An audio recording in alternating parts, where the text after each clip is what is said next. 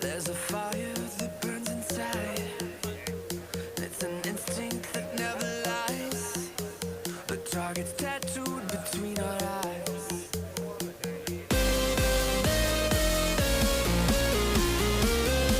Stand and fight under the lights on the higher stage. A part of your life they can't take away. Just like the blood running through your veins.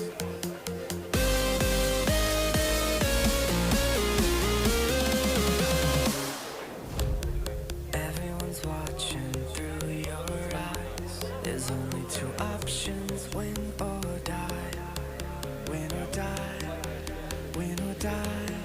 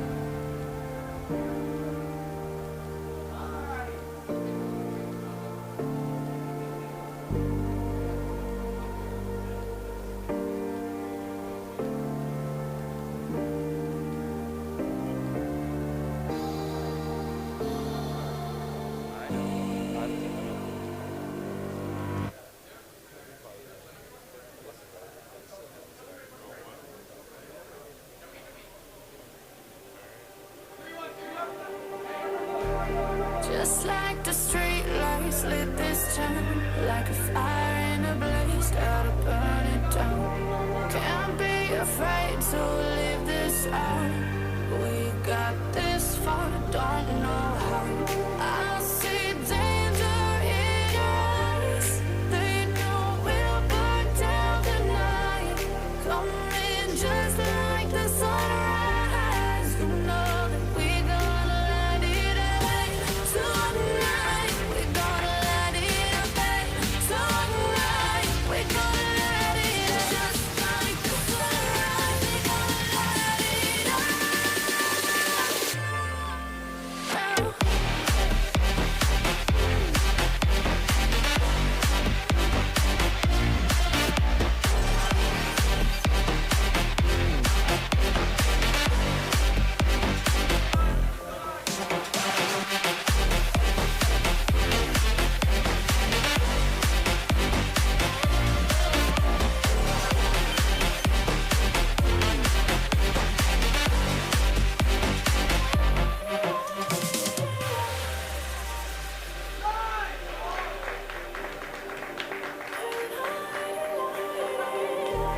Just like a spark that's breaking out.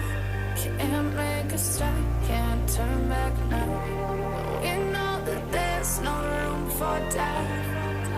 No, we can't turn back now.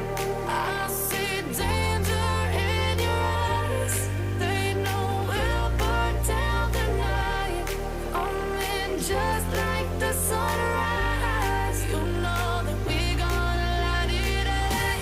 Tonight, we're gonna let it away.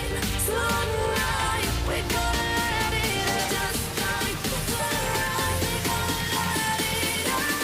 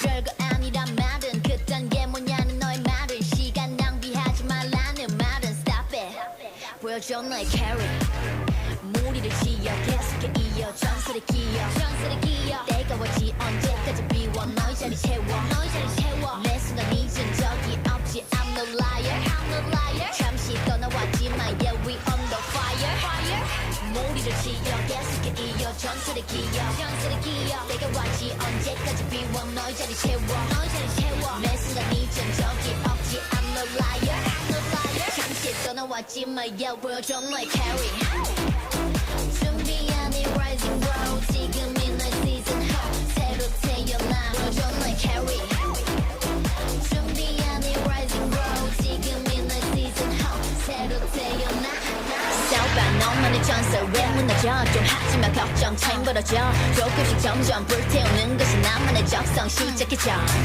다시 돌아가도 선택은 똑같아 Where the dogs at 무시했던 놈들에게 보여줘 너만의 번개 성공의 대가 yeah 벌티 꾸준하게 성장해 네가 뭔데 나를 재단해 난 앉아 있어 내 책상에 지나긴 시간 지나 red eye 오고 있어 내 때가 망설임 뒤에 who am I ain't no free anymore 보여줘 너의 carry 준비한 이 rising road 지금이 너의 season ho 새로 태어나 보여줘 너의 carry 준비한 이 rising road 지금이 너의 season ho 새로 태어나 보여줘 너의 carry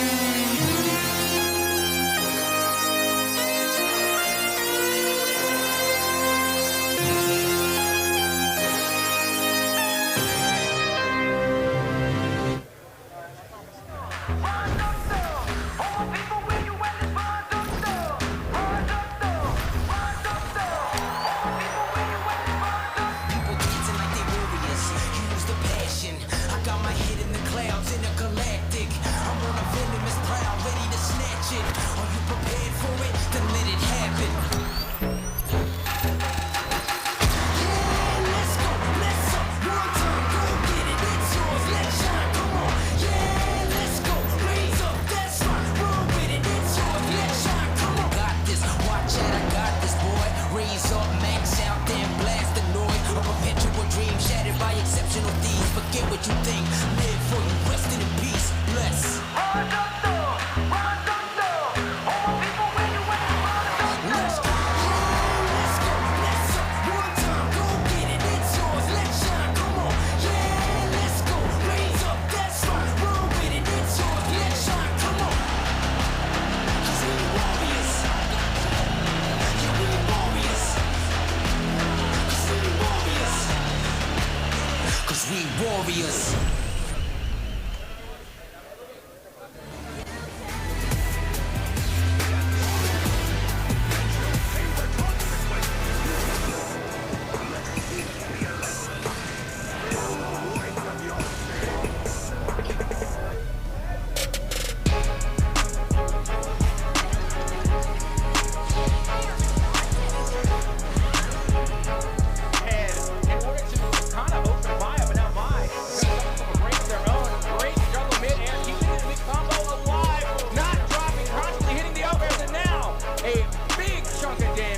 Is gone off of Vi, and that should just about do it. I think that is enough for the Lamb. It most definitely is. They're able to answer back, and they come away with a round 2 dub. How well?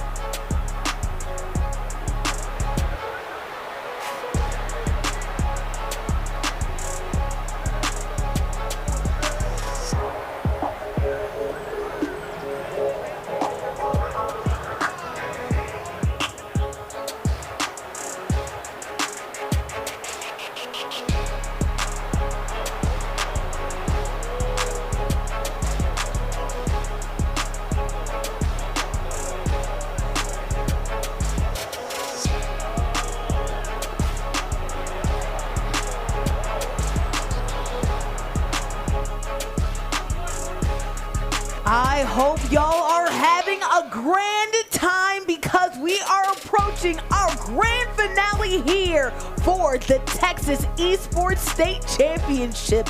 We've had plenty of days of action, but now it's time to get down to the nitty-gritty. Today, we will be crowning the rest of our 18 champions that we have seen so far throughout the course of the weekend, and we are about to have a great time. So many titles to close up, including 2 from one sport. I'm Bordy McBoard, captain at Soka, but before we get to us, of course, we have to appreciate here we are now from the Mark and Paula Hurd Welcome Center, our final day here at Baylor University, Cap, but not the final time we will be on camera. In fact, we have so much more fun to be seen in the future. Oh, absolutely. It's been an amazing weekend from start to finish. Again, just having the first games go down on Thursday, then we had so much FGC titles happening on Friday, and now here we are on Saturday with a full docket to go through. I mean, it's just been nonstop action from start to finish. We've already gotten to crown several champions. We've already given out several belts, and now there is still just a few more left to go. And it's kind of bittersweet, you know, because again, I love being able to see all this talent being displayed and being able to hand out the championships, but it's sad because it's almost over. Man, although we're approaching the end of the road, guess what? We still have more to come, all right? Today, for our slate of action here for the Texas Esports State Championship, we have plenty on your docket. Not only do we have one, we have two streams, but talking about our stream, our main stream, we have Mario Kart 8 action, Super Smash Brothers, both crews, and 1v1, Valorant, Marvel Rivals, and then the end. But Cap, let's not focus on the end. Instead, let's focus on what's happening for the other stream. Oh yeah, right now going down on Stream B, there's going to be the Apex Legends Grand Final, followed by the Rocket League Grand Final, then Fortnite, and to wrap things up, we're going to have the Overwatch Grand Final over there on Stream B. So, if you have the time, and you have, the ability to multitask, feel free to, kind of go back and forth between streams A and B. However, if you want to see the most just absolutely charismatic, wonderful casters in the world, you got to see him on Stream A. Oh, give him a little bit of self-promotion there. I like that, Cap, all right? Well, guess what? We have something going on the right side of us, right? Obviously, you can watch both of these streams online. You're joining us on Twitch. You can go ahead, text F1, text F2. But we'll get to the side stream in the main broadcast a little bit later. Let's get into the main games, right? Because we have some grand finales to go ahead and cap up for Mario Kart 8. We have the Vanguard races versus the Atascocita Lunar Eagles. Yes, Atascocita. Again, that name actually does ring a bell. I'm pretty sure we have seen them here before at TechSef, as well as Vanguard. We've seen Vanguard throughout the entire weekend. Yeah. They've been participating in not every single title, but nearly every single title. Again, the Vanguard Esports program definitely has a lot of talent coming from their school, and it's going to be interesting to see how things go in Mario Kart, because to say the least, Mario Kart, not exactly a traditional esport. Well, we've seen the Atascocita really dominate in the last 2 years, but unfortunately they are losing their star. I hope you guys remember it. We've got a lot of clips from our very good friend Shifty. Did a great job the last 2 years, was really lapping folks to the point to where he was showing off a little bit, burying the lead and then going ahead and winning at the end. Atascocita finds themselves without Shifty now, but will they still be able to shift themselves into gear and take back the crown? That's the question. Missing one player, but it's still a very good program. Yeah, absolutely. And going into Mario Kart, Mario Kart again is not your traditional racer. You can't take first place and then immediately hold it. I mean, don't get me wrong, if you can, then you're pretty goated at the game. More often than not, you want to kind of linger towards the middle of the pack so that way you can get as many power-ups as possible. Yeah. Because the further up you are, the worse your power-ups are going to be. So they have a very strong rubber band mechanic. You're not going to get too far ahead of the game, but right now we are getting straight into the game as we approach right now this game, as we are seeing right now, Luigi. We're on Rainbow Road, the newest version of Rainbow Road, which makes sure that, hey, there are no guardrails. Instead, it's all skill. You have to make sure that you don't lose yourself off this track. yeah, don't get me wrong, Rainbow Road, new gen Rainbow Road. I'm gonna let you finish. I'm gonna let you cook, but nothing beats 64 OG Rainbow Road. Now we can argue that the OG really is on the SNES Mario Kart, but 64 Rainbow Road hits different. You know what? SNES Rainbow Road is really hard. 64, I feel like, is probably the hardest. GameCube one, they try to make it a little bit easier, or I believe it was the Wii one. But guess what? This one, I feel like, has a great balance of still having that skill level, but then also to making sure that it's not too tough on you like the 64 one was. Either way, though, as we're seeing it, it's looking like Jay Renzi is up ahead, leading the pack, but obviously we have a couple players not too far behind. Yeah, and this is always like my thought process when going into Mario Kart. Do I want to try and just hold first place and try and be, the leader of the pack throughout the race, or do I want to try and just play it safe and go for the power-ups? Because I've seen players and I've seen, different competitions for Mario Kart where they will take first place and just hold it the entire time, but you just become so vulnerable to all the different power-ups. Again, there's always going to be a blue turtle shell. Yeah. The blue turtle shell will come out eventually, and if you're in the head of the pack, that that blue turtle shell is going to have your name on it. Yeah, you don't want to find yourself too far ahead, but Jay Renzi goes ahead and gets ahead of the pack. They will end up winning, or at least getting the most point share for this first lap of play here, but plenty more to come here. As you guys remember, when it comes to the Mario Kart situation, obviously it's about that weighted total, and you get a little bit more weighted points for first place, but second place, third place appropriately gets their own share amount of point totals. Yeah, right now you can see the fans from Atascocita definitely putting on for their school, putting on for their team, and making sure that their voices are heard with their there you go. I mean, they literally speaking for themselves, as now Vanguard is getting a little bit rowdy in the crowd. Absolutely. We love it when the crowd is hyped up here. Of course, for the final day, we love crowd participation, and we're finding that from Atascocita. But on the response, we also have the other crew getting into it as well. I like this rivalry between Vanguard and Atascocita here. We're only just beginning, though, Cap. Yeah, and that's going to be a big morale boost for both teams here. I mean, again, just having people cheer for you is just such an astronomical feeling. And there it is again. I mean, I love this crowd. This crowd is absolutely live today, and that being that it is the last day of competition, this is where that's where you need the crowd energy the most. Also, too, you're starting it off, right? Obviously, this is a little bit earlier than a lot of these other competitions, so you want to make sure that you have the crowd behind you, really behind your back and encouraging you, not only because obviously it helps to have the crowd behind you, but also because it really helps when you have some friends behind your back when you're starting it off right. Get those first game jitters out your way. Yeah, and you know what? One thing I want to ask you, who's your go-to Who's your go-to character in Mario Kart? Like, where are you going? Personally, I've always played Luigi or Toad. Those have been my two. Oh, well, actually, Cap. I'm sorry. I forgot about my main character, the OG, the dude, the dog. I'm talking about Donkey Kong. Donkey Kong. Always go Donkey Kong. And it's Donkey Kong. I love a good Donkey Kong rap, but you said that you love Luigi.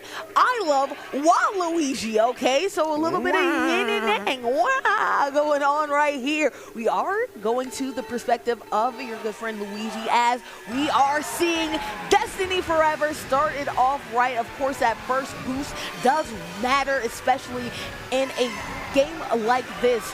You're seeing the twists, you're seeing the turns. So far, they're navigating well here early on in this action. But Jay Renzi and Ree are fighting and jockeying for first right now. And if there's anything I learned about Luigi and Mario Kart, is that they are, in fact, evil Luigi. Yes.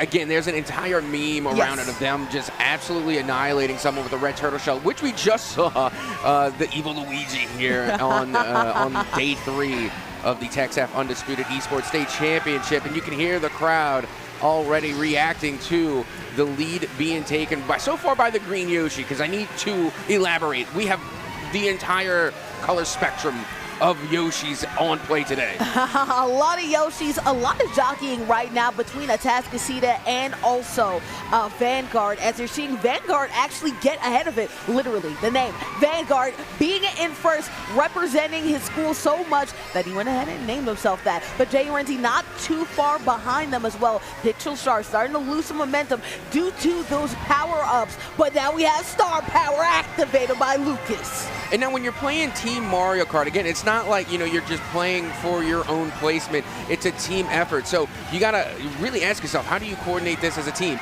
Do you have like the lead racer who's going to be the one that takes the first place, and does everyone else just play support? Do they go in with the utility? Do they use the power-ups to try and just knock out everyone else, knock out the second place finisher? So again, I'm wondering what the method to the madness of Team Mario Kart is. Well, you'll see. You don't want to end up setting a trap and unfortunately doing damage to your opponent. To your teammate, right? Stroid Star using that shortcut to go ahead and make sure to get some momentum over Gaming P. But you're seeing the finish right here from Mr. Bra.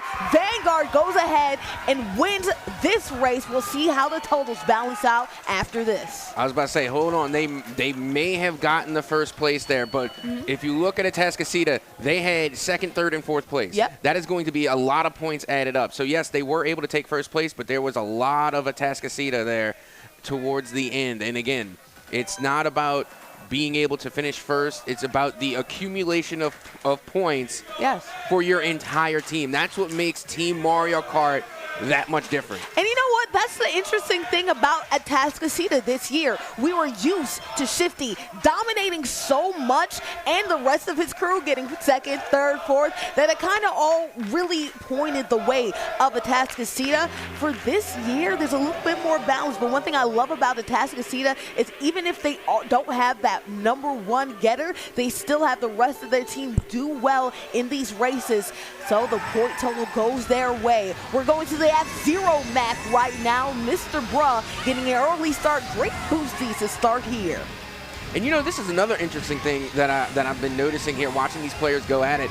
And it's that, you know, when we're talking about Mario Kart, you know, I usually use the traditional cart, the go-kart. Yeah. But I'm seeing a lot of, like, you know, the motorcycles. Yeah, motorcycle. I mean, I don't know what to call them. They're the hover cycles. Yeah, motorcycles, small wheels, single wheels here too. So it's all about speed. It's all about tight corners, right? And they need to make sure you're worried about the tight corners when you have such a shifty map like F-Zero. Obviously, a lot of twists, a lot of turns, but a lot of opportunity though to use those boost pads to get some speed going. You're seeing Gaming P go ahead, pushing P, pushing the pace and making sure that they're in front. Yeah, and you really got to watch out for these power-ups again. Like we were talking about in the previous matchup, we got to see actually some star power that had come out, the superstar power being used, and they were able to really close the gap on the rest of the pack. And now this is where those power-ups come into play, because you get power-ups that not only boost you and kind of further you forward, but then other power-ups are able to take that progress away. Jay Renzi with a shell on their back, a homing shell at that, so we'll see if they end up utilizing it there.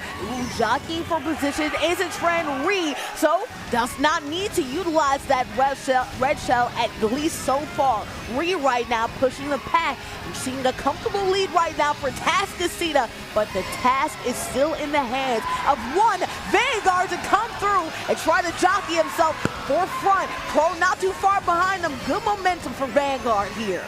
Yeah, and that's why Mario Kart is so fickle. I mean, you could be leading the pack for the longevity of the race, and then all of a sudden you get hit by 1, 2, 3 red turtle shells, and all of a sudden you are in the back of the pack. As you can see now, it looks as though Atascocita has taken the lead. They have taken charge, and they are literally running in a pack all of the way to the final lap and to the finish, and there you have it. It looks as though, and again, we're going to have to add up the points, but Atascocita should be able to hold on to their lead. Yes, no, Atascocita just needs to make sure the point total goes and leans their way. But I gotta shout out this crowd, man. They're feeling it. Every single shell that hits, they're cheering it on. Every single switch for positioning, they're cheering it on. I'm cheering them on as we add on these point totals. So far, Atascocita 62, and we'll rally on in and calculate the points that come on for Vanguard 37. So you talk about that lead, they held on.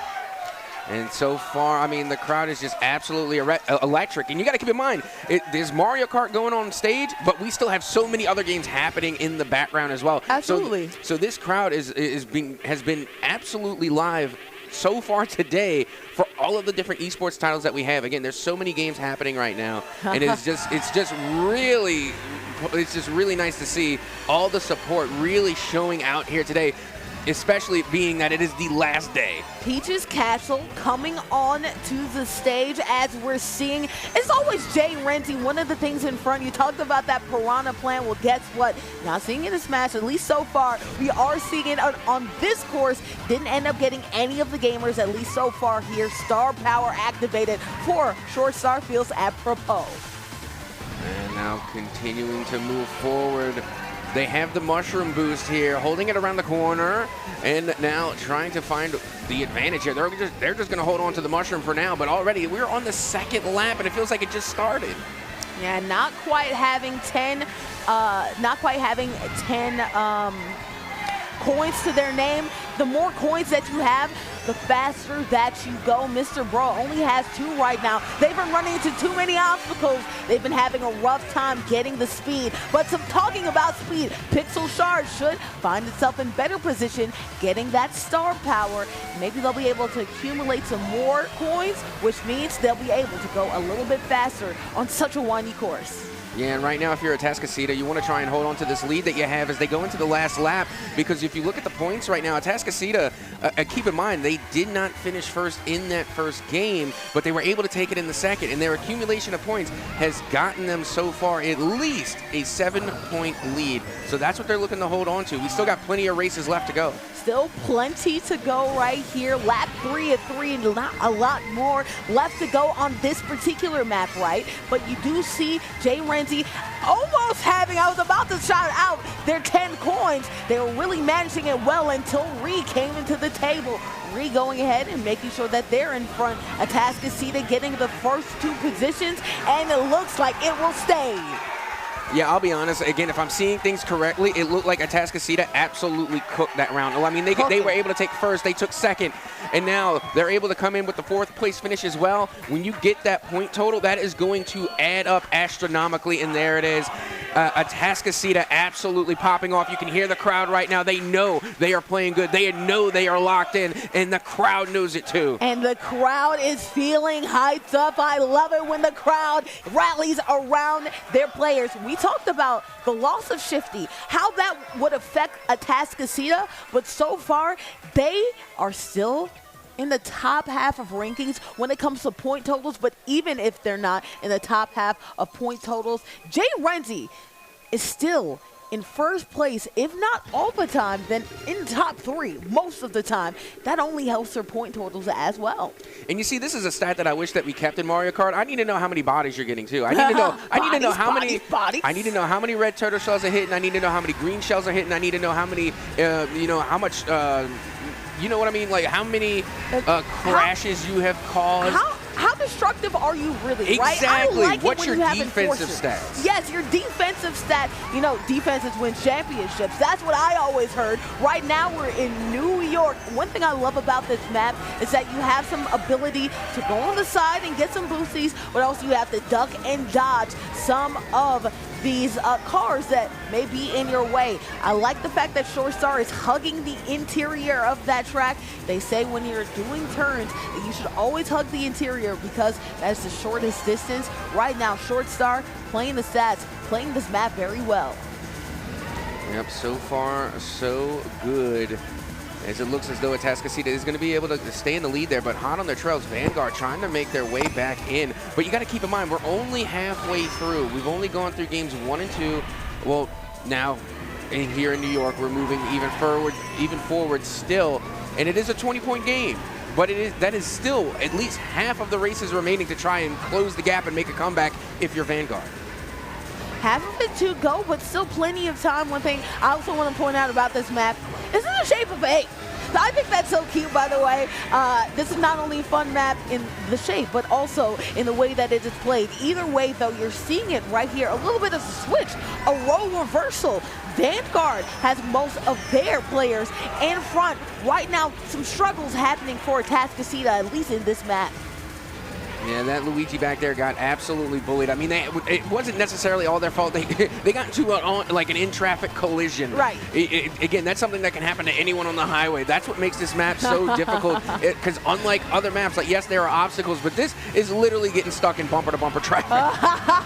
It feels like my time in Atlanta. Guess what? Having a great time is Vanguard. They're finally able to finish most of their players in the top half. That should shift the point totals a little bit more to their way and reduce some of this bleeding when it comes to the lead that Atascocita has accumulated so far in these games.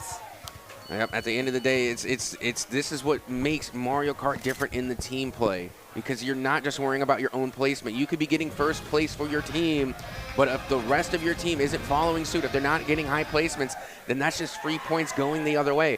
So again, it's really, really difficult to try and like really get strategic when it comes to the Team Mario Kart. Like, again, I have so much appreciation for it because it looks like complete madness. It looks absolutely insane when you're watching it happen live. But when you go back and you look at the stats and you add up the points, you realize there's a lot more strategy going into it than what appears on the surface. Oh, absolutely. There's minutia things, right? Like you want to make sure that you have as many point totals as possible. You also want to make sure that every time that you jump, you get a speed boost. So every single bump and every single time that you're in the air, you want to make sure you're getting a speed boost. But then there's also brake boosting as well. When you're going ahead and turning corners, you need to make sure that you're brake boosting as a big way in order to get a lot of momentum. Plenty of strategy so far, even when it comes down to the wheels in Mario Kart 8. You know, it was one of those games where a lot of people play for arcade fun and don't think about all the different strategy that's really hidden in the layer underneath the game, but it's way harder than one might think. Oh yeah, that's me. Like, don't get me wrong, I'm not good enough to play this game competitively. Oh, I do not it. at all. I enjoy the party play. Don't get me wrong. I like getting on Mario Kart, and don't get me wrong. Back in the day when I was actually on Mario Kart, like playing hard, yes, I would say yes. I want all the smoke. I'm gonna run you. I'm gonna run your fade in Mario Kart. That's what's fitting to happen. And you know what? Now that I'm a little older, now it's just for fun. Unless I catch my niece talking smack, because my niece loves some Mario Kart, and I love my niece. But if we taking it on the sticks and we taking it into Mario Kart, we not related no more. Hey, you're getting rounds. Watch out, niece, or else I'll come for you. Right now, coming for you is a Tascasita. They go ahead and close up the game. You know what, Vanguard, I love the fact that they ended with a little bit of momentum going their side, but unfortunately, when you looked at it in totality, obviously we're looking at the point totals throughout an entire pre. Unfortunately, they won in the end, but it's the accumulation of points throughout the Grand Prix that went the way of a Tascasita. And you know what I really think was a big factor here, coming from both sides. And again, if you go to any live sports event ever, you're going to see the fan impact play. Yeah. And I think that's what we had in the crowd today. Again, we heard at Tascasita, their cheering section was going absolutely crazy. Vanguard, again, also coming in crazy with their cheering section as well. So again, we're going to have to hear more from the crowd if they're going to come through with a fan impact play in order for their team to come away with a dub. All I've been hearing so far is let's go Eagles. So it looks like the Eagles have some wind beneath their wings right now, and they're flying high, at least so far. But again, Vanguard did a great job of turning the tides a little bit around or a little bit more in their favor. You know what? I think that they really benefited from that track. They really benefited from the chaos factor. You talked about it. You alluded to it, right? There are a whole bunch of things and momentum in their way. Kind of got to a Tascasita, so the point to where a Tascasita had some trouble navigating all that traffic. Maybe you go to some of those noisier maps, right, that cause a little bit more destruction. That can make things a little bit more difficult for the Eagles and can make things more fun and hopefully turn this tide around and go the way of Vanguard. And I got to tell you, I mean, it was just an absolutely good start here for the series, and honestly, just for the day. Yeah. But as we get things started, we are going to be taking a quick break. But when we come back, we're going to have more esports action for you here live at the TexF Undisputed Texas Esports State Championship. Do not go anywhere.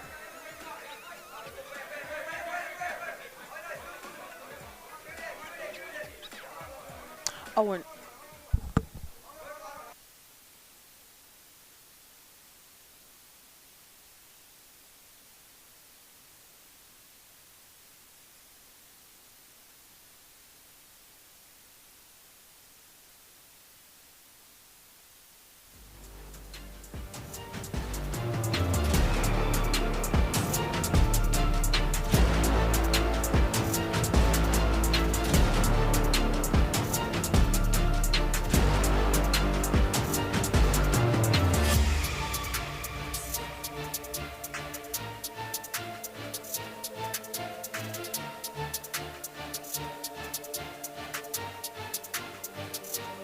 Bordy McBoard with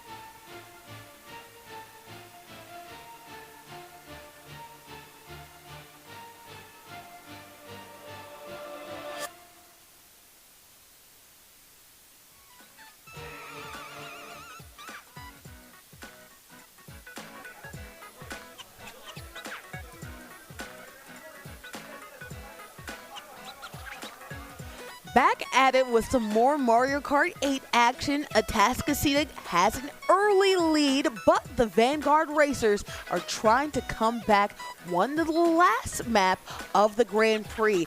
Let's hope, Cap, that they're able to turn that to some momentum and start to get some spin on their tires. I think that's the term, right?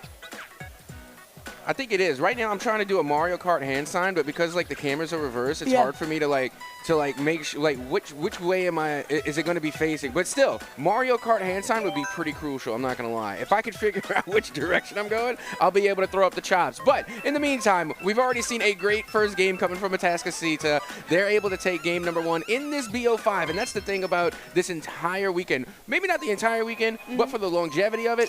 It has been all BO5s because it has been all grand finals. So all the games that we have been watching are literally the best games that we have lined up.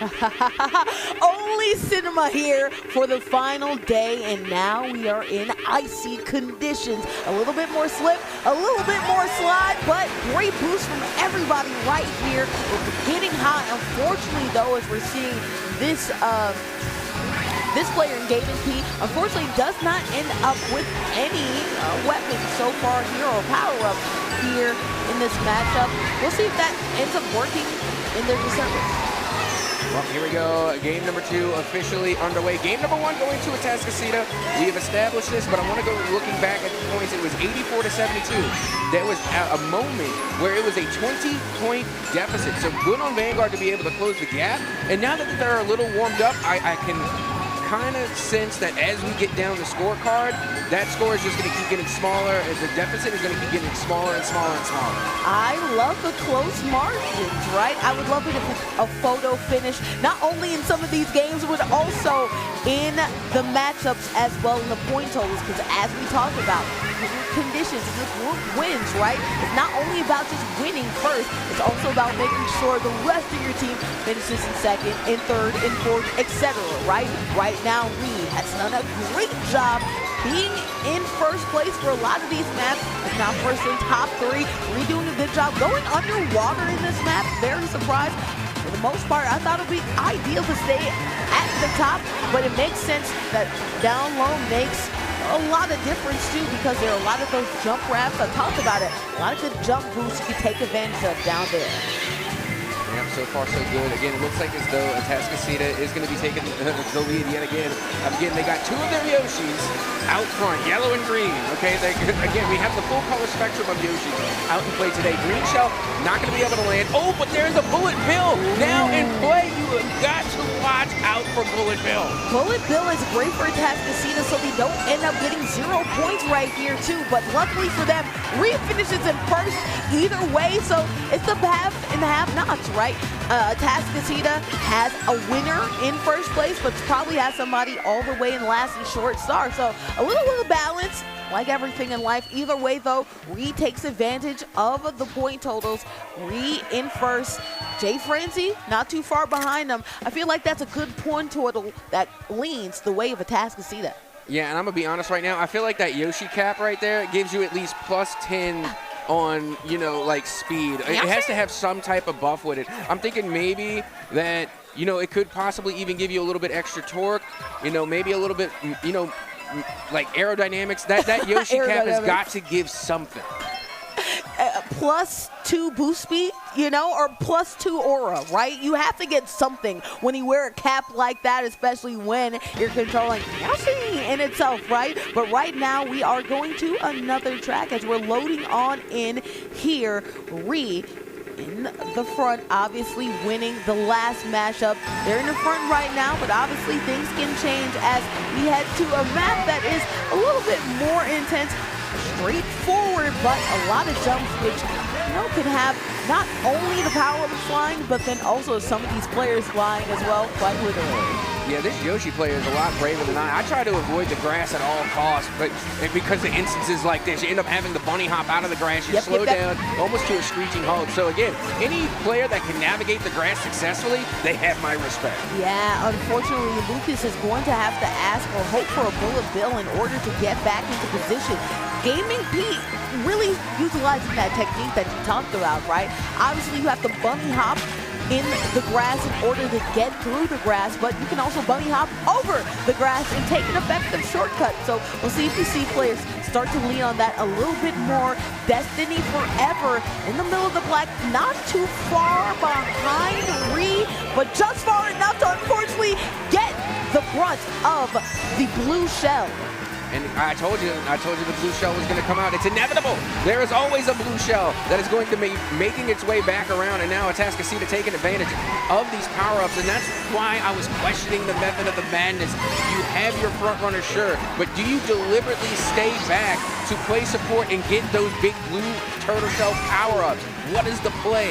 Well, in that position, ironically enough, it was second place that ended up getting the most damage from that blue shell.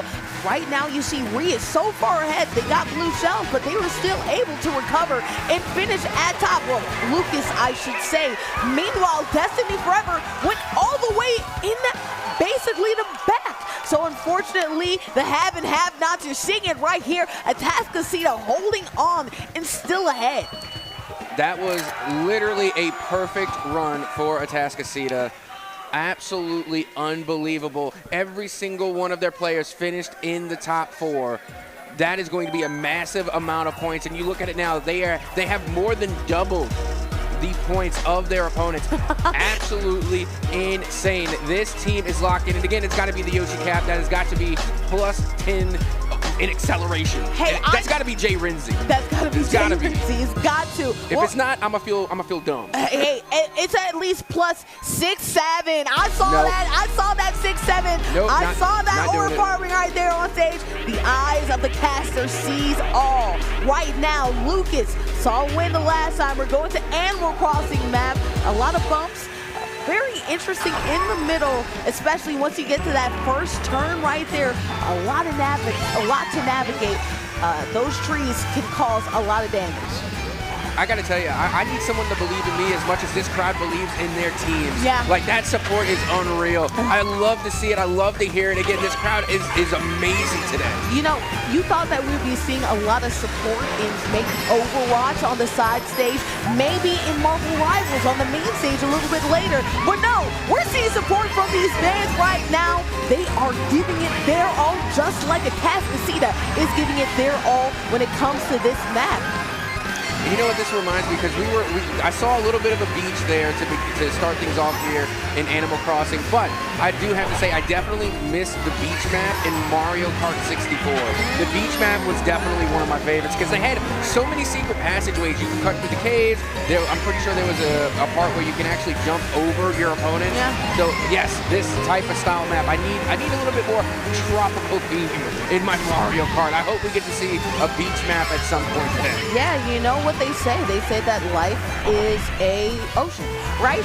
Obviously, we are seeing Atascocita this time being in last place. It looks like Vanguard races are trying to get some momentum to go their favor right now. You see it right here, Mr. Bruh hopping over the grass, but Jay Renzi coming out of nowhere, jockeying for first right now. Jay Renzi trying to make a late map push, but unfortunately ran into the banana peel. The banana peel is slept on. That is a slept on power-up because if you time it perfectly, I mean, you can literally come in clutch. And honestly, if you can use the banana peel, you have even that much more of my respect because you have to be completely intentional. It's not like a red or a blue turtle shell.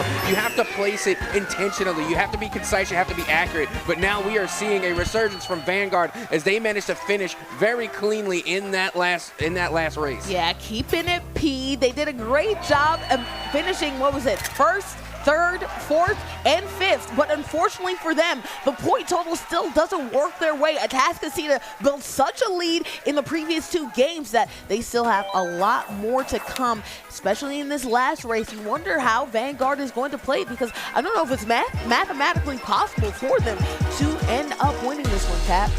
And again, you know, it's just one race at a time. It really is because look, we're looking at games number 1 and 2. Yeah. We're still moving forward. There's still plenty left to go. There's still a lot of room in that scorecard for Vanguard to fill in the points. There's still plenty of opportunities to be had. That point gap really in the long scheme of things is not that wide. They can still make a comeback. You just got to take it one race at a time. One race at a time. one bongo at a time. We're in the DK map right now. We'll see if we see any wraps or if it's wraps right now for Vanguard, as unfortunately you see an early fall off the map right here. Doing a great job of continuing the momentum that they had prior to, right? Being in first, being in second, and they have a bomb on top of that too in their pocket for ultimate destruction. Now, I know I said I wanted to see a beach map, but I'm also completely content with this because Donkey Kong, again, is my favorite Nintendo character. So I absolutely love this. Donkey Kong Country, one of my favorite games ever. Like, when I was a kid, that had to be like my favorite game when I was a kid, was Donkey Kong Country. Played it on the SNES, but also had it on a Game Boy Color. Yes. No, honestly, it's a very good game. Very technologically good game for his era. You see right there, Short Star taking advantage of that wavy bridge to give him some cheesy boosts off of that. As I said, if you're airborne at all, you get some boosting. Speaking of boosting, Short Star racing their way, or should I say, bulleting their way towards from the behind to a little bit in that middle of the pack.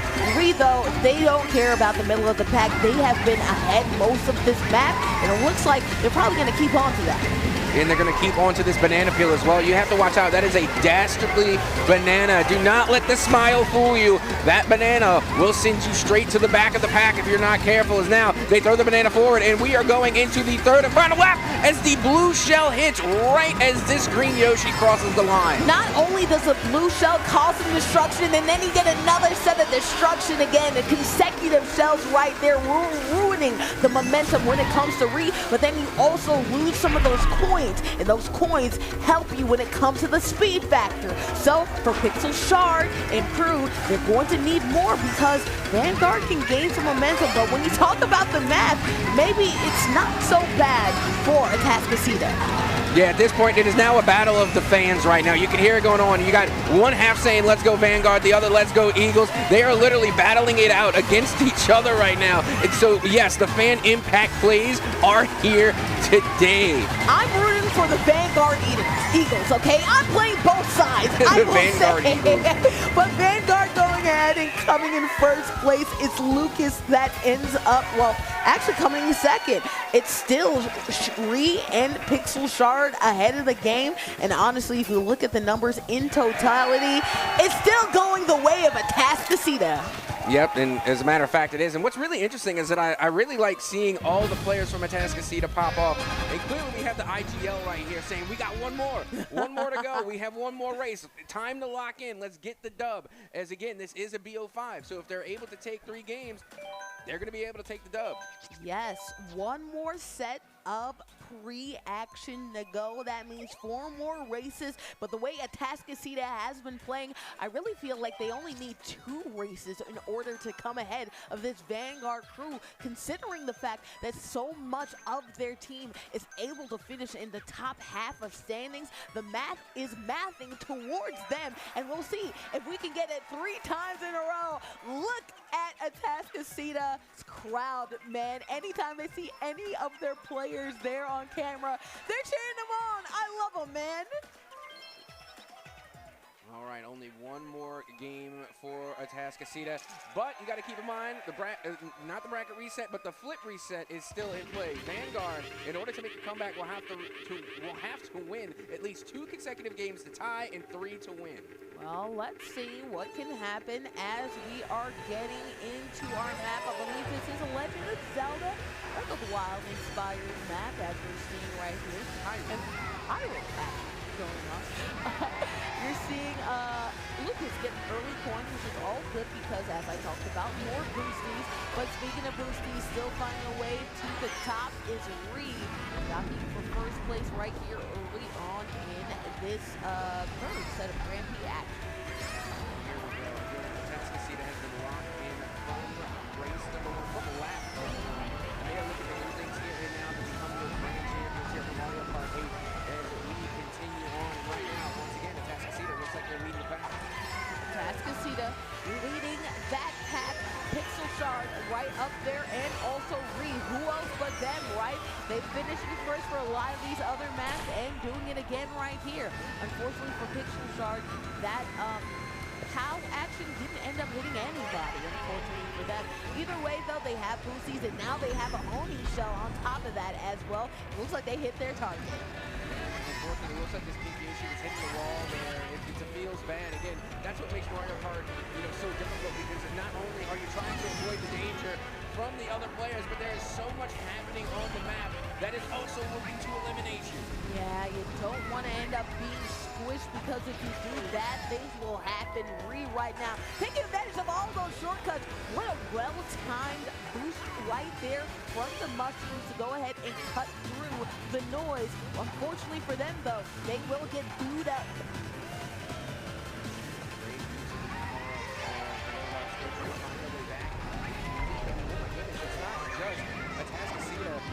It's the entire team of Atascocita leading the way here, but you do see that blue turtle shell should be able to hit its mark, and it does. It is going to connect with the first place racer, but it's okay, because as I was saying, it's not just the first place racer, it's the entire team of Atascocita. So even if that first place finisher gets knocked out, you still have 2 more.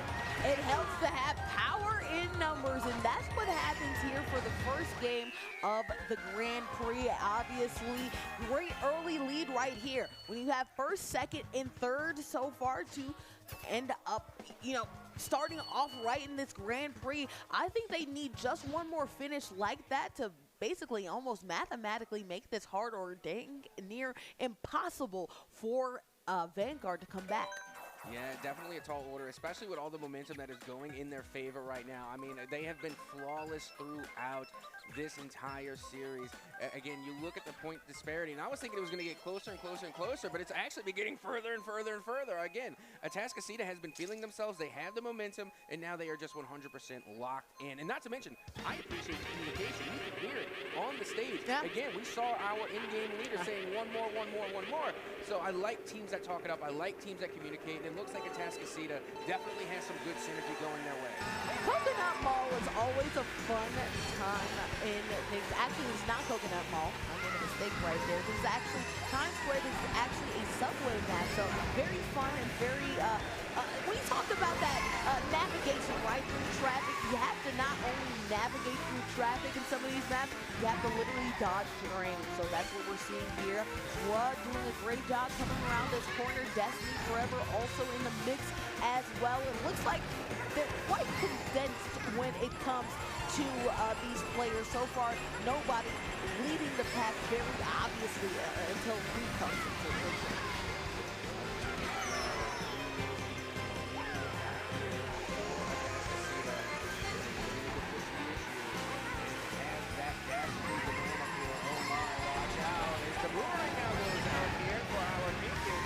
Coming from the side of Vanguard, looking to try and close the gap here. They do have Pixel Shard right in front of them, and they have a mushroom play. Red Turtle Shell comes out and is able to take them both out. Kids going ahead and trying to be in first place, right? Or at least trying to build some more momentum. They have a lot more way to go because Ree has such a lead right now. You're seeing Lucas, unfortunately. Looks like they ended up getting hit by some type of power-up. We got a boomerang going to the back. Gaming P rounding that corner, whether they land on. A nice little boosty right there in order to make sure that they're good. Look at that, though. Vanguard has players in second and third. That'd be very great for them. Bullet Bill once again coming out into play. As you can see in this preview, she finds herself just an earshot away from Pixel Shard. They're throwing out the fireball. Look at them trying to connect here. Not sure if they were able to hit their target, but now they have the high ground, trying to go one up and over. But this is the last lap. They don't have much left to go. As you can see already, Atascocita going to be able to finish first. Atascocita finishing first, but luckily, if you're Vanguard, you get a second, you get a third. Of course, Atascocita fills out the rest of it, so we'll see what that does for the point totals. But either way, though, I still think that it leans more the way of Atascocita here, but there's a chance, and this game is not wrapped up. I think with a strong push, Vanguard can come back in the point total game. They definitely can. If you look at the points now, they are getting much closer. I mean, we've already seen them have, like 20-point deficits in the previous game, nearly a 30-point deficit, but now this is this is honestly one of the closest that they've been. So I think Vanguard can really close the gap. They just cannot let the pressure get to them. They have got to just come correct and take it one race at a time and just calm down a bit. Because again, you're on stage. You know, you have people watching. You have the folks at home watching live on stream. Yeah. It's a lot of pressure. So I think maybe they got a little bit of the jitters, a little bit of the shaky hands. You know what? I think that crowd senses that, and that's why they're coming back with the support. It helps when you have power in numbers, not only in the rankings, but also when you look back there in the crowd as we are coming around this corner, redoing what they usually do, which is come out strong right here. Yeah, and you know what? To this day, I still don't know the point of the coin power-up. Like I don't know what that is supposed to do for me. The coin. Of the coin. Yeah, the coin as I power talked up. about, coins allow you to have speed, right? So the more coins that you have in that bottom left corner, that means that the more speed that you have. You can max out at 10 speed. That means you're the fastest as fast possible, right? So the less coins that you have, that means the slower that you are. So you want as many coins as possible, ideally, except for when you have a tight corner map. That's where you can see some people defer and not pick up as many coins because you're going so fast, it's hard to turn those corners. You see, now I'm disappointed in myself that I didn't know that, because I literally play Mario Kart with my niece more often than not. And don't get me wrong, I win because I got to help bring my niece up right. I can't take it easy on them. They need to be smoking fools in Mario Absolutely Kart. not. They need to get good. But in all seriousness, though, I play Mario Kart all the time, and I really never understood the point of the coins. I collected them because, again, the instinct in me from playing Mario since I was a kid was good. get the coins. Right. Get the coins. Get the bag. Well, I always try to get the coins, at least if not in Mario Kart, then real life, right? But getting the coins helps with your speed. That's why you're seeing Ra and also Reed take advantage of the 10 coins that they have in their back pocket. It allows them to get some speed. You see Mr. Bra hold on to those, probably trying to double up when it comes to a power-up as well, or just hold on just in case any of their fellow competitors have some power-ups that they want to use on them. Doesn't end up hitting them, but always hitting the finish line first is none other than Reed. Reed has been absolutely popping off, and again, for like the first game, maybe like first game and a half, we were talking about Jay Renzi, and Jay Renzi definitely put on their team. They have been consistent throughout, but this is what I really like about their team. It's not coming down to just one player who's going to have a fantastic game. Literally every single player has been putting in the work, and now we are seeing Reed really put on a show here, and that's what I love to see. I like the sharing of the points going all around for the side of Atastasita, but right now you can hear the crowd. They are getting loud and they are proud. 13 points. 13 points is the gap between Vanguard and Atascocita. You hear the Eagles cheering on one more race, because if they're able to hold on to that point lead, then that means it's game, it's set, it's matched, the series is done, and Atascocita Eagles will end up being the victors for Mario Kart 8. But those 13 points, let's see if Vanguard is able to close that gap and we have more MK8 action. Well, here we go. What could possibly be the last race is now underway, and I do really like this map. Again, for any of my One Piece fans out there, this definitely reminds me of the Sky Island arc. Love Sky Island arc in One Piece, and I love this map. This is such a fun map, especially now that you can see that there are airships that kind of look like pirate ships. You know, it's definitely giving me One Piece vibes. I can see that. I can definitely see that, right? But I like us not only going through the happy part, but weathering the storm right there. Electricity flying all over the place. Let's see if that gets to some of these competitors so far. They've been able to navigate this well, and speaking of navigating it well, it looks like Atascocita wants to wrap this game on up. Most of them in the first half of the race total. Looks like Atascocita is really determined to win this one. Oh, absolutely. I mean, they only need one more game. You're this close. You cannot start slouching now. You have got to secure the win and not leave anything to chance when it comes to trying to win your grand championship here at the Undisputed TechSF State Championship. Again, every single player, every single team has proven themselves to be a formidable competitor. You do not want to give anything away for free. And they are definitely not giving anything away from free. If you look at it, at one point, all 4 of their players were in the top half. This is the first time that we're seeing, you know, unfortunately, Yoshi start to falter when it comes to the standings, or should I say Red Yoshi, because all of them are Yoshis, it looks like.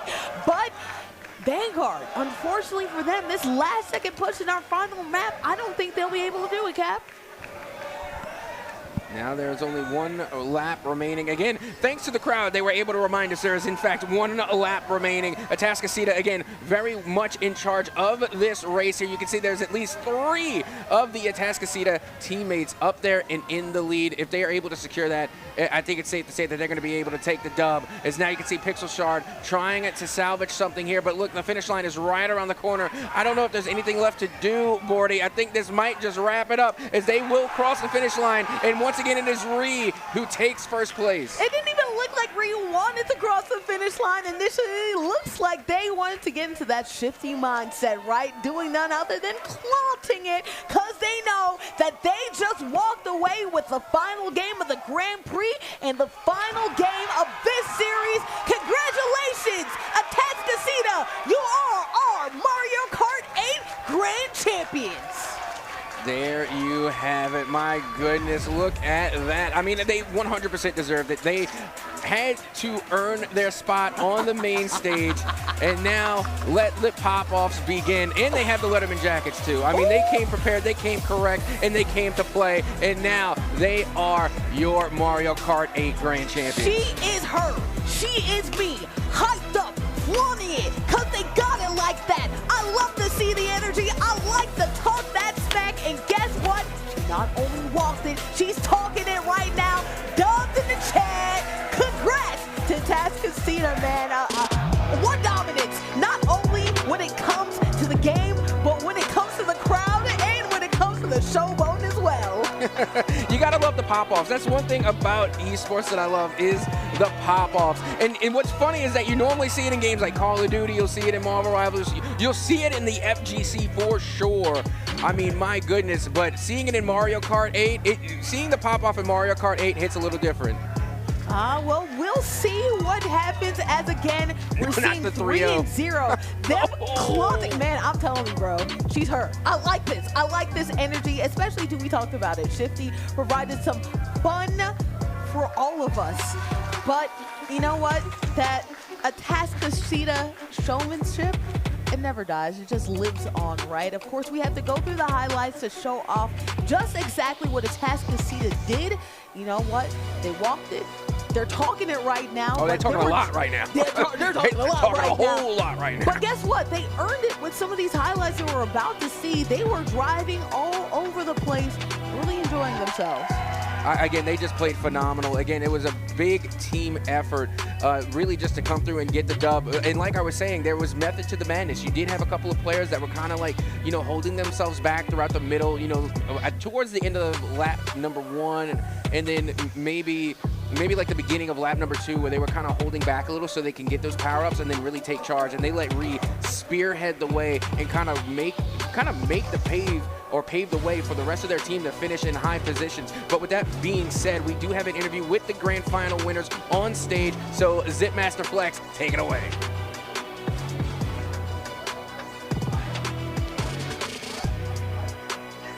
All right. We just had some great Mario Kart action, and I am here with our state champions from Atascocita High School. Let's hear it for our state champions in Mario Kart 8. So I have the benefit of being right here behind the stage and kind of hearing y'all talking. So the first thing I want to ask you is, I hear a lot of shot calling. Y'all have a lot of conversation going on. What's that like, and how did y'all get to that point? So for our calls, we all came up with this last night because we wanted to have a contribute to our rivals team who couldn't make it as far as we did, and we wanted them to be up here as if we could. So our calls were like rival calls, so like our blues, our tanks, their tanks. And then we didn't get shock yet, but our shock call was gonna be, we have ult, using ult. Yeah, I know ball. But yeah, that was our calls, and we came up with that all last night. That's awesome, I love that. Second, I want to ask you, I feel like I've seen y'all up here once or twice before, so what's it like to be back up here? Well, this is my second time up here. It feels really great to be up here. I have all my nice classmates, my teachers, my parents, and people at home. I'm glad that they're all here, and it feels amazing. I was nervous at first, really nervous, but it's really good to be back up here, and I can't wait to be up here next year. I love hearing that confidence. Well, I want to see your team raise that trophy high. So take it, raise it up, and let's hear it one more time for our Mario Kart 8 Texas State Champs 2026. And I'm going to kick it back over to our casters. Yo, I'm not gonna lie. Bailey, you have a fan in me right now. Atascocita, you have a fan in me because they've been doing a great job. Really, it's a legacy that they've built, right? Year in, year out, they've been doing a great job at MK8. And I know Bailey really finished off and said, hey, I can't wait to be here next year. For some people, that might be, hey, you're putting too much dip on your chip. But I really believe it when it comes to Atascocita because this is what, the third year in a row we've seen them up here, Cap? Yeah, definitely. And you know what's one thing that I really like that they said is that they gave a shout out to their Marvel Rivals team. You know, they mentioned that, you know, their other classmates participating in other esports came to show out for the support and that they wanted to put on for them as well. They wanted to take home a championship, not just for themselves, but for the school that they represent and for the classmates that they have that are currently participating in other esports as well. So again, I like that camaraderie and I like that, you know, for the most of it, it's just really just school spirit. Hey, school spirit exists, and you have to be spirited when you're just so dominant, especially at one game in particular, right? Obviously, there are a lot of times that you're seeing in these highlights that Atascocita, if they didn't end up getting 1, 2, 3, and 4, they ended up in the top 5 or 6, and that teamwork made for dream work. Most of them using good communications, as they talked about, in order to make sure that they use and combine their power-ups well, wiped away their competition, and found themselves in the winner's circle. Yeah, and not only that, but what you really got to emphasize is not only were they able to apply the pressure, play offense, and get a lot of tackles, which is what I'm going to call them because I have no idea what else to call them, when they cause the crashes, okay, whenever they are playing that offense, that heavy aggression, they also have to avoid all the danger as well because when you have players like Reed who are constantly in first place, that means they are constantly being targeted. That is going to be a lot of blue turtle shells coming your way, red turtle shells, that's going to be bullet bill coming for you as well. So again, you're not just applying the pressure and playing that offense by striking, you're also having to play the defense to avoid the danger. So again, a lot of pressure just to maintain that lead, and they managed to handle it. And now, because of that, they are the grand champions. You know what? Pressure can bust pipes, but pressure can also make some great diamonds. And look at that. Not only do they have sterling support, as we saw right there before the screen wipe, but they also have a sterling game with their name, Atascocita, the grand champs so far when it comes to our Mario Kart 8 action. But I hope that you're ready, crowd, because we have Super Smash Brothers coming up, and I know the crowd loves to see it. I'm Bordy McBoard, that's Captain Atsoka, and stay in your seats because we have a whole slate of grand championship action ready to come, but after the break.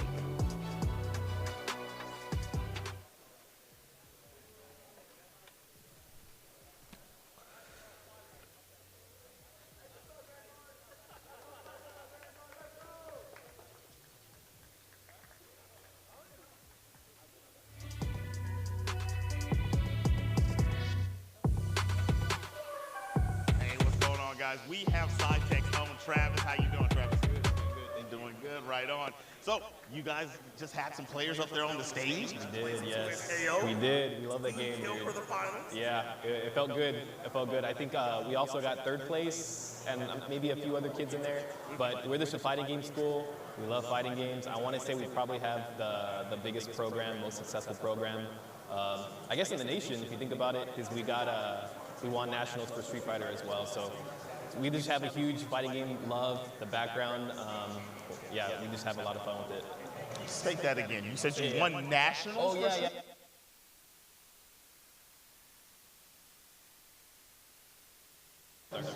That is awesome. Slick is actually part of that team. Yeah. He's in there. So do they do it? You're educating me. Do they do it like a Street Fighter League format where?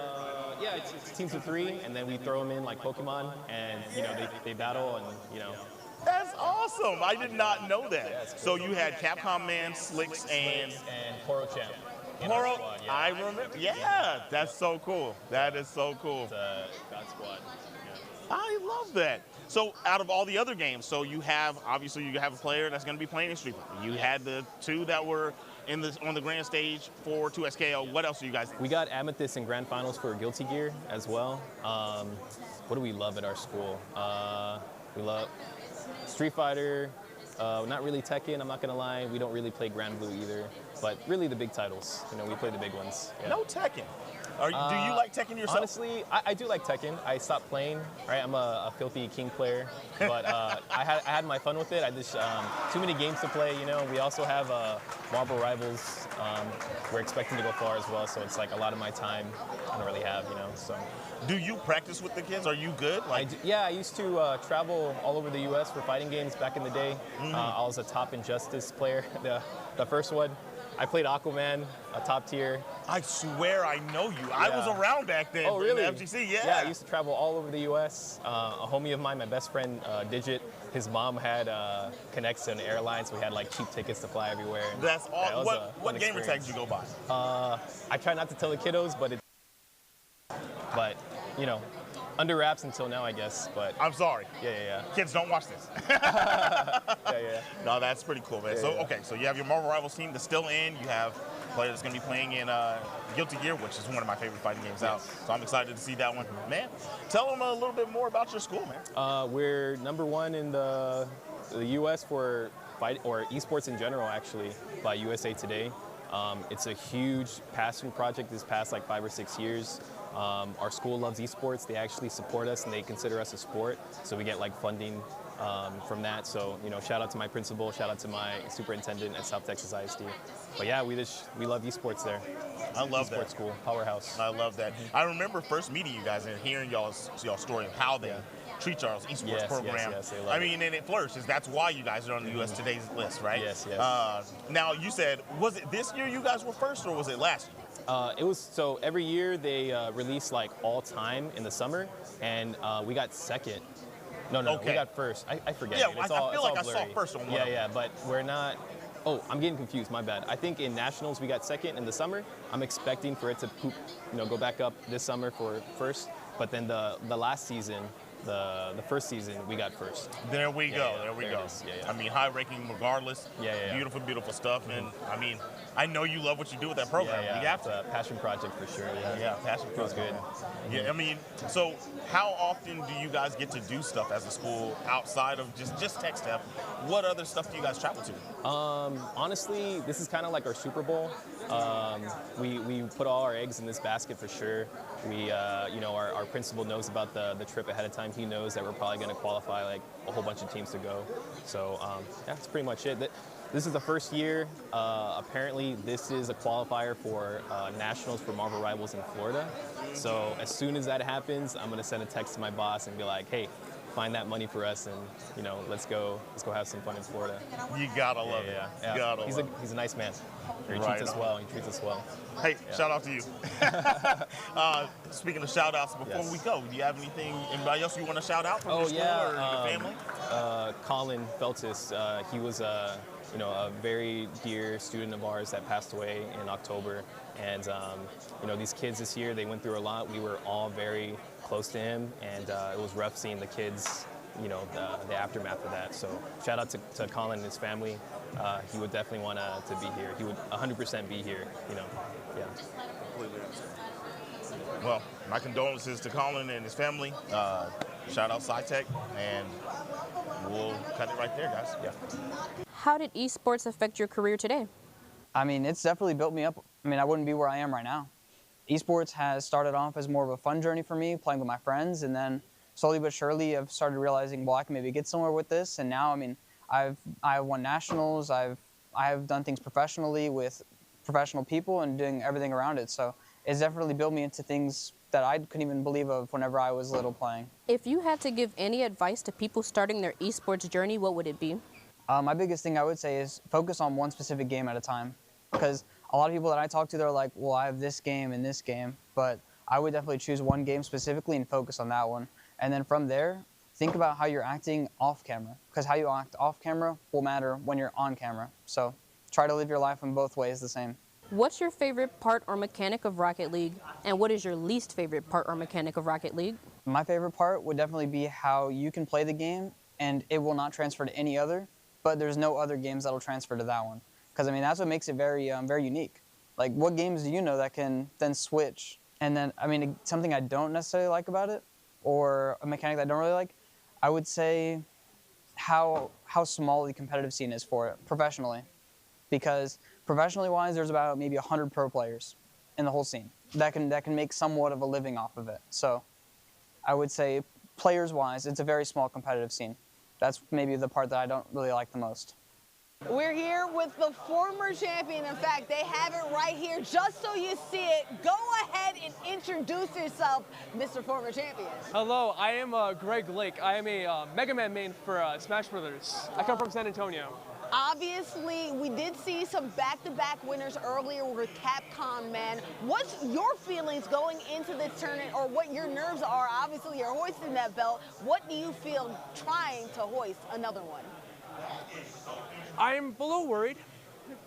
Worried? I wouldn't be too mad if I did lose, because, I mean, if I get outplayed, I get outplayed. Yeah. But if I win, hey, that's another one on my belt. It is what it is, and it's not when it's not, right? You'll accept either outcome. Yes. Okay, well, I like that mentality. Obviously, it doesn't seem like there's too much pressure on you, but you do want to put some pressure on your opponent. What are your opinions of Mr. C? Obviously, you just saw them take down the losers finals and enter the grand final stage. Oh, he's a great player. I have a lot of respect for him. Even though East Texas may not be the strongest area in Texas for Smash, he's still a very solid player, and I have a lot of respect for him and his main.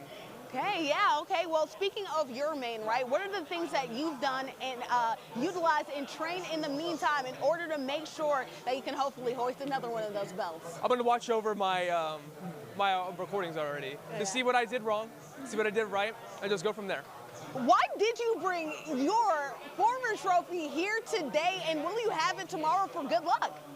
Wanted to show it to everyone, you know? Oh, just yeah. remember who I am. And not only having the belt, but also the cosplay too. Go into that a little bit as well. This is from a Beatles album cover, Sgt. Pepper's Lonely Hearts Club Band. And this was the suit that George Harrison wore. God rest his soul. God rest his soul. And honestly, you seem quite relaxed and ready to get to the game.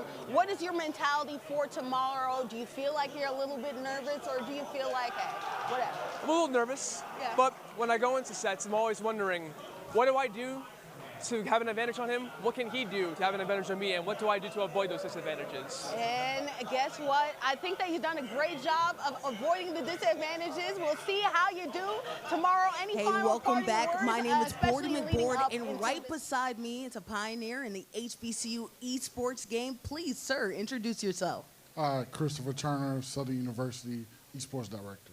Well, you know, Chris, I've seen you in the esports game for a while, in the HBCU game as well. I went to Spelman College, and you represent Southern University and HBCU in the esports world. Tell me, how have you been able to navigate through that as an HBCU, and also, too, as a program really up and coming in the world? Because you guys are a great program in esports. Yeah, I mean, it's hard work, but it's dedication and passion. You know, not a full university buy-in, but we're getting there culturally, and we just won a national championship in EA Esports, college football. And so that was quite a feat. We're the first HBCU to do so. Love being here to recruit, love seeing this energy here, 144 schools from what I was told, and it's been great. And speaking of recruiting, obviously this is such a great opportunity. There are tons of great Texas esports players here trying to become grand champions, but also too trying to earn a scholarship. Tell me, what's your opinion of the competition that you've seen so far here in the great state of Texas? Great. It's probably some of the best high school competitions I've saw in a long time. The crowd is great. The support is great. I see teachers and parents and, you know, whoever's volunteering. But great event, big event. It's great for the state of Texas, and it's great for collegiate and high school esports. but also too, it could be great for these students as well, and great for you as a recruiter. You mentioned recruiter. What are things that you look for as an esports competitor? Is it just gaming? Is it soft skills too? Please tell me, what are things that you look for as a recruiter? You're a student athlete, so I'm looking if you're studious first. So we're looking at GPA first, then we're looking at soft skills. You know, if you're good at communicating, if you're a good team player, all the soft skills really matter. And then we look at skill set, but we're looking at the overall student and not just, if you're good at the game. Yeah, obviously, but some of these players are still coming up. They're not quite seniors, but they will be juniors. They are approaching sophomore status. That's when they start to look at colleges. Please tell me, why should they choose the Southern University? Culture. I mean, you see us. You saw our band at the Super Bowl. Best band in the land by far, as a band head. Yeah, greatest food in the country. It's really nothing that I can't say wrong about Southern University, and we have an esports program, and you know we're the only HBCU that has production equipment, so we're looking for a different skill set than just playing the game, and so yeah, come one, come all. You know, I'm not turning down titles. If we don't have a title, we can make it a title. So yeah. Hey, not only if you're behind the sticks, but also, too, if you're behind the desk, sort of like the production crew here, camera crew, you have an opportunity at Southern University. Any closing and parting words you want to give out to some of these parents, these students who are looking to choose Southern University or just looking for colleges in general? Yeah, I would say start early. Get with the directors, DM them on Twitter, make yourself known. Do not change your gamer tags. Don't do it because we can't find you. And just make sure that mom and dad, that your students know that they're a brand already and we're watching. And that's the key. I always feel like somebody's watching me. Guess what? I've been watching you, Chris, throughout the years. I'm super excited to do this interview because I met you a couple of years ago. It's nice to still be in the game. It's nice to see you, and it's nice to see all the work that Southern University has done in the game. Go Tigers, and go Jaguars. I'm sorry. Jeez, I'm messing up. It's okay. Guess what, though? Best band in the land, best esports program in the land as well. Throwing it to break, Bordy McBoard here with Chris Turner.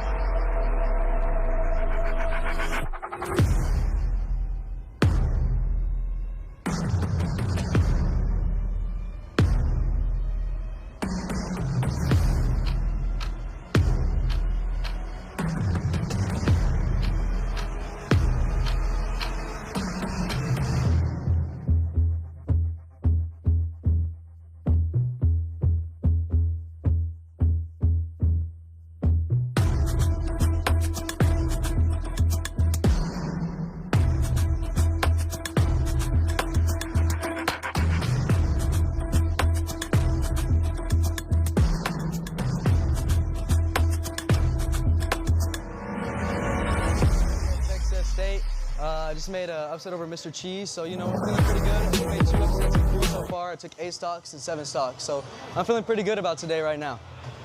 He's feeling good. He's feeling good. All right. How far are you guys along in your bracket? Like, how close are you to getting finished out to where you know if you're on the grand stage tomorrow?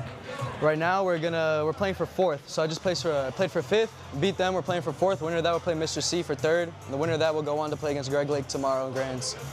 Beautiful, beautiful stuff. So you were telling me earlier that you're a commentator, huh? Yeah, I'm an esports commentator mainly outside of competing. I'm also a coach for a lot of the students here. I host weekly online tournaments for them as well. I break down their VODs for them. But yeah, I've traveled everywhere. I've been to Virginia and Las Vegas for commentary stuff as well as OKC. So what was the Vegas event you did? Level Up Expo. You got Level Up, bro? Yeah, man. That is awesome. I respect that. That's so cool. Yeah, shout out to Combo, of course, for helping me out with all that. He used to go to UTD. He was a big, very big figure in my life for commentary stuff. So shout out to Combo if you're watching, man. At 17, what makes you want to do so much? You said you're doing editing. You said you're doing coaching. You're doing commentary. You're competing. What makes you want to do so much? Honestly, it's also the fact that it provides for other people, right? So outside of competing, all this other stuff, I get to see other people enjoy a game that I want to keep alive, right? And so being part of the reason that a game stays alive, that keeps me motivated and stuff. As well as I feel like living as an outlet for other parents who may not believe like their kid can do esports or get scholarships through that. I want to be a living representation that you can do that, right? You can be a kid and do esports and stuff. I had so many doubters in my life, but to be able to tell them, oh, look at me now, you know, I have all these offers. We're here at Texas F State. We're in the Baylor University arena. It serves as a message. It serves as proof. I love that. Okay, so I've asked a lot of the students whenever I talk to them, I ask them what are their plans for the future? Are they going to continue pursuing esports? Do you have other plans or what college you want to go to? So you're giving me the vibes that you want to keep staying in the esports lane. Absolutely. What exactly route are you looking for your future? Yeah. So I do plan on getting like an HVAC certification stuff and then transferring to a 4-year, but through that, I'm going to continue doing like coaching, hosting my own events and stuff like that, and just basically the same stuff I'm doing now, but doing that through college, and I hope to get a sports journalism and communications degree as well. That's beautiful. So I've been doing this for a long time. I haven't even gotten my certifications or anything like that, and that's something that I'm going to start doing in my older age, right? Because I want to be a meteorologist. So that's where I'm going to go take my talents, right? So you're gonna do esports. Where are you going to go with it after that? After I get my esports, you know, if I continue with the sports journalism stuff, maybe branch out to real life sports, other games too. I've casted COD. I've done real life sports like volleyball and stuff too. So maybe get a job doing that at a college itself, or maybe being able to be a coach as alongside of having like a side hustle like HVAC. You ever thought about doing something like radio? Absolutely. Yeah? Yeah. It looks really fun. It looks pretty cool. I got to be on a radio show once at TCU for the morning radio show, and that was a really good experience. This is so awesome. This is probably my favorite interview yet, man. I love how a lot of you guys, when I talk to you, you guys have your head on straight. Who do you attribute that to? Somebody had to help you get to the space that you're at and the thought process you have about life and how you want to carry on. Who do you attribute that to? So this person, he's #1 PR in Ohio, Scotty Wade. He's a Dr. Curb, is a gamer tag, but not once, whenever I doubted myself, whenever anyone else doubted in my family, he was there, he was on ready. He was like, don't drop it, because I'm telling you right now, you're just at a plateau right now. And I feel like anyone else watching this or hearing this right now, it's just a plateau. You know, just keep your head on straight like you were talking about. And I think that's the hardest part, is getting up that first little hill. And then after that, where there's an uphill, there's always a downhill, right? So I think you got to stay true to yourself. This guy's awesome, man. Squaffles, ladies and gentlemen. Yeah. Do you have anybody you want to shout out here? I know you just gave your shout out to the person you were just speaking about, but who else do you want to talk about? You know, we got AZ. The only reason I ever did any offline events. When I was a young kid, he carpooled me everywhere. No gas money, nothing. He just sat there, coached me. Shout out to Nazo and all the other Tech Step people here. Love y'all, man. It's been such a great season. My first year doing high school esports and stuff. And then Mateus Washington in Massachusetts. That's my close best friend through esports. And shout out moms. But anyway, guys, we're going to go out to an intermission real quick. But thank you. This was awesome. Zipmaster Flex and Squaffles out. It's your boy Zipmaster.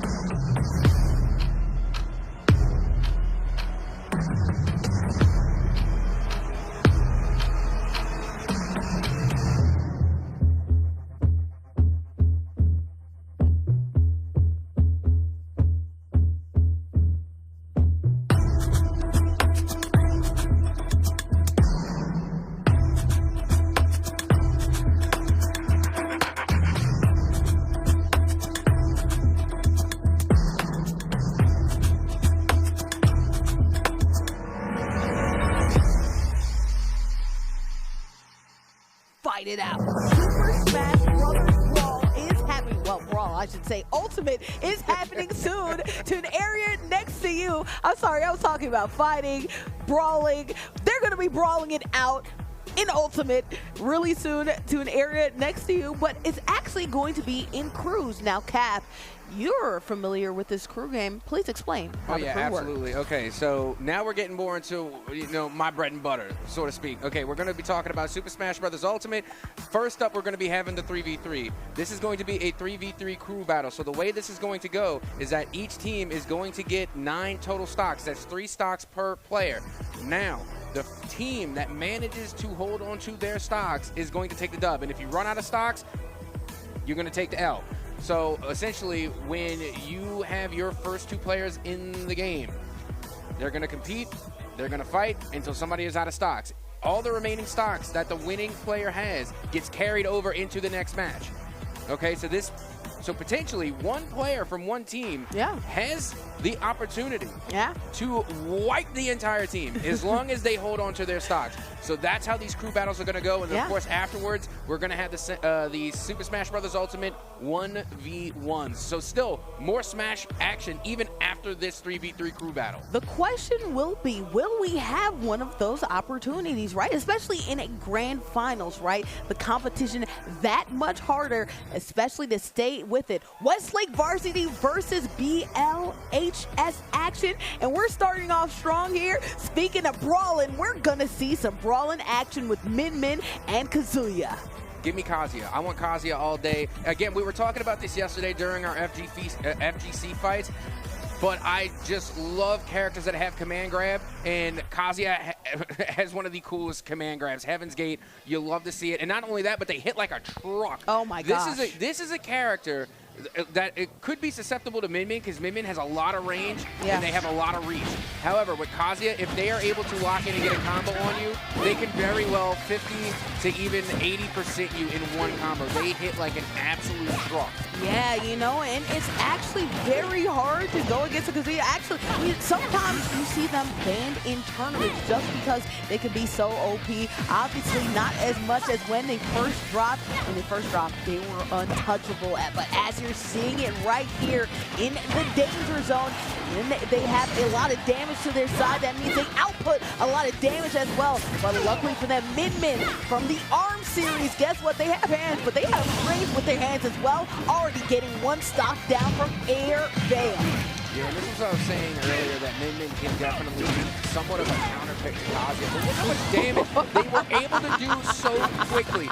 That's what I was talking about. Min Min has the range on Kazuya because Kazuya has to close the gap to get in close in order to do that damage. So yes, it can be problematic if you're playing as Kazuya. However, once you close that gap, once you are in the mix, Kazuya will destroy you. It is just insane the amount of power they have. Yeah, that back throw to Devil Blaster was insane. Really using that for great range. And I like that, using that range for range, right? Obviously, knowing the fact that Min Min has an advantage when it comes to that viability and can zone them out.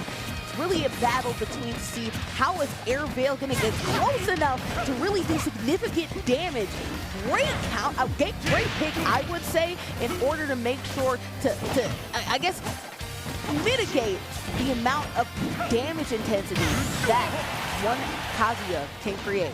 And not to mention, you're looking at Greg Lake right now on the Min.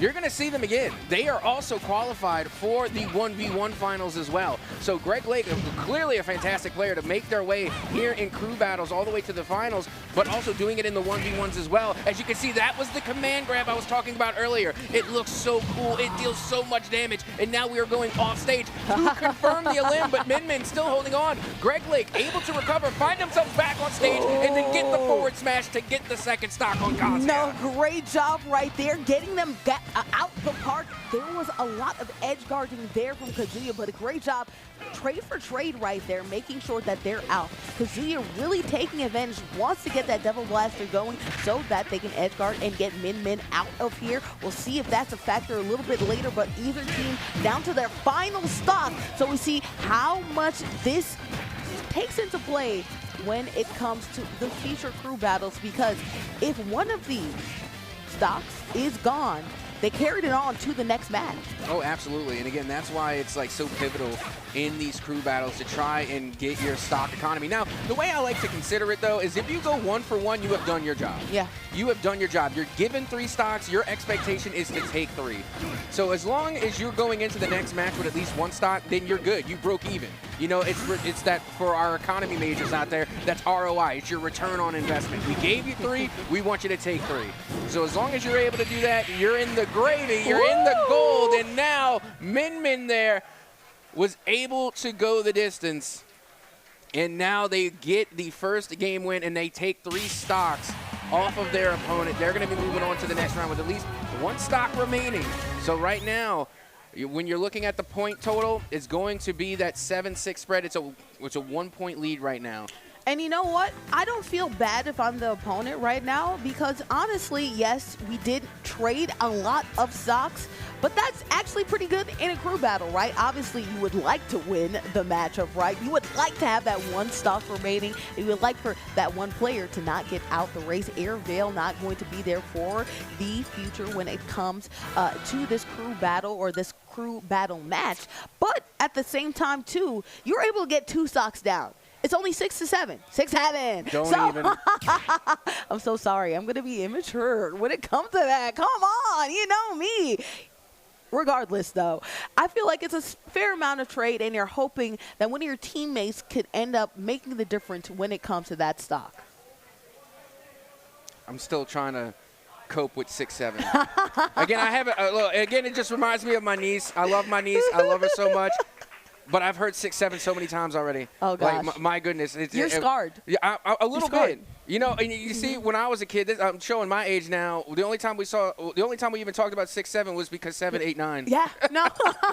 Again, that's grandpa jokes right there. Like, I'm really showing my age now. But Those with that, good knee slappers. But in all seriousness, though, going into this next match, you know, of course, we've already seen the Min come out. We've seen what they can do. But now, if you're looking for on the side of the opposition, the question is, now, don't get me wrong, with every esport, I'll always say comfort picks over everything. Yeah.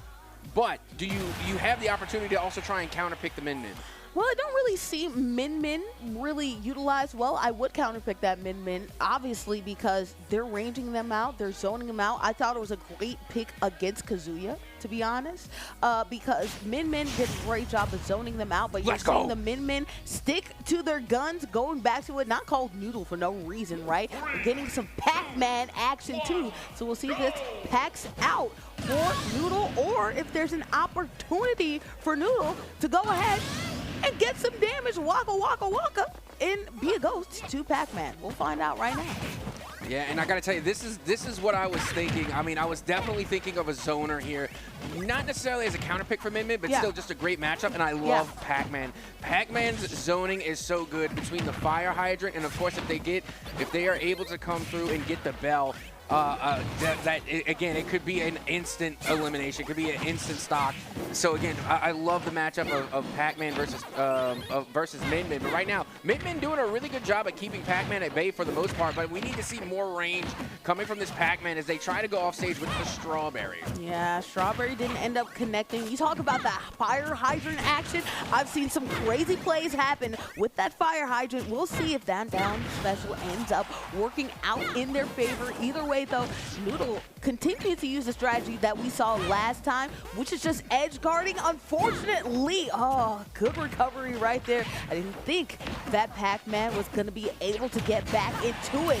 But Min Noodle holding on to their stock, getting it down. Now it's 5-7 when it comes to total team stocks. Well, and again, I mean, right now, this Min here, Noodle, definitely doing more for their team than what was X. Like I said, you're given 3, you want to take 3. So far, they have taken 4 stocks to their name and can still potentially go for another. Right now, they are in the danger. They are in the red, on the ledge. Pac-Man able to come through with the down air, now going off stage.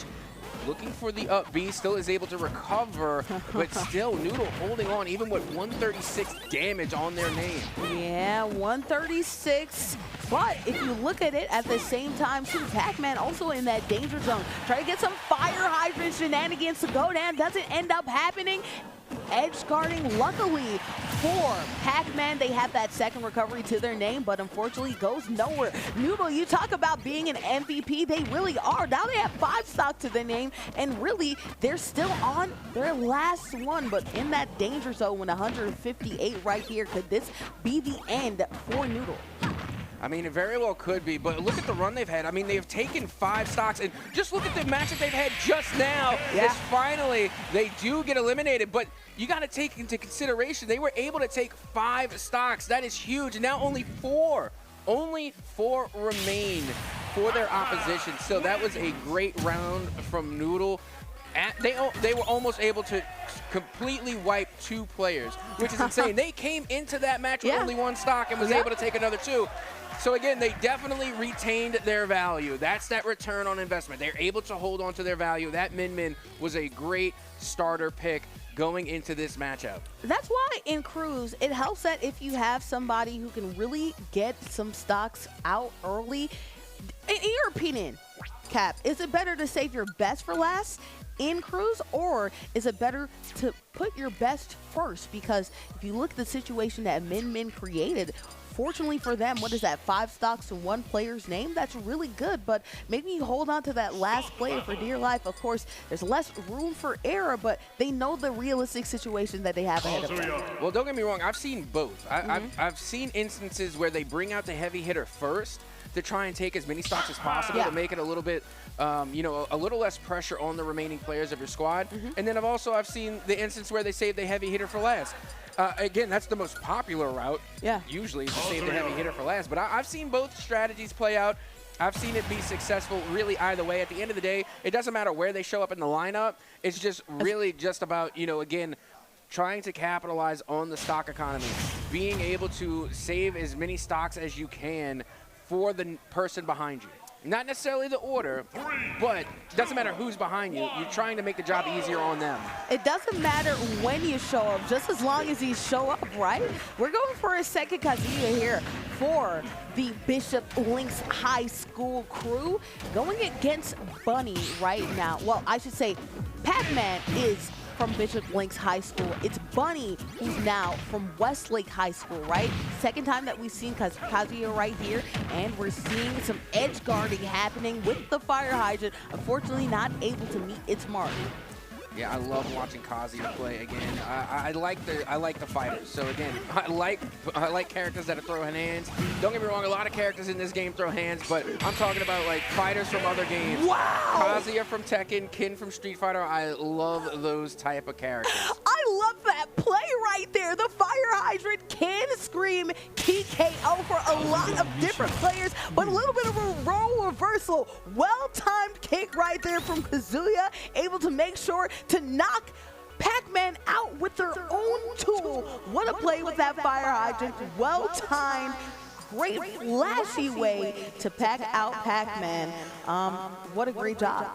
Yeah, that's the thing about when you have some of these zoner characters that have utility, is that it can be used against you. Like King K Rules, King K Rules utility can be used against them. Or even the banana peel, the dreaded banana peel from Diddy Kong. Yeah. Diddy Kong being able to use the banana peel, throw it out, it can be used against them as C4 well. for Snake as well. Okay, that can happen as well.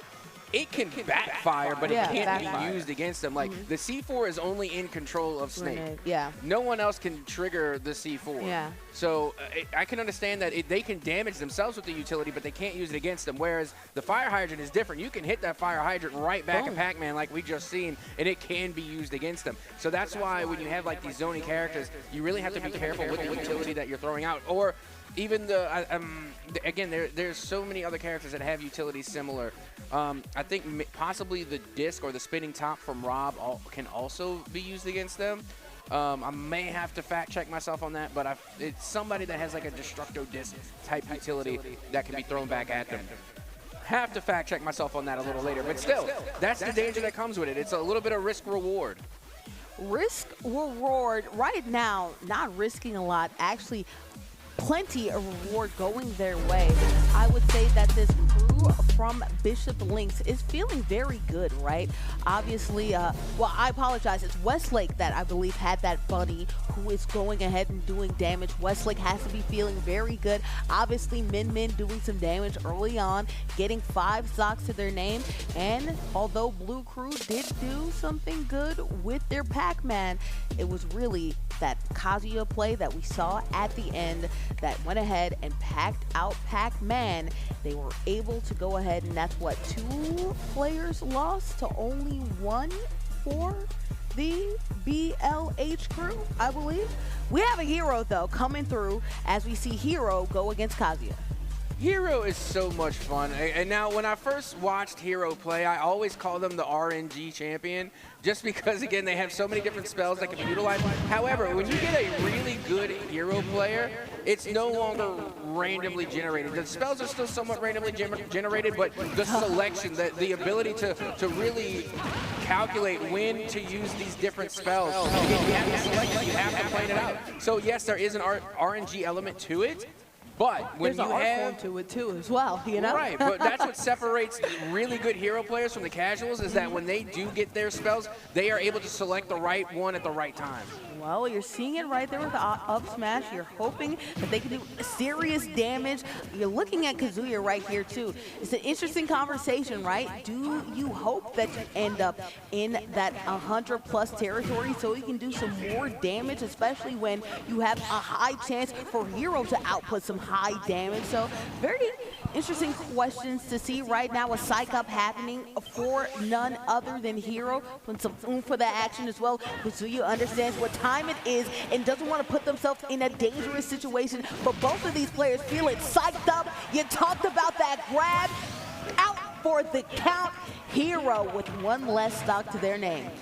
Yeah, and when you're looking at pacing right now, Hero appears to be in the lead as far as pacing is concerned. They've been in control of the fight. They're applying damage. They've been laying on way more hits than Kazuya has. But Kazuya, because they are so powerful, requires less hits to deal more damage, and not to mention the knockback potential. Hero does have knockback potential, but it has to be with the specific spells like Kaboom, for prime example. Huge knockback potential. Kazuya is knockback potential. Every single move in their kit. The command grab, it will send you to the blast zone. Especially if they're in the danger zone. But one thing that happens is if you're in the danger zone, you're viable to any projectile that goes your way. Hero knocked them out the park. We have a little bit of a trade. So far, not very great for Malicious. Obviously, you know that they have their back against the wall, right?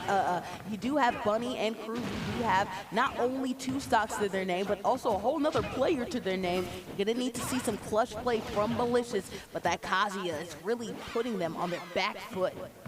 Yeah, I mean, so far so good for the most part. I mean, it's still a 2-stock v 2-stock, but still not too much love lost because, again, Bunny and company, they still have another player, you know, waiting in the wing.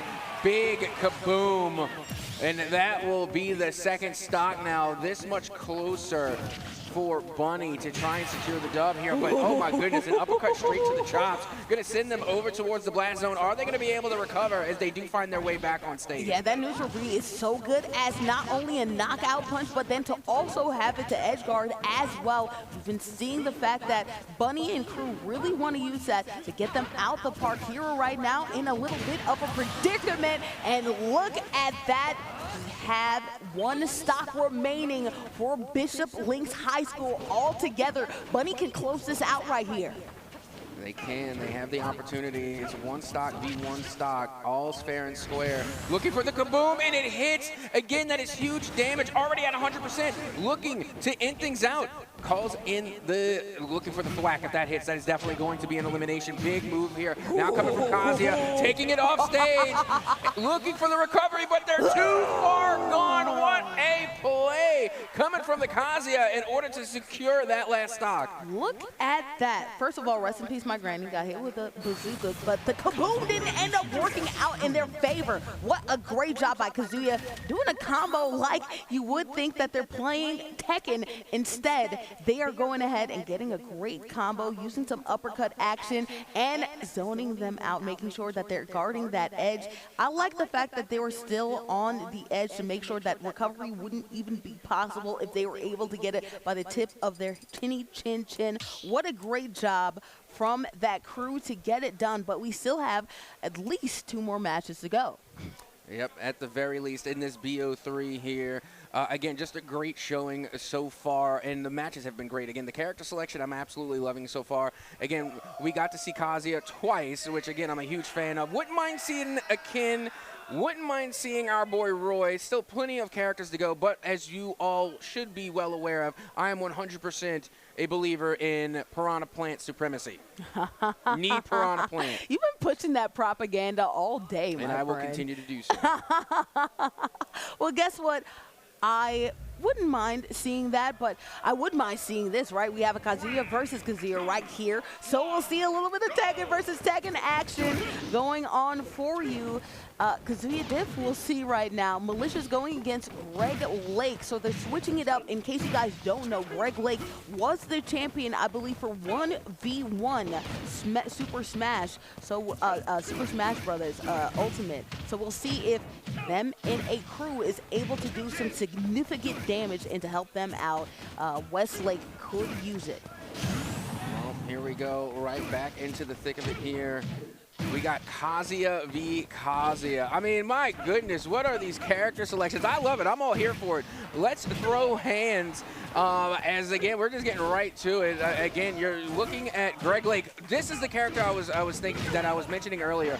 Greg Lake, also not only in the finals here for the 3v3, but they are also in the finals for the 1v1 as well. I love that. Greg Lake can do both, right? And it makes sense when you have such a great player. They're able to carry their team in multiple ways. Either way, though, unfortunately, they got carried outside of the map. The uppercut ended up taking them away right there. Great job trying to edge guard and make sure that the recovery is almost impossible, that uppercut does some significant damage for Kazuya. And you're seeing right here, ABT could do some significant damage as well, doing that up B, trying to get the neutral B going.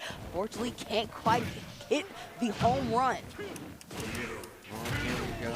A big elimination there. Now only 1 stock remains for Malicious as they try to apply some damage here. That, again, that was a good back air, trying to, again, take this second stock. And it looks like, oh, nearly being able to secure again. I don't know how they're still holding on with just 150% damage. Well, you can make that damage happen either way going. You're seeing that. Here we go, down to 1 stock each. Greg Lake has been doing a great job. Obviously, one of the favorites when it comes to Super Smash Brothers, when it comes to the individual side. Right now, they have quite the competitor with them, Air Veil, really testing them quite well in their own game. Yeah, right now Greg Lake with a huge lead. Can potentially end this with 1 command grab. 1 Heaven's Gate will be enough to get this a stock, I'm pretty sure, as we continue to fight on. Forward throw now. Going to be used against, getting used against Bunny, it looks like. We got a little bit of a name change on the screen, as now we are getting even closer. There's the command grab. Not going to be enough to confirm. I really thought that was going to be enough as we go back off stage, and now they're going to have to try and recover and make themselves known here on the center stage. I really like the minutia details that Bunny has utilized. That looked like that could have been KO, not quite up air, up B, not doing enough damage to send them home and packing. But I'm really loving the movement skills that we're seeing from Bunny. It took a back air to get them out of here. Look at that, Bunny coming through. Yep, and what a game, what a series so far. Again, so many Kazuya picks. We've seen 3 different players go at Kazuya, which I don't mind at all. I absolutely love it. All team hands. Oh, yeah, 100%. Hands rated E for everyone. And, you know, it's so far so good. They are able to come away with a win. Keep in mind, it's still a best of 3, so still plenty of opportunity to try and make a comeback. Plenty of opportunity to make a comeback. We will see if we get a counter pick going. It looked like Min Min was actually doing great against Kazuya, but honestly, that was for Westlake. Min Min used that. Min Min was used for Westlake. So we'll see what the response is from Bishop Lynch as we see a changing in player so far in our crew action. Either way, though, I think it was a fair trade when we talk about the fact that it was 2 stocks to 3. And now, again, thinking of counter picks, which is definitely on the table. You can do it because we've seen a lot of Kazuya play. Clearly, you know, Kazuya is going to be a problem. Absolutely. No matter which side Always of the table. is a problem. No matter which side of the table you're on, Kazuya is going to be a problem. So if I'm thinking about counter picks right here, I want to go zoner. That's what I'm thinking. I'm thinking zoner. I need range. I need distance. I would say Palutena. Palutena has been one of the meta picks in Smash in recent tournaments. So Palutena right now going up against Kazuya I think would be a great pick, but we're going to get that Kazuya Min Min rematch as we get ready to head into game number 2. Min Min was from Bishop Link, so I'll go ahead and take back what I did say. We do have Air Veil going against Noodle, so a little bit of these names. We're going to figure out who's who a little bit later. Either way, though, Air Veil going against Noodle. Noodle did a great job against Air in the last one, but did a great job without having this clear stock advantage. So we'll see how long this match lasts or if Air is able to do a little bit of a role reversal here. Speaking of reversal, got it right there with the combo. Tried to go crazy with that down smash. Unfortunately, doesn't end up connecting. Yep, able to follow through with the up air, able to get some of that early damage in, and now looking to follow it up. Kazuya officially in the red, but the thing about Kazuya is the more damage they take, the more dangerous they become, especially if they can go into Demon Art or Demon Rage rather, as there it is. You see it here, and this is where you get into the danger. If you take a hit right now, if you're a Min Min, this could possibly eliminate. This could be a stock. Look at the amount of damage coming just from one command grab. That's why this player can be very dangerous. Even Min Min trying to go ahead and get it done, though. It makes sense when you have that long punch to go ahead and zone you out. What a play by Min Min. We are wrapping that up. Great job by Bishop Lynch right there. Min Min, as we talked about, went against Air Veil earlier on there. Went against Air Veil with 3 stocks and was still doing damage and got a lot of their stocks. It was a great trade. They only had 1 stock to go in that situation, and boom, got it out the park. Yeah, and you know, you really got to feel for Bishop Lynch right now because, again, as you can see, the bracket reset is in place. So not only would they have to beat Westlake now, but they will also have to do it again in another best of 3. So again, they're kind of having an uphill battle here, but Westlake, again, doing a good job trying to end things out quickly. They don't want to waste any time. They want to end things here and now. They already have a 1-game win on the board, now trying to clean things up as we continue to move forward. Now, already we have seen, like I said, 3 Kaizers. We've seen the Min Min pick, but don't forget that they also have a Pac-Man out there. And that Pac-Man could be the answer you need for Kazuya as long as they don't fall victim to their own fire hydrant. Well, we'll see if that ends up happening again. Obviously, unfortunate timing when it came to that, or really just great timing when it comes to that Kazuya. Either way, though, we're going to load it on in as we see Pac-Man and Min Min go against each other again. Noodle's been doing great with the Min Min so far. Let's see if they're able to remove just as many stocks as they did prior to. Now, you see, I feel like this is going to be a tough matchup for Pac-Man, honestly, because Pac-Man, again, having more utility and being more of a zone character is not going to have the advantage against someone like Min Min because they can work with that space. They thrive in that space. They have insane reach, so they don't have to close the gap on you. They're not forced to stay at bay. You can try and zone them out, but they can still reach you. Yeah, you can try to reach you, but I think that if Pac-Man plays it close, is able to go ahead and have some well-timed dodges and work with that fire hydrant, they can make things happen. But that back air sends them packing right now. Pac-Man down 1 stock with 2 more to go.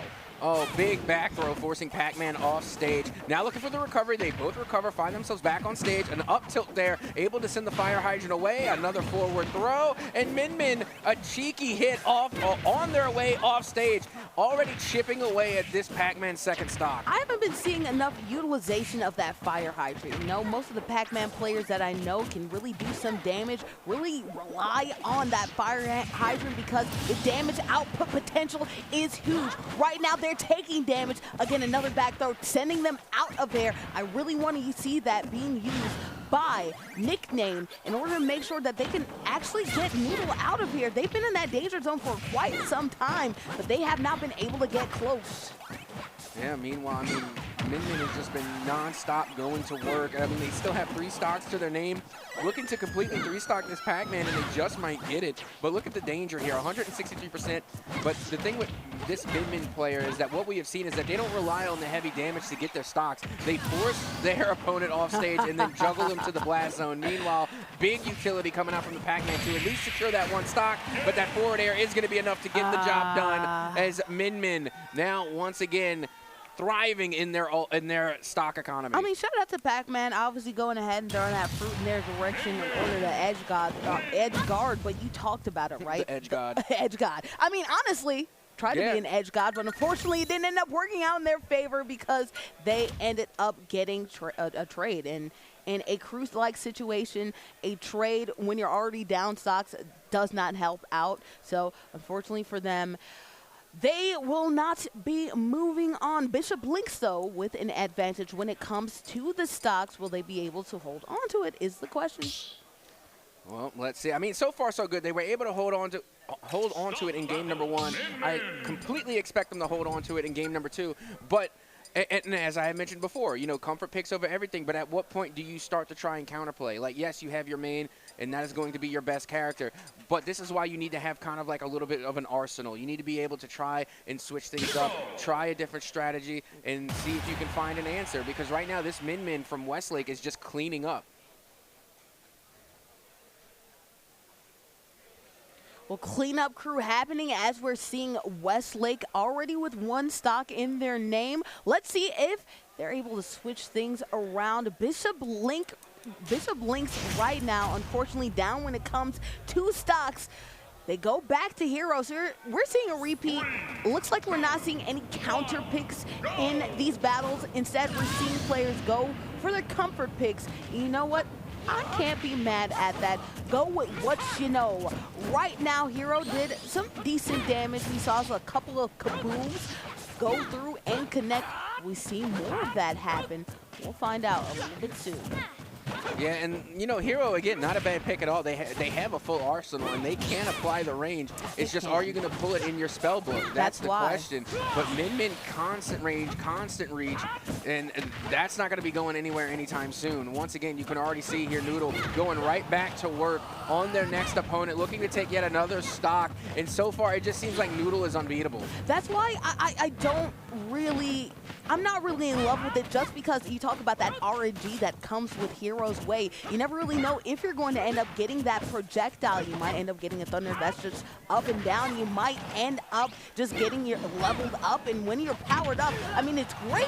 You can do more damage, but are you able to really get into the range in order to do damage against Noodle? That's the question. Unfortunately, that has not happened, but you do get a big bang right there. Love to see it. Yeah, not only that, but, you know, with Hero's kit is that you can also get some of that close range damage as well. Like, you can come through with a thwack and be able to nearly one-hit your opponent, but we're going to go right back off stage. The recovery comes through from both. And again, they have no fear of going all the way to the last frame there in the blast zone off stage. Right now, Hero at 180, and they're not going to be able to recover. No, yeah, but you talked about close range with the thwack. That's why I'm not seeing that, just because Noodle has been doing a great job of zoning out their opponent's time and time again. Right now, Noodle, though, not feeling the greatest. 2 stocks each. A little bit in that danger zone right now, but Noodle's been doing a great job of managing. Remember, the last game was on 138 for the longest time and was still able to recover. So we'll see if they're able to survive. Well, only time will tell. I mean, Min still holding on to their second stock here, and yes, they're at 120, but look at their control off stage. They're not going to give any opportunity Good up smash. to recover, but Hero able to finally get that second stock. Yeah, no, great up smash, well timed, especially. That's one of the dangers of having a perch right there in the center of the stage. Unfortunately, if you're trying to land on it, you can end up landing right into some hands. That's exactly what happens too, especially with these sword-like characters. Their range when it comes to their up smash can be very small, but it can be very deadly as well. Unfortunately, Noodle felt the brunt of it. And they're going to be feeling the brunt of those hands as well. I mean, they forced themselves off stage, not going to be able to recover. And now we are down to 1 stock v 1 stock. This Min Noodle has been on an absolute tear this game. Mr. Noodle. Shout out to Noodle, doing a great job, honestly. Being able to, that's 5 stocks to their name so far. They did a great job, only lost 2 in totality. They're on their 3rd one, but like I said, they've done a great job of managing high damage totals and still staying onto the stage. Right now, neither of these opponents have been able to really connect so far. And if you're Langley, that's not actually a bad thing. Malicious, you should feel very comfortable because you want to hit on that kaboom, and boom goes the dynamite. Yep, there you have it, being able to secure that elimination on to the Min, who has been an absolute demon for Westlake. I mean, my goodness, they were able to take so many stocks, but still, job's not done. We still have more Smash to go and another player getting ready to pick up the sticks. Look at the elation right now on Bishop Lynch right now, or I should say relief, right? They finally are able to go ahead and knock off the big bad in Min. Of course, a very uphill battle when it comes to Malicious. They are going to have to go on quite the run because it's 1 stock to 3. But there is a chance, and they can get things to go on down. They don't want to end up being down, though, because this could be Bishop Link's last opportunity to shine here. Westlake already up. They only need 1 more stock to go to win this whole thing. So clutch time is going to have to be on Malicious's side. I mean, I would definitely wish them the best of luck because with the way that Westlake has been playing, I mean, they have rarely missed inputs. They have just been all over the place and clearly getting the value for their stocks. They have not been giving them away for free. I have yet to see them really kind of like fail to recover, and now we are seeing a Mega Man pick. This is an interesting pick. I will say this is an interesting pick being because Mega Man is deceptively heavy. Okay, Mega Man can take quite a few licks before getting sent to the blast zone, even though they are small in stature. For whatever reason or another, it takes a lot to send them to the blast zone. Hey, do you know that Mega Man's original name in Japanese is Rockman? So it makes sense that they are like stone. You can't get them off of the stage very easily. For Omni-Man, that's got to feel a little bit good. Well, Omni-Man. It's Greg Lake, but I like the colors because it matches Omni-Man in Invincible. We'll see if they end up being invincible here because as I talked about, Malicious down to their last stock. Bishop Link's in general, Lynch I should say, down to their last stock. Some clutch play by Malicious in order to get the kaboom going, and I think that's going to be a key here.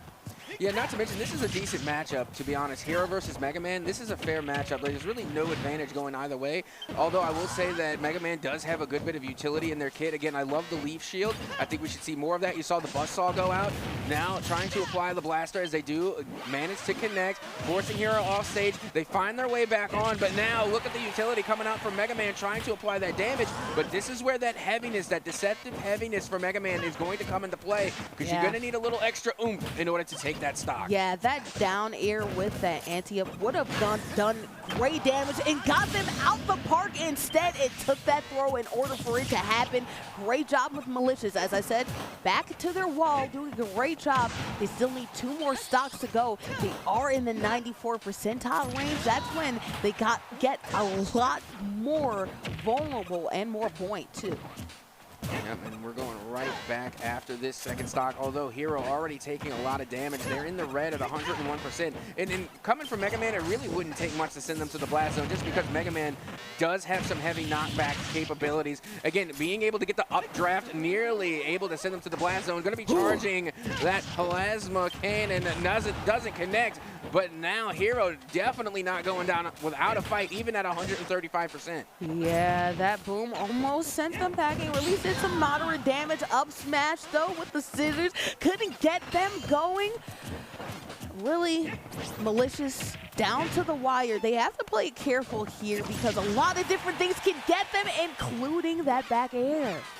And honestly, I thought that could have very well been it, but now you can see Hero constantly chipping away at the damage, but the forward air is going to be enough to seal the deal. There you have it with the Mega Man pick. Well done, well played, and if I'm not mistaken, I think that will be GG. Well, GG's indeed. Westlake, you are our Super Smash Brothers Ultimate 3v3 Grand Finals champions. Go ahead and get hyped, friends. Yeah, don't get me wrong, that was a great fight. Like I said, Westlake hardly ever dropped any, they hardly ever dropped an input. They didn't miss. They were able to recover time and time again. And the picks were there. Not necessarily they were counter picking, but the picks that they did have, got to give it up to Noodle on the min-min. Again, they were definitely kind of like, you know, being the point guard for their team. They led the way. They were able to make the work so much easier for their teammates because they were able to take so many stocks off of just from that one min-min character. Was just able to take so many stocks. It gave less work for the rest of their team to do when it was their time to pick up the sticks. Again, great crew coming out from Westlake Varsity. Westlake Varsity, again, you know, that min-min was just so sensational. When you have somebody that can be an MVP, that can be a carry, that even if they were in a precarious situation, that they can get some major stocks, oh my gosh, it's what a relief. And we talked about it, whether or not it's better to have it at the beginning, whether it's better to have it at the end. Either way, it's just better to just have it, period. And that's what they have it here as we roll to highlights. And again, there were plenty of them. Again, that right there, that back throw force off stage was so good from the Kazuya. So much great Kazuya gameplay. Again, huge sucker for the command grabs. Love the Heaven's Gate. And then it gives you scenarios like this, the fighting off stage. This is the boldness that I do not have. Taking the fight off stage, playing within the realm of danger. But once again, you cannot have highlights of this series without talking about Noodle. Oh my gosh, they were really utilizing their length all the way. And one of my favorite plays that they did was making sure that they're packed out of there, but it was Pac-Man that did a great job with that throw. That's one of my highlights so far. What well-timed kick by Bunny to use the fire hydrant against them. A reverse Uno card, if you say. Oh, absolutely. And again, that's why playing with those zoner type characters can be dangerous. But speaking of danger, I mean, it's been the Kazuya plays that have been making the day here for Smash. I mean, so many great off-stage plays that were done. But again, Noodle just keeps finding themselves on this highlight reel. I mean, look at the range there. That is insane. They were standing in the middle of the stage and still able to connect with Kazuya as they were falling off stage and towards the blast zone. So again, Noodle just definitely came in and they put in the work today. But shout out to Malicious because they really utilized that hero well timed with that kaboom, sent them out. And really, I feel like if there were just a little more stocks to their name, that this last battle could have been a little bit more interesting, but they gave it the best that they could. Malicious held in for dear life, but it was Westlake with their stocks in their pockets that went ahead and sealed the deal. They're our grand champions, and we're going to throw to the interview to see what they're up to. What's going on, everybody? We have our championship team, Westlake. What's going on, everybody? Give them a round of applause for their championship run here. All right, we're going to go through it. Introduce yourself, everybody. Kobe, Scott, Ramiro. Right on, right on. When we were watching this, my thing that I kept noticing is the min was holding it down. You were going crazy. I know you just said that you didn't feel like you were playing great, but man, I thought you were playing amazing. How do you feel? I was playing all right. I was definitely missing a lot of things that I should have got. I wasn't playing at my fullest, but I definitely hit some stuff out there, and that was good. They needed you guys out there. Every one of you played well, but they needed you to do what you did for sure. What about yourself? How did you feel about your play? I felt like I played overall good, except for like game 2 because my controller wasn't working. But other than that, it was pretty good. Controller wasn't working and still pulled it through. Beautiful stuff. So now this gentleman right here has a belt around his shoulder. Tell everybody about yourself, about last year. I ended up winning last year. I beat a Steve. It's a great comeback, you know? Definitely, definitely. So this is the singles champion from last year, has his new comrades, and they come through, get another title. And what are you about to do next after this? I'm gonna win. No. What are you competing? Oh, I'm playing Smash. Right after this, he is going to be competing in the 1v1, and so he's going to have a chance for 3 belts here and still has a chance to come back next year and do it again. So there's a lot riding for this gentleman. We're going to go ahead and present the belt for these guys. Westlake, everybody give them some noise.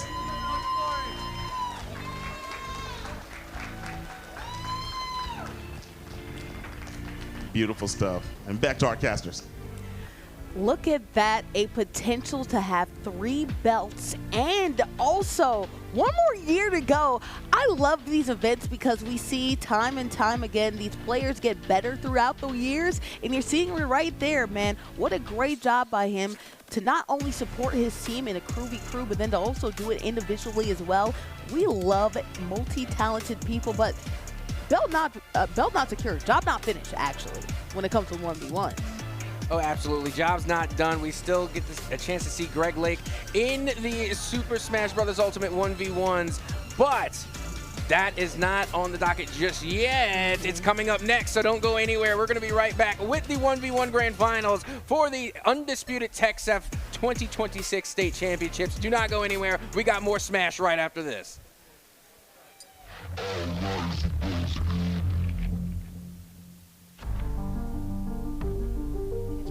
Foundation, and we're a nonprofit out of Corpus Christi, Texas. We are really proud of the program that we have built because it just started simply because my daughter wanted to compete in Smash Bros, and we didn't have anything in our area that she could participate in. So we decided to start something, and it very quickly grew, and we really quickly realized how beneficial it can be for students in our area.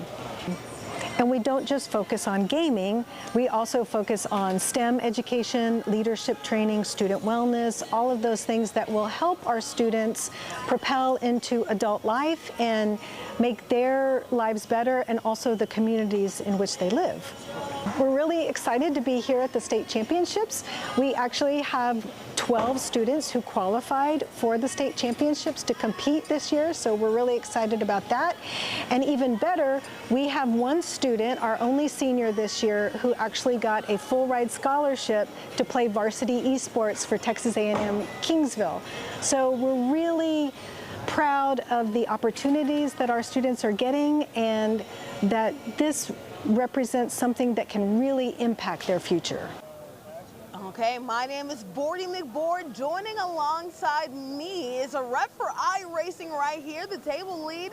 Go ahead and introduce yourself, my friend. Yeah, so I'm Wesley. I've been a part of TechSef since late 2023. Yes. We initially started iRacing in 2023. Me and the commissioner, Mr. Rick Allen, started it. I'm very gracious, very happy that he was able to get me here and be a part of this. I definitely could not have done it without him. Right now you're at Lime Rock and the Ray F1600, so it's a lighter car. Think of it pretty much as just like a super light go-kart. Super light. A large go-kart. You know, even though it's a large go-kart, I'm still having some difficulties controlling this thing. Tell me, do you have any experience utilizing any of these things in real life? Yes, I do. So I grew up doing, being surrounded by dirt track as well as stock car racing. Okay. So I've had the opportunity to actually kind of do the reverse, where I had real life racing experience and turn that into sim experience. So taking real life seat time, being able to be in the actual car and being able to turn around, put that into sim time has helped me do that. Not a lot of those, hopefully, in your life. You get used to it after a while. Yeah. I was not only a high school racer, I was able to turn this high school sim racing into collegiate sim racing, being one of the first in the state of Texas to be a official collegiate iRacing athlete. So I am on scholarship with the Texas A&M University of Texarkana solely to drive the collegiate eNASCAR drive, like stock cars. So I get to just sit there and turn left for a few hours instead of just going left and right. All lefts, no brakes, correct? Yeah, all lefts, no brakes. Usually the throttle's all the way down, matched to the floor. Yeah. And you're just hoping that you can make the turn. If you see me right here, I'm hoping I can make some of these turns. Sometimes it goes well, sometimes not as much. Tell me, how close is this to real life here? Because I feel like I'm having a difficult time. I can only imagine what it is when you're actually behind the cockpit. Yeah, so I'll start off by saying iRacing as an application has been out since late August in 2008. So it's been around for quite a few years, more than 10 years, which is longer of a stable platform than most games that we've seen, right? I mean, Smash Bros. Lets out a game every few years. Tekken lets out a game every few years, and the old one kind of dies off, but not iRacing.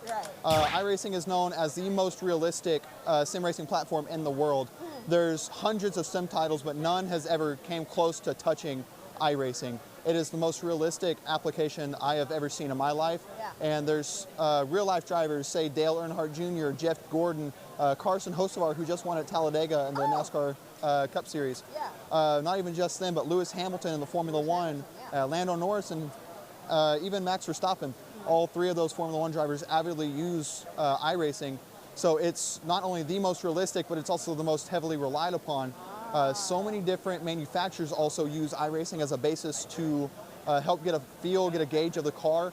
So say the track's too wet to drive on in real life. A lot of the times, yeah, you'll just hop in the sim, you'll take the virtual car out, your virtual wheel, and unlike real life where you would probably wreck a car, you can just hit the reset button, right, and just kind of go back to the pit lane like you were just doing there. Probably. You didn't have to call me out like that, huh?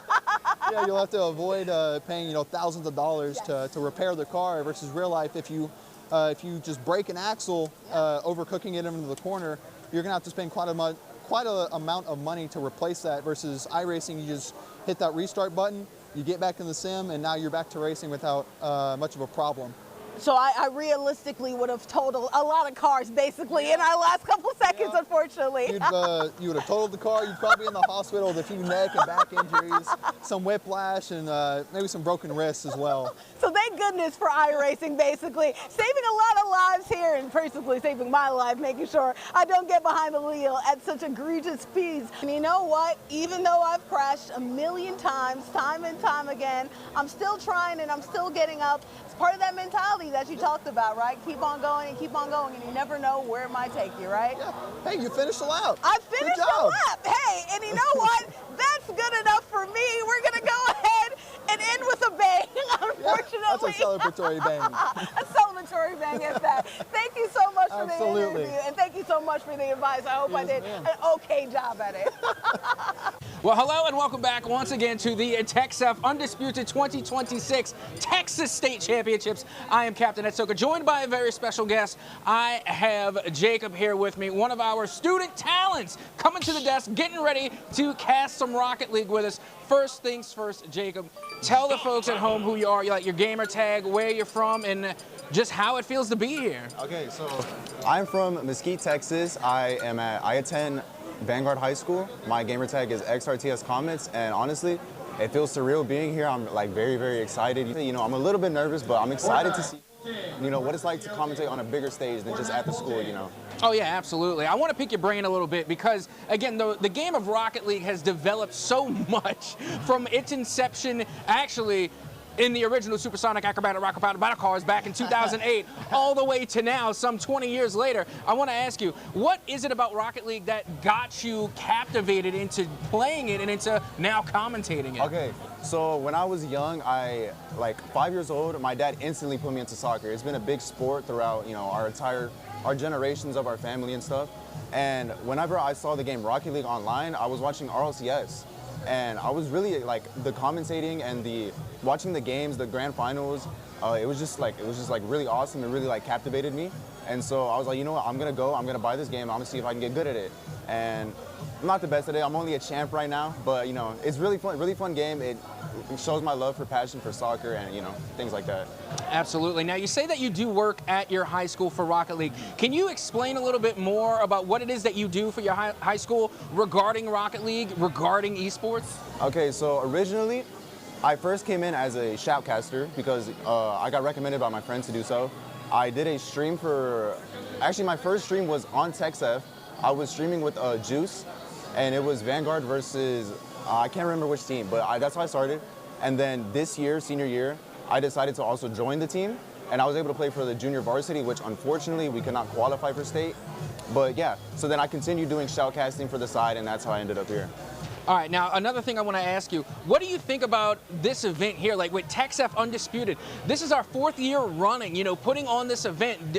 What does it mean to you to have something like this available to you to not only strive and compete, but to also just to come and participate? I think it's really awesome because it really shows the passion for all the kids out there that love video games, and it shows that you can actually do something with this, you know. You know how parents are like, oh, video games are never going to get you anywhere, you know. But then this is that open opportunity for students to go and prove their skill and show that they're capable of doing things and making something out of this career. Oh, absolutely, and not to mention now they're offering scholarships, which is why I think this venue is so important, because a lot of these young student athletes can put on a demonstration of their skills to potential college scouts. So I guess my last question for you, you know, before we wrap up is, where do you see your potential going forward with esports in college and eventually a career? You know, hopefully I can also do shoutcasting when I'm there at college. I'm going to be attending the University of North Texas, and I know I've seen a bunch of posts about their esports and stuff, and maybe I can be a shoutcaster for them or even be like a manager for the Rocket League team rather than a player. And it'll just further me for the future, you know, have it good for my resume and things like that. Absolutely. Well, before we let you go and give you one last opportunity, just, you know, for the next 30 seconds, the floor is yours. Is there anything you want to say to the folks at home or anybody out there that you just want to give a shout out to? I just want to shout out my mom and my dad, you know, for training me to be, you know, confident enough to come up on something like this. I hope that everybody there at home watching, or everybody that's here as well, I hope you're enjoying this, having fun. And, you know, we're going to get some good Rocket League gameplay. We're going to get all types of gameplay heading into the following days, and hope you're enjoying, basically, yeah. Well, there you have it. You're going to see Jacob here in just a few moments getting ready to cast Rocket League live here at the Undisputed TexF Esports State Championship. Do not go anywhere. We'll be right back, and you are going to see Jacob live and in action. What's going on, everybody? It's Zipmaster Flex again, and I'm here with Muhammad. What's going on? What's up, man? What's going on? Tell everybody about yourself, your school, what do you play? I'm Muhammad. I go to Clemens High School. I play Fortnite, I play Valorant, and I play other games, which are like CS2, Rocket League. Or I don't play much of Rocket League, but I played it before when it was like good. Fortnite's my main, no, Valorant's my main one, right? I hit Radiant on it. I'm in Mortal 2 right now. And then Fortnite, I'm like really good at it too, but I just don't focus on it as much as I do on Valorant, so that's why. Okay. Yeah. And you're going to be competing in both? Yes. Okay. The venues are overlapping too, so I'm going to have to hurry up over here and then go to Valorant. I've been there. Yes. I've been there. You know what I mean? You come from that competitive background, especially in esports, you're going to have to bounce around a bit. So now I got to say, how are you going to say that you don't take it as serious, but you're playing for the championship? Well, hello and welcome back once again to the TexF Undisputed 2026 State Esports Championship. Once again, I am Captain Atsoka, joined on the desk now by a very special guest. Why don't you go ahead and introduce yourself to the folks at home and let them know what you're about here today. All right, thank you. My name is Squaffles. I'm a player from Harmony School of Innovation down in Fort Worth. I'm an esports commentator for fighting games mainly. You know, we're going to get here in the grand finals. I'm so excited. We've got a lot of top talent here today. Lots of upsets, lots of stuff going on. You know, Mr. C and Greg Lake previously already playing before, so I've had the pleasure of playing against both of them in friendlies before. You know, I'm very excited to see the time that I get to watch. Yeah, not to mention, we just had our 3v3 Grand Championships happen, and again, that was a phenomenal series. I want to pick your brain a little bit. What did you think about that Minion Noodle really coming in and doing a whole lot of work? And again, we saw a lot of Kazi. Yeah, so for those of you that don't know, Noodle is actually one of the players that has Greg Lake wins. So most of them from the same region, obviously, play each other a lot.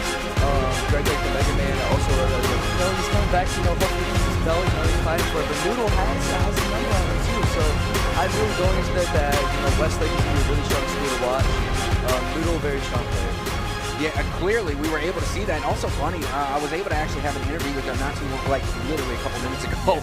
And again, they also were just, you know, being able to like mirror match up against that Kazuya really well. And I even asked them, I was like, well, who's your main? You know, and then they told me they mained Cloud. And I was asking, where was Cloud during that? But, you know, enough of the last series. We're getting into the 1v1s now as we get this one underway. And I got to tell you, Squaffles, Joker versus Mega Man. This is a matchup right strong. here. I mean, absolutely, Joker's just sheer way to get in on Mega Man can be really, really, you know, taxing as Mega Man. But that speed and those projectiles can be really hard if you're not playing careful. Mr. C's got to feel him out. Obviously, Mr. C, not a traditional Joker main. He's a Joker secondary. So, you know, he's trying to feel Greg Lake out a bit. And good thing this is best of 5. He's going to have an extra game to do that. Yeah, and don't get me wrong, I think the Mega Man is a good matchup against Joker, but you got to keep in mind, Joker does have a good bit of speed. And my question is, how do you think Mega Man is going to be able to kind of, I guess, counteract against whenever Arsene does eventually appear? And then that's one really hard part, especially Greg Lake's playstyle. You know, he's a really big, like, leaf shield kind of heavy guy. You can't do that against Arsene. Those back airs and those up airs can go straight through that, and we're already seeing that come into play right now. Arsene going to come online here in a couple seconds. And I guess we'll see just how Greg Lake plans to deal with that. And that's what makes Joker so dangerous as well. Like, already look at the amount of damage they were able to do onto this Mega Man. Already taking that first stock right as Arsene appears. And this is how we're kicking off Grands, ladies and gentlemen. Mr. C coming down from the loser siding, but he is no loser. He's kicking it off, kicking it hot, man. Already, though, Greg Lake crawling it back. Can we see Mr. C be able to get some extra credit? And we're seeing a little bit of a ladder combo come out. Again, a great showing so far for Mr. C. Greg Lake gonna have to try and find an answer against this Joker. I mean, there's just too much speed. It seems they're able to pace themselves so well, and now being able to apply even more damage, not wasting any time going after Greg Lake's second stock. And Mr. C cannot take his foot off the gas pedal there. And he's doing such a good job about playing patient. Even though Joker's so fast, he's so much like he's able to play in that burst range that, you know, a Mega Man can feel comfortable. But still, you know, Joker's, like I was talking about earlier, he just has that burst ability that Mega Man just aren't ready for. And you know, this is what I was mentioning in the previous series as well, watching Greg Lake, is that Mega Man can be deceptively heavy. Absolutely. It takes a little bit of knockback to send them into the blast zone, but Joker has that knockback potential. Absolutely. Mega Man in that top 2/3 of heaviest characters, so he is actually one of the heavies of the game. However, Joker Arsene, you know, doesn't seem to care about that as Mr. C goes up 3 stocks to 1 to kick off grand finals here at TechSep State Championships. And you see, that's what I was talking about. You need that extra knockback in order to send Mega Man to the blast zone. Well, Joker with Arsene, they have that knockback potential. Arsene has a little bit left here. Let's see if Mr. C can make something of it. And Mr. C proving that he's the number 8 on ETXPR for a good reason, ladies and gentlemen. Mr. C, one of the strongest talents that they have in East Texas as a whole, and he's just a senior in high school. And here we go. I mean, it looks as though Mr. C very well could lose their first stock. But again, not too much love lost. I mean, they have a tremendous lead right now. Absolutely. And now, being able to juggle Greg Lake off the stage is Greg Lake is able to recover and gets a big back throw in order to finally take that first stock off of Mr. C. And Mr. C, I don't know if you saw, he just barely misses the punish on the neutral get up there. That could have been the game. Good timing mix up from Greg Lake, though. Mr. C got to keep his foot on the gas pedal. He's getting quite the lead here. Can Greg Lake crawl it back, or maybe if we can see him start to build up some momentum? I mean, it's really tough right now, it looks like, for Greg Lake with this Joker, because again, Mega Man has a lot of utility that is at their disposal that they can use, but Joker so far has just been literally dodge, duck, dip, diving, and dodging all around of that Mega Man utility. Such a slippery character, man. With Arsene online, we already saw him die around this 90% mark earlier. He's got to be on his toes. He's got to be careful. He's trying to hit him as much, get Arsene away as much as possible. That back air, though, this could be the game. Loses his jump there. Can go straight to ledge, that crash bomb at ledge. One pitch for him. Good get up attack. Gonna defuse the situation just a little. He's definitely looking for that fair 1 combo. And maybe Greg Lake just getting a little too ahead of himself. We're seeing him do a lot of these unsafe things. He's kind of allowing Mr. C to regain stage control. Sometimes you got to play high risk in order to get the high reward, but now we're going right back off stage. Greg Lake able to recover again. It was looking a little dangerous there, but they find themselves back on the center stage. Phantom Footstool just going to barely save Mr. C's life there. That back air poke is just so good. Finally calling out the Rebel Star. Going to find the punish there. Does not find the stock, though. At 136, Greg Lake is starting to make this look just a little bit scary. Arsene coming back online here in a couple. But is it too little too late? I mean, look at the damage percentage there. This is dangerous. Arsene now back. So this is dangerous for both. This could be a stock either way, but the way that Greg Lake has been playing, they've been managing to pace themselves quite well as they find themselves off stage again. Tries to find that F-toe poke. Accidental footstool. Does not find the grab after. And Greg Lake, great DI there. The 169, 170 finds a side B. Mr. C taking the first game with the 2-stock over Greg Lake. There we go. I mean, that was just game number 1 in this best of 5. Still plenty of games left to go. I mean, potentially all 5. That was actually a lot closer than I was thinking that it was going to be going into this, because a lot of the games that we have seen throughout the weekend have been more or less one-sided. But this is the grand finals. Things are going to get a lot tougher from here on out. Well, Greg Lake has had quite the tedious path to grand finals after going game 3 against Squaffles, me, and then he also went game 3 with Mr. C right after. So Greg Lake, you know, he's been having to fight his way to grands. Definitely not as leisurely as last year for him. Now, let me ask you something about Greg Lake. Yes, Let's hear we've it. gotten to see the Mega Man. Do they have anything else in their back pocket? Do they have any other type of tools at their disposal? His secondary is Kirby, but I love doubt that we'll Kirby. see the Kirby come out against a character like Joker and Lucina. Oh, no, I agree, because, again, Kirby is just too floaty of a character. I mean, that's just begging for danger. But, I mean, I just love Kirby. Kirby's an OG. You know, going all the way back to the Smash 64, Kirby was on that original roster. So I got a special place in my heart for Kirby. Absolutely. Going to Hollow Bash near a solo plat stage, this could definitely work in favor of both characters. You know, you're going to give Mega Man a lot more space to kind of have that stage control and get those juggle scenarios. And Mr. C, for those of you that don't know, is coming from the loose side, which means he will have to win 2 sets in order to take this championship over Greg Lake. Oh, yeah, they're definitely going to have to put the work in here. And honestly, I think Greg Lake has just yet to really come online. Like, we know what they're capable of. We know they can play. Not only that, but they're coming off of a 3v3 crew battle. So now they kind of have to tone it back and get back accustomed to just the 1v1. Absolutely. I definitely think maybe he's just getting a little flustered by the sheer speed that, you know, Joker has. We're seeing him do a lot of these unsafe grabs. It just isn't the traditional Greg Lake that you'd see. Maybe Mr. C getting his head just a little bit right now. Yeah, and not to mention, you know, like we had mentioned, they do have the bracket reset in their favor. So even if they do fall this series, you can just say GG, go next, and reset. Absolutely. I mean, also taking this time to understand your opponent's habits and stuff as well, and then being able to apply that in the reset is just a great thing to do. That Leaf Shield 2 frame coming out, not going to get the cheese from it, though. Again, big ledge guard there. I mean, they were able to chip away at the damage, but still, Mega Man in the danger. The only real advantage, not real advantage, but an advantage you have to take in consideration is that Joker is a lot lighter than Mega Man, so Mega Man does have a lot of potential to, you know, take advantage of the damage disparity. Definitely. I mean, definitely, we were saying earlier, what I was mentioning is that F smash and that back air are just extremely early kill moves, especially against a character like Joker. It's kind of hard for him to avoid it. He's just a little bit taller than most characters, so. At 150 though, 109, gonna get the sour spot on it up, so not quite gonna kill. Down throw, not doing it just yet. Looking for that back air, goes deep.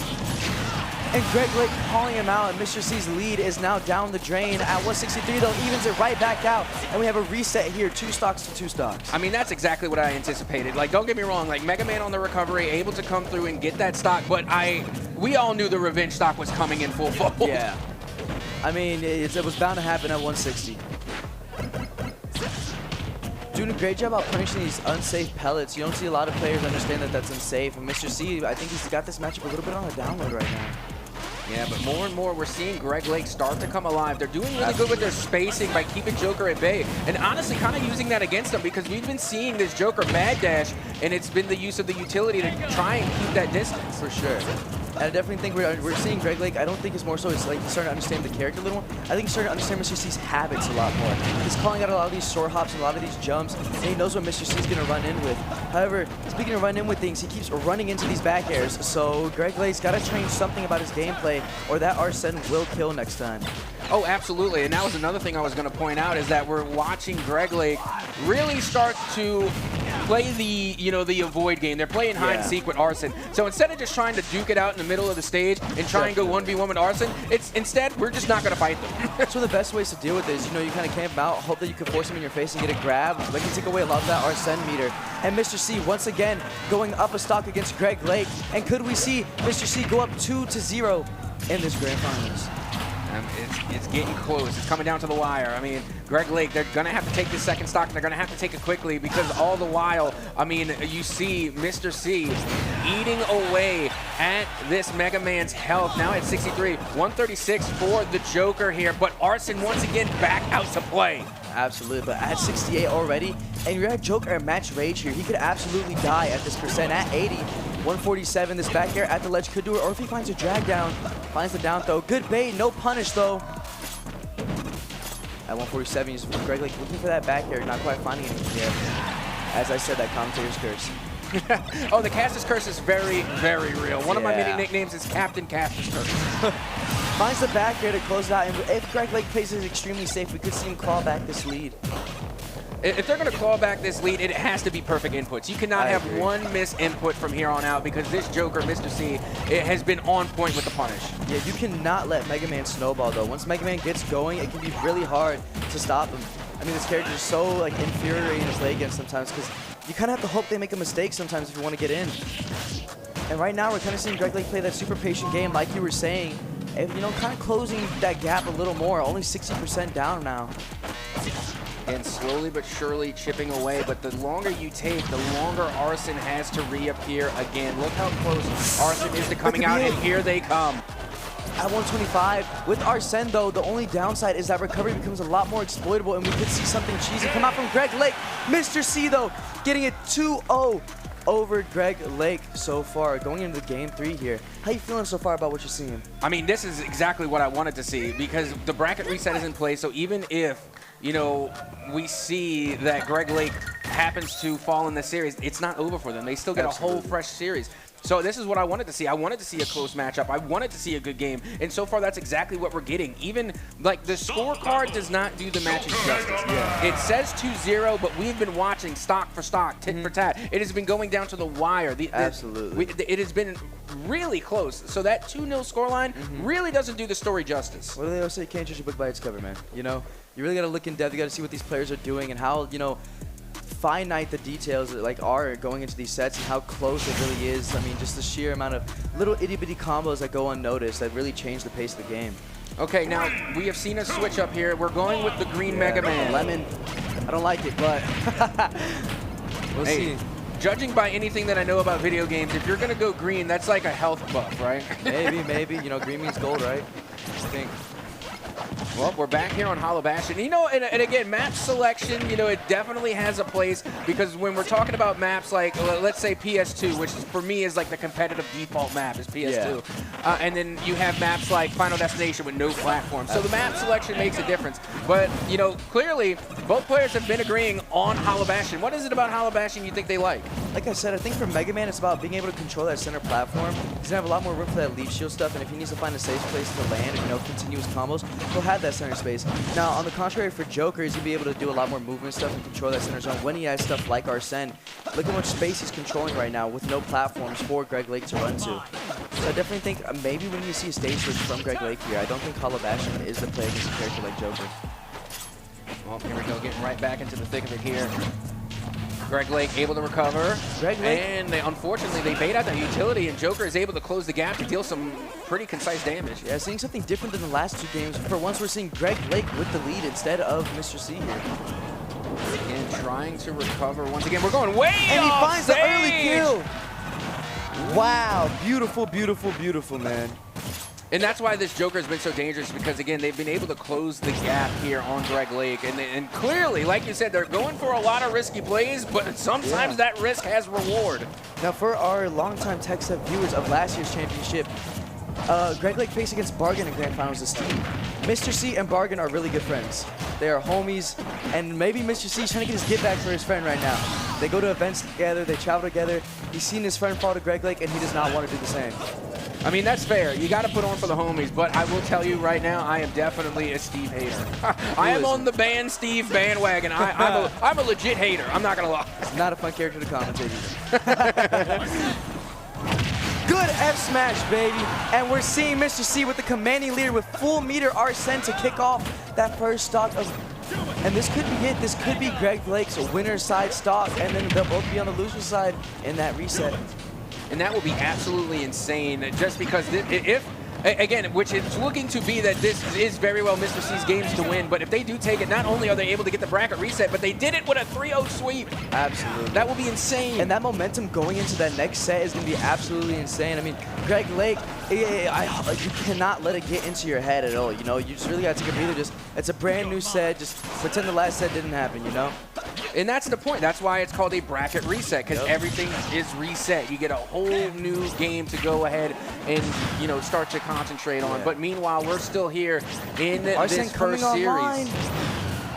Yep, there it is. And we could see something scary happening here. However, Greg Lake not letting Mr. C breathe or land. Good weight on the ledge there. However, good call out from Greg Lake. And now we're down to our last stocks. Could we see Greg Lake call this back? And I got to tell you, the Leaf Shield is definitely one of my favorite pieces of util from Mega Man. I think it has so much viability. And with a lot of Mega Man players, I feel like it's underused, but I love the way that Greg Lake has been using it. Yeah, so definitely a very essential part to Mega Man's kit if you want to do well with this character. We see Greg Lake do a lot of like RAR cancels and, you know, double jump RARs and running away with it, which is allowing him to get good chip damage on shield and find people dropping shield and still be completely safe afterwards. Here we go. We are in the danger. Arsene back online, 119% onto the Mega Man. This very well could be the last hit if Mr. C can find an opening. It's kind of scary, though, for Mr. C. Greg Lake gaining a bit of momentum at 62. And like I said earlier, that Arsene is going to allow his recovery to become a little bit easier to cheese. And he's going to run out of Arsene here in a second. He's got to find something big. Greg Lake trying to wait it out. Finds the roll behind. No punish, though. I'm surprised there wasn't like a down throw into an up tilt or an up air there. That's what I was waiting for. At 95, how do you recover here? Mr. C barely finds the air dodge. At 126, he's just around. If he gets back here at ledge here, that is going to be it for both players, really. Finds fair. And this could be this is a game-defining moment. I mean, they are both in the danger. There's a lot of knockback potential, but and again, keep in mind, Arsene has been recharging this entire time. Only 25% until Arsene is coming back out to play. Again, this is getting more and more dangerous. The longer this goes on, the more dangerous it gets for Greg Lake. Absolutely. Mr. C playing this so safe. He just keeps dashing and can't find his moment. That was it, but he's not finding the conversion. Arsene comes back online, and this is so scary. Like, Mr. C just hasn't been able to find any openings in the up smash, and Greg Lake makes the comeback to make it 2-1. Wow, that was really Mr. C's for the taking. I mean, he had 2 stocks, Greg Lake at 86, but like I said, Mega Man can make those comebacks. He's one of those characters. He's really hard to really find that final hit against. Here we go. Now we're in dangerous territory because now the potential is on the board for a reverse sweep. Absolutely. We are not going to a bracket reset just yet. Greg Lake decides to come online, shows a pulse, shows a sign of life here in the upper grand finals. And now we have to recalibrate. It's not necessarily a reset, but now we got to lock back in. Absolutely. It's time to focus. I mean, the crowd, you know, they're holding up their C's, man. They're trying to boost Mr. C up. You know, we got some fans of him. I know I was talking to a lot of people earlier, man. So you should have seen the Mario Kart fans. They were going crazy in the crowd. It was that was the loudest I've heard it all weekend. Yeah, no. Oh, and now here we go. This is another one of those default maps, Battlefield. Gotta love it. I know Greg Lake definitely a liker of this stage. I mean, he gets that third platform to, you know, extend his juggles on. However, same thing applies to Mr. C. I mean, Joker can have a lot of combo routes open up and a lot of more safe space. However, Greg Lake already with a pretty decent lead here. Opting for the simple bread and butter. Gonna do 26%. Not too shabby. Okay, now on a map like this, I need to ask you, who do you think is going to get the most out of having these 3 platforms? Honestly, both of them, you really can't say one because both of them get extremely early, like kill percents and kill combos on those third platforms, and both of them get to play a lot safer on those third platforms. I would definitely say like it helps Mega Man be a lot safer. So kind of like how you saw Mr. C struggle to land a hit earlier, Battlefield can boost that like tenfold because that third platform will have more space to run away with that dog man. Yeah, and I really like the way that we've seen Greg Lake really adapt to Arsene. Again, trying to use that utility, trying to bait out the buzzsaw. But as you was saying earlier with the platform, you know, Joker was able to just go right from underneath in order to get that first stock. Mr. C able to take the first. Yeah, man, and Mr. C, you know, literally started out this game by getting comboed to 53%. Did not let it get to his head and then still took the first stock. Ice in the veins for Mr. C. Absolutely. Now, when it comes to off-stage presence, who do you think has the upper hand when it comes to fighting off-stage? Honestly, I think Joker really formidable when it comes to off-stage, but Mega Man great on the ledge guard too. Well, here's something interesting is most characters really struggle to edge guard Mega Man. He's one of those really hard characters to hit off stage. Joker's not one of those, especially when you know what you're doing. Joker, you know, gets those back airs, those nairs off stage. However, same thing goes for Mega Man. Mega Man has a Metal Blade which can interrupt that tether a lot, and whenever Joker has Arsene, that Iron Fist, the down air, can kill absurdly early. So both of them have their own little gimmicks, you know, nicks and knacks. Yeah, and if there's anything that we've seen from Mr. C is that there is no fear in this player at all. They will take Mega Man toe-to-toe in the center of the stage or off stage, does not matter. Mr. C, again, has been playing for that high-risk, high-reward gameplay, and it has paid off so far. Yeah, and Mr. C at max rage here, so we could see some early kills even without Arsene. Empty hops there, trying to find the bait. Does bait out that grab to find the back air, and he finds the other back air. Fear. He does not have any. And Mr. C goes up 3 stocks to 1, man. He is snowballing. He did not let that last game get to his head. No, not at all, clearly. Finally, the up smash does connect here for Greg Lake, as now they are able to take that first stock off of Mr. C. But already we can hear the crowd getting hyped. They are letting their voices be heard as a bracket reset is now very much in the cards. Absolutely, but we're seeing a similar thing to last game. There's a similar percents, similar situation, and can Greg Lake make yet another comeback? I'll be honest, the way that I'm watching Greg Lake play in these scenarios, legit looks like he's fighting a Mega Man boss battle. Honestly, yeah. And you hear the crowd chanting one more stock. They want Mr. C to take this. They want Mr. C to take this to the reset. I do believe we do get a reset, correct? Yeah, no, bracket reset 100% in play. And don't get me wrong, I would like to see a bracket reset too. Absolutely. But for a completely different reason. I'm not favoring one player or the other. I just want to see a good game. Yeah, and that could be an early kill.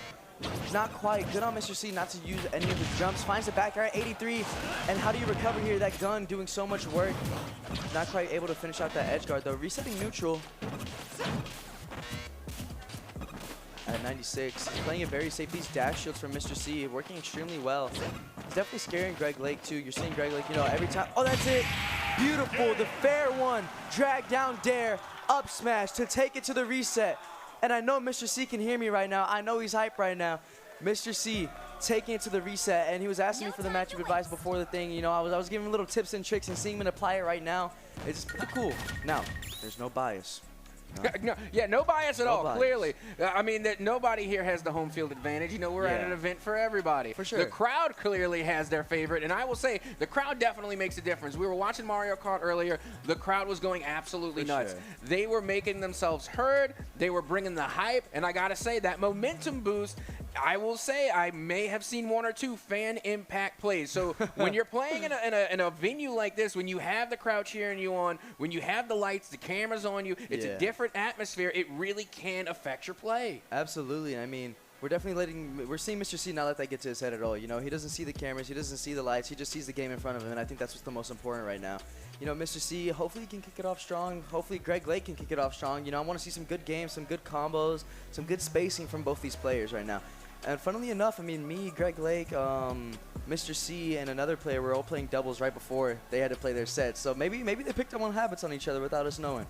Oh, yeah, and that's really, really important, not just in esports, but this goes for traditional sports as well. As a matter of fact, this is something I picked up on from traditional sports. Yeah. And another thing is that what a lot of people don't understand is that people who get into esports more often than not come from a traditional sports background. Absolutely. I've seen so many esports players that played soccer. For my example, I played baseball for 13 years. And one thing that I learned in baseball is that when you're waiting to play, you watch the other team warm up. Absolutely. You watch their pitcher throw. Yeah. You watch them in the batting cages. You watch your opponents. You take notes. You look to see what you're up against. And like you were mentioning, maybe that's something that both of these players were doing before they got on the stage. Absolutely. I mean, like you just mentioned, I play varsity soccer and varsity basketball, right? And so that's something like I definitely can see that applies to esports as well. I mean, I myself do the same thing. If I know I'm going to play something, you know, in bracket, then, you know, I told you want to play friendlies, they don't know that I'm there. And then, you know, you get a download on the habits. Also, you got to stay warm, too. Again, like we've seen it in football, you know, they call it icing the kicker. You know, you're kind of stagnating them. You're forcing them to sit on the side. But, you know, you got to stay warm. And we're going to keep these players staying warm as we get ready to head into our bracket reset. This is it. Going into this next series, this is the last series. Absolutely. It is do or die time. Both players have already taken an L. We're both in the lowers now. There's no more chances. You have got to lock in here and now if you want to be the grand champ. Oh, winner of this is taking that belt home. You know, Greg Lake was showing it off earlier. Can we see Mr. C get his own? Can you imagine being the 2-time, getting 2 belts? That'd be Not only that, they insane. won Cruise last year and they won Cruise this year.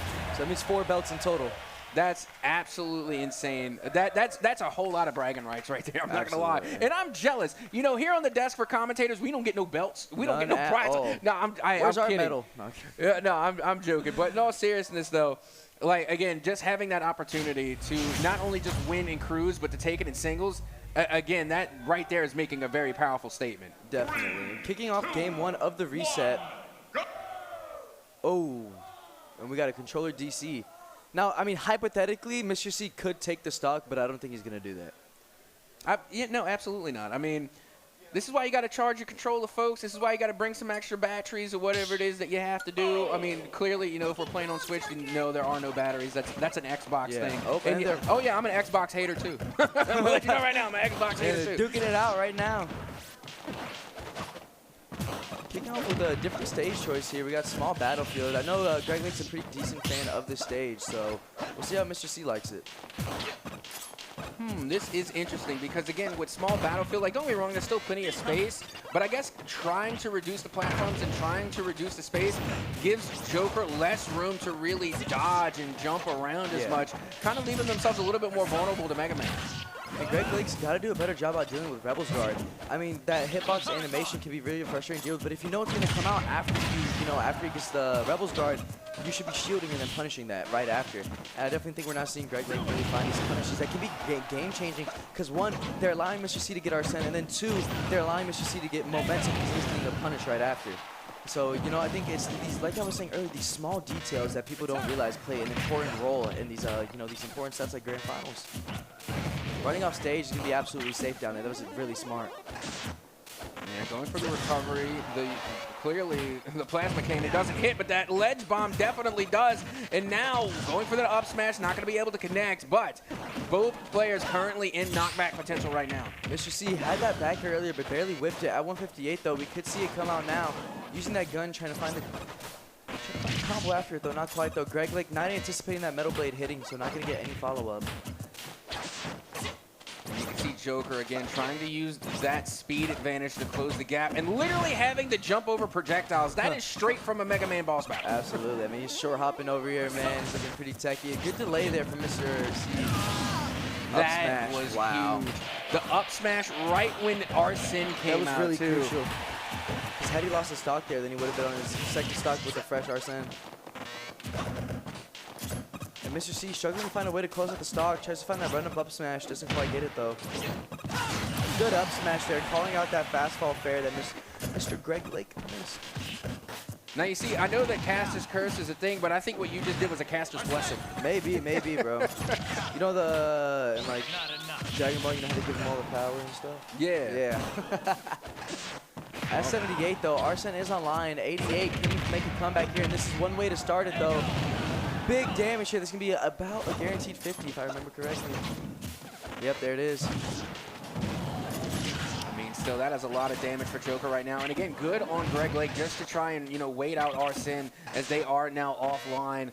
And you can see Mr. C able to recover, get back, and does get back on stage, taking things to the center platform now, looking to find an opening again, trying to avoid all of this utility, but they get got by the buzzsaw. One more of those, man. That buzzsaw into the back air there is a true combo, and it is a kill confirmed. So, and that back air drag down to back air is also a kill confirmed. Greg Lake starting to find these combos, starting to hit his stuff like we were mentioning earlier. And now here comes the crowd coming alive again, trying to get a fan impact play on the board. Let's see if they can make it happen. Can he close up the stock here? He finds that deep back air, and now we have an even game. What a way to kick off our reset here. Now Arsene getting ready to come back online, and none too soon. We are all fair. Only a difference of 31%, really not that big of a difference at all. And now big plays being made, coming from Mr. C. Good Iron Fist from there. I mean, he's got to watch out. If he keeps going for those down airs here and he has Arsene online, he could get a really strong counter off of that. That will reflect. Once again, you see the Mega Man they're trying their best to keep the distance between themselves and Arsene, but they've managed to keep the damage nearly even. I mean, now finally you do see a 10% differential, but still, it's insane to see how evenly matched these two players are. Yeah, I-77 to 68 here. I mean, if he gets one more Arsene, this could be dangerous. However, if we let Greg Lake get one more combo, it could be even more dangerous. One more of those up tilt sweet spots will do it. Mr. C's got to be careful with where he's landing. Okay, how come online. Swaps the size of that up smash. First hitbox hit, but did not fully connect. How frustrating does this have to be for Joker right now, trying to literally dodge all of this utility, still get stuck with the bomb? Like, your hands have got to be cramping after all of that dodging. Like, that was insane. Yeah, it's really, really flustering. I mean, you can't really do much besides, like, it's such a rock, paper, scissors moment, right? You know, it's like, oh, if I shoot, he's going to grab me. If I jump, then he's just going to jump and back air me. So it's just like a, you really have to read your opponent, man. It's a struggle. Again, it's a bait and switch, and that's what I see, again, with a lot of characters that use that utility, even for characters that necessarily aren't like zoners or util or blasters even. For example, K. Rool. K. Rool is a big heavy, but they have utility as well. What I see with a lot of K. Rool players is that they'll throw the crown out just to force their opponent to make a move. Definitely, because if they're, if they're stuck in shield there, and a lot of players will just roll, but if K. Rool can predict that, they can get another kill confirm right off of that. So I know what you're trying to say. Definitely characters, like the Belmonts, like Simon and Victor, that definitely play a big role with that bait and punish kind of game with those projectiles, though. Well, here we go, going into the next game. And like I said, this is Grants here. This is the bracket reset. No more chances. And Greg Lake starting things out here in the bracket reset with a win. That's got to be huge for their momentum. Yeah, maybe Mr. C, maybe get a little bit of that anger, direct it right back at Mega Man. And once again, not getting combo to 50 off the start here. And instead, SDing! And Greg Lake gets the most lucky side B crash bomb cheese to kick off game 2 here.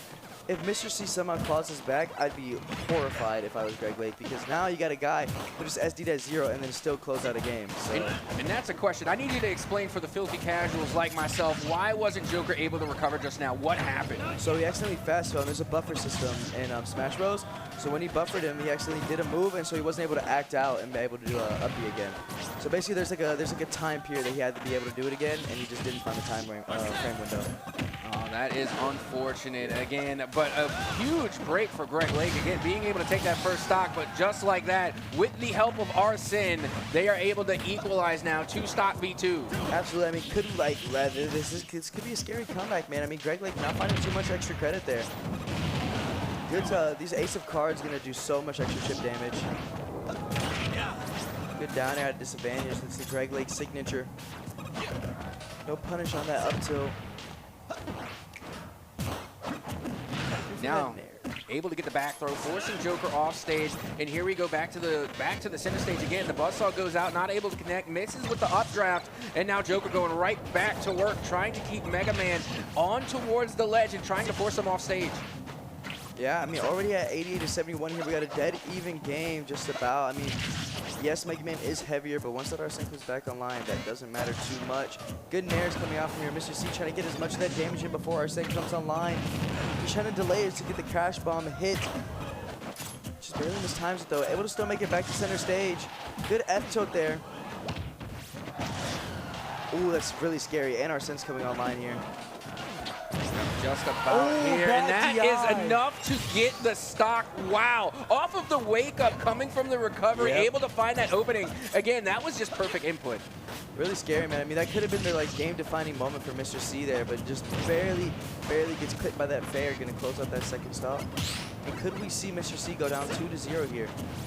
I mean, it's definitely possible, and with the way that Mr. C is playing, it's becoming more and more likely. Again, they have just been locked in since we've got the bracket reset. Haven't really seen anything drop. Like, don't get me wrong, they did whiff that up tilt earlier, but it went unpunished. Exactly. And especially that's something that's pretty good on Hollow Bash. You have so much more space there, and instead with his own side B cheese there, can Mr. C claw his way back. Greg Lake gonna try to wait out that Arsene as much as he can. You see him running away with these crash bombs and metal blades.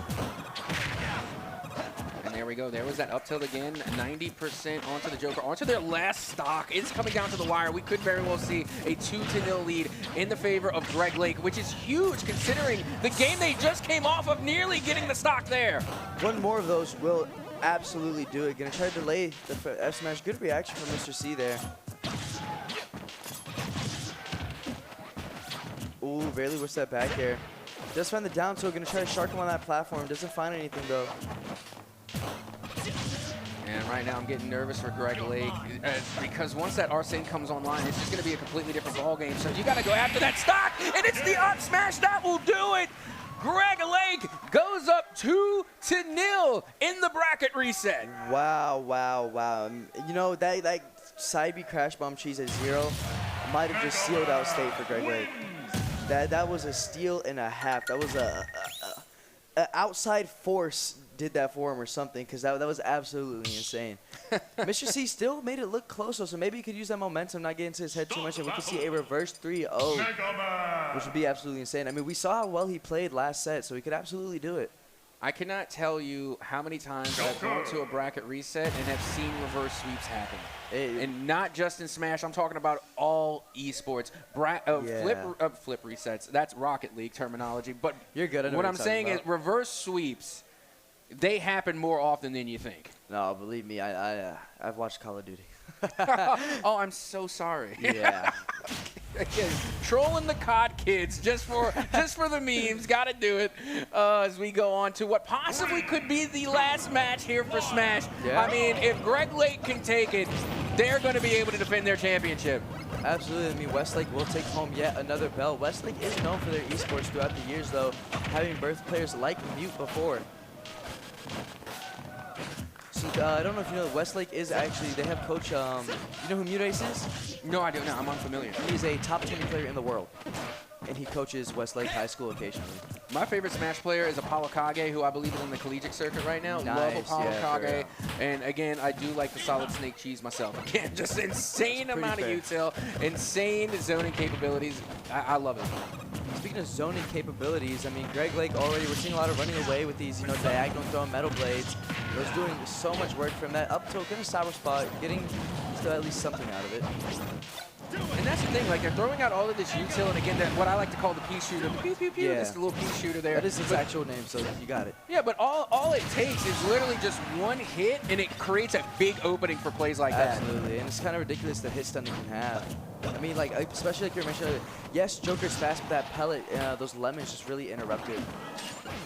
You want to know what a crazy thing is that I have also noticed? What is the crazy thing? When Greg Lake switched to the lemon skin, the green and the yellow, they started locking in. You know, man, you might be Skins right. get wins. You might be right. And he finds a drag down, doesn't get the combo though, just barely mistiming that down smash. And Greg Lake with the stock lead.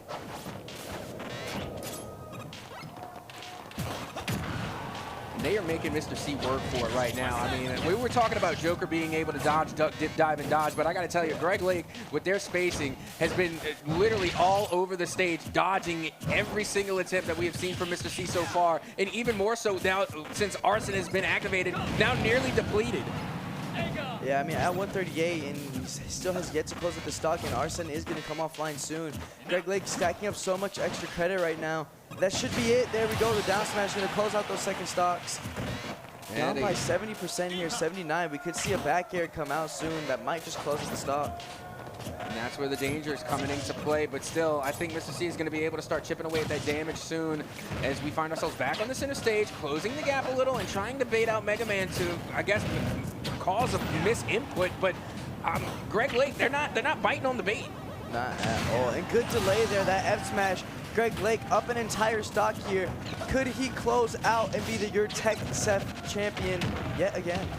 This will be insane. A 3-0 sweep in a bracket reset after falling in a bracket reset. Yeah. You were talking about how Mr. C, you know, they put that other match in the back of their minds. I'm starting to think Greg Lake did the same thing with the previous series. Ever since they have dropped in the lower bracket, they have not missed. Not at all.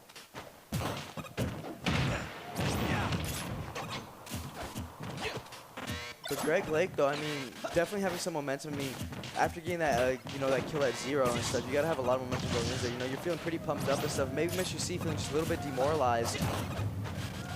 Well, that's something that you can't have into your mind in the Grand Championship. You've just got to play for the next play. You have got to go next, and you've got to put all of those mistakes into the back of your mind and start making the corrections, start making the adaptations, as now Arsene is once again back online. Absolutely. I mean, he could absolutely close the stock out here early and still have enough Arsene to stack up some extra percent. 119 there is looking for this back air. Good short hops, doesn't find the F-tilt though. And maybe we can see a mix-up instead of just going for the F-tilt. Maybe he should, you know, mix up with a grab occasionally, especially with Arsene there. It could do a lot for him. A little bit of Arsene left though. And Mr. C, that shield getting so low, one down smash or up tilt might break it. I mean, it's coming down to the wire now. You can already see Greg Lake going right back after that last stock, 63%. I mean, you're in the orange. It's not the red, but it's still not that great when you're looking at a 14% Mega Man. Not at all. I mean, already at 70%, I mean, like you were just mentioning, and we already saw earlier, Greg Lake knows his kill confirms, and getting to a danger percent, that F smash at ledge could absolutely close it out here. The up tilt from behind, and Greg Lake is your TechSef champion, returning winner, as he takes a 3-0 over Mr. C in the resets, coming all the way from San Antonio to win it here in Waco. I mean, absolutely insane. The mental fortitude and wherewithal to fall in the upper finals, just to regather yourself in the lowers during the bracket reset, and then not only going into the bracket reset to take the dub, but to do it with a 3-0 sweep, a nearly perfect tournament for Greg Lake, as they only dropped one game, holding up the deuces, the two-time champ, Greg Lake. Look at him go, man. He's so happy. And congratulations, man. I mean, Westlake having a showing today, winning both SSBU brackets there as he holds up his belt on his way to collect his second. And still, let's not put all the spotlight on Greg Lake. Shout out to Mr. C, though.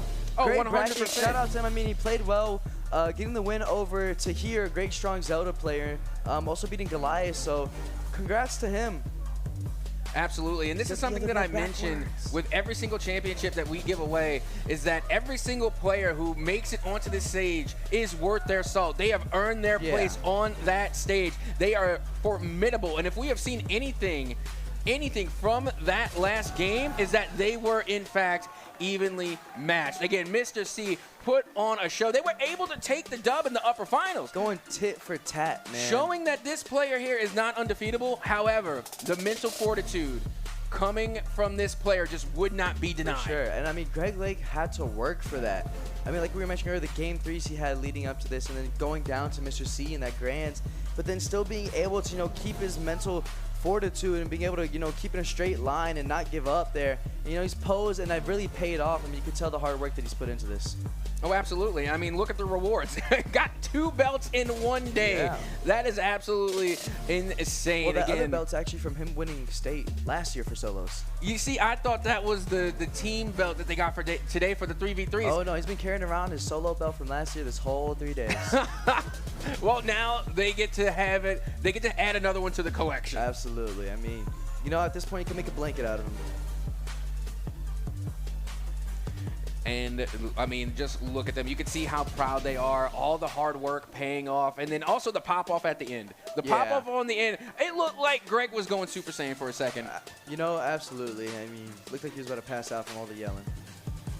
All right, well, now that we have seen Greg Lake come away with 2 belts, the 2-time, I want to get a word in with this player. Let's throw it to the stage and see what Greg Lake has to say. We'll see you guys on the stage. What's up, everybody? Everybody out there, can y'all say 2-time? One more time, 2-time?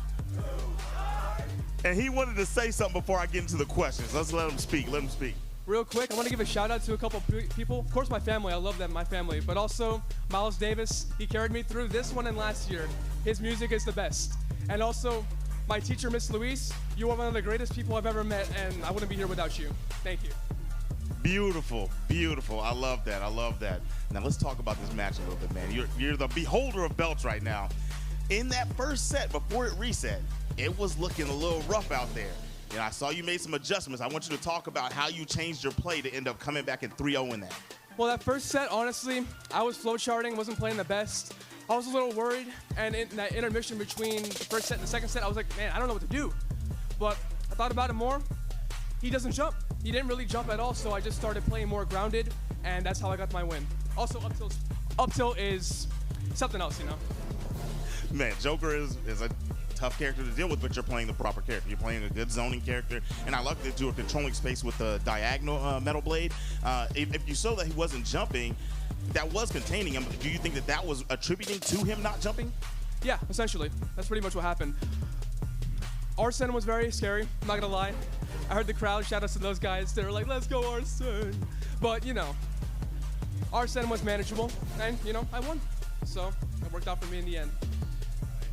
That's so beautiful, so beautiful. Now, take your other belt. He has his belt from last year, his belt that he just got with his squad this year, and this is his new singles belt. He's the 2026 Smash champion.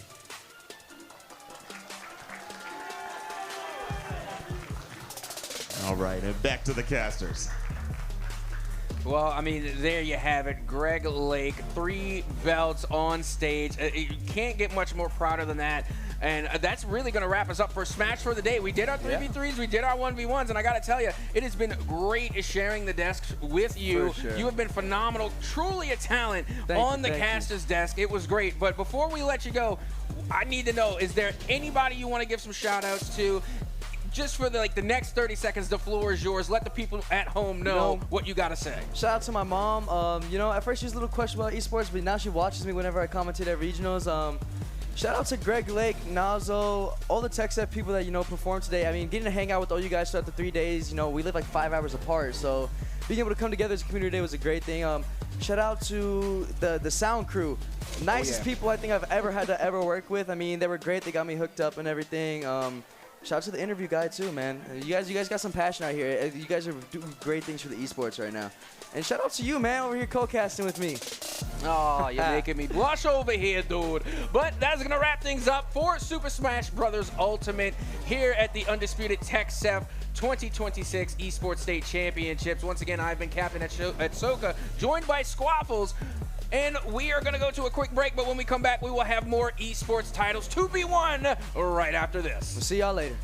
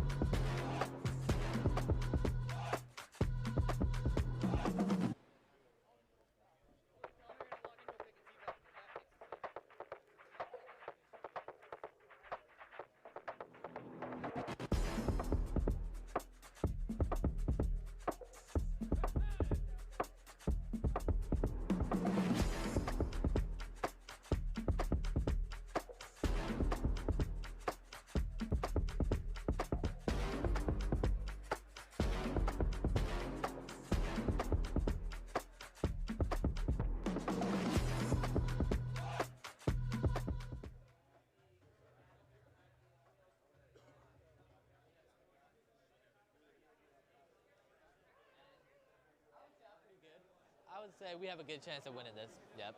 I love that energy. Yeah. It's just if the championship like overlaps with Valorant, I'm gonna have to choose Valorant because all my friends, they're all seniors, so I'm gonna go with that instead of Fortnite. You know, Fortnite's all sophomores. They're all my friends, yes, but I'm gonna have to stick with the team that is gonna leave next year. I dig that. I dig that. The respect. You know, but just so you know, the lucky thing is the championships won't overlap. They're all gonna go in cadence, so you'll be able to play in both if you guys make it to that point. Yeah. That is awesome. I'm excited for you, man. Thank you. So let me ask you a question. Outside of your school's esports, have you ever played in any other online tournaments or anything like that? Yes, actually. We played a UH tournament for Fortnite, and we got first place over there. Yep. It was that, and then we played one in Hillsborough, but we sadly got third place as me and my teammate were awake for 24 hours. We got no sleep. We were low-key tired, and my teammate was just like sleepy, so it was like a little iffy. So we got third. Understood. That's awesome though, man. Yeah. Was there a good prize on the line for those, or? Honestly, no, not really. The Hillsborough, we drove 4 hours and there was no prize at all, no awards, no anything. But you do get state qualification, so that's a prize. For UH, state qualification, but they had prizes. They had a medal, and then they had like a little plaque that you were holding, right? And you just go up, you know, take some pictures. That's it. That was it for awards at UH. All right, next question for you. I know you're doing the esports thing, and I know that you have a lot of confidence. You're really good. You're ready to show people what you got. Is this something you're pursuing esports, or do you have different plans for when you graduate? What are you gonna do? What are you planning? I have plans. I'm not gonna pursue esports as much. This is like a side gig hobby, right?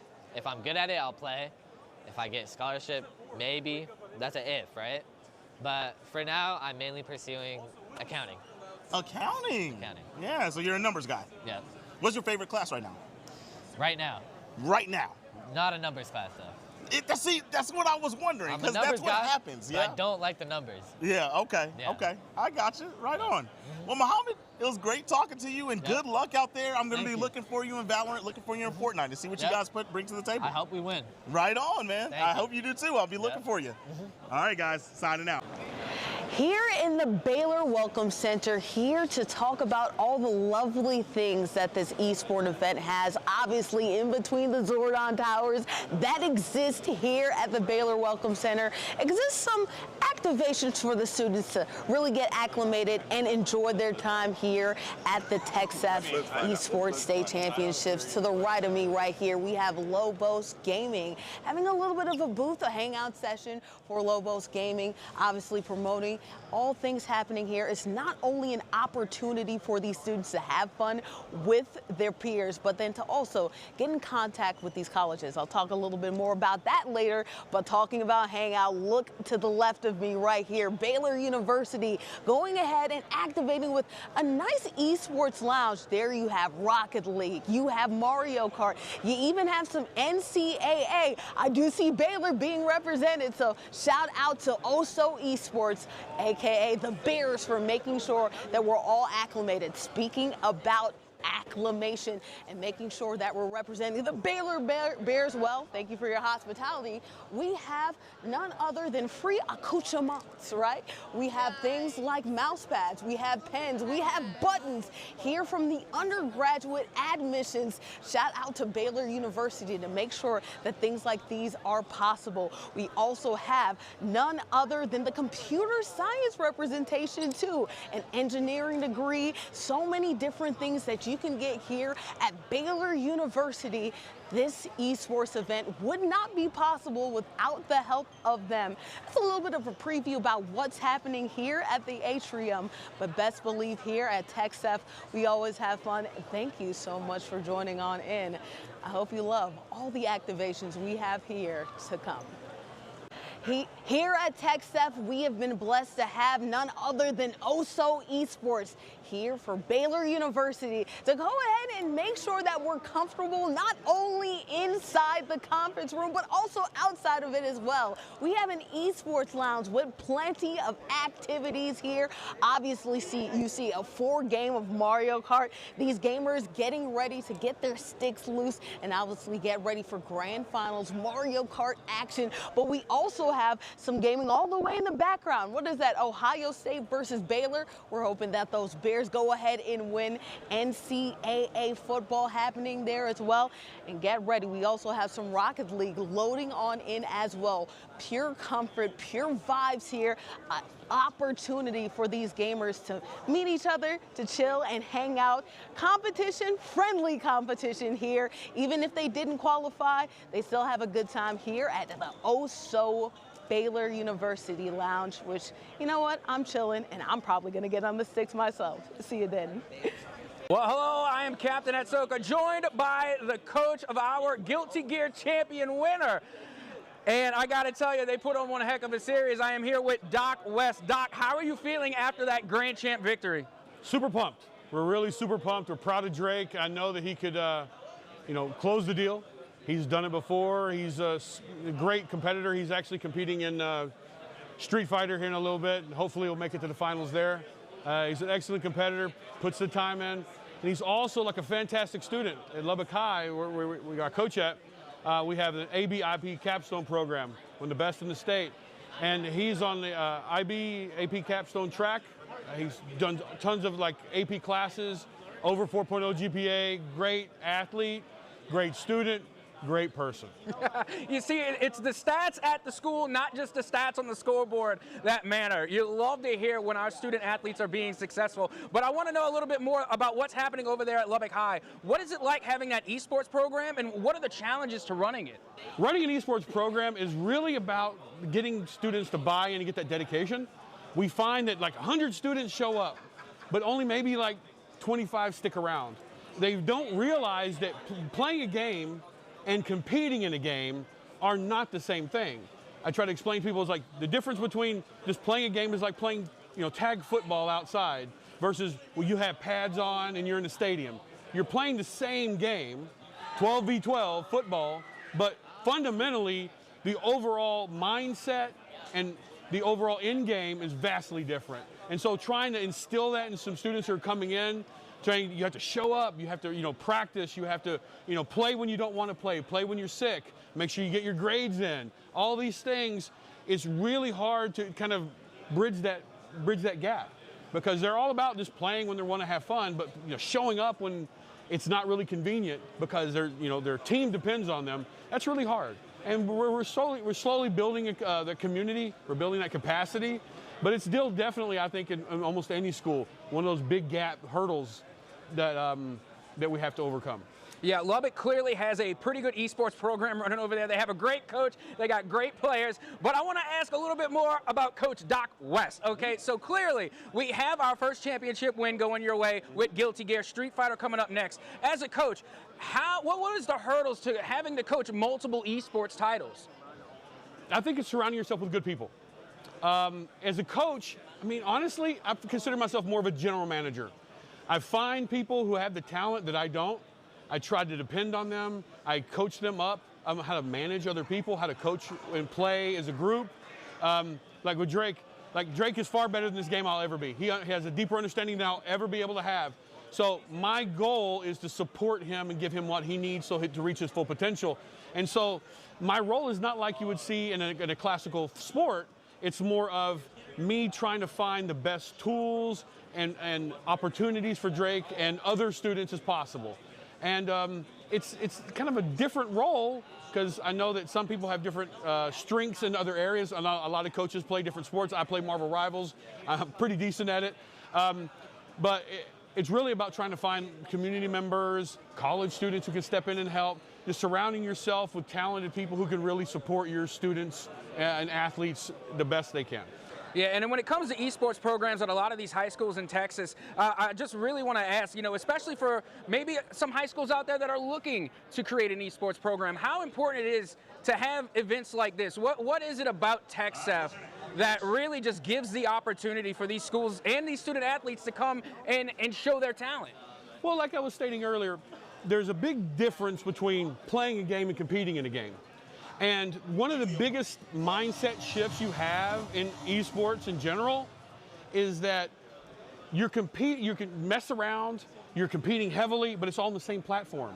mentally, logging in just to have a few minutes of fun and logging in to play in a state championship for some people may be the same process. So this in-person events, these in-person events really help that shift that mindset and make it real. It shifted off to like, oh, I'm just sitting down where I normally sit in my same chair and just playing, or maybe at my school like I've done 100 times. Here it becomes very real. You're putting a name to a face to a name of all the people you've been playing against all season. You're sitting here. You can feel the tension in the room when people are competing. You hear people cheering. All of those things you don't get a majority of the time in sort of a lab setting at a school or when you're playing at home. You don't have that crowd, that fever from the crowd, the smell of all the bodies in the room, sort of, yeah. Oh, it is what it is, but just, you get what I'm saying? Like that competition atmosphere is hard to kind of sell to people until they've experienced it. And once they're there, you've got that buy-in. It's just getting them here. Yes, absolutely. Now, before I let you go, one last thing. I'm going to give you a minute here. Is there anybody you want to give a shout out to? Any last parting words for those here at the event today and, of course, to the folks at home? I want to give a shout out to Doug Young, my principal who just retired. Thank you for helping out and starting this program at Lubbock High. You will be missed greatly. And I think for everybody else, remember, we're here to have fun first. We're here to compete. Winning is second, in my opinion. Being a good person, treating your opponents with respect, treating your teammates with respect is always number one. And if you win, congratulations. But we're all about being good people. And that's what it's all about. Thank you just for taking the time to talk to us. Appreciate it. Doc West, again, it was an absolute pleasure to talk to you. Thank you. But we still got more action to get Let's to go. live here at the TechStep Undisputed 2026 Texas Esports State Championships. Woo! All right, howdy. Welcome to our 2026 State Championship. My name is Patrick Neff. This is Isaac. We are with TechStep, and we are so excited to welcome you all to this event. It is awesome to see the best of the best from all over the state of Texas coming in to Baylor's Herd Center and putting on kind of a clinic of what Texas can really put out there. We've got 17 titles. That's right. That are all going to have a crowned champion. We have the best of the best from North, South, East, and West Texas. I think I saw some Lubbock players just right over to my left. But we are so excited. We could not do this without our sponsors, so thank you to them. Isaac, you want to say something? Yeah, it's just been really great to see all of these teams out here. I've seen plenty of teams who are coming in here with great records, who are super, super hyped to be competitive today.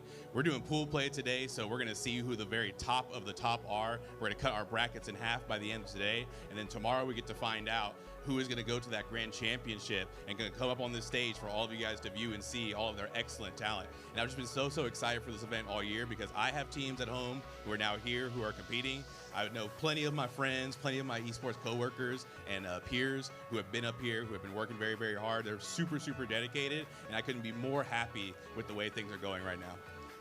So once again, thank y'all so much for being here, especially to our sponsors, to our parents who put in the time and effort to make this happen. So one more time, let's hear it for our competitors here at the state championships. Yes, sir. And thank you, Zip. One time, before you leave the stage with me, you guys said who's going to be crowned the championship. No, it's the undisputed champion, right? So on the count of three, we're going to undisputed champions. 1, 2, 3. Undisputed champion. Right on, right on. Thank you, guys. Thank you so much. Next interviewee coming up. We got another twofer. All right, all right. We're going to start here. What's your name, good sir? My name's Connor. Lake Travis ISD. My name is Jackson King, Lake Travis ISD. Lake Travis, Lake Travis. What's it like living in Lake Travis?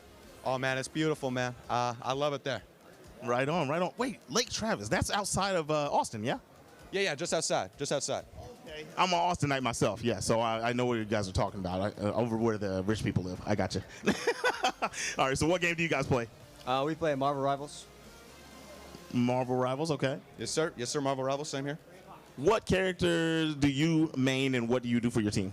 So I'm a Groot, I'm a tank, so I'm the main tank, so I'm going to go and, like, protect all my boys. Okay, gotcha. What about yourself? I'm a Daredevil OTP. I only play Daredevil. Only Daredevil? Yeah, the only character I play. That's mad corny, man. I ain't gonna lie to you. No. So okay, before Daredevil came out, who did you play before that? Daredevil. How did you play Daredevil if he wasn't out?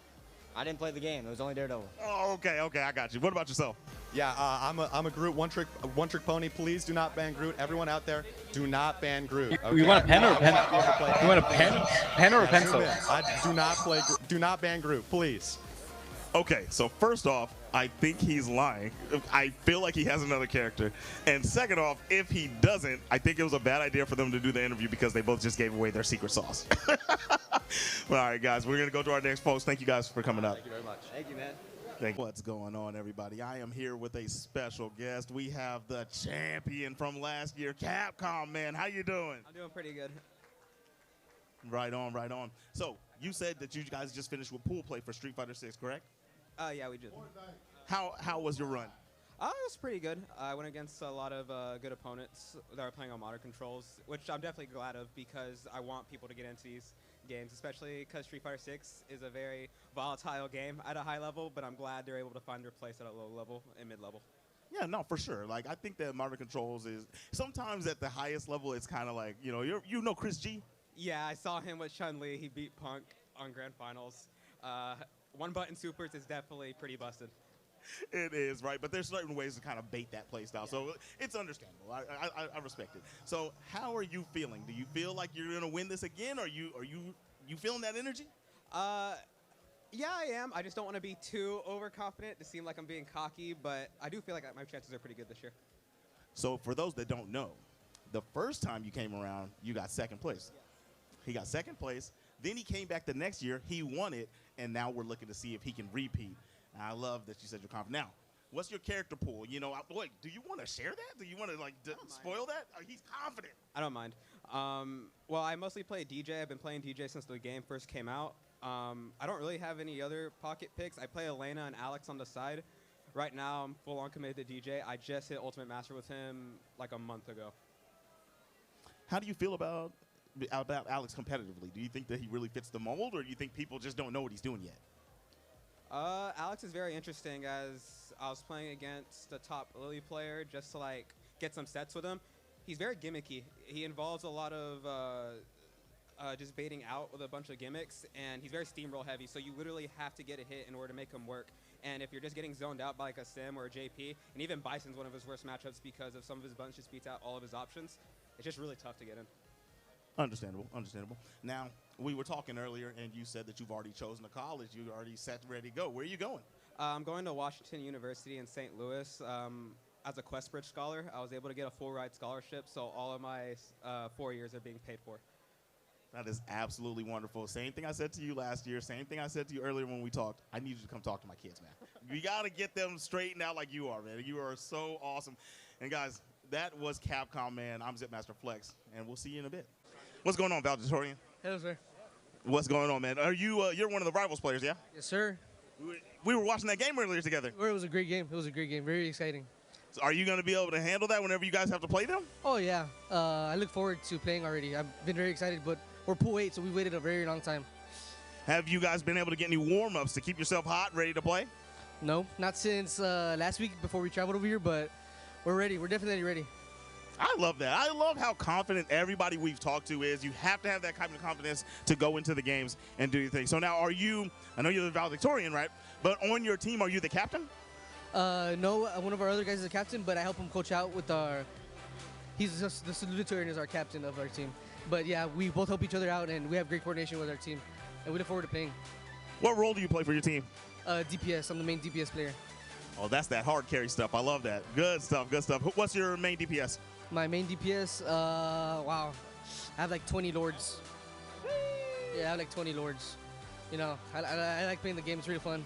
So, I flex every role.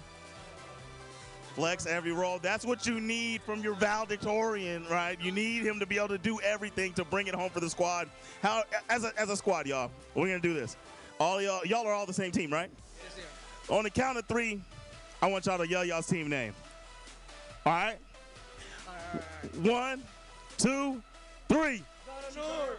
To experience just exactly what is happening here on the floor. Obviously, you see the action that's happening up on the stage. Plenty of games happening on the main stage, but off the main stage, there's still plenty of events and plenty of action here. So let's walk through and see just exactly what else we're missing here, or what else is happening here that you at home won't be able to see, at least immediately, but maybe if you come in the future, you could see. Let's walk through and see.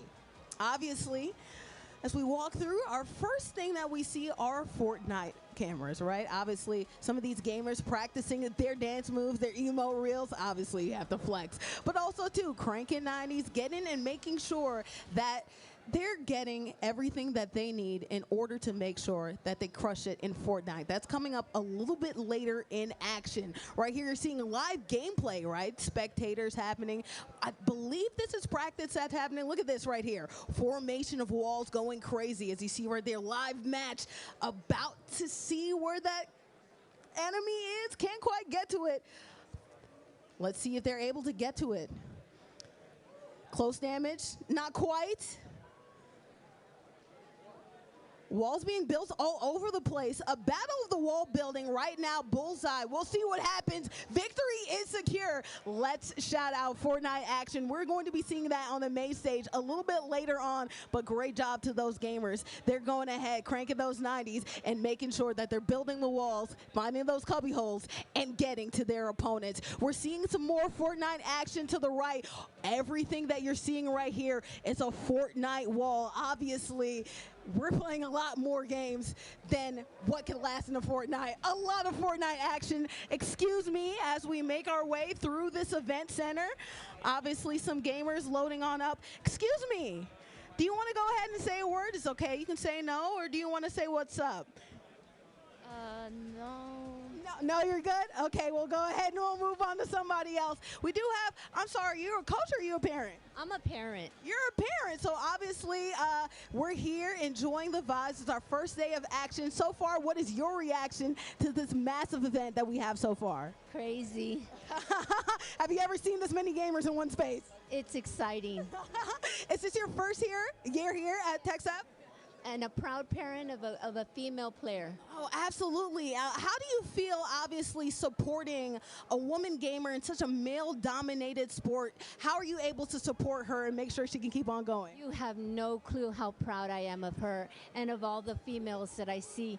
There's not that many, but let me tell you, she can hold her weight with these guys. Hey, she's in the state championship for a reason. As a woman gamer myself, I love to see players like your daughter shine, and I can't wait to see what she does.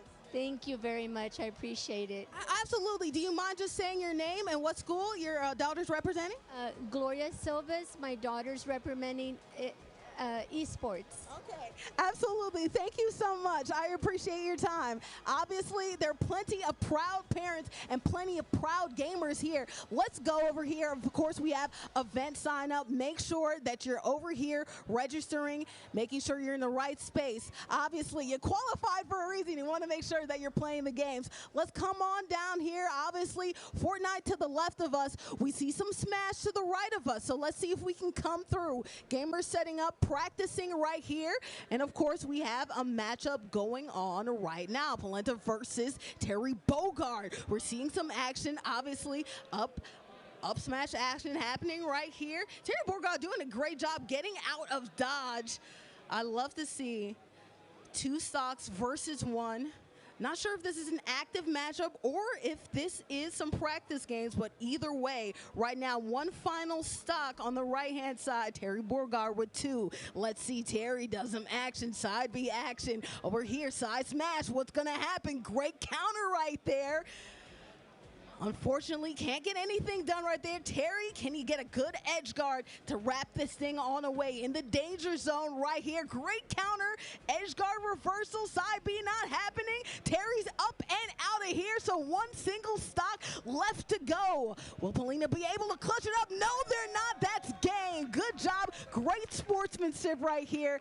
Hey, we're not just teaching gamers how to win, but also how to be great sportsmen. It's all right there. Have to dap up your friend after a great matchup like this. Let's continue on. We have Sonic, we have Jigglypuff right here for some action. Obviously, if you see all the way to the right of us, it's just smash, smash, smash, and more smash. Look at this. I want you, Brock, over here, this angle, look at all these gamers.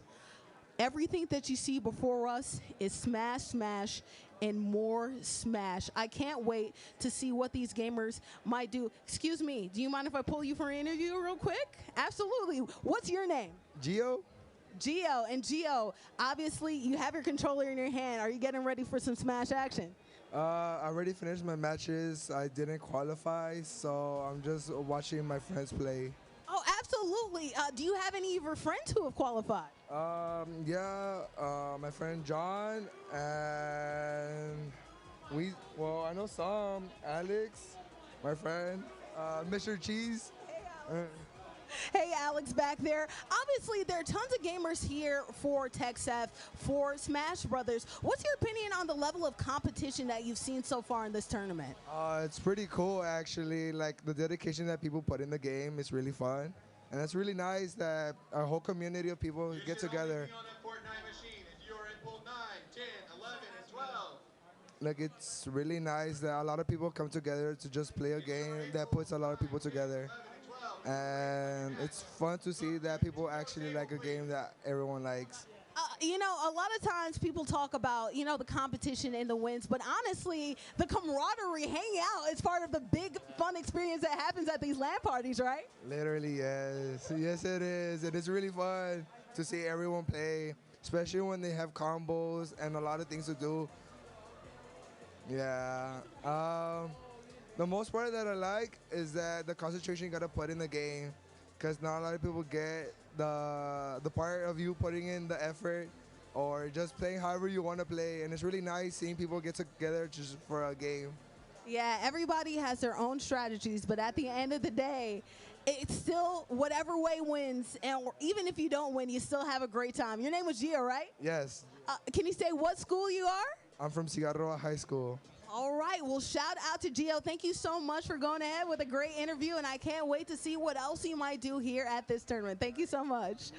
All right, obviously plenty of Smash here, but there's one more corner that I'd like to hit up. Obviously, you see all these gamers here for Smash Ultimate. That's going to be a big view that we're going to see on our final day of action. You will be seeing some of that Smash final action happen on our last day. That's going to be on Saturday, which happens to be my birthday. So make sure that you're in tune for that. We'll see over here. We have some Guilty Gear being emulated right here. I'm assuming this ma'am right here isn't getting her Guilty Gear on, but she's over here getting her rest on. Can't blame me. We also have some Madden. We'll be seeing that, I believe, a little bit later today, action. We have the Broncos. Shout out to my producer playing with Bo Nix right there. We also have LA Rams going ahead and doing some damage. Hey, do you mind if I talk to you, right friend, about Madden? Hey, how you doing? My name is Andrew. What is your name? My name is Kevin. Your name is who? Kevin. Hey, Kevin, how are you? Obviously, you're playing Madden, so what team are you playing with Madden? I usually use the Eagles or the Chiefs. The Eagles and the Chiefs. Why the Eagles and the Chiefs? They have a great quarterback and running system, and I learned to use their defense a lot more. Yeah, you know, one thing about Madden, you can rely on the quarterback, you can rely on the running game, you can rely on the defense. What do you feel like is the most important thing for this year Madden? Defense wins games. And defense wins championships, does it not? How are you so far in the qualifying? I stick to my strategy, and I believe in myself. And belief is how you end up winning these games. Are there any strategies or anything that you've picked up playing against some of these gamers so far in this tournament? Adjustment and figuring out your opponent's strategy before it's too late. Okay, all right, cool. So is this defensive adjustment, offensive adjustment, all of the above? All of the above. Okay, cool. What's one team that you feel like you have to look out for? One team, none. None because you're that good, right? Well, either way, thank you so much. What was your name again? Kevin. Thank you so much, Kevin, for doing a great job, great interview. As you see, a lot of good gamers, a lot of good games here for every single bit of this esports tournament. One more time, look at the floor, so much action, so much event space. My friend next to me said, it's hard. Guess what it is? So fun to see this many gamers. I'll see you guys after the break. Thank you so much. Hey, right here. My name is Bordy McBoard, back with some interviews with some parents, obviously here with Nicole, but I have somebody very special to talk to right here. Go ahead and introduce yourself. Nadia from Abernathy, watching our kids. Watching your kids, obviously, esports is such a growing sport, and you've seen a lot of these competitors here get scholarships. What's some of the things that you have seen in your child that made you inspire to support them in the esports world? I don't know. It's new to our school. We're just in the second year of it, so the kids just showed interest in it, and then the first year that we had it, they ended up here. And so we're back again this year. So just whatever our kids do, we just support. So it's really new to us. So. And I like that too. It is new, but obviously sometimes some parents can have a little bit of abrasiveness when it comes to the video game aspect of it all. Be honest, right? When your kid said, "Hey, I'd like to be a part of a video game club," what were your reactions and how did you feel about it initially? Well, I don't know, because I didn't really know what to expect. Like I said, it was new last year, but they, I mean, whatever they want to do, we supported them. So I didn't know it was like this though, but yeah, it's amazing. Oh, you didn't know it would be like this at all. What are your expectations? And now that you're seeing how big and vast it is, what are your expectations going forward in the future? I hope they keep coming out here. So yeah, it's amazing. We like it. We go back and we tell our hometown that it's really something to come and watch and support. So now, growing up, you hear a lot about video games.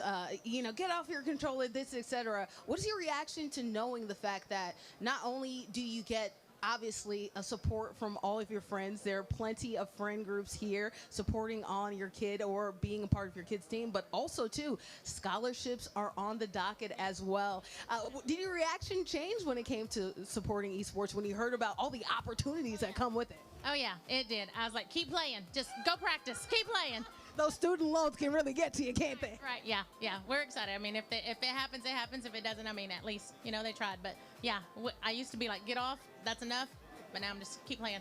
And what are those things that changed, not only, of course, knowing about the scholarship, but also what are things that you noticed in your kid yourself when they joined this esports club that changed in their character, the way that they addressed sports, the way that they addressed themselves, the way that they got support in your team? What are some changes you saw from your kid? Well, I mean, I think, they're competitive anyway, and they do a lot of different sports. But, I mean, when it came to this one, we just kept supporting them. I mean, they just try in everything they do. So we're here to support both of them. So, all four. So there's 4 of them here.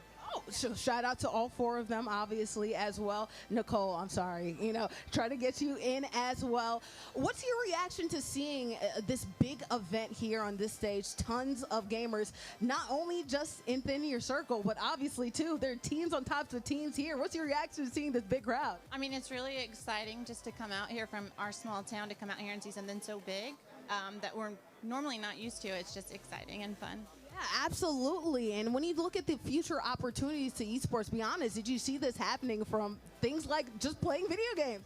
No, not at all. But now that it is, we're just like, yes, keep playing. We support them in everything that they do. What's one thing, and I want to ask both of you guys this, what's one thing that you hope, or one bit of advice you'd like to give to parents later on in ways that they can support their kid through their esports journey, things that you've learned and want to share and impart on the next generation of parents?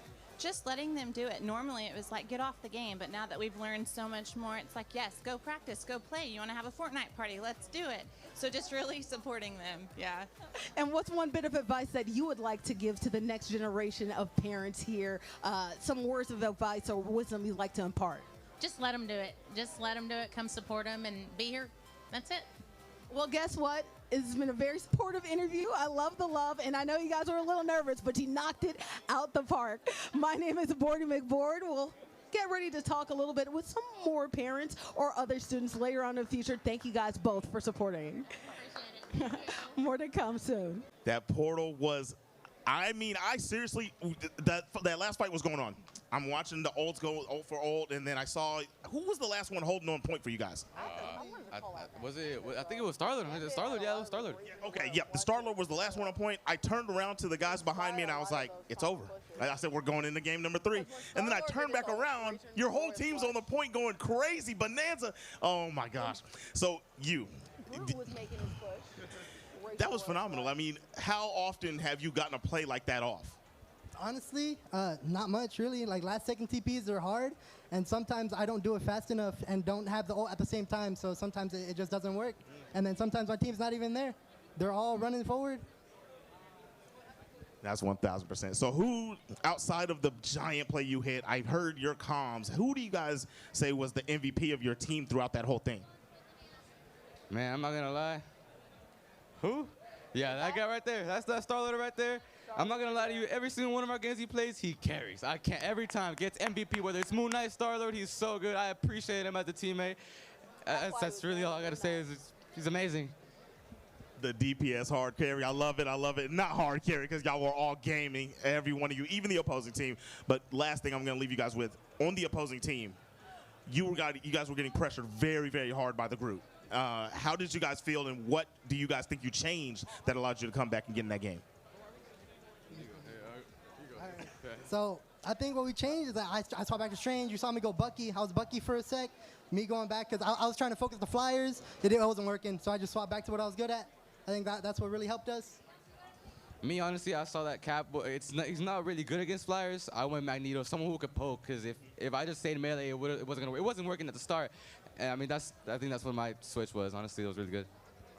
Yeah, because they had the Johnny and the Iron Man to start off. So good swaps, good play, beautiful stuff, guys. Thank you so much, and we will be looking forward to the rest of y'all's run in this tournament. With that being said, we're going to a quick intermission, guys. What's going on, guys? We have our winning team up here. Guys, give them your names. Give them your name. I'm Ethan. I'm Vinay.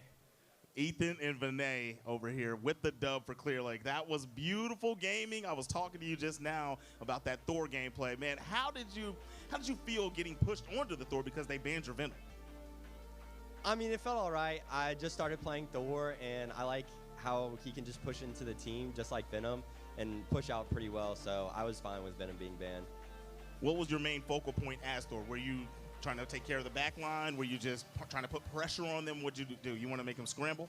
Yeah, just put pressure like the back line, and whenever the tanks were pretty pushed up, I can just grab them and pull them further into our team like Bucky.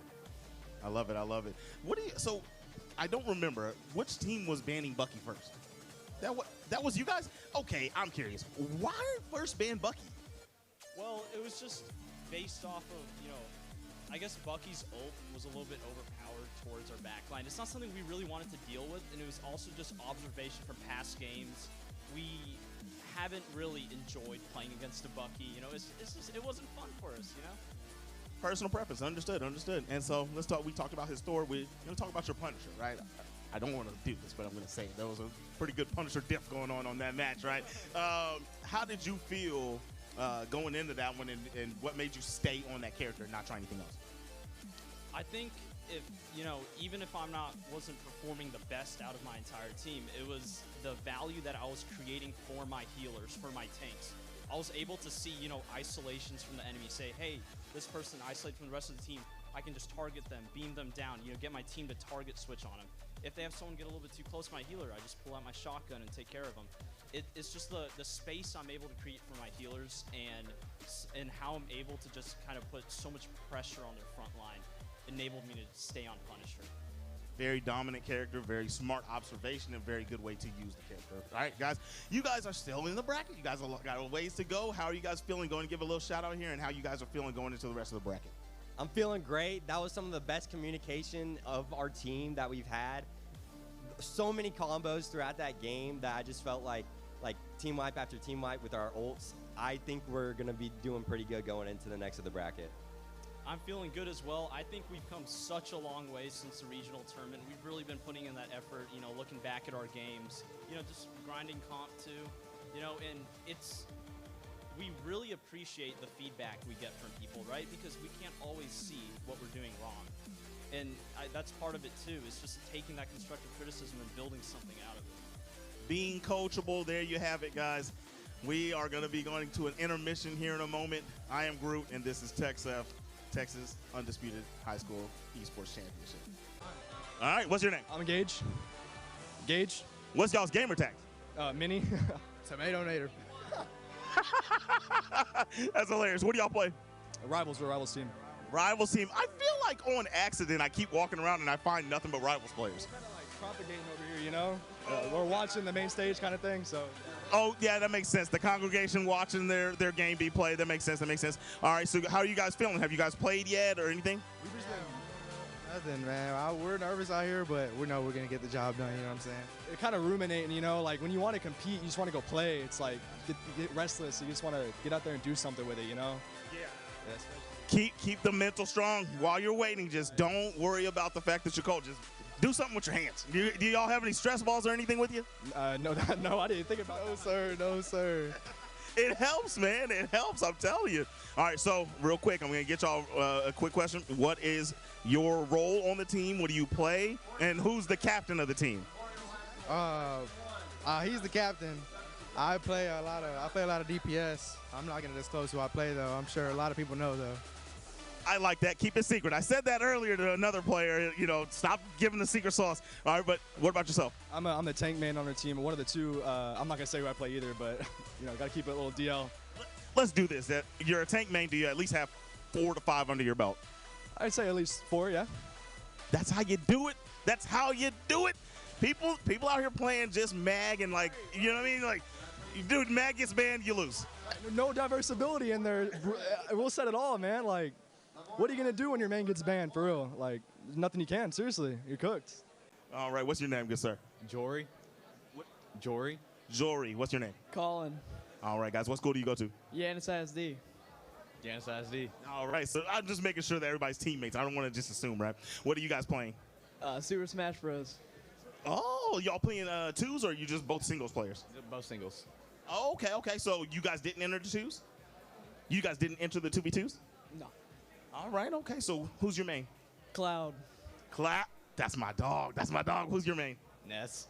Ness. Okay, classic. Did you guys play the older Super Smash Brothers games or only Ultimate? Only Ultimate. Okay. What about yourself? Only Ultimate. No Melee? I'm just old, man. I started on Nintendo 64, played all of them. You know what I mean? We just started playing Smash. That doesn't mean you can't play a retro game. He said they weren't born yet. He's trying to make me feel even older than I already am, right? I was just trying to relate to him. All right, guys. So how do you guys feel? Have you played any matches yet? No, not yet. Just against each other, you know. Just warming up. Uh-huh. What about you? No matches yet. Are you confident going in? Are you thinking you're going to cook, or are you just like, man, I'm just here for the vibes? Just here for the vibes. I love it. A little bit of both. A little bit of both. All right, so I'll be on the lookout for you guys. We'll see how you guys do in your bracket runs. Maybe you exceed your own expectations, man. So much love. Thank you guys for coming over. Thank you, Brad. All right, what's your name? Zipmaster Flex. Okay, what brought you here today? I'm here to host the event and watch you guys scrap for your life. Okay, who you got winning the Madden today? Who do I got winning Madden? I mean, I talked to some cats that said they was going to win, so I mean, I guess I'm just going to have to go with them. That's the only people I talk to. Well, we want an exact team or who you think gonna win the Madden today? What was it? The Swarm. That's what I thought. That's what I thought we was gonna win. You got some questions? Team Swarm. That's it. 10 out of 10 interview by the Swarm themselves. Beautiful stuff. All right, what we got? Anybody else? Who we got? Right here, sir. All right, last one, y'all. Let's get these two. Another team battle we have. What is your name, good sir? Zoran Alexander. What school? Sir. Lake Belton High School. All right, I'm assuming the same school. Yeah. What's your name? Lincoln. All right, we got Lincoln and, what was it? Zoran Alexander. Zorn Alexander. That, you sound like you wield a sword. I could. You could? Yeah, I could. Yeah. Oh, okay, right on. I gotcha. All right, what do you guys play? We play Marvel Rivals. Both Marvel Rivals? Okay. Wait, you guys haven't played yet, huh? No, not yet. We're actually up in like 5 minutes. Right on. All right, what is your role for the team? I'm a support. Okay. Please not Cloak and Dagger. No. Who do you play? I play Invisible Woman. And Let's go, let's up one time, go get it, it's yours, let's shine, come on. Yeah, let's go, raise up, that's right, roll with it, it's yours, let's shine, come on. Esports State Championship Grand Finals Day keeps on a rolling. Bordy McBoard, Captain Ahsoka, here at the Paul and Mark Welcome Center here at Baylor University just to say hi, just to say what's up. No, we're not here for no games. We are here for a game of a lifetime. We are going to see none other than Valorant here on the stage. I'm voting for Captain Aztoka. Captain Aztoka, I know you're ready to see what's going to be happening here in the grand finals action here for Valorant. Oh, absolutely. And we're going to be having a best of 3, of course, for the Grands. So, again, opportunities for comebacks can be had, but I'm going to be looking to see, of course, map selection and composition. I have yet to see either of these teams play. We're going to have BCTAL and, of course, SHS, Stafford High School in Bechtel. And we can already see we got some fans in the crowd ready to get the grand finals underway. Well, yeah, Bechtel versus SHS, Stafford High School. As you know, well, honestly, these are the first time we've actually seen these high schools compete in this tournament. I'm glad to see some fresh faces when it comes to Valorant. We've seen a couple people repeat in recent years. This time, a totally clean slate, so I'm excited to see what exactly these teams do well. But you talked about compositions and you talked about maps. So far, what are your feelings as to what this meta is in this current season? I mean, and again, it's not so much of the meta, but if we're talking about maps, then if you're playing competitive Valorant, we always end up on Ascent, and I just hope we don't end up on Ascent today. I want to see another map. I love Haven. I like Ascent, you know, but we play it too much. I really like Haven. And I love Lotus. I love 3-site maps because, again, you have a lot more going on a 3-sided map. You have to play a lot more defense. It gives you a lot more plays and a lot more options. So I definitely want to see a 3-sided map today. Hopefully, if I get lucky, we'll be able to see it. But it's all about the picks and bans and how that is going to go with the map selection. Now, as far as the meta, it's really hard to say. It changes so often.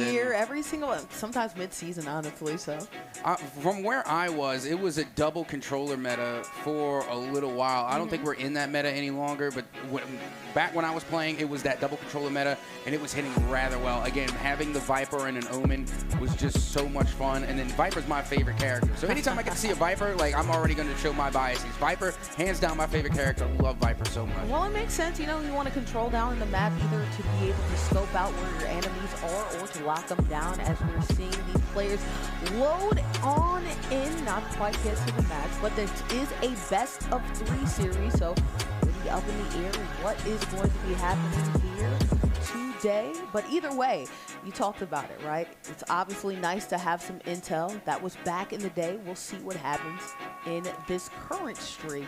But in my opinion, more information is great information. So we probably won't see much of that change. Yeah, and honestly, the composition is really going to depend on the map, like 110%. Again, for games like Ascent, there's a pretty clear cut and dry composition that you're usually going to see more often than not. But, you know, on other maps that are currently coming back into the rotation, we have seen Split. I also like Split. That might be one of the 2-sided maps that I actually do enjoy. Now, my #1 favorite map, 2-sided map, would be Icebox. I love Icebox. I like the rework that they did on it. And honestly, I just can't wait to see what these players are going to decide as far as maps and compositions is concerned. And it looks like we're going to go on Bind. Okay, now that's fair. That has to be one of the, you know, that has to be the go-to competitive map that's not Ascent. Bind, it makes sense. I get it. And now, I mean, you're looking at the compositions here, and it looks like we're going to see a double duelist composition on the left side of things, and they're bringing Chamber to the mix, which is interesting because I haven't seen Chamber in quite a time. Now, that's to be fair. I mean, on Bind, I have seen Chamber, and then you're looking on the other side, and again, they're bringing the double duelist comp, which makes sense, but they're going to be bringing the Rise in here, and I definitely love seeing that character. Again, being able to come in with the Showstopper is actually absolutely huge, but Jet also very damaging here. Yeah.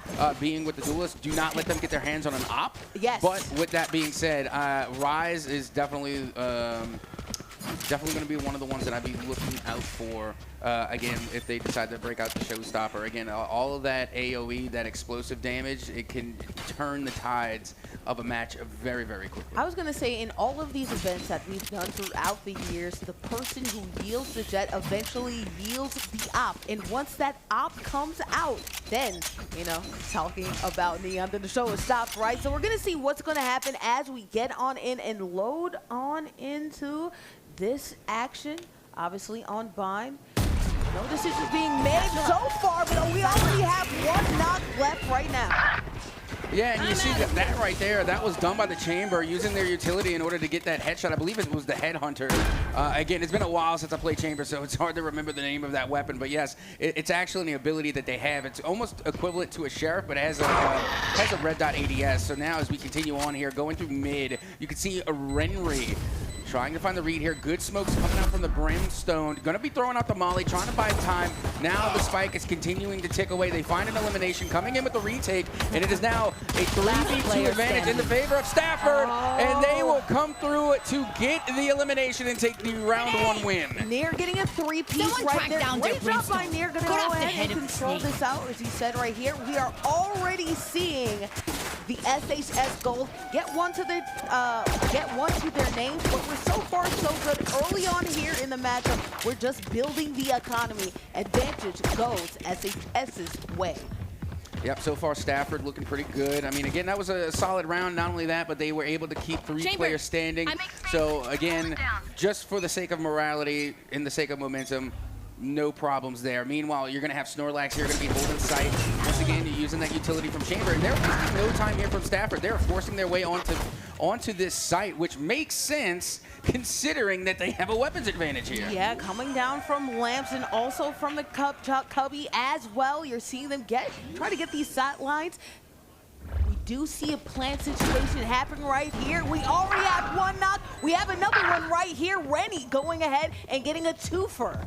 Round the corner they go, sneaking behind them. Look at that, Sizzleham go ahead and getting 2 knocks right there.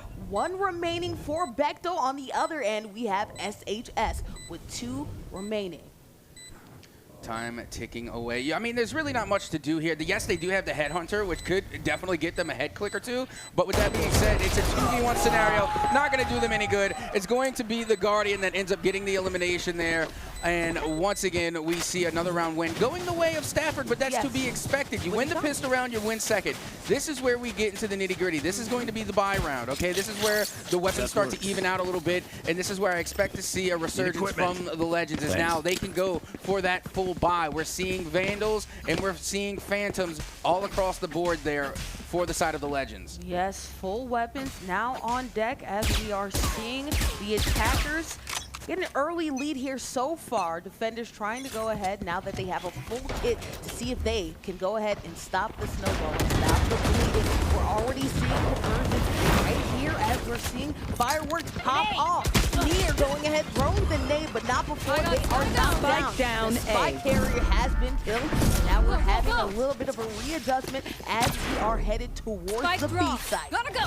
Yep, and there they go. I mean, again, Neon, such a great initiator. I mean, they really do. Down, B.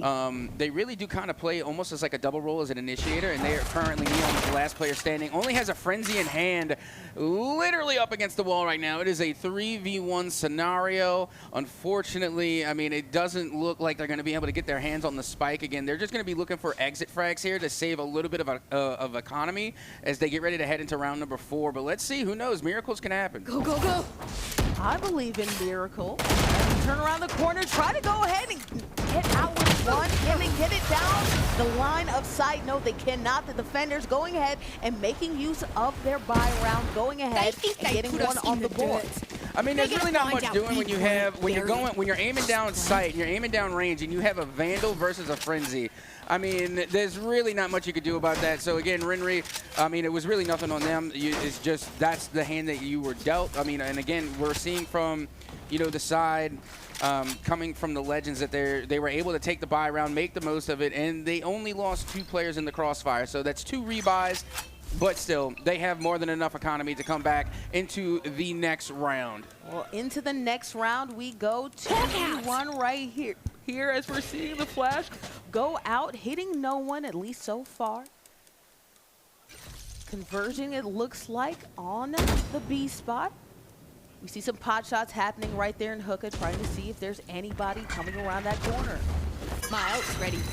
Here comes the cabbages. Again, a big debate on whether those are cabbages or jellyfish. I like cabbages. Why not? Reminds me of Avatar: The Last Airbender. Shout out to the cabbage guy. Yeah, and the Sky Alt has been called in. And now continue on. There is the Brimstone ult, but I believe that they're going to try and save that. No need to really call it out just yet.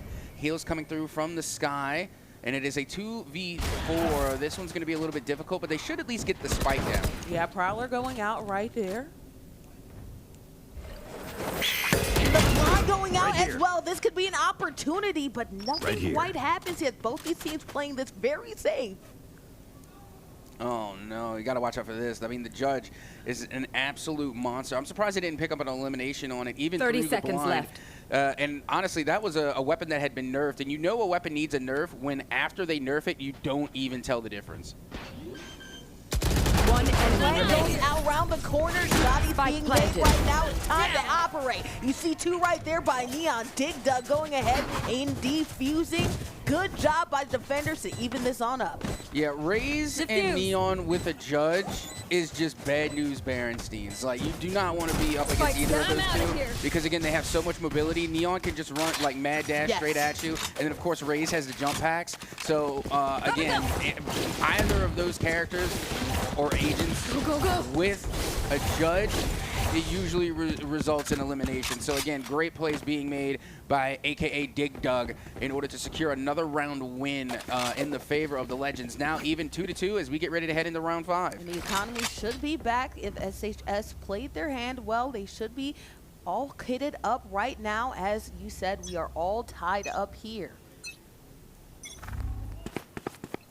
We'll see where they decide to plant and which point they decide to have it at as we see Renry go ahead and try to get the flash out. Ripper, considering using that Launching smoke. Put that smoke out. Hitting no one quite yet.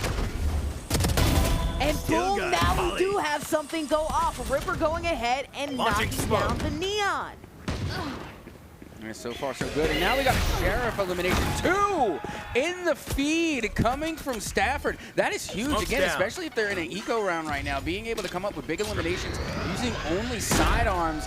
I mean, that is monumental. Trying to get another one there, not going to be able to secure, as it will be Snorlax to pick up 2 shots downrange using the Vandal.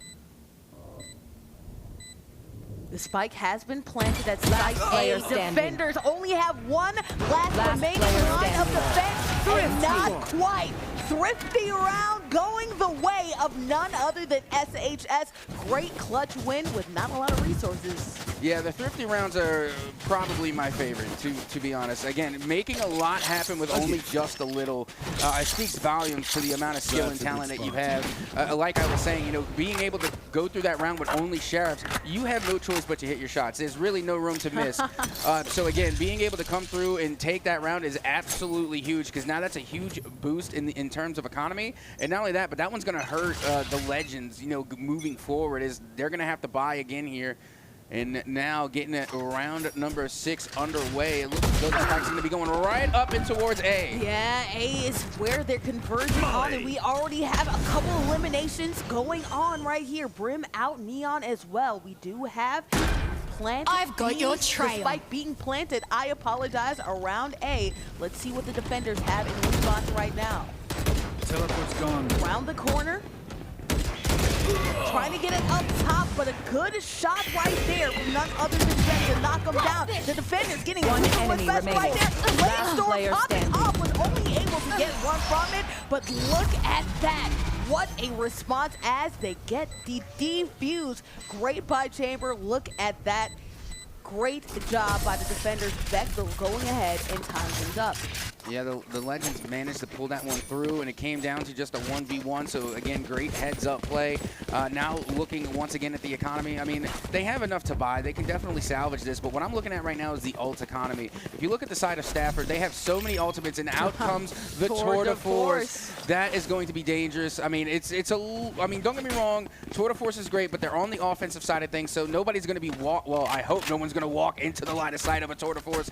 But with that being said, you know, right now they still have 4 other ults at the ready. So again, Stafford looking good going into this next round. Yes, as Stafford goes ahead and goes through B short, we see a dual push right here from B short and also B long. Good defense right here around the corner. High up top from Looker. Satchel out. Going through the smoke is none other than Rise right here. Rocket fuels on them. Spike being planted. The defenders getting 3 knocks right now, unfortunately. Good job by the attackers holding still.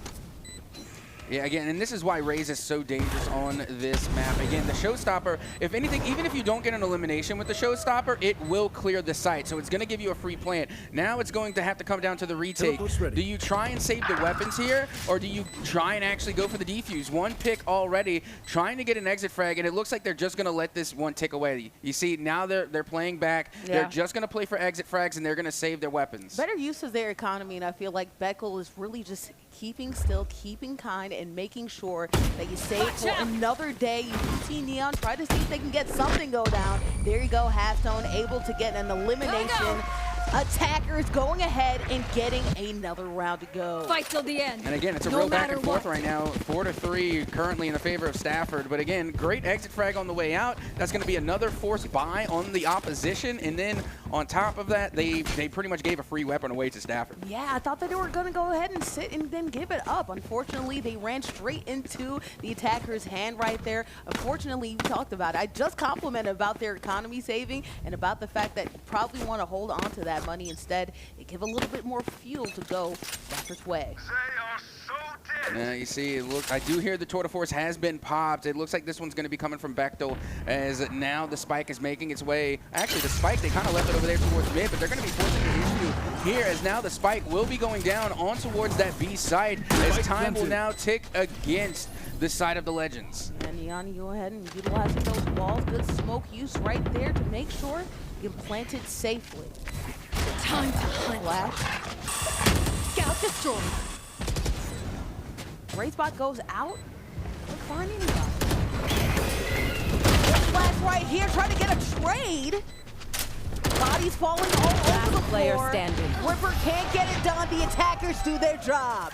Yep, that they do. Again, a very quick play. I mean, wasting no time. That was all aggression. And honestly, that was a good push considering that, you know, on the side of the Legends, they had popped the Tour de Force. So that was going to be a big defensive placeholder, but they were able to push past it and then pretty much kind of like made the Tour de Force null and void. So again, they kind of they baited out that ult a little early.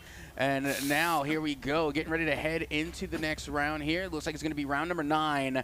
And it looks a little bit like a broken buy on the side of the Legends. They're going to have to reach into the bargain bin. Up in the Meanwhile, if you look at the pocket from Central Italian Fireworks, they have a lot in the tank right now. Swapping through, trying to plant at A.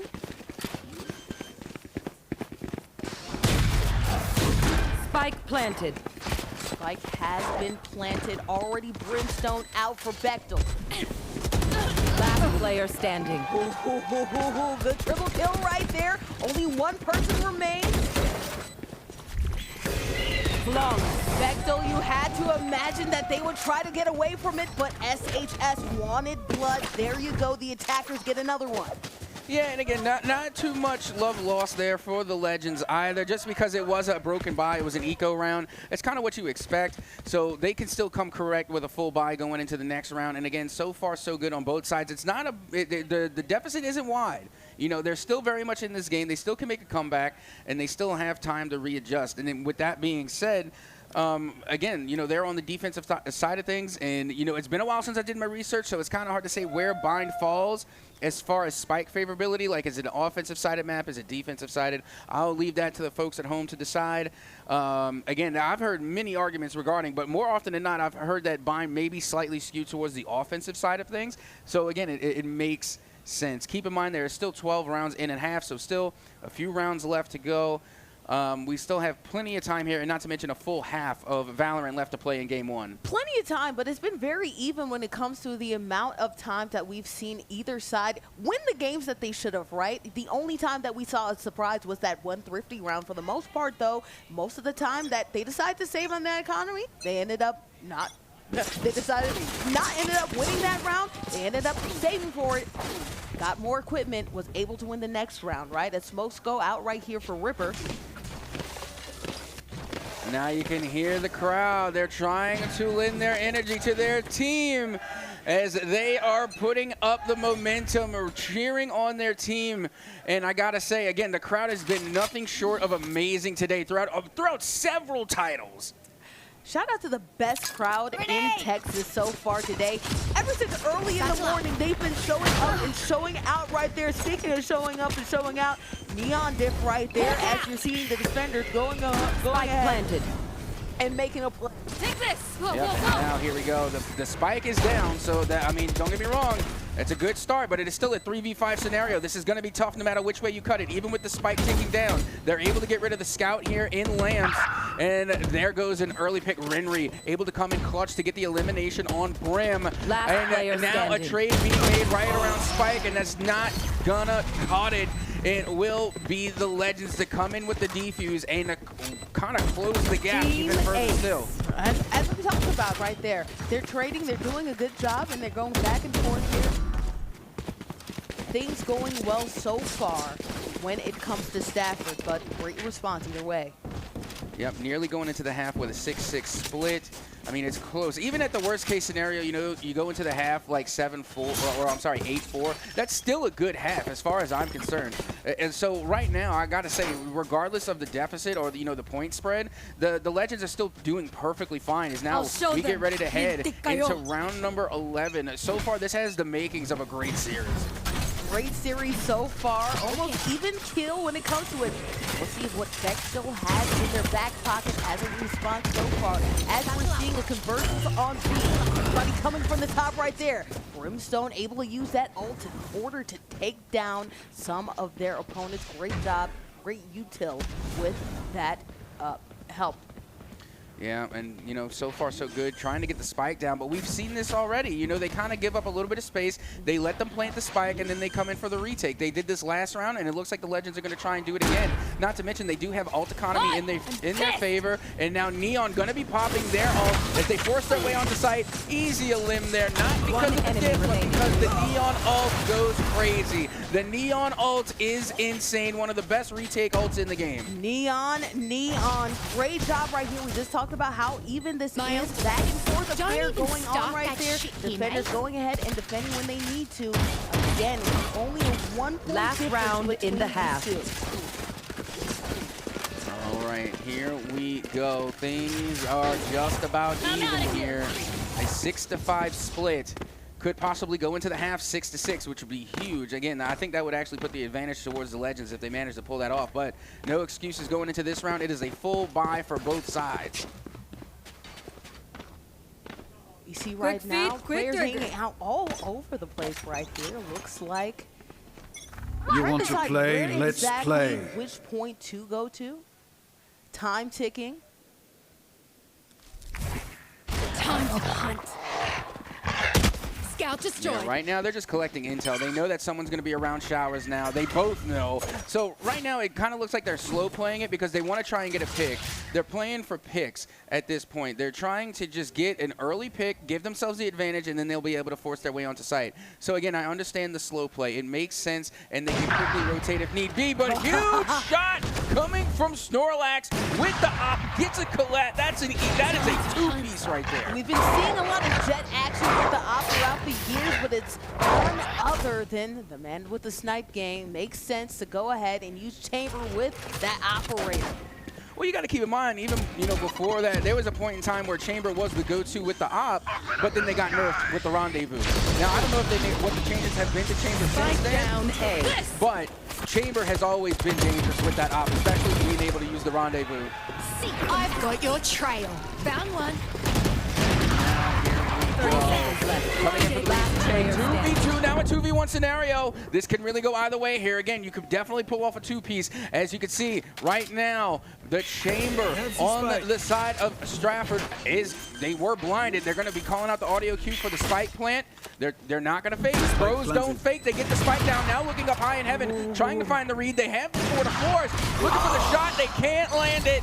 And there you have it. The Legends able to equalize right at the half. Chinese Spyware had them down their sights. Unfortunately, they could not get there right on time. What a great play by the defense in order to make sure that they could go Switching ahead sides. and secure that. Quite the even matchup between both of these two teams. I mean, so far so good. I mean, this is a 6-6 split. You can't get a much better half than that. But like I was saying earlier, you know, some would say that Bind is offensively sided.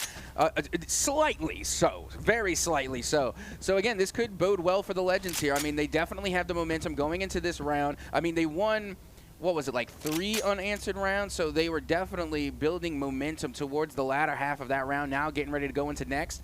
And if they're able to take the pistol round, it's only going to snowball after that.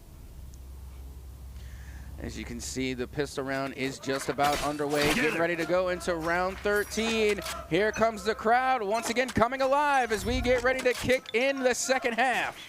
Blinded.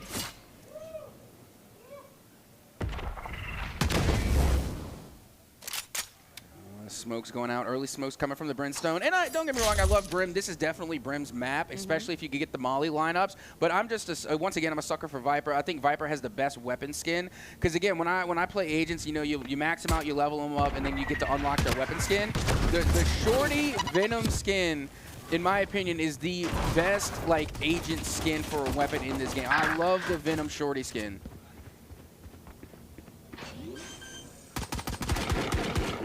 Plant right here going down an A as we see some swaps happening right now. Good trade. Yep, fantastic trade there. Now going up on high, Dig Dug nearly able to get a two-piece. Unfortunately, not going to be able to get it to go, and now we have a 1v1 Chamber v Chamber. Right? As you can hear the audio cue, remember, pros don't fake. They get the spike halfway. Here comes the turn. They're able to land one shot there. They get another. They only have 10 health remaining, but they have to play spike.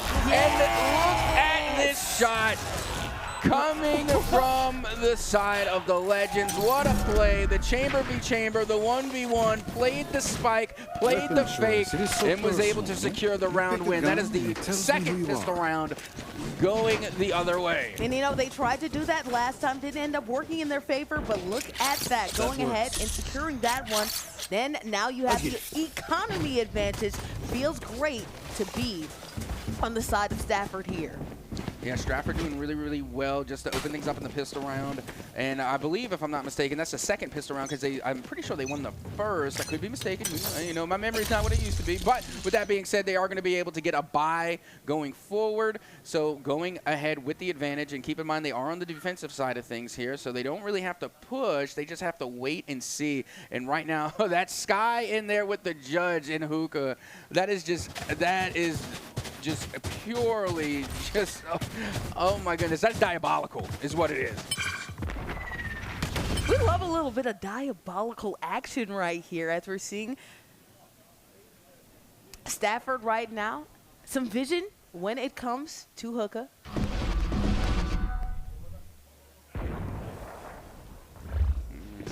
Still throwing out smokes. They're running low on them for the time being, but Chamber able to pick up a two-piece in the showers, and that will be a flawless round for Stratford.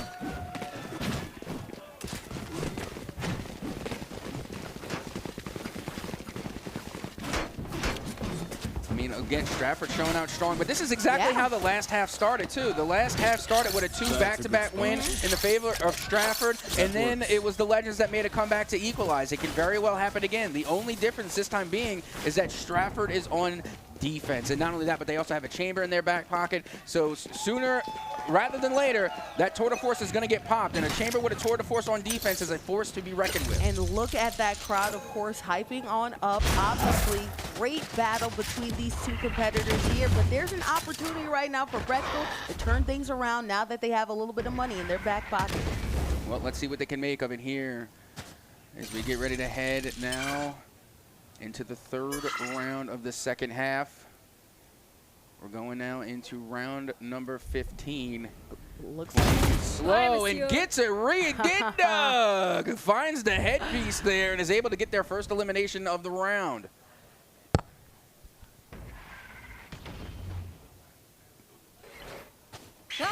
Yep, out goes the bird, trying to initiate here, and there's the judge. I even said it, that Sky with the judge in hookah is absolutely diabolical, and I said it for that exact reason. A great plant right here as we're seeing the spike being planted. Planting it with only 2 to their name right here, trying to probably snuff out where exactly everybody else is. Oh, here we go. Boombox comes out. No way they pull that off. I was about to say, with the stun, no shot you could shoot through the stun. That would have been crazy. Out goes the boom pack. Not going to be able to move them in any position. It's going to be Snorlax able to pick up there the final 2 eliminations to clutch the round and get the dub. Clutch as you know what. Great job by the defenders going ahead and winning that one too with the spike plant with 2. Really risky, but they were able to go ahead and make sure to make them pay for their risk. Well, here we go. Moving into next, it's going to be round number 16. And again, both chamber ults are available, so we could very well have ourselves a snipe battle going into this next round. Chamber v chamber snipe battle, always very fun, especially when we saw some excellent snipe play earlier with the operator.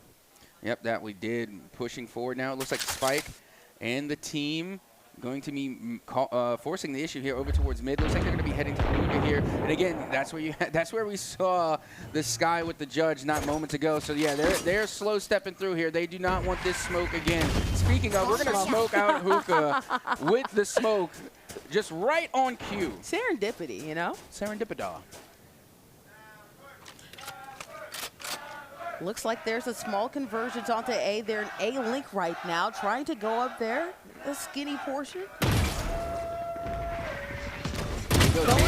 Looking for the pick as they're able to get one and hit the rendezvous. That was a fantastic pick. They're coming from the chamber on the side of Stratford, but they do get traded out. And now the eliminations are going underway. The bodies are hitting the floor, and now the advantage going the way of the Legends as they find themselves with a 3v2 scenario. Unfortunately, Brim ran right into that one, ran right into the smoke, did not know what was coming. What was coming was unfortunately a bullet to the you-know-what. Unfortunately for the defenders, they're going to have to work quickly here as that spike keeps on ticking away. Yep, indeed it does. Going to have to slow play it here. Checking the corners. Always check your corners. It's like rule 0 of Valorant. You check your corners. Look at the cheeky jet there behind TV. Out comes the blind. The blind is hit. Good rendezvous from Chamber in order to GTFO. And I like that process of deduction right there from one enemy going to one corner with the flash, knowing that they might be on the other corner. Was able to get one, but unfortunately got dropped on the other corner. The spike sites. Yep, great round coming from the Legends. They are beginning to recover here. Again, that was a successful spike plant. Retake was completely annihilated. And now we're getting ready for another buy round going into next. It does look as though that the chamber on the side of Stratford isn't going to buy, but they have the tour de force, so that should be fine. Not to mention, you have the Sky Cabbages ready to go, and or Jellyfish. I love the Sky Cabbages. That's They're called actually Seekers, funny. really, but they look like cabbages. You want to play? Let's play. They also look like jellyfish. I'm sorry, to be honest. Prowler going around the corner trying to find somebody. Does not quite find any targets, at least so far. In Hookah, we see no smokes, at least so far. Around the corner, though, there is a convergence. It looks like on B. Yeah, look at this tour de force aiming down sight, and now out come the cabbages, and the smoke will drop as well. They have to take out the headhunter. They need to buy a sidearm, but they get a pick in Hookah. They find the 2-piece, and they're able to rendezvous away. What a play! You talked about it when you have a tour de force. You really don't need any more gunplay, and look at that gunplay working out for Chinese Spyware. Had some amazing plays with the operator. Does it right there with the tour de force, but wants more around the corner. Great flash. A wonderful flash. I mean, again, just great plays being made from the side of Stratford here on defense. Snorlax able to get a pick onto the Neon. Teleport's ready. Rendezvous back online here. For the chamber, they find the shot with the op, and we're back down even with a 2v2, trying to play for retake, but this is going to be difficult. You know, again, the Tour de Force, great weapon, but not necessarily at close range. No, they're not. They're going to want to play this smart. They absolutely do. We're able to get the compete, but unfortunately, you talked about that. They only had the pistol in their back pocket. They had to aim down the sights and aim correctly. Unfortunately for them, they were not able to get that shot, but they still did a lot of damage with that tour de force. Got to give them credit for that at least. I mean, it's Drink what I some like water, to call reload an your expensive mags, and win. let's get Like, back yes, out you there. won. You got the dub, great round. But they lost 4 players in the process, so that's 4 rebuys they have to make. Don't get me wrong, it's expensive for the other team too because it's going to be a full rebuy. But at the same time, they didn't give it to them for free. We won, but at one cost. What cost? A pretty hefty one at that. But as we continue to move forward, again, that was just a solid round. And it feels bad. It really is a feels bad because, again, the chamber on the side of Stratford, you know, they did the right thing. They took up the classic. They went for the right clicks, and they hit both times. But that Sky had to have been at full health. There's no other explanation. Meanwhile, if you look at the feed, you can see Snorlax with the Tour de Force able to get the first and early pick. And that is a great start here for the Legends. Amazing start so far here for the Legends, as we're seeing a little bit of a playing around at what point we're trying to look at here, but it looks like it might be B that we're headed towards here as we see players around that short in the window. Right around the side too, around the teleporter as well. In Hookah, we see a couple players chilling out. When will either players make their move? Only time will tell. It is a 5v4 scenario still. A lot can happen here. They're going to force themselves on towards the B site. And Neon there to initiate. And they're trying to rendezvous away. They do manage to avoid the danger, but there is one elimination. As you can see, Dig Dug was able to go nutty with the Spike down B. Oh, try to get that shot from Hookah, but unfortunately they got Last player great standing. play right there. Easier from the 30 high point, seconds but left. they were able to get it from down low. Spike planted. Got flashed, but still decides to go in for it anyway, knowing the fact that they're at a disadvantage. They're playing this safe, but unfortunately, they got Snorlaxed. Yeah, I'm not going to lie. These chambers are cracked. Like, I'm going to be completely honest. Like, their plays with the Tour de Force have been insane, and not just on one side, on both. Like, Snorlax and, of course, Chinese. Again, both of them have been on point with the Tour de Force. Again, these are shots that I would never be able to make. Again, that reaction time is insane. Well, it makes sense that 2 players that are using, you know, a character that has a sniper in his back pocket, you need to make sure if you have a snipe game in your hand that you actually have aim, and it looks like their aim very true right now. You talk about that broken by, unfortunately, right now. If you look for Stafford, they do not have a lot of equipment to their name. This could be a very good win if they can make it happen, but unfortunately, they're at a massive disadvantage. I mean, yeah, they're in the danger right now. Stratford, if you're looking at Stratford, they're right there in scoring position. I mean, once you get to the double digits, that's where a momentum shift really does happen. If you are the first to hit double digits, it just boosts your morale so much. Granted that, you know, you're looking at the economy right now. They were, you know, they didn't have the best buy, but they still can make things happen. They were able to pull off a thrifty round much earlier in the map. They might be able to do it again. Decisions about whether or not to go A or B are still waffling in the air. Both of these teams playing it quite patiently, which I don't necessarily mind. You talk about all information is good information, and they'd rather play it this safe game because slow and steady wins the race.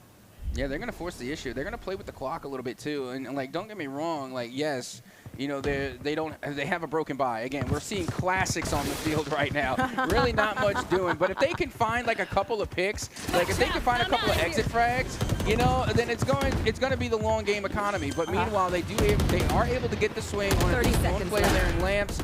And right now, I mean, this is exactly what you expect to see from the Legends when they're fully kitted. Yeah, unfortunately for them, you talked about exit frags. Right now, they're getting the exit. 3 players still remaining right here for the defenders. Let's see if they can get something going, even with the weapons disadvantage. I mean, if they are able to get at least one pick, then they're going to get a free weapon out of it. It could be an opportunity right here, Sizzle Hand.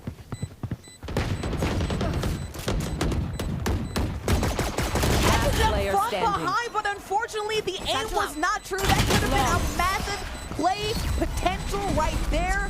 Flawless right there from the attackers. Makes sense when you look at the economy diff, but at the same time too, flanking them, getting behind them, you hope they at least be able to get one. I will politely ask all those in attendance and those at home to forget what they just seen. I didn't see it. You didn't see it. No one saw it. You know, what are you talking about? I don't even know what you're talking about. No, I have no idea. I have no idea at all. Nothing happened. There is no war in Ba Sing Se. as now here we go. We got our first halftime, which is what halftime. We got our first timeout. We got our first timeout, which is what I love to see because honestly, like teams are a lot at these times out in competitive Valorant, and there's so many times where I see them go unused. Even if you're winning, even if you're in a good position, take a timeout. You have it. They're given to you for your benefit. If you don't use them, it's just a waste. And to be honest, if you're looking at both of these teams, I feel like it's very even, but who do you feel like is in a better position? You alluded to the fact that hitting double digits kind of helps you out, right? It makes you feel like you have some momentum towards your side. But on the other end, you do have a very good team who's only a point behind you. I still feel like it's anybody's game to really win this one. It definitely is. I'll be honest. If the Legends come and they take this next round, it's going to be huge. It's going to be very detrimental to Stratford. So honestly, right now, it's low-key do or die for Stratford at this moment. Don't get me wrong. They have another round to survive. They can make a comeback, sure. But if they want to secure their win, because again, this is their game to win here, in my opinion. This first map is theirs to win. If they can secure this round up, they put themselves in that position to take the first game here in the grand finals. Well, Vandals and Phantoms for everybody included and involved, so this is very good for either team, very even, but you talked about that disadvantage when it comes to the point totals. Could be anyone's. Stafford could make some noise right here. Smokes out, but nobody quite choosing a point to plant that spike so far. Yep, again, going for the slow play here. I mean, it's a little bit of a split push, which is what what I expected anyway. Yeah. But, you know, you're looking at the ult economy, and it's pretty split. I mean, it's a 3 to 4 ult economy. The question is, how are they going to use it? And is it going to be an ult dump? I do not advise the ult dump. I think that's definitely not the way to go. But we will see. I mean, you have the Ryze ult and you have the Sky ult. Honestly, you can call in the Raze ult. Apologies, I said Ryze. You can call in the Raze ult, and that will literally just clear sight, even if you don't land an elimination. But if you're looking for a cheeky pick, and you're looking to clear sight, then you know the Raze ult would definitely do it justice there for the side of Stratford. Yes, you're seeing patience from every party involved, but now you're seeing the I've got your train. 30 seconds. Pocket, but Tiny Siren makes sure they don't even have a chance. Trades all over the place. 2 remaining for either team. Spike is planted. Well, Spike Perrier was killed. I apologize. Fire in the hole! Yeah, Spike currently on the B side. Big stun here. There's the showstopper that we were talking about from the Raze, and they never even got the chance to use it. Now we have ourselves a 1v1. Neon ult has been popped. And again, Ripper armed with a classic and a dream! Ripper with the classic! Gets the head click on the Neon with the ult. What a shot! Oh my goodness! We talked about aim having to be true, and we've seen both Chambers make some crack shots. Oh my God, what a crack shot that we just seen right here. The shot making in the series has been phenomenal so far, and we still have but so much more left to go. And now you ask me who had the advantage. Well, now the advantage all goes to the Legends. I mean, they forced Stratford to use 2 of their ults in that last exchange, and they missed. They missed with the Raze ult. They missed with the Neon ult. And now they still have 4 of their own. Absolutely insane. And I still don't know how Ripper managed to get that head click with a classic, no less. Sometimes you're just good like that, obviously. Not me. Not me, never. No time am I that good. At all in any lifetime. But that's why these players are eligible for scholarships, right? They're just that good. The competition here in Texas really is something to behold. We have been seeing. It's like getting shot by a stormtrooper. You know, if you get shot by a classic, it's embarrassing. You know, not to say that the player should be embarrassed. I'm talking about for me, like, because we did see insane. Somebody had the back I've got your train. Behind players and couldn't get any shots with the classic. I mean, hey, sometimes it's just good like that. Ripper going in, being a little bit immobilized here. Bold move. Fortunately, though, Dig Duck gets out. Tiny Spyward has been on a roll. Yeah, now pushing forward. They do have the Phantom in hand. They do have a good weapons advantage here, but still, look at the exchange. I mean, it's a 1-for-1 tit for tat, and now we have ourselves a 4v4 scenario. They're going to be rotating. It looks as though they're going to try and rotate their way back over towards that B site, but are they going to try and call in the ult? Still holding on to it. The spike does get planted, and now the retake is underway. Tiny Spyward rally around, but half one going ahead and getting a 2-for right there. Great response.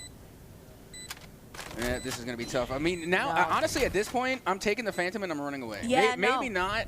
Try and get an exit frag, or maybe possibly go for the defuse, try and do some try and do some hero stuff. But you got a Phantom and a pretty cool skin, too. Phantom, pretty cool skin, could have saved onto it. They decided they want to go ahead and risk it for the biscuit. Unfortunately, it didn't pay off. The attackers go ahead and chirp another one. We talked about the momentum going the Legends' way. If it wasn't already before, now it's clear and obvious it's going all the way then. As we get ready to head into the next round, now we are getting into the danger. We talked about the danger earlier because we saw that Stratford had hit double digits first. Now, after being behind for the entire game, we finally see the Legends in the lead. We see an operator right now on the table, so we'll see what's done with it. Looks like we're probably headed to B split push right here. That's a tall tale sign to go the other way. When you hear that op shot, maybe there's not something for us over there. We should probably turn around. That's my thought. I want to go home right now when I see an operator, especially the way a lot of these plays that have been happening here in these games. The shots have been true and dead on target, right? Trying to get a wall game is Chinese spyware. That is a chamber v One chamber, enemy remaining. We see some insane Spike shot down making. B. You're seeing it right here from Sizzleham. A 3-for right there. Dude, the hookah has just been the slaughterhouse this round. I mean, oh my goodness. There you have it, a flawless victory and a great round. I mean, this has just been a real back and forth non-stop. What a play as the Legends pick up yet another. I think Stafford heard us say the fact that Stratford the Legends picked another, my bad. No, we heard that. Stafford heard the fact that the Legends, we said the Legends were getting some momentum. They said, not so fast, not so quickly. Going ahead and making use of those premium buys. I don't even feel like we've really gotten into it when it comes to the snipe play. We have Snorlax also carrying around that sniper game. So we'll see what happens because Snorlax has gotten plenty of great shots with their long-range game. Well, here you go. You got the Neon aiming down with the op. We got another op in the hands of Snorlax. And again, it's really difficult to utilize an op on offense. Not that it's not doable. It's very viable, and especially in the hands of a chamber, sure. But when you have the op, the advantage always goes to the defense because you're forced to make that push when you're on offense. You're forced to check lanes. You're forced to check sites, and that's where you get got by the op. I mean, if you think about it, in any situation, right, snipers camp in positions where you know that players need to go through in order to get to the point, right? So it's obviously more of an advantage for you to sit camp and try to look around your corners, especially when you have a weapon that's meant to have true aim. You don't want to be moving around a lot because that mitigates the room for error, right? And just a little bit. You can see Spyware now looking for the head click, not going to be able to get it to go, and out comes the push. They're going to have to rendezvous. It's a lamp. They do get traded out. Not bad. Not bad. That's a solid trade. Yeah. Rendezvous actually saved them a little bit and created that trade, so good luck 30 for them. seconds But left. A great flash to make sure, kind of inspire that whole activity, that trade to happen in the first place. One of your best players getting knocked out is always a window if I'm the Legends. Snorlax up on high, trying to get that shot over towards heaven. Not going to be able to land, but the spike will begin to be planted, and down it goes. As you can see, another pick going the way of Stratford, as Neon with that op has been proven dangerous. Oh, Sizzleham One enemy got remaining. caught right there, but they're able to recover. Look at that Ripper ripping through, getting a 2-for. A great blind right here, able to turn the corner. Sizzleham using the blind effectively. Great job on that. Well, here we go. We're going on to game point.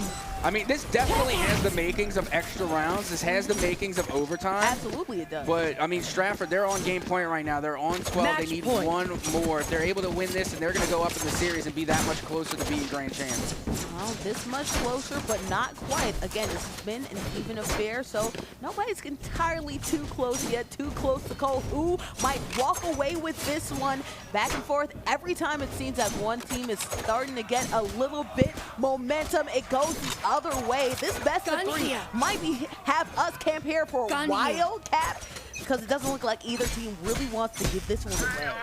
Well, I mean, you're looking at the ult economy. It definitely is going to out of my be way. favoring the Legends here as they got, again, the two. As you can see, Jet already popped the Blade Storm, so they're going to be rushing into this one, and I think they're going to try and go for this first pick very quickly. They also have the Neon ult online available, which is going to be huge, but, I mean, it's all about execution from here. Execution, Prowler going out, not finding anyone. Smoke right there at the top. Oh, Hookah getting smoked out. SBC. Neon go ahead and utilize that speed to put up that wall, go around the bullets, and get the elimination. And they popped the Neon ult as well. It is now a 5v2. Again, at this rate, it looks like we're going to be heading to extra rounds. As you can see, Near are going to be making their way through the smoke, going to call out the boom bot. Try to get a little intel. Well, I mean, not going to tell us anything we didn't already know. Guess what? They're there on site. There are people around the corner of the smoke.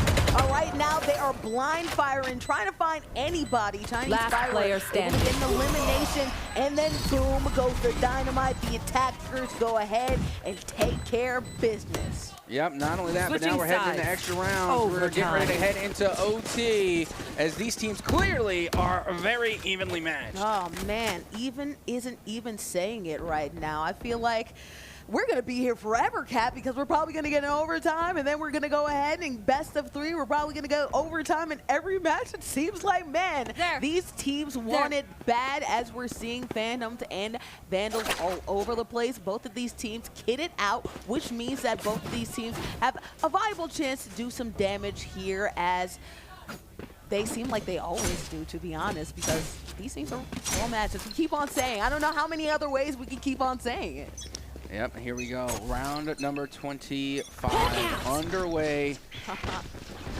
As it looks like it's going to be a push over towards A main. They're going right up the mid. Initiation onto site, and a big pick going the way of the Legends. That was huge to start things off. Yeah, getting the pick, dashing out of there because you don't want smoke, because you know there are more teams probably around the corner. That's what Halftone tried to get away from, but unfortunately couldn't get it. There you go.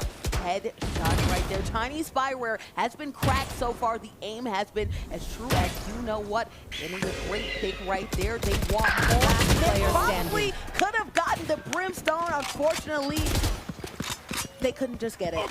Here we go. We're back into that one more Switching round sides. scenario. You got to win Match by 2. point. That's the only way to get the dub. As Standing now the between Legends are going to have to us take a and turn on victory. offense to try and end things here and now. Again, a great round on the defensive side of things, but now time to play aggressive.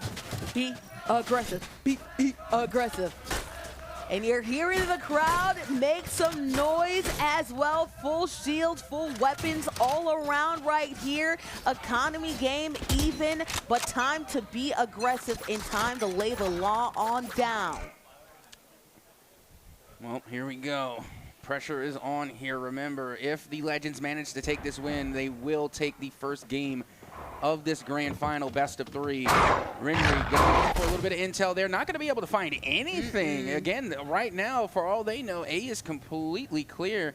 And for the moment, you can see Near waiting, trying to buy their time. Yeah. Looking to see where the push is going to go. Again, slow playing it here. They're playing the clock. They're all the way by Fountain. It looks like they're backing up and trying to go ahead and maybe readjust, maybe do a single push instead of a split push like they've been normally doing here. Decision trying to be made, unfortunately, for Chinese Spyware. Dig Dug was around the corner, so great to get, again, one of your better players out the game. If you're Legends, you definitely want Chinese Spyware out of Dodge right there. And you see, they were playing for the lurk, though. They knew that they were maybe not known, but they were prepared for the lurk. Again, in these situations, there's always that one lurker that tries and get a big play, which is a fair strat. It happens all the time. It pays off dividends. But that's why they were taking their time right there. They were playing for the pick. Left. They wanted to try somebody lagging. They wanted to catch the lurker, and they managed to catch them. Now, trades being made on towards that B site. And now we find ourselves in a 2v2. The spike making its way over towards B. They should have enough time to plant it and get it down without any interference. But you can see right now the Brim waiting for the spike to go down, and down it goes. Planted. Brim playing it safe as well. Do you see right there? Did get a little bit of intel and information right there. One dynamite. There you go. Brimstone getting out of Dodge just because of that little sight information. Neon trying to make a last-second play. Converge on them, but unfortunately just couldn't find down the sights. Great play. Yep, great plays being made all day. That is going to be game one, going the way of the Legends. And again, a real back and forth from start to finish there. And now they have the advantage going into the second map, going into the second match. I mean, that was a tough game, and it was just so close. It was pretty much going into extra time. Yeah. And I got to tell you, for the longevity of that match, it looked as though that Legends were fighting an uphill battle, and they managed to take the lead over into round 11. Because we talked about it, right? Stafford had some early momentum, and they actually got to the double digits way earlier. Way earlier. A couple rounds earlier than the Legends did. But the Legends were able to gain some momentum in that middle play. Were able to make a little bit of a, 3-round run. Then Stafford took back control, but then ping-ponging ever since. I feel like it really just depended on that last-second shot, man. Small play, small margin of error really provided that win. Really, this could go either way for either of these opponents, but we're in for a great grand finals when it comes to both of these squads. Yeah, well, right now, Stratford, your back's up against the wall here. You only got one chance left. You either have to come away with the dub, or unfortunately, that's going to be the end of the road. But right now, if you're the Legends, you have the momentum going into this next game. And it's, again, going to be, not just decided, but it's really going to come down a lot to the map, depending on, where we're going to play, what the compositions are going to be. Because, again, like the map that we just played, that is pretty much the standard. That is like one of the default competitive maps for Valorant. So I'm curious to see what the next round is going to be, where it's going to take place. But for the time being, we're going to take a quick break before we get into the next game for our Valorant Grand Finals. So do not go anywhere. We're going to be right back with more Valorant right after this.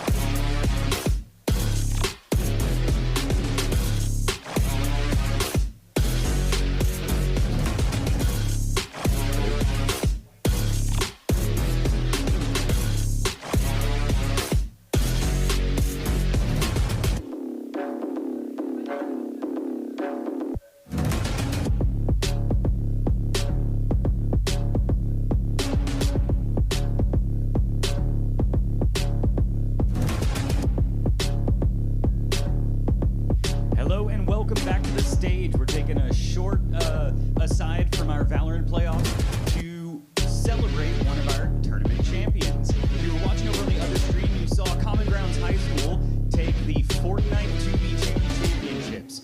So first, let's hear it for them. All right, so I just want to ask, what was it like playing at the tournament? It was really hard.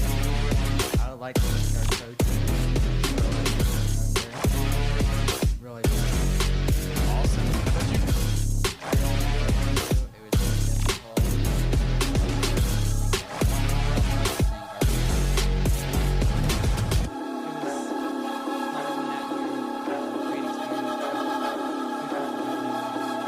Awesome. I love to hear it. I want to have you raise this up, and I want to hear it for him. Your Fortnite 2026 State of Texas Esports champion. Congratulations. I'm going to toss it back over to our casters.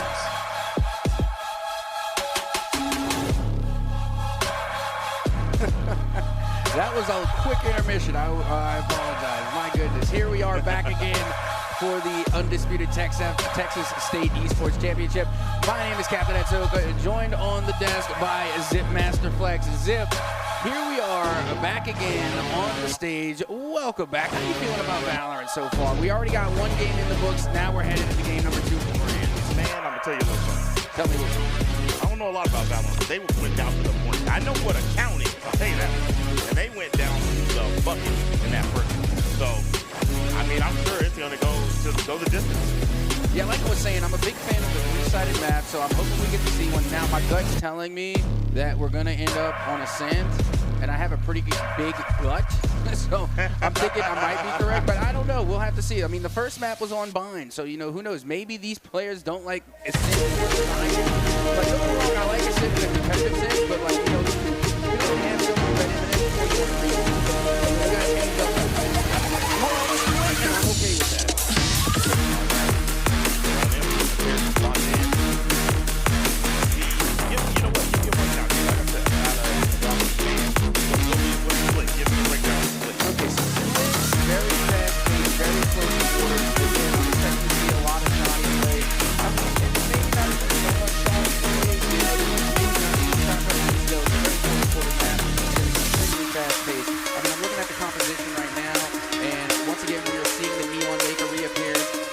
Viper. I'm already going to be biased towards this team because I absolutely love Viper. They're my favorite Valorant character. Not to mention you got Omen. So again, double controller. This is what I was mentioning earlier regarding like the double controller meta. For a while, it was a name-saving rank. And you know, we're seeing it being brought out here today. On the other side of things, we're seeing the Neon make another reappearance. They're going to be going double duels with the Jet as well as the Neon. And again, not bad. Again, this is but like I said, I'm going to go ahead and give my favorite rapper just because they have my favorite. Not for the players, just because of my bias towards the character. And, you know, that's an easy way to do it. I do that a lot of times. You know, if you're playing my character, you know, and I'm not biased for the team itself, if you're playing my character, I'm automatically leaning that way. We all have our favorites in all games that we play. And so getting in here, when you talk about double controller would be, am I correct in saying this, the characters that place tools down to veil and allow people to make plays off of line of sights?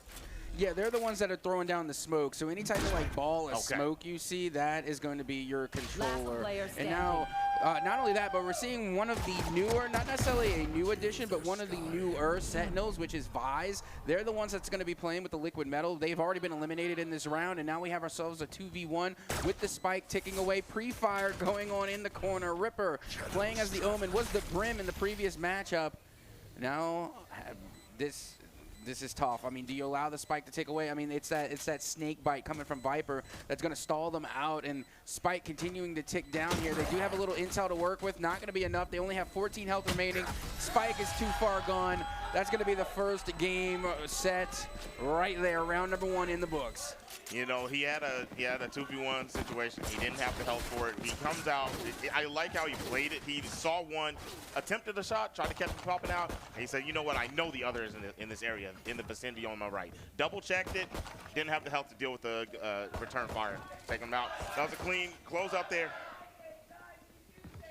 Yeah, I mean, that's the way that you want to. That's the way you want to start it off if you're Stratford. I mean, again, because they are coming off of a loss from game number 1, so you really need to start and pop things off here in game number 2. And they were able to start out with the right foot forward here on split.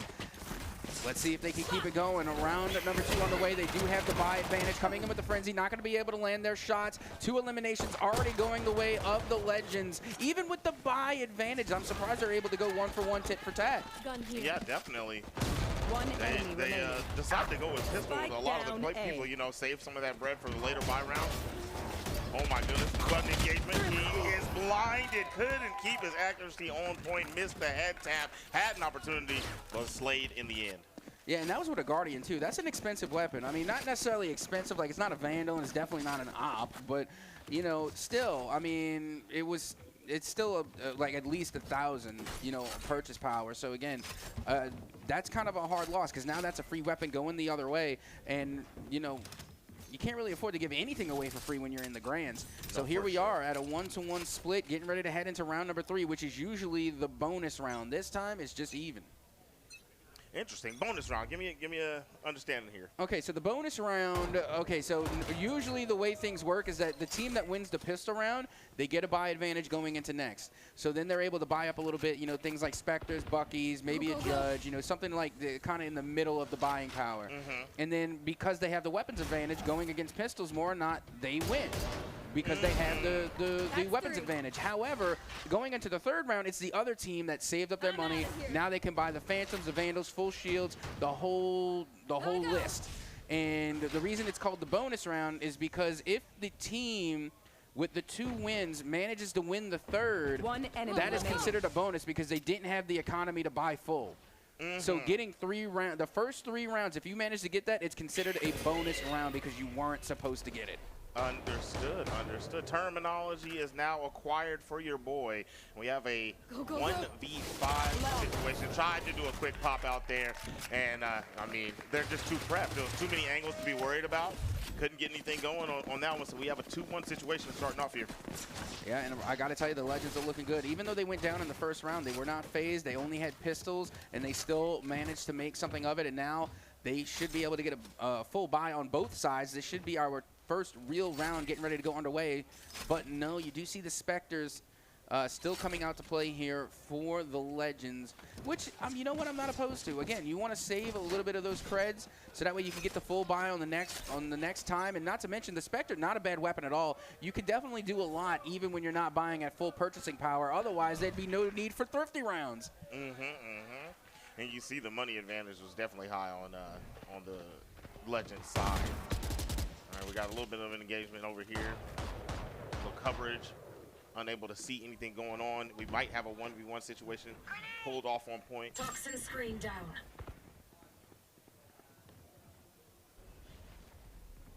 So the Spectre is the submachine gun. It's like one of the early buy guns, probably your first option. Other than a pistol. Yeah. Blinded. Yeah, the pistol is like your default. The Spectre is like the next round buy. And then that's when you get to the assault rifles, your Vandals, and your Phantoms. And that's pretty much where the majority of the game is played. Man, we got a nice head tap right there. The accuracy of these kids. Chinese Spyware with a beautiful shot. 3v2 retake scenario. This one's going to be tough for the Legends here. You got Renri, who's up on high, trying to find a cheeky pick.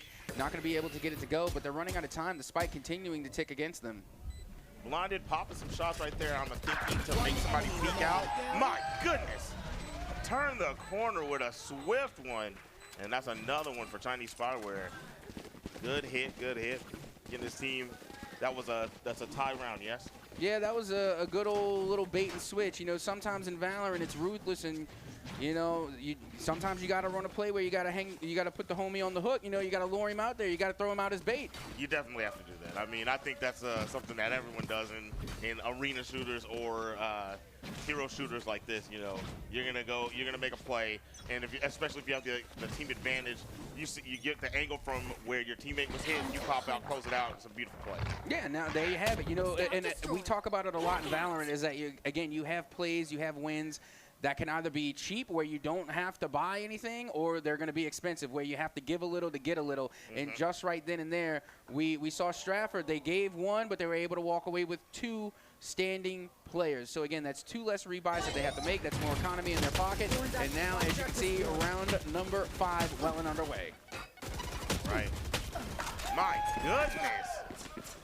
A wall bang to get the first one out of there on the side of the Legends. Take this. We got Okay, they're going to be coming in now with the Phantom. As you can see, again, very cool skin, by the way. I really love that skin. It's given Lich King from World of Warcraft, and I vibe with it. You are correct. You are correct. Lich King was my favorite World of Warcraft expansion, as it has been by many. I feel like that's the only expansion I know of. There's too many, to be honest. But as we continue on, you can hear the crowd already giving the support to Stratford as they come in to get yet another dub. I'm telling you, the crowd effect is real.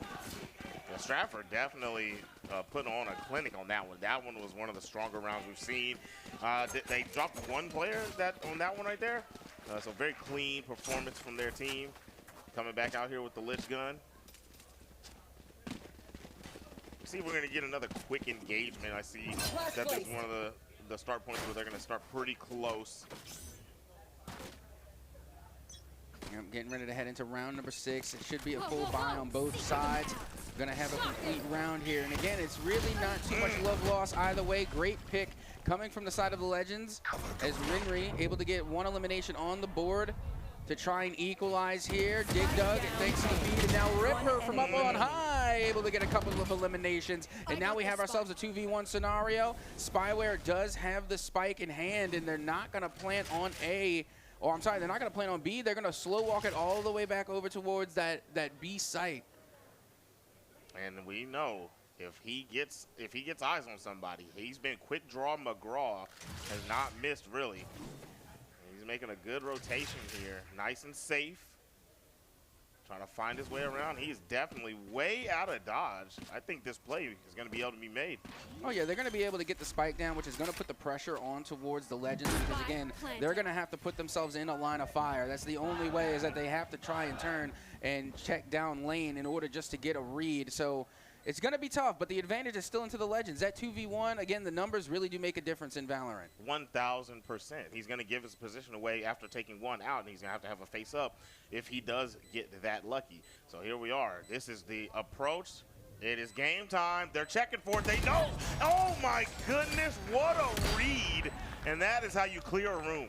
I mean, that's just rule number 1 in Valorant. You always check the corners, always check for the Ratty Cathy. You never know where they're going to be, and you have to check every single corner. But that should be able to come through with the defuse, and that should be a tie game. Getting ready to head into round number 7. We are split 3-3. Just 3-3, evenly matched the same way they were in game number 1. And this is so I missed it. I apologize. What was the winning team of the 2 for game number 1? That would be the Legends. They had to take it in extra rounds. Again, they were going tit for tat the entire time, a real tug of war for the longevity of the game. But much like pickup basketball, it's a win by 2. It's the only way you can get it done, and that's how they were able to get it done. They won 2 back-to-back rounds in extra rounds, and they were able to secure the win. Overtime dub for the first one. We're looking like we're going to go the same route. Kicking this one off, not as early of an engagement as we had last time, but there will be eyes in a moment once that control off is gone. Smoke now. Oh my goodness, quick head tap. Yeah, very quick on the draw. Ripper from up on high, now hiding within their own smoke, but they know exactly where they are. They have the intel, and now they're going to have to recoup, rotate, and try and find their way back onto site. Now, Ripper from up on high, they know exactly. They knew they were able to check down low, find the pick, and now the dominoes are falling for Stratford, as that will be another round win going the way of the Legends. The Legends eking in front real quick. It's been topsy-turvy. Seesaw, both teams trying to take a lead and run away with it, but they are unable to. We'll see if this is the time when they start to spread this one open. Well, here we go, getting ready to head into the next round. And again, all's fair still. It's still very even here on Split. And Split is a very fickle map. It will bless you in the morning and curse you in the afternoon. It's very fast paced. Again, it's very, very tricky to say the least. Again, there's a lot of opportunities to sneak. As you can see, there's a lot of indoor, a lot of close quarter. So again, a lot of sneaking involved. And that's why it's so important to check your corners, because Split has so many of them. Yeah, I'm noticing. There's definitely a lot of detail in these little tight tucks, and you have to be aware. You have to be wary. You have to check up, down, high, low, left, right, AB, up, down. You know, you have to make sure you know which way that the opponent can come from, and have that map knowledge. Obviously, when you get to this level, you know, you're at the grand finals. You definitely have that map knowledge.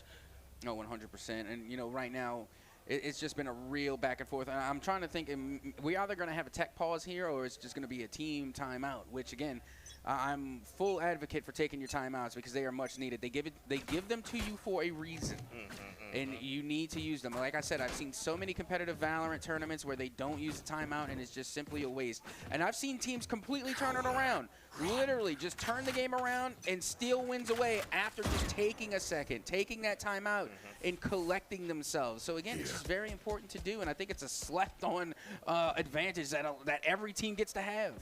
Yeah, all team sports have this. You know, you have an opportunity to in traditional sports and in these type of games. You should be able to take a timeout, take a little breather, think it out.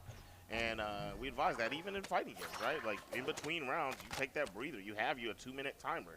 You don't have to ready up immediately. And so that's where you get that thought process in, and then assess everything that you've seen in the previous game, and then you change game plan, like you said, turn around.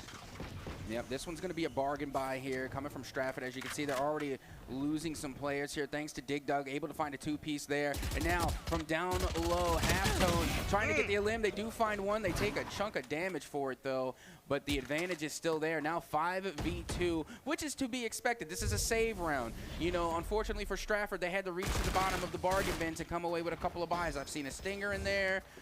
Again, not just it's a save round. It's an eco round. This is what happens.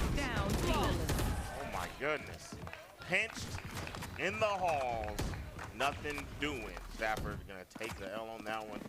And moving forward, again, this is the Legends. All right, that's what we're talking about. We're up 2 at this point, and we're going to see if they can keep this momentum going. You know, I think most games, most esports, most sports in general are momentum based. Once you get rolling, once you've seen something, till they adjust to what you're doing, it's hard for them to come back.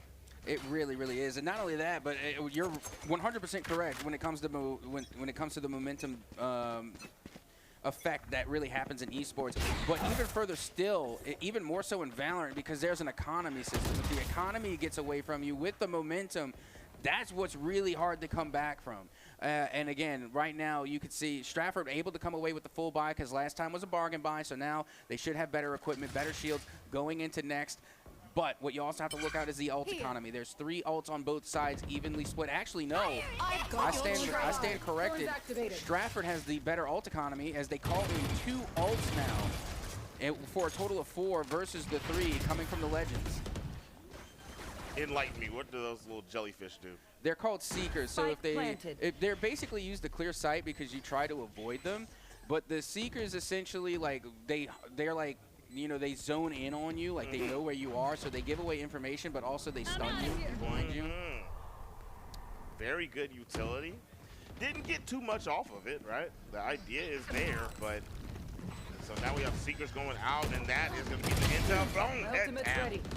That's a good one coming out from the Legends as they clean up, shut down shop, and this lead is starting to bust wide open. That retake was absolutely insane. Like you were saying that there was really not much doing from the Seekers, but there actually was. There was some value in it because just like the showstopper with the Seekers, a real point of it is more like a deterrent because people want to avoid them, so they give up the site. If they give up site, you go in, you get the spike planted. That's what they were able to do. They were able to come in, they got the spike planted, but it was the retake that came in from the Legends that was absolutely insane because, like I said, they gave up the site, they gave up the positioning, they gave up the field, and they had to reclaim it. And they did so quickly that it was just perfect execution. It's like they ran a play. It's like they called it. Oh, I'm sure they called it. I'm sure they were communicating. Maybe not a structured setup play like you were referring to, but I know the communication was there. These guys are high level. They know what they're doing. They're moving in synchrony, and it's definitely working out for them. Yep, so far so good. I mean, the Legends with a 6-3 lead so far. And now the Vipers pit is going out. Huge ultimate there. That one it's rather expensive. There is also an ult economy in the sense that, you know, it costs to call in an ult. You know, you have to build that up over time. So again, huge ult here. And now this retake is definitely not going to be as easy as the last one. I'm assuming you take damage in there? Yes. Oh my goodness. Last player standing. One enemy remaining. What, my goodness, we have a 1v1, and now we're done. My goodness. There we what go. A retake. I mean, yeah, that was a really good offense. Again, the Vipers pit, not to be underestimated. The Vipers pit is insane. Again, you are vulnerable. Good use of the ult. Not only that, but they were able to draw out the Vice ult as well. So again, that's a whole other ult that they're going to have to rebuild on the other side. So not only did they get the win, but they also were able to even out the ult economy in the process. So again, well played by Stratford to kind of close the gap here. Now 6-4, and we're that much closer to a 6-6 split. Nearly what happened identical back on Bind in the first game. All right. Stopping the bleeding. Stafford has a chance here to start trying to run it up. Try to get closer in the economy game as you speak. And tie up these rounds. Trying to go for the wall bang. We saw that be successful earlier. I thought they were just mad at the box. They could be. You know, maybe it was shipped to the wrong address. They were sick of it. Oh, and you see, this is what I call a Pennywise player. Somebody that likes to hang in the sewers. Hey, it's scary down there, bro. I've been killed there so many times. I'm telling you, that's a Pennywise right there. Halftone. Do you all float? This is a lurker right here. And they're going to be playing for it. Look at the read. Look at the read from the Omen. They were ready for the lurker, and it didn't matter. They missed their shot. They played for it. They knew it was coming, and it still wasn't enough. That's why we call them Pennywise. They come out of the sewers, and then they get you. And then they get you. And two have been gotten. And she does Aerial float. Play, unfortunate. Yeah, she does float, by the way. Yes, definitely does float. Now here we go. Time continuing to tick away on the spike. Huge nade. Raise with the nade in order to get them off a spike. But there goes the elimination. Should be enough time to get the defuse. What an amazing round. Again, like I said, the sewer lurker there, the Pennywise. Man, that halftone, I think it was halftone. I could be mistaken. I could have misread. But yeah, I mean, coming up from the sewers, picking up a two-piece, that's a definition of fear right there. Definitely. Picked up a two-piece, you know, set up another one, you know, so that was a good trade opportunity. So really put them in a great position to win that one. Well, not only that, but it's going to set them up for an even better half because now no matter what, they're going into the second half with a lead advantage. Like the best you can do is a 6-6 split to be even. Now they have 7 games, so at the bare minimum, they're going to the next round with a 1-round lead. Okay. Retrieving flash. Guaranteed, locked in. Now, with that being said, even if they were to win another round and it becomes an 8-4 split, that still is a good split. That is not bad at all. That's like routine. That happens every day. So Stratford still very much in good standing right now. They already have 4-round wins on the offensive side. It's not a bad half at all, no matter which way it falls. Understood. It's a close game regardless. We're seeing good gameplay from both sides. I've got your trail. All right, here come those trackers, the seekers coming on to see what's going on, say howdy do, and tell on you. Oh, my goodness. That's one down on the side of the Legends. Yep, that was a great read there. Again, coming from the side of Stratford. Like I said, you know, they still have rounds to win, and they have 3 ults ready. That Neon ult, absolutely insane. A little bit harder to work with here on Split just because there's so many places to hide. Yeah, a lot of tucks. Beautiful accuracy there. I like the play, utilizing the little bit of a peek he had. Just didn't have the reaction time to capitalize on what he set up for himself. The dog. Yeah, and that's the thing with the showstopper too, and that's the point, because usually when you use your ult, there's a sound notification that lets everyone in the map know that you're using your ult. So when you hear showstopper, you just run. Okay. You go. It's time to go. Spike is planted. The pressure is on. Making play in. Here we go. Oh, the neon. Oh, yeah. That's what I was saying. That's what I was saying. The neon ult is just, it's a great ult. Neon, again, a great, like, and again, they're a duelist, but I also kind of like low-key think they're like a pseudo-initiator because, again, they do have the wall to kind of like gain entry. But with that being said, again, the neon ult is one of the better ults in the game, but on a map like Split, there's just too many corners to check. Yeah, we saw the initiation of the ult dashed in, bypassed one player on the right, and then didn't even have enough time to take out the first one in front. So it was going to be curtains regardless because there was a player right behind. Yep, now we're going into the second half of play. We're back to the pistols, going to the pistol round here, and now it's going to be the turn for the Legends to try their chances on offense as we get ready to head into round number 13. You know what that anime was? Do you know? I'll be honest, I've been watching a whole lot of One Piece. I thought it was Nami for a second. Gotcha, gotcha. I'm not cultured enough. I don't know what that was. I feel like I'm wrong. I feel like I'm wrong. But like I said, I've just been watching a whole lot of One Piece, and that character, again, I see the orange hair. I think it looks like Nami. But what do I know? I don't know nothing. Well, I know that position was given up, could not hold as the poison was on the ground, ticking away, had to give up spot. And now, as a unit, all moving down one way. No diversity in the tactic. They're just going to do a hard push. Yeah, that makes a lot more sense in the pistol round because, again, it takes a lot more to get eliminations with pistols. So if you're moving as one unit, you're going to have the advantage no matter what corner you turn in that regard. Now, once you get to the better weapons and to the bigger guns, that's going to be less and less and less. But in the pistol round, yeah, grouping up, moving it as a unit, more often than not the better tactic. Spike down, B. Last player standing. My goodness, the spike carrier is down. It is a 3v1. Missed a 30 couple shots seconds there. left. Just a couple. Just a couple. Yep, there you have it. That'll do Stratford it. able to come through in the pistol round, which is huge. I mean, they're coming into the second half at a 2-round deficit. Now that they won the pistol round, they should be able to tie it up no problem. Got it, got it. They won the pistol round. They have the bread. They have the choice to upgrade here or try to go for a save round, like you said. They are 6-7ing behind us. Oh, I know. The score is 6-7. I mean, they're not wrong. You know, they say every time you 6-7, you lose 67 seconds off your life. Man, that's rough stuff. Yeah, it is. Maybe you should stop doing it. I don't do it. I'm not playing with you. You know what? For the culture, I'm going to lose. Do it for the 67. culture. I'm going to lose 67 seconds. 6-7. That's all right. I'm I'm actually aiming to lose 67 pounds. That's what I'm trying to do. As we continue to push forward here, once again, we're into the second half. Pistol round is now over as you're looking, Stratford should be able to come through with a buy. You do see the Spectre here over in towards mid. Slow playing it right now on ropes. Right now, really not a love for loss. I mean, an even trade is not bad considering that you're in a pistol round, but the Stinger, oh my goodness, I hate the Stinger.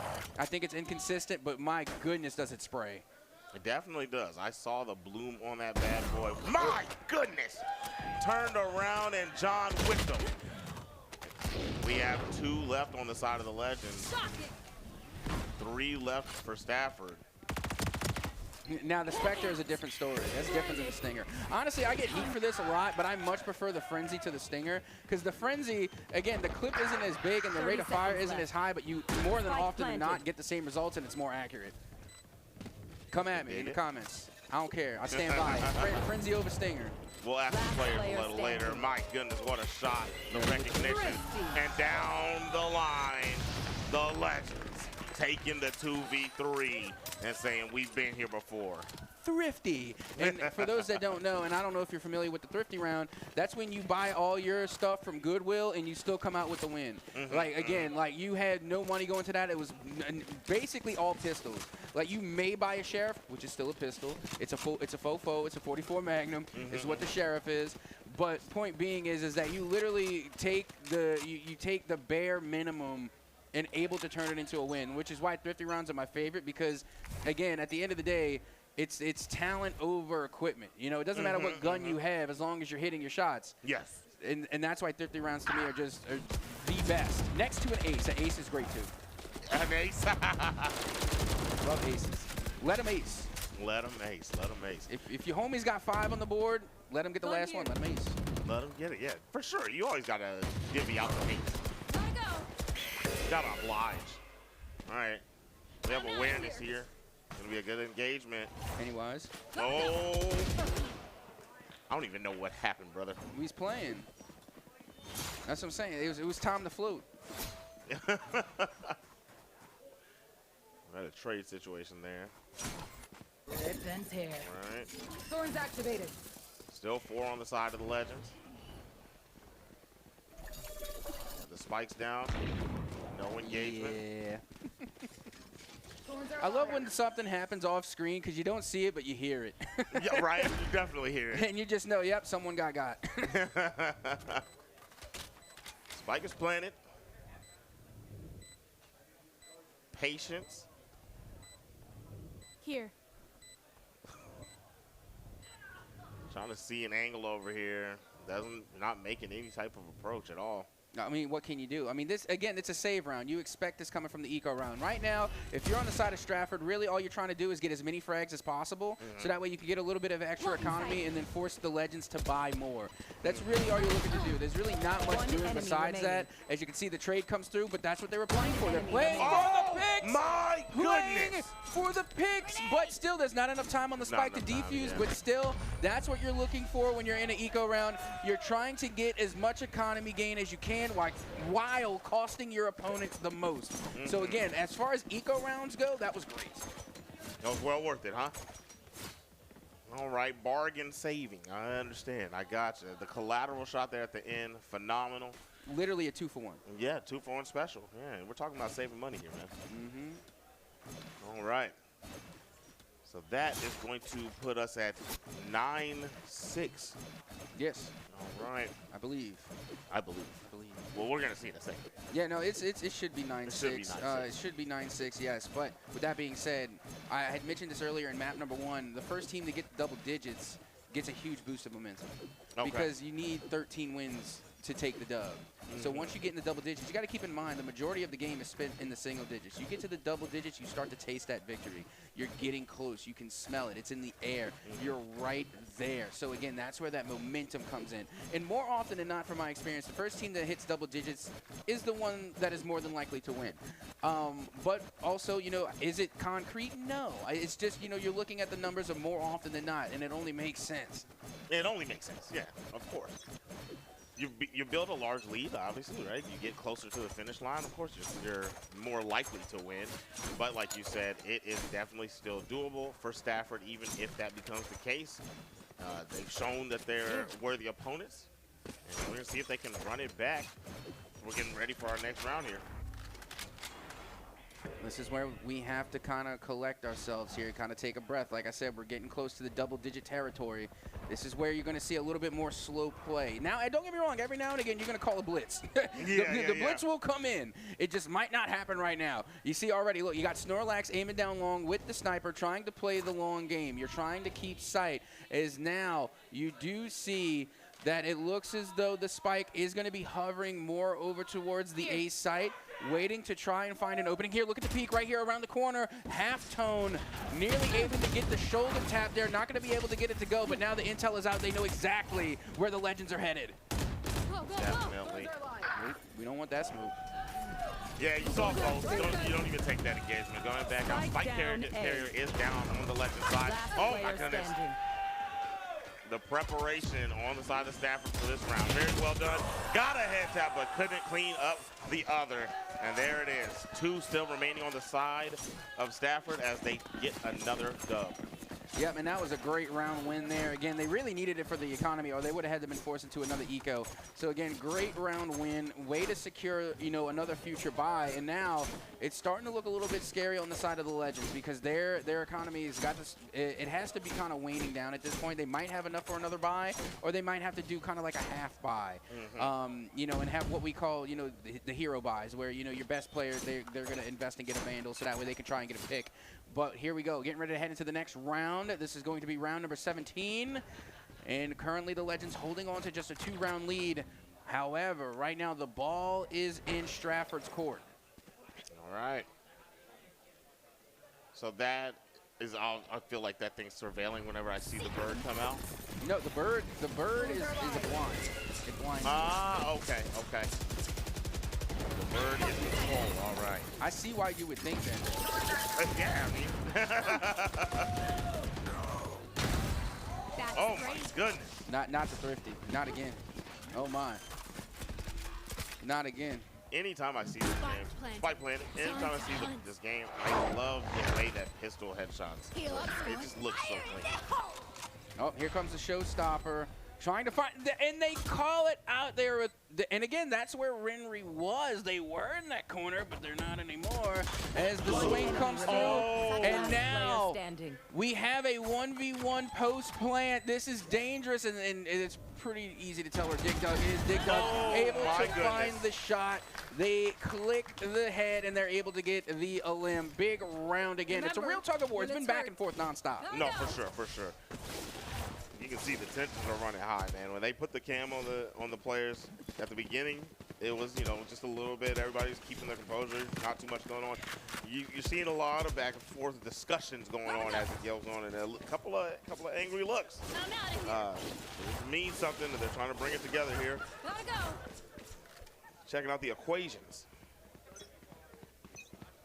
All right, here we are. Like I said, the double digits, we're there now. We're in that territory. This is where things are going to get a little bit more serious. They're locked in. I mean, I saw even last round they were they took that one pretty serious. What we had been seeing on that start point, that was the one we were getting the quickest engagements. People were flying in there and then having a fight on that little slope right there, and we were losing somebody within 5 seconds of the game starting. That one right there, both teams gathered intel and they dispersed. They didn't even take the fight. So you can already see the difference in play.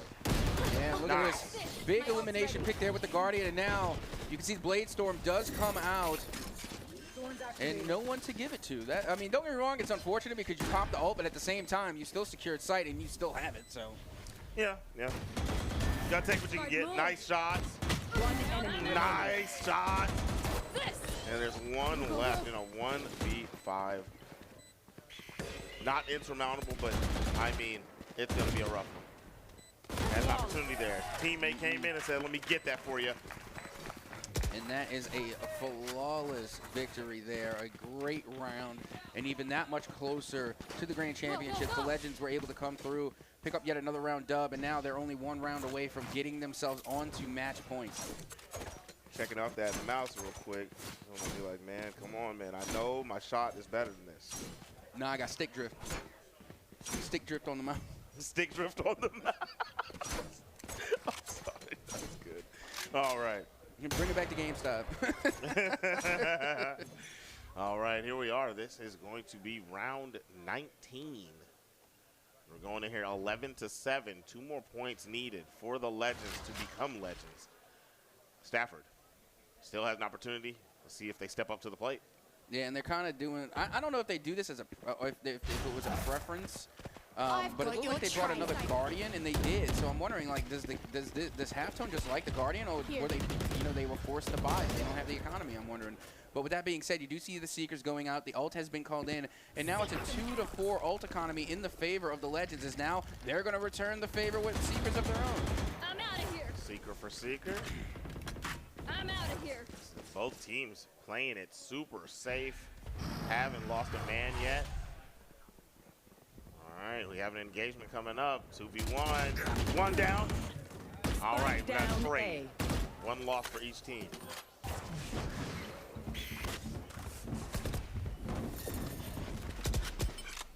Thorns are alive.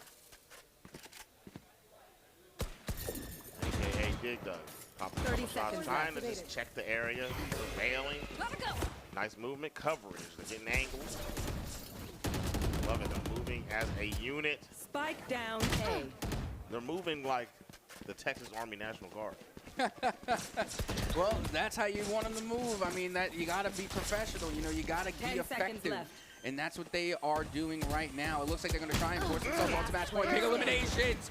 Unbelievable. That snake bite is huge, and that's why we love Viper so much. So much great utility. Again, the coverage just for having the control to hold the phone. Woo, that was a close one there. Very doable, very doable. Just couldn't line up that second one. To be honest, that was a wild push by those two, giving that opportunity to be lined up the way that they were. But lucky for them, they pulled through. Yep, they managed to, and they're still holding on here. They're keeping the Legends away from match point. Still a great round. They got the job done, but job's not done. Job's not done. It was done for a round, but the game is still going on. And here we go, getting ready to head into round number 20. It's coming down to the wire here. I mean, if the Legends aren't careful, we very well could see another map that goes to extra rounds. Right now, still sitting on 11-8, trying to make their way back into this. We talked about the lead held by the Legends, but Stafford talked about the opportunity they have to bring this back. It's a long set, long game, and they're playing the long game. Wouldn't say by choice, but they're definitely playing the long game, making their way back into this one. Nice shooting Tex, and we got one down on the side of Stafford.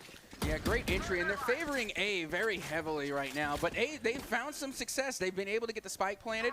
Now, they've had some difficulty holding it, but still, the spike does go down. And they have a 3-round lead, so not bad. Meanwhile, Ripper from rope, able to find one from the top rope, as now they're going to be able to use their ult to get out of dodge. And now, playing on the retake here.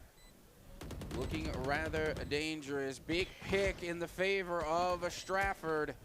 Now they have themselves a 4v3, now a 4v1. Huge swing coming from the Legends, and now they are only one win away from being your grand champs. One win away. But Kobe, I already have 12 points. How much more do you want? More. We need 13. One more. It's coming down to this. And again, I don't even know if this is going to be eco round or not. I'm wondering whether or not if they have enough to buy on the side of Stratford. It looks like they do. And it's a broken buy. Oh, this is tough. Round point. Oh, but they're going to invest it in Odin. Oh, my goodness. But still, I mean, don't get me wrong. The Odin buy is great, but you have like 3 Buckies there as well. This is tough. And not only that, but now they're going to be calling in the Viper ult too. Oh my goodness. Okay, so they came in locked and loaded to try to close this out. Is that what you're telling me? Well, I mean, it's a good strat. Okay, so if they call down the Viper's pit, then they're forced to go to the other site. So they're pretty much forcing their hand and telling them where to go. Okay, and then they're bringing out the Buckies. So if they do try and go into the Viper's pit, the Buckies are shoddy. So if you bring them in close enough range, they can actually get a couple of picks. Okay, got it, got it. All right, let's see what we got here. Playing super safe. Here we go. Stafford has to win this one, or we're going to have our champion crowned. Nice job. We do have a trade situation. Left our teammate not paying attention. Oh, hold on. Oh, my goodness. Another good one from Snorlax. Spike planted. We have the spike down in a 3v3 situation. 3v2 now. They was able to get an elimination and a trade. 2v2 and a raise ult on the board. That is huge. We got coverage on that far left side, but on the site alone, good shot. One left, holding on for dear life. Not much health left to try to clutch out a 2v1. Doesn't know where they're at. Bam! And that'll do it. We have our champions. That we do. It is going to be the Legends coming through with a 2-0 sweep here in Grands to secure themselves as your TechSef Undisputed Valorant Grand Champions. What a game, what a series. And then also kudos to Stratford. I mean, again, they put on a show. The very first game went all the way to extra rounds. The second game nearly went the distance as well. It was just a great showing from both teams and some phenomenal plays being made on both sides. Phenomenal, phenomenal. I mean, man, you come in, you look at this, you're like, man, they lost 2-0 on the side of Stafford, but they put everything on the line. That first game was, I mean, a banger. Went to overtime. Second game, they kept it close during the interim, and then at the end, you know, we watched the Legends start to eke it out. Each round was still close. Even in the winning rounds for the Legends, they were very close, but you know, they were still able to pull that lead up, get that 13-8 win. Yep, GG's all around, and what a showing. I mean, my goodness, it was so many crazy plays throughout that series, and it was just coming down to the wire so many times. Like I said, even in the very first map, it was Stafford that went ahead early and put the Legends on the back burner, and the Legends throughout that entire map of map number 1 were down. They were playing from a deficit, and they managed to turn it around in round 11 and then literally make a comeback, and I think it was that big momentum boost that really put them over the edge as they headed into map number 2. And once again, even going into that map, you know, they had a couple of stumbles, but it didn't. They were not phased. They were not phased at all. They were able to keep their mental fortitude alive, and they played phenomenally. Absolutely phenomenal. Absolutely phenomenal. All right. And then we are ready to present them throwing the stage. Hello. I have beside me here our grand champions for Valorant. Let's hear it.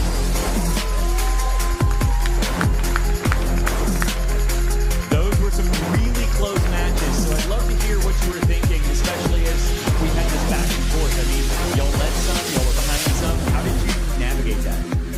I think every time we called timeouts, like especially thank you to our coach, he like got us back on the same page, and like the whole time we were like just swing together, play together, and that's what we overcame it. I think we kind of just worked together and like paused a lot, kind of think about what we were gonna do, and we just hit aside. Awesome. So how does it feel to be up here about to hoist the trophy? Feels great. I mean, last year we got second place, and this year, I don't know, we just had a new like thought process. We said we could win this. Do you think that being on the stage last year set you up for success this year? You're more comfortable with it? Your nerves are a little easier?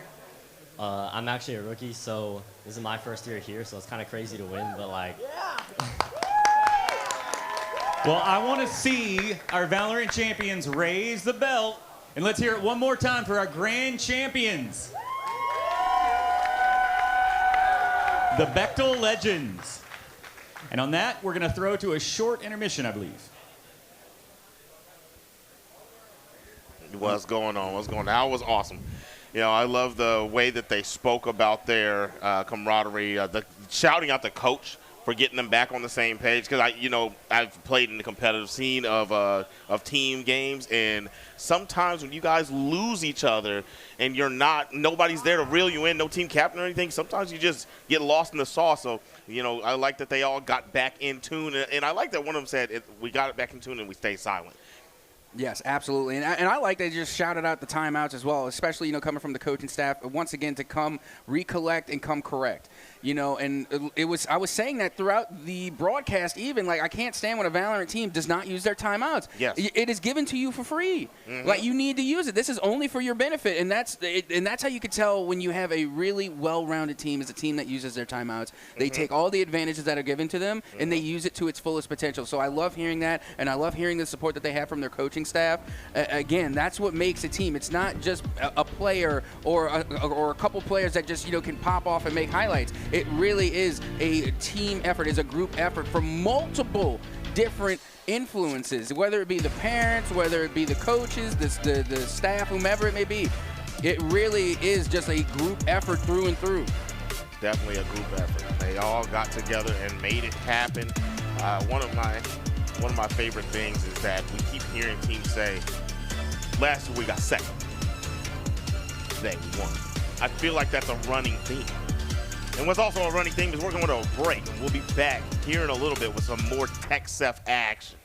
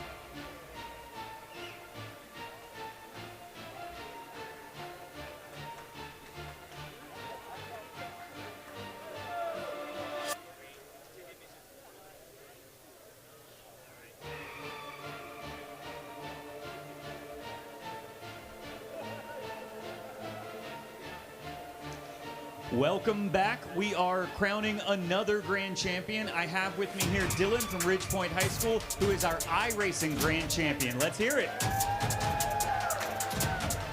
So iRacing, like, esports is grueling in general, but I feel like iRacing is on a different level. So Dylan, over the past couple of days, how many hours have you been driving?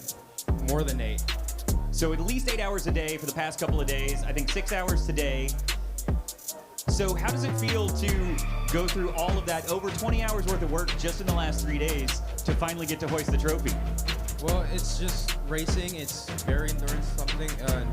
I'm taking a lot of practice, and I mean 8 hours for me now. It's just like a normal Tuesday.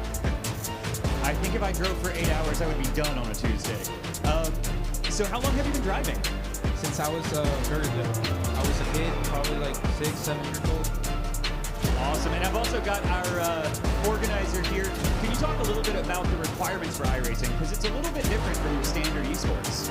Yes, so iRacing does require a wheel and pedals, which is a lot different than just having a keyboard and mouse or a Xbox or PlayStation controller. The wheel that I'm holding right here is for a wheel by Moza that is provided by Mr. Dillon himself for a Moza R12. It's a lot more of an expensive sport, being this wheel alone probably costs about $200 to $300, which is a lot steeper of a cost compared to your normal probably $20 or $30 keyboard and mouse. So being able to, one, have that startup cost, which is a lot steeper than normal esports, is a huge limiter. But being able to also be proficient in it, being able to put 20 to 30 hours a week just sitting down in a chair, pressing those pedals, turning that wheel, being able to turn laps in these cars that we've been racing is a huge thing to go on. And a huge requirement of that is being persistent, is being able to endure all that time in the car. Like you said, we did 8 hours yesterday. We did 6 hours today before being able to crown Mr. Dillon here as our iRacing Grand Champion. So he's done a lot of work, and I'm super proud of him for it being his first year in TechSouth iRacing. So it's a huge thing to really congratulate him on and be able to hoist this belt here and be known as a Grand Champion for Ridgepoint High School. Awesome. So before I hand you the trophy, is there anybody you want to thank or anything else you want to say? Everybody. I'm thanking everybody in my school, my family, everybody. Thank you for the support. Let's raise that trophy and hear it for our iRacing Grand Champion, Dylan from Ridgepoint High. Thank you very much, and we will kick it back.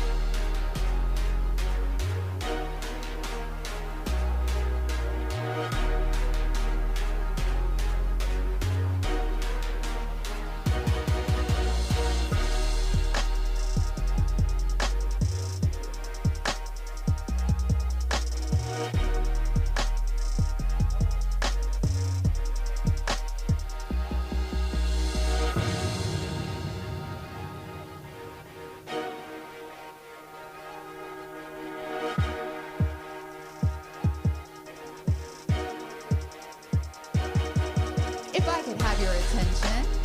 I just want to say thank you so much for sticking around for our Overwatch.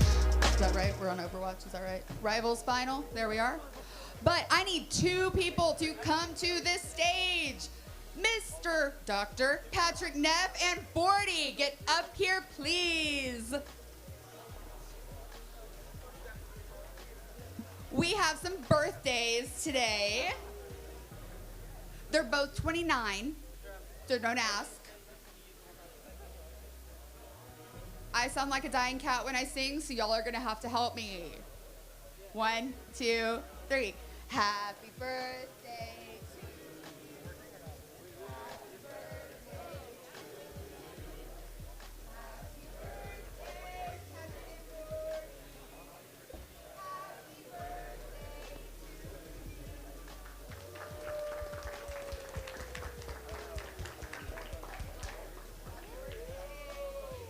Thanks, y'all.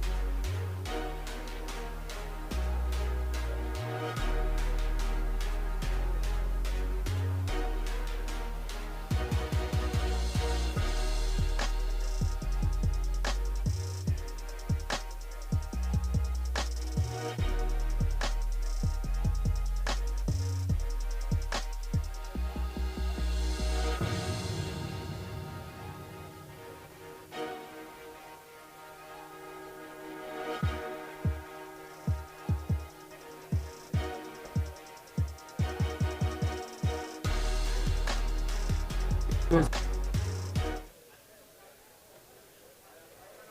what's going on, everybody? We have the Commissioner of TechSF, Rick Allen, here. How you doing? I'm doing great. Glad to be here. Yeah, it's always good to see you, man. Absolutely, absolutely. You having a good time this time around? For sure. You know, it's always tiring. You know, you always put in a lot of hours, and then you get home and you think you're going to sleep, and you don't. You know, you think of the next day, you think of what happened that day, and you're just so excited. And I'm excited to get home. Honestly, it's been a great week, but I need that bed. You know? You get every emotion that you can think of doing something like this. For sure. So what does TechSF mean to you? What does this event mean to you? So the smiles. The smiles. So every time I had to deal with a situation this week, I would look around the room for a smiling kid, and it was not hard to find them. That kept me going every single day, making these kids smile and giving them a purpose and finding them a place for their talents to be showcased and showed off and showing out, you know? For sure, for sure. That's my favorite part. I love coming here and seeing that these kids get this opportunity that wasn't there for us. No. You know, something for them to be, a group for them to be a part of, something that gives them something to fight towards for their school and within school. When, you know, being a high school kid is hard sometimes, you know? Oh, yeah. So I love that. I love that. So what other titles do you hold? Oh, I'm the head coach of Texas A&M Texarkana. I was a high school educator for 18 years. I was a high school esports coach for 10. Started about 3 programs in the Northeast Texas and helped start a bunch more just throughout the United States and all over the place. So, you know, educator, that's my title. You can just stick with educator.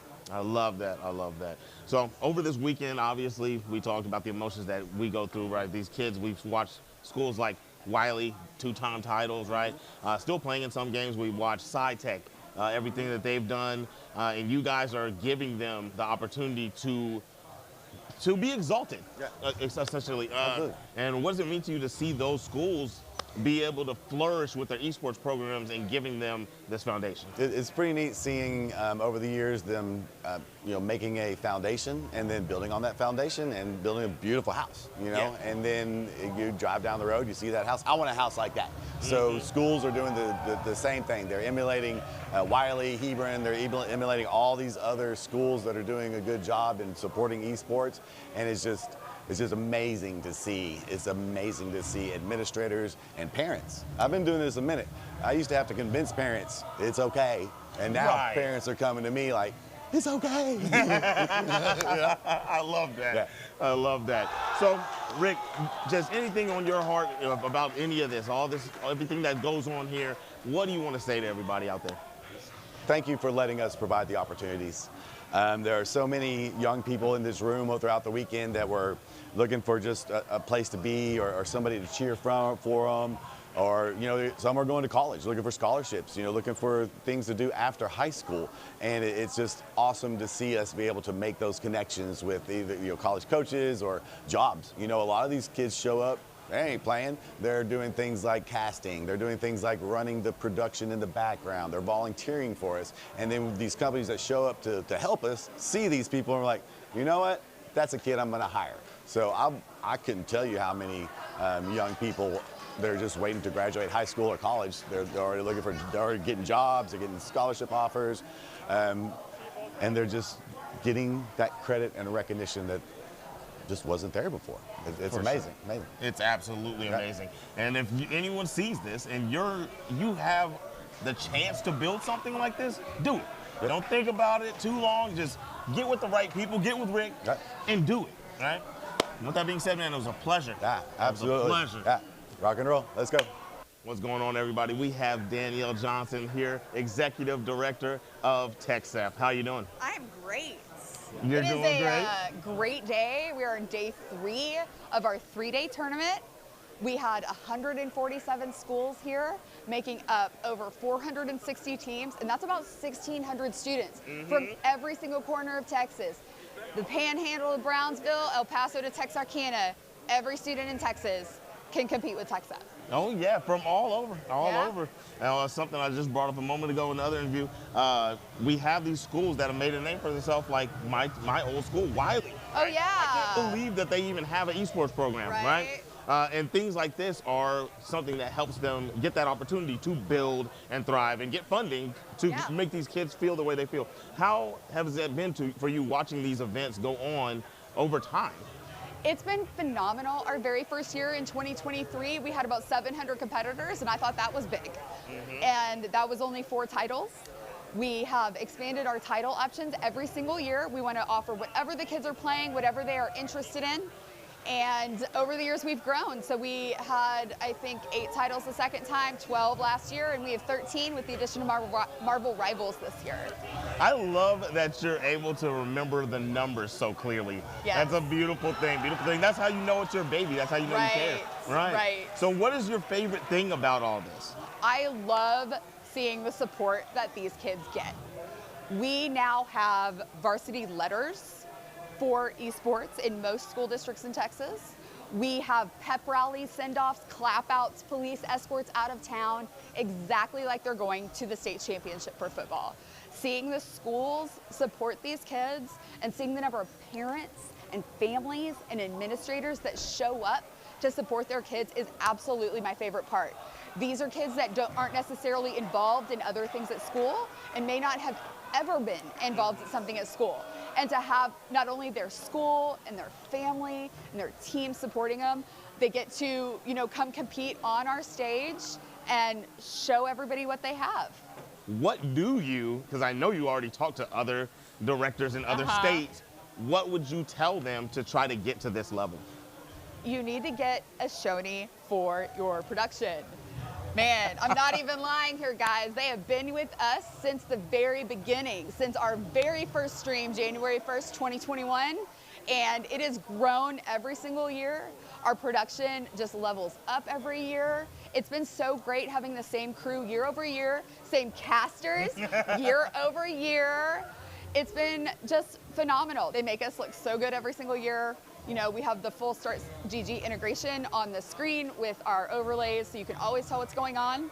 We really focus on the interviews and the kids and make sure that every mom can see their baby at some point in time on the screen.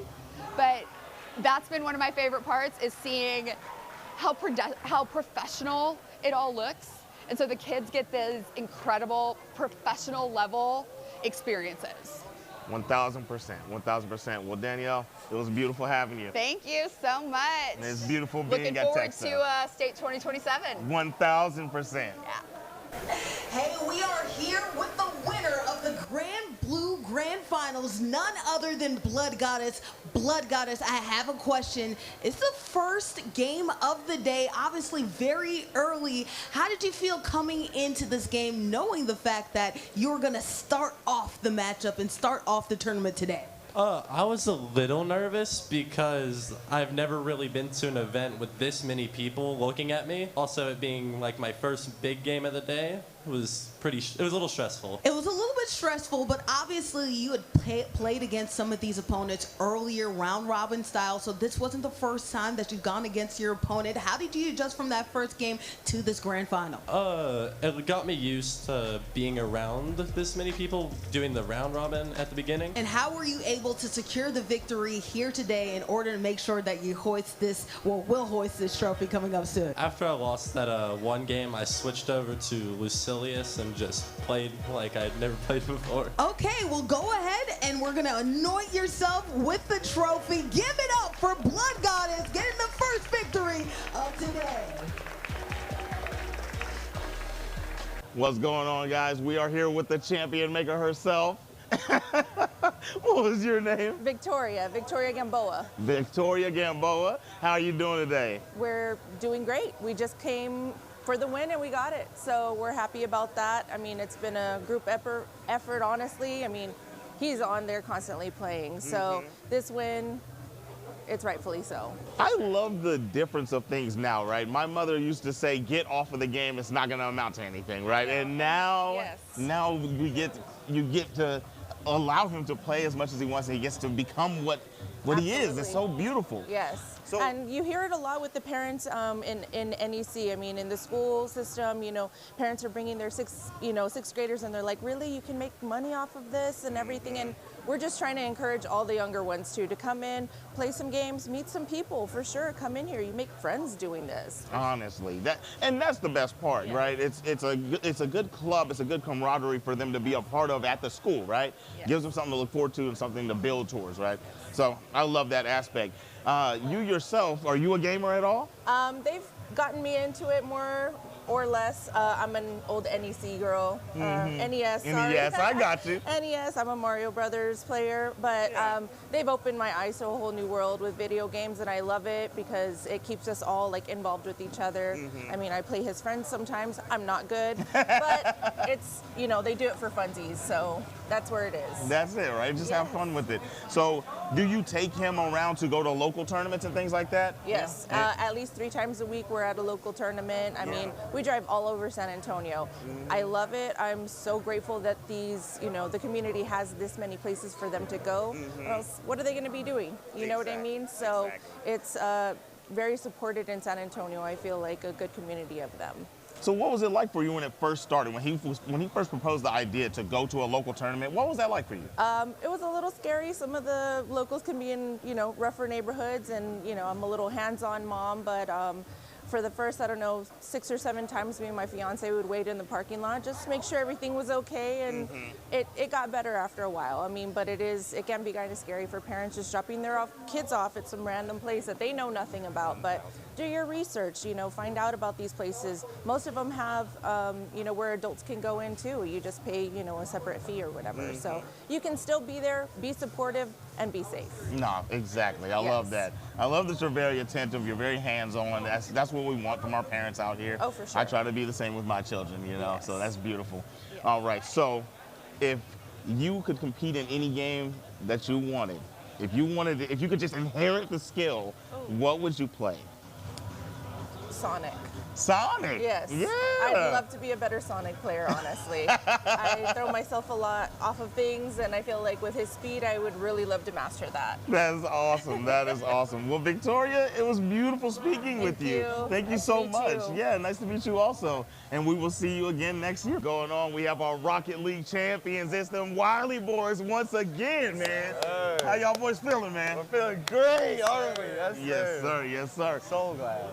So, you told me. What did you tell me? You tell me. I told you on the first round, when we finished our pool play, we beat the champs. I told you we were going to see you in the grand finals. Did you? I told you. Sir, we said we'd win it for him. We said we would win it for him. As they walked up, he said, we did it for you. Yes, sir. Yes, sir. Now, but y'all put on. That's awesome, man. And it was, you know, it was a a bust down. Let's just say that, man. I turned around, I kept looking at the score, and you guys really played strong. No, what was your toughest opponent on the journey? The toughest opponent, I mean, It's gotta still just been Westlake. We just played really good. It was still Westlake was our toughest opponent. They're the best people we've played, 100%, no doubt. we've never played that good until that match. Like, we were playing so well, and I think we were just throwing them off, but they were easily the best competition here. Like, they were. That was the best, most consistent and fastest we've ever played by several levels. Okay, all right. Who was calling the shots? Who was the one like really big dog? Okay, all right.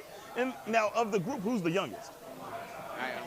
I thought so. So that's awesome that you were able to put the team on your back in a sense and give them that energy and make the right calls. What gives you the sense of game to do that for the squad? Well, I'm just like used to just being like more aggressive type player. So like whatever I see, I'm gonna just go for it. And like that series, I really didn't have to do it because like Cam, he was like playing really good. He just like I could just lay back and he could just do most of it. And if I'm there, I'm there. I would just like take the shot. So. Right on. So next year, I don't know everybody's age. So next year, do you guys get to come back and try to repeat? What's going on? So we two are seniors. We got second place last year. This was our redemption shot. We two are seniors. He's a sophomore, so he'll be. So you're gonna be back. You're gonna have you some new squad mates. So make sure you stay the leader on the comms. Show them what a champion feels like.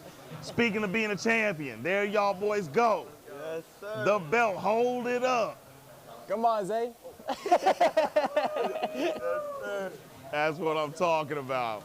Howdy, my name is Patrick Neff, and I am here with the coach of our recent state champion, Mario Kart 8 team. So first of all, how long has Atascocita been doing esports? How long have y'all been doing Mario Kart? So, to my knowledge, this is year 6.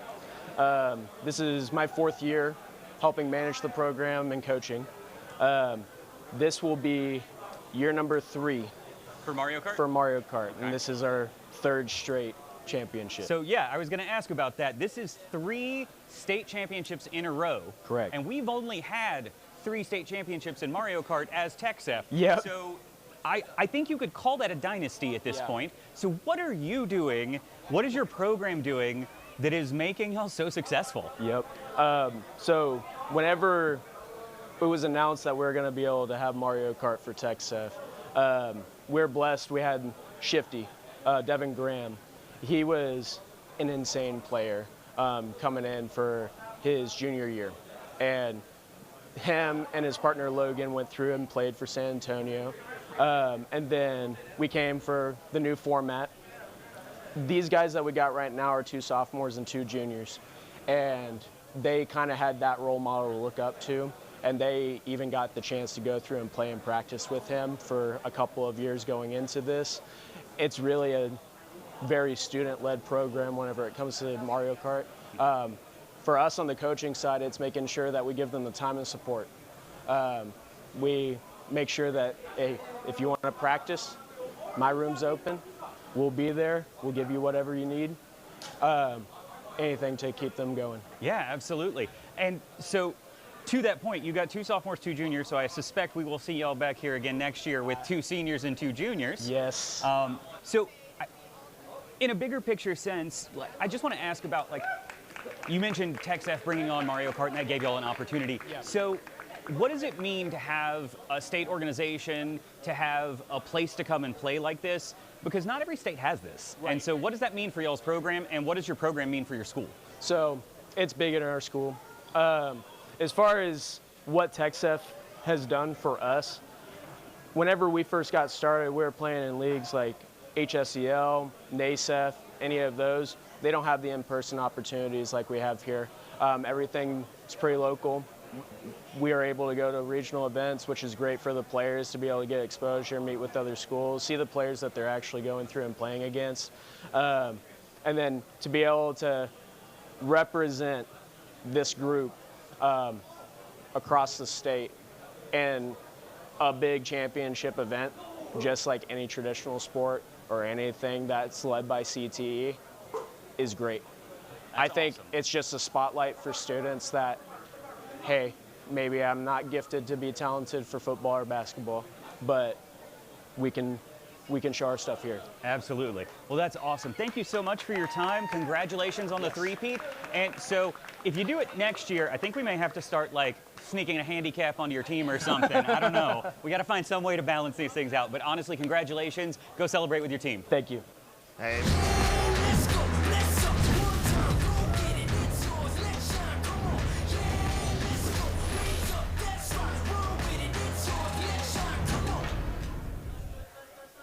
Yo, what's going on? We're back in the building. The venue still got people chilling, waiting to see that Marvel Rivals coming up next on the stage. I'm Zipmaster Flex. I'm here back with Captain Ahsoka. I'm pretty sure you remember this guy's face. You've seen him a lot.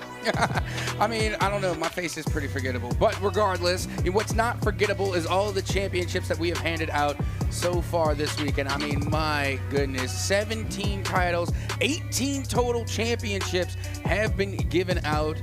And still, we have more to give. I mean, it's just been absolutely insane the amount of talent we have seen from these young student esport athletes. Definitely. And it means something to all of them. I mean, it's so funny, right?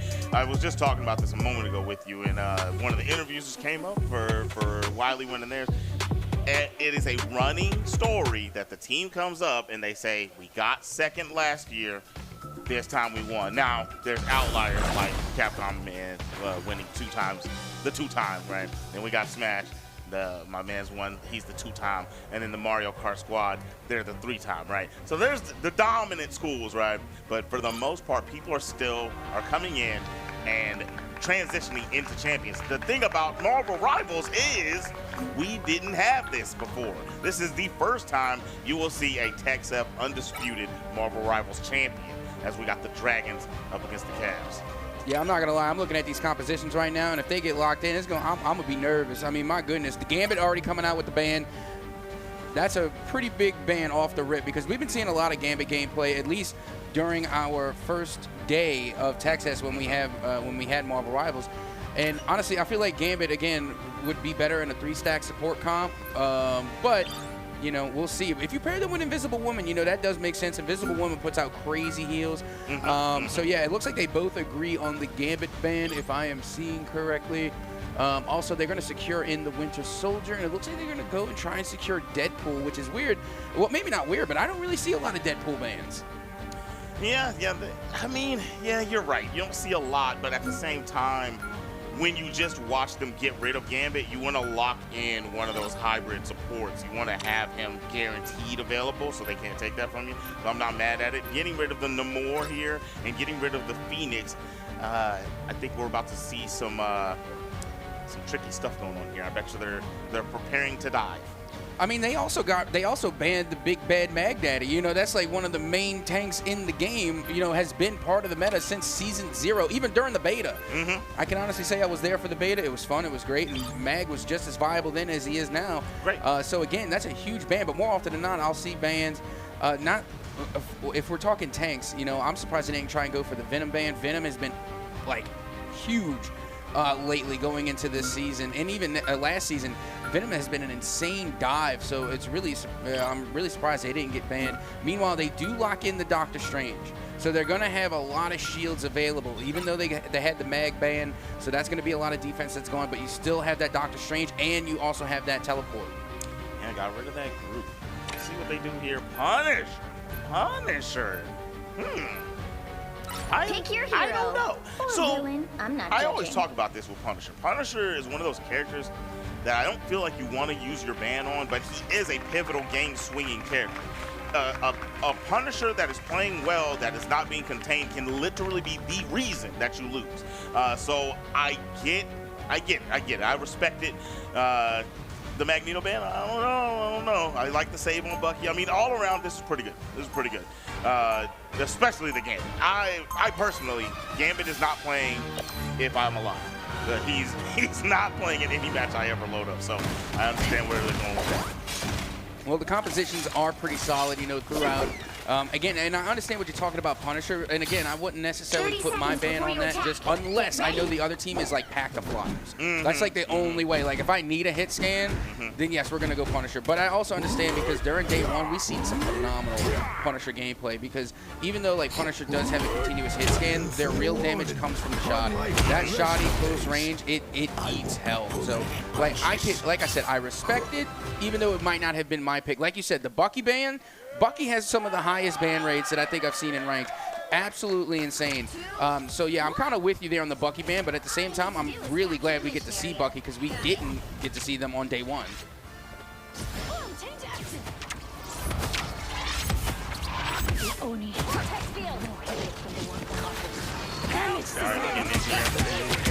Rotating in. You know, some of the save on White Wolf also, and that's an interesting save.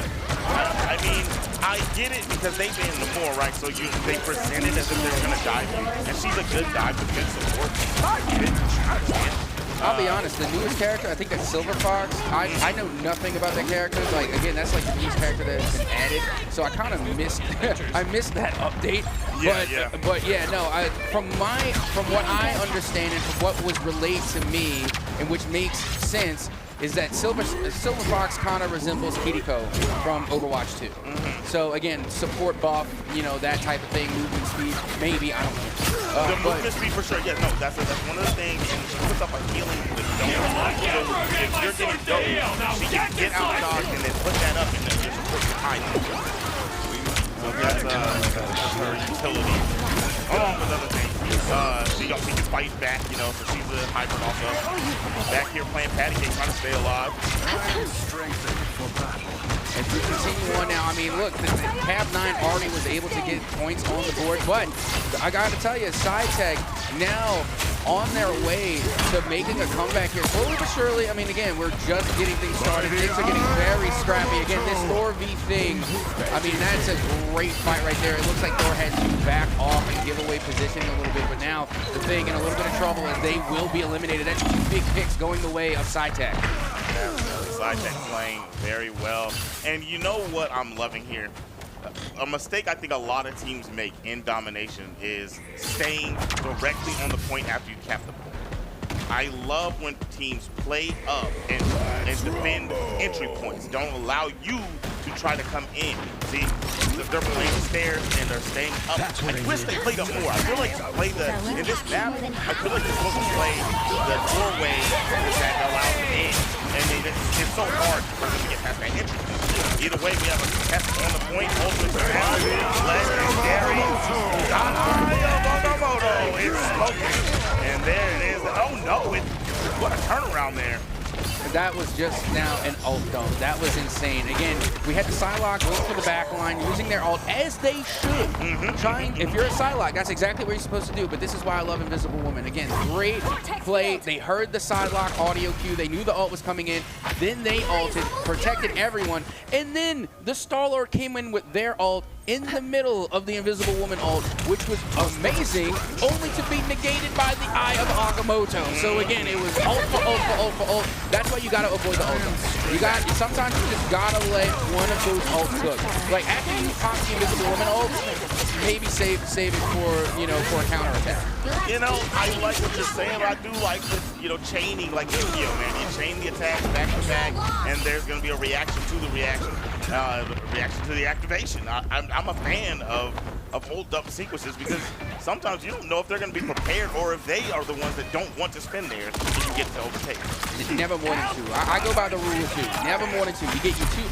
You combo your ults together for maximum effectiveness. So yes, you can call 2 ults in, and the ults were there. They were great. But it's that chain reaction that you get when you ult up, and now all of a sudden you done used like 4 ults, and they still have 2 left. I literally saw this on day 1 of I saw this on day 1 of Tech Test, and literally they invested so many ultimates they got nothing in return. Have the hold down here from my man Zed. There's a assist, yes.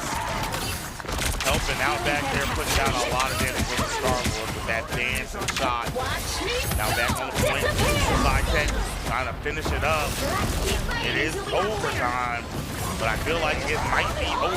Well, maybe not if they don't see the sideline. And she's in the back line. Beautiful stuff.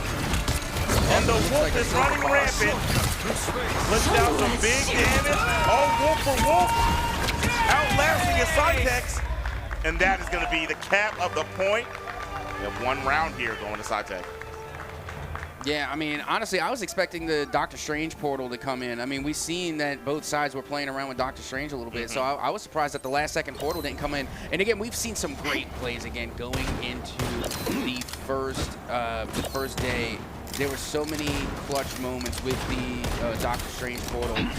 So again, I'm expecting some big plays to be made again here today, but so far, I mean, we've had ourselves a great first match. And keep in mind, that's only round 1 of game 1. Still plenty of game left to go here for Marvel Rivals. All kind of rivals. If your name is like Fox, then why is your spy organization called Tiger? Man, I love that they started Domination. I'm gonna be honest, at the beginning, I didn't feel like Domination was a competitive mode. I didn't respect it. I felt like it didn't make sense to make people play that in tournament. But now that the way that it's all structured, how tournaments are ran, I like that this is ran first, and I like the idea of it because the skills have developed and the strategies have developed over time, and now it looks more cohesive. Whereas before, in the beginning of the game, tell me if I'm wrong, I felt like in the beginning of the game, teams used to just go in and trap it. Well, I'm what you would call basic. So, like, I've always enjoyed a domination game mode, no matter what the game was. Even when I played Call of Duty, which I now can no longer stand or tolerate. But even in games like, Battlefield, Overwatch, Marvel Rivals, I've always liked and enjoyed the simplicity of domination because it's just as bare bones as you can. Like, there's really nothing to it. It's just overtake and conquer, and it's like a real bare bones type of game mode that just simply gets the job done. It gets my pick from Marvel Rivals. Oh my goodness, again. We got Cav 9 as they wipe the floor. Another one, DJ Khaled. He just wiped the floor. I mean, off of the back foot of maybe a Spy, Spy. They set up with the Eye of Agamotto and they team comboed it. And that's the type of situation you're talking about. I don't respect that too. Combos, I get it. When you just burn 2, let the other track. And a big combo like that definitely set them up for having a chance to win this. And you see, Bucky is a phenomenal DPS. Again, very high pick rate, very high ban rate. And no matter how good they are as a character, I, for some reason, suck with them. I understand. I'm careful. I'm even good with I don't even play DPS, so I'm not really good with many DPS. I was able to get good with Black Panther, and I thought that was going to be harder. I'm surprised I was able to get good with Black Panther. But I don't know what it is about Bucky. I can't get my handle on it. Wolf is coming through, but getting ripped. That was a good cloak right there. Just tracking damage. We got a hold there from Cav9. The Dragons tried to sneak their way through from an alternate point to not work their way around. Now back to the normal, regular scheduled programming, trying to go through the front door, make a play. We have a wrap around here. Legendary. What's the play? Yes, the hold is saving the day. Bucky's going bananas out there. Agamotto doesn't work. And Cav9 should be taking this one away after Star-Lord is dissipated from the skies.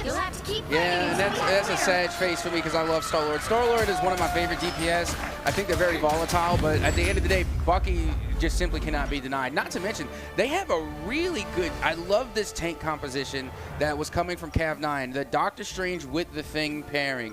So good because the Thing, again, they are able to put out a lot of damage and they have a lot of health, but they have little to no shield.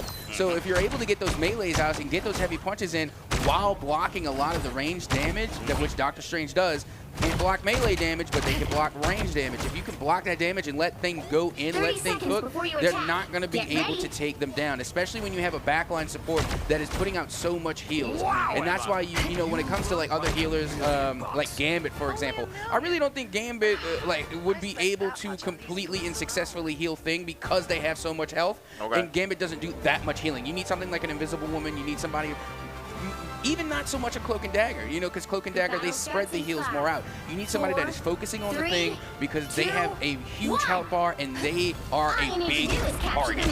You know what's funny? I know you're talking about Invisible Woman, but that is what Mrs.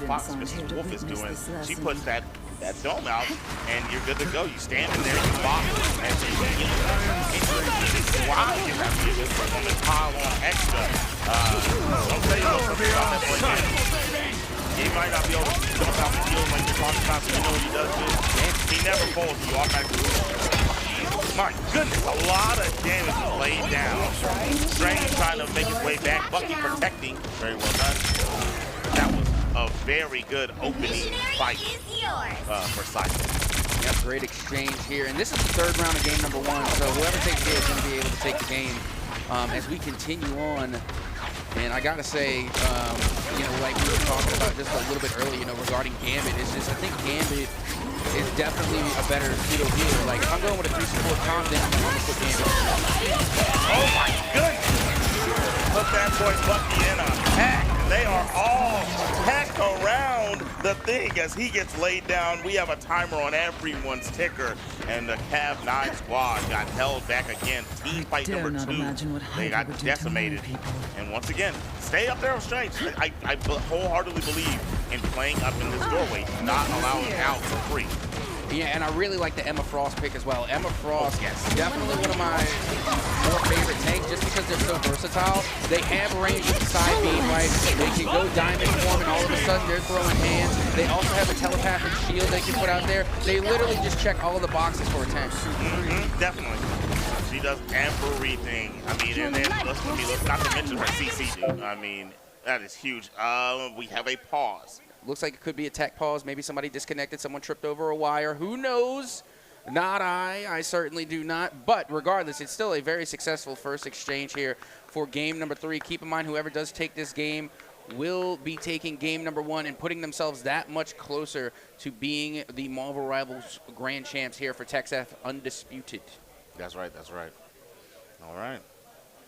Everybody out there, man, I hope you're enjoying yourselves. I hope you're liking this Rivals action. We're going to figure out what's going on there in just a moment. Yeah, one thing I'm really glad, because I was really thinking I was going to see it but didn't. No Black Widow picks. Like, and okay, hear me out. Because again, it's not that, you know, I hate on Black Widow or anything to that extent. I just don't see where their viability is. I'm having trouble finding, like, Hawkeye. Like, Hawkeye had there was a whole season where Hawkeye was getting banned constantly because Hawkeye was just clicking heads and just putting out so much damage. Unless Black Widow starts getting one-hit headshots, then they're just not going to be viable. They even tried to do, like, a team up with the Punisher, but why do you need a hit scan with a sniper? You know, it's like you got to find the scenario that works best with them. With that being said, you know, it's just I saw people playing as Black Widow, or hovering Black Widow, and I was like, all right, maybe there's something going on that I don't know. I need to figure this out. But yeah, like I said, Winter Soldier just with the Magnum. What? The Magnum, able to put out more damage and a higher, like, fire rate. Yeah, so, like, I would much rather get Winter Soldier on the block than Black Widow any day of the week. 1,000%. 1,000%. You know, DPS-wise, generally for myself, man, I told you I don't really play too much DPS, but I play Flyers, really. I play a little bit of Iron Man. I play some Storm, and I play Punisher. That's about it if you get me on the DPS lane. Tank-wise, I play every tank except for Doctor Strange. I know. Why not, right? It doesn't make any sense. That was my second Lord ever. It doesn't make any sense. It doesn't make sense that I play every tank and not Doctor Strange, right? No, that really doesn't make sense. I don't know why. I've clicked on him once to try to do a last-minute portal, and I didn't know how to do it because I didn't play him. Well, you need to learn because that's like, I'm just saying, that, like, even people that don't play Doctor Strange will switch to Doctor Strange just so they can get the teleport off. Right. I'm an involuntary tank. Like, if tanking is actually my favorite position, but I'm also being forced to play it against my will. Like, I don't have a choice. I don't have a choice in the matter because no one wants to queue up as tank. No one wants to play tank. So then I have to assume the role, which, not that it's a bad thing because I would say that I'm a pretty decent tank. With that being said, again, I literally play every single tank. It depends on the situation. For example, this situation that they're in right now, Doctor Strange is clicking. Doctor Strange is working. I also like the Emma Frost for the versatility. But with that being said, I need to see more Venom. Venom has just been hitting. I want to see more dive. But with that being said, I think we're going to see more dive tanking, and I think we're going to see, possibly a Venom once we get to, escort. Once we get to the escort missions, that's when we're going to start to see that real dive composition start to come out. Yeah, because it's harder to dive on in domination. I mean, you can make it work for sure. I mean, you start to steamroll them, and they can't figure out how to deal with you. I mean, a dive could be the reason you lose a domination match, but more often than not, it makes more sense for a convoy or convergence. Now, you see, when it comes to domination, I'm a scrapper. Like, I want to see melee characters going out there. You know what I mean? I need somebody wide swiping the area. Or, you know what, even for domination, and again, this is cringe as all can be, but Squirrel Girl. Squirrel Girl on domination is just absolutely annoying because of all the splash damage that comes from the acorns. That's interesting. That's interesting. I don't think she's that good on. I don't think she's that good in domination. I think she's just fine. But with that being said, we are getting ready to throw to a quick intermission while we go through this technical pause. So don't go anywhere. We'll be right back with more Grand Finals actions here for Marvel Rivals at the undisputed Texas Esports State Championship. Do not go anywhere.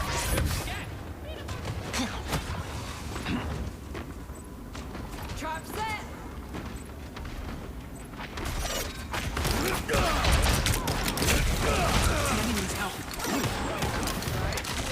Much better.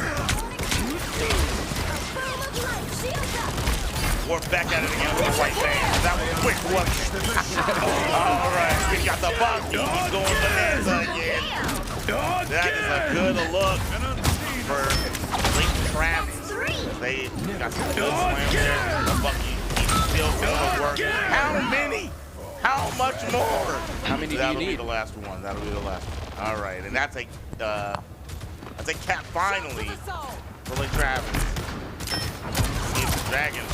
After starting off, they started off so good that it looked like the Cat 9 wasn't going to play. See, that's another character I'm completely unfamiliar with. Whoever that gunslinger was, I do not know who that was. That was another update that I missed.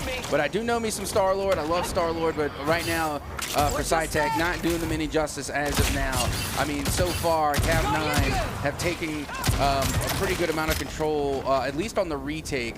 Right now, SciTech very much in the lead, but still, slowly but surely, you can see Cav 9, kind of closing the gap. She took this one. She got the muscle shot. Just massive damage. She has to right, and then, what makes her insane is her ultimate pulls. It calls a monster from behind and pulls every portion until it reaches. So she's Ash. She's broken. No, she's Ash from Overwatch. Like, literally the same thing. Almost identical. Amazing. So, what is that character's name? I'm opening a portal. We don't know? Okay, I'm gonna Google it real quick. All right. There we go, and that's gonna be SciTech taking game number 1 here in this grand finals. That was a strong fight for the first 2 rounds. Last one, that last point, man. And it's very hard to overtake that one whenever somebody's dominating. Once it's taken, once the first team fight is lost, I mean, it's hard pressed for you to get in there and get that point, man. Lake Travis did get in there and get a cap, but only held for moments. And so now we're gonna get to trucking along. You know what I'm saying. We're gonna be moving in objective coming into our next one. We'll find out one map in a second. Lake Travis, I mean, so you said you're talking about you're going to see some... Elsa is who that was. Elsa Bloodstone. And so you're talking about us seeing some dive coming in here, and please? I would like to see that. I would like to see that. Yeah, I was about to say, please, can we see some dive? But, if you're going up against, I guess, an Elsa Bloodstone, it kind of makes it difficult. I mean, we've just seen some phenomenal play to start things off. And not only that, but they were pairing the Elsa Bloodstone with the Bucky. That's like 2 heavy-hitting ranged DPS. However, with that being said, I mean, look what they were able to get done, you know, for SciTech. I mean, just the stats tell the tale. They're coming in with a 3 support comp, which I absolutely love, and I'm completely on board with that. Not to mention you're bringing in the Deadpool, who I assume is going to be more of like the pseudo support. I could be mistaken. I'm just saying the 3 support comp. It was the long-standing meta for a reason, and this is the reason. Now, not only that, but you're bringing in the DPS with the Star-Lord again. Star-Lord, one of my favorite DPS, if not my favorite. And then that tank comp. Look at the tank comp that they're bringing. All those shields that you're getting, all that shield value. Look at Doctor Strange. Over 40K damage blocked. Insane. Absolutely insane. Hits, bro.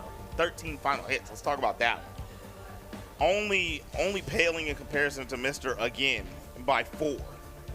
You see what I'm saying? That is huge tank gameplay.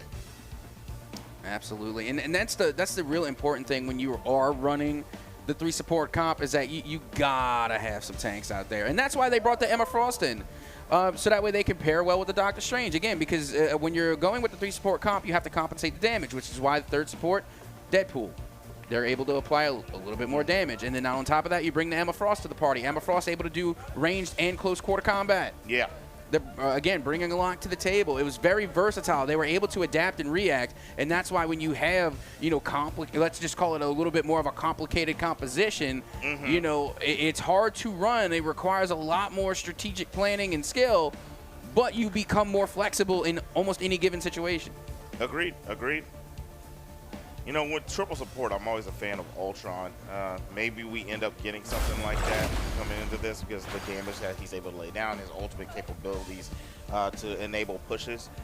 And I think that he's very useful, especially in Convoy, right? So we'll see what we get going into this. As SciTech is up 1. We'll see if they can stretch this lead out. I was having a lot of fun with Ultron when I was first playing them, just because, like, they put out a lot of damage. Like, that burst fire that they have is insane. They put out so much damage.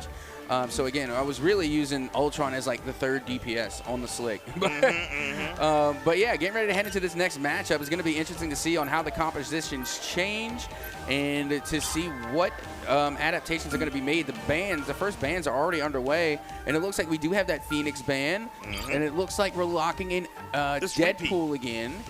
Yeah, pretty much a repeat. The Gambit ban is there, Winter Soldier lock-in. So yeah, so far, pretty much the same. Pretty much the same. My man's locked in. All right. Yeah, we got Magneto again. It's literally the same so far. Namor once again. So these people, this isn't about the map, right? This is about where they're going. They said, not fighting this. Nah, they know something. Yeah, they're like, not doing it. They know something about each other. They know, like, nah, these are the characters we don't want. No, we don't want none of that smoke. No. But with that being said, again, my heart breaks on the Groot ban. I love Groot so much. Groot is one of my favorite tanks from season 0 and from the beta, actually. So yeah, poor Groot. And remember, not yesterday, I'm sorry, but on day 1 they were talking about, oh, do not ban Groot. I need my Groot. Don't ban Groot. Well, actually, I don't think that's a ban. I think they locked that in. I think they locked the Groot in. Yay! SciTech locked him in. Yeah. Happy. Yep.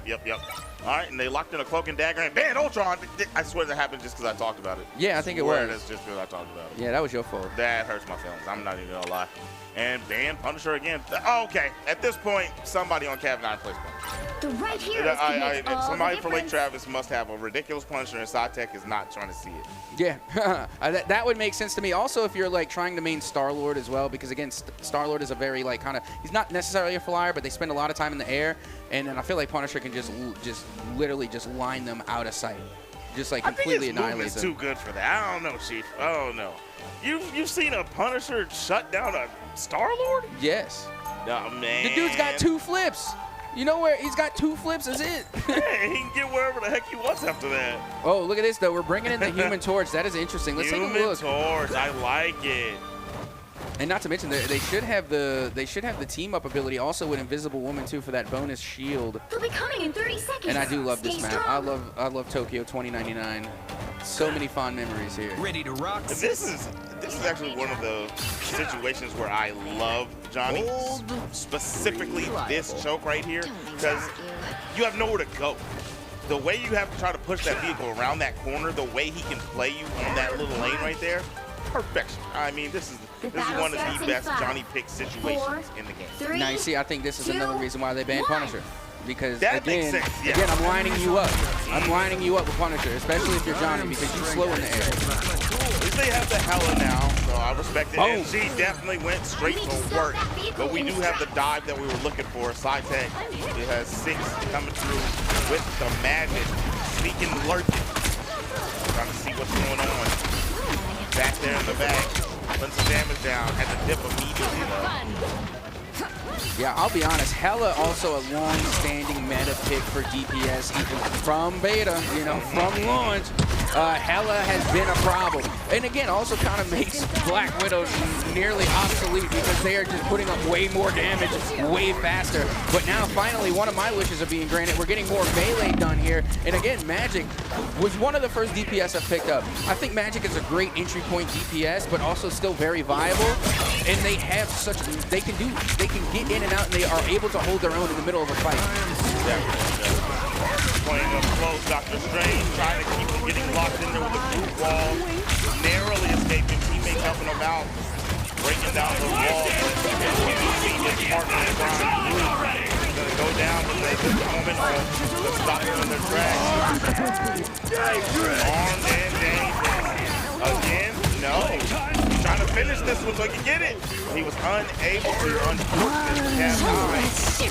Ultimate did not get the value it needed. Talk about value. Repeated blows coming in here. Nice. Got a pick there from the Hella. Ult is still on deck, and they're going to get some good distance here as they have everyone respawning on SciTech.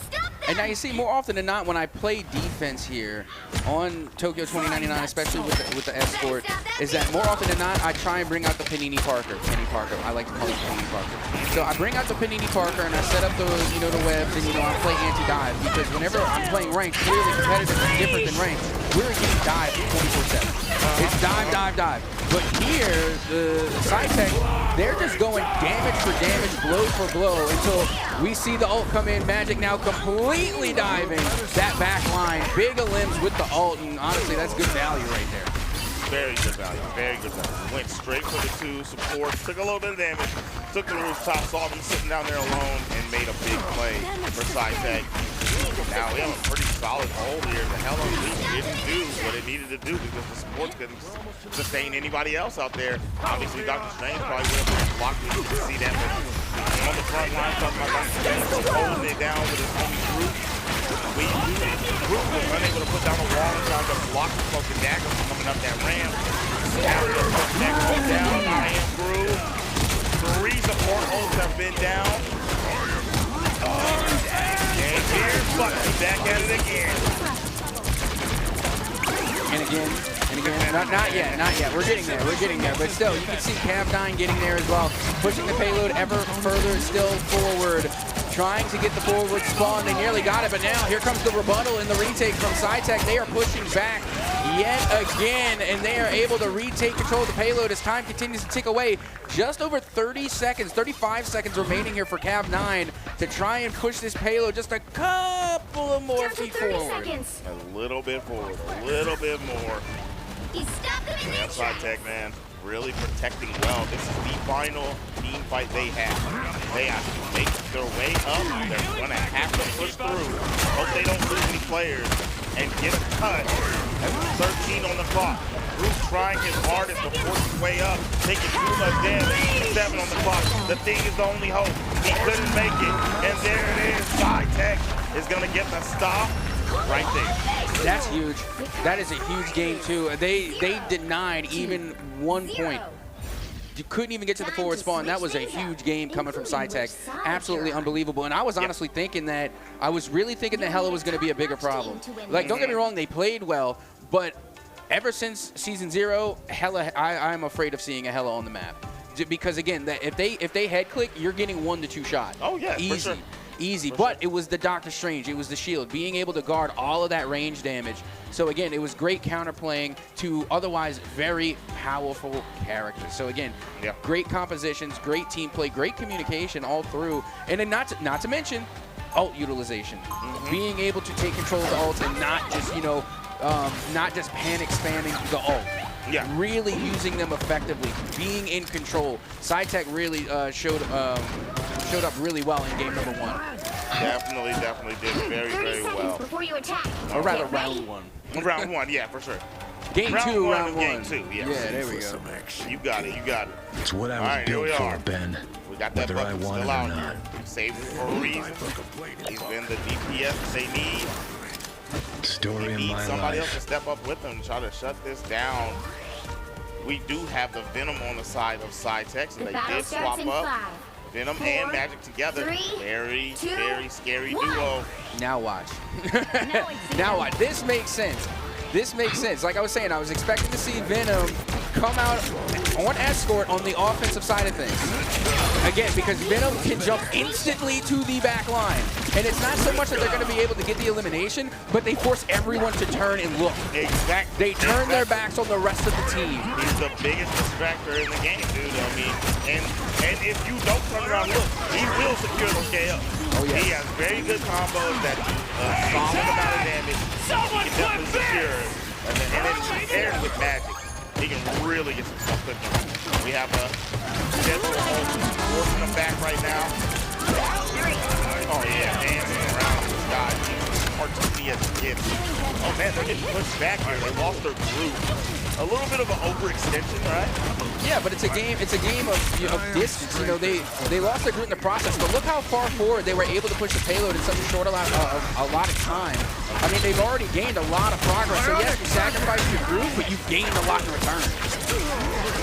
Group's already back. He helped wall off and helped Dr. Strange clean up the other group, the opposing group. Orange Davis, nope. And that's why they banned Magneto. Magneto is literally just there to nullify the Cloak and Dagger ult. That's the whole purpose of Magneto. Like that ult has no other purpose other than to stop Cloak and Dagger. Oh, stop Punisher, stop Punisher. I mean, I guess. I'm still going to save it for Cloak and Dagger. All right. Solid stuff here. They're scrapping, a lot of damage going down here. She's in ultimate. Going back to the original house pool. That was the end of the Kitsune rush. What's that? I said that was the end of the Kitsune rush. He is through. Doesn't earn anything. Did not, well, it did take that down. I think it's so funny watching Doctor Strange like just with people because it really is, you know, belt to cookies. You know what I mean? Like Easter, yeah. Yamamoto coming down. SciTech is moving it up. And there it is. That is a banger dub. 2-0 for SciTech here. I mean, there you have it. I mean, that was a great game. I think they got one more in the best, because if I'm not mistaken, if we're playing the best of 5, then they got to go for one more dub. If it was best of 3, then that would have been it. As we continue to move forward here, it sounds like we may have one more. And well-deserved Invisible Woman MVP coming out of that matchup. Very well done. Again, the support game has been unreal, and that's what you have to have. Again, Groot was up there taking a lot of licks, and not to mention, you know, that's why the 3 support core works. Because look, not only did the Invisible Woman come through with the most assists in the match, but look at the damage they put out. They were able to tie for the most elims or final hits. Regardless, they're playing both sides, both support and DPS. And that's why the 3 support comp works. 13K is crazy. I feel like there's absolutely no way. They had to have been playing another character at some point. Yeah, they may have been. No, who was that? That was the Magic. Voila. That was the Magic. Voila. yeah, no, it was the Magic. It was the Magic, but still, you got to be able to make heads-up plays. So you could play Magic. Here's the thing. They were playing Magic, and I felt like they were playing Magic more on the defense. Yeah. And then when they switched to offense, that's when they switched to the Invisible Woman. Because, again, you have to force the issue. It was a game of distance. You know, you got to create space. And that's what they are able to do with Invis. And, again, it was just a fantastic game. It looks like we are going with the BO5. So SciTech now on tournament point. If they win one more, then they will be your grand champs. One more for SciTech. SciTech has been putting on a show this whole weekend. They greedy. I mean, dude, that school is just pumping out champs. I mean, I'm not calling it yet. I mean, they've already got the championship, so my statement still stands, but they might be able to add one more here. But Lake Travis, they're the ones from that interview we had the other day, and they talked a good game. They made it where they said the promised land, well, almost the promised land. They're here in the grand finals trying to get to the promised land. SciTech standing in the way. Yeah, like I said, SciTech greedy, man. We got to save some of these belts for other people, too. You can't be taking all the belts. Like, my goodness. But, no, regardless, like, seriously, SciTech definitely putting out some great talent. Again, they're putting it on display here. There's a reason they keep taking these belts. And I'm telling you, they're going to have to hit a weigh station on the way home. They're going to be weighed down with, like, 10 belts. That is funny. All right. We're going to find out here soon where we're going, what map we're going to see. What's it going to be? Give me Times Square. Let's take it back. Let's take it back to the Fantastic Four. I had fun on Times Square. I enjoy Times Square.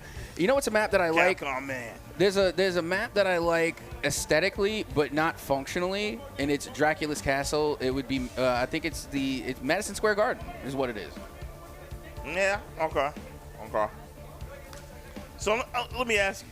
You said you're a fan of the Dracula's Castle? I like it. I like it aesthetically. Okay. I don't like it functionally, like in a competitive scene. Not that it's not a competitive map, because it is. No, it is for sure. It 100% is. It's just not as fun for me to play on for whatever reason. And I think it's because there's too much going on. Like when you destroy the buildings and then like they rebuild, and I get stuck on them sometimes. So it kind of feels like the landscape interferes with the gameplay. And don't get me wrong, I could be tripping. Like, call me on my nonsense if you want, but I'm just saying that's just the kind of experiences that I've had with that map. No.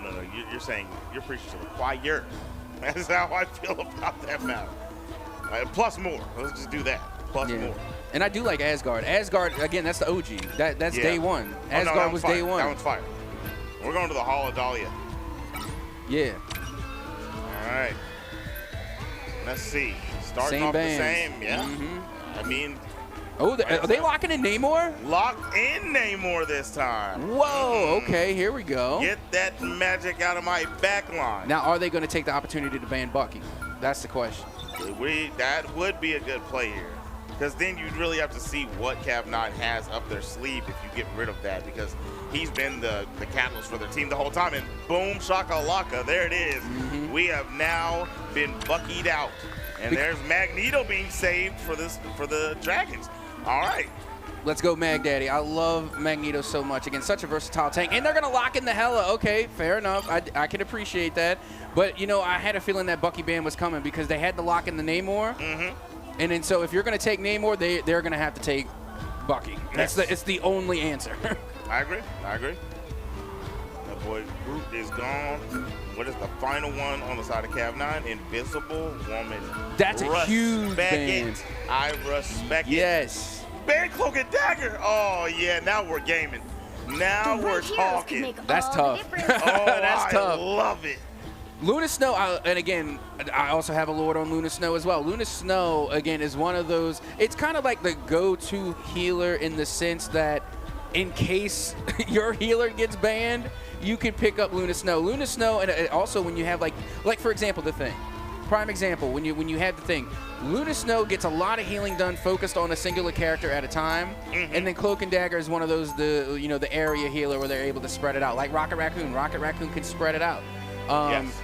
So, again, Luna Snow is just a phenomenal healer. Not to mention their recovery is insane. Like, if they get picked off on the back line, they can ice skate back to the party very quickly. And easy. So, yeah, Luna Snow definitely viable. But, again, I see the Cloak and Dagger bans happening a lot just to throw a wrench into the opposition.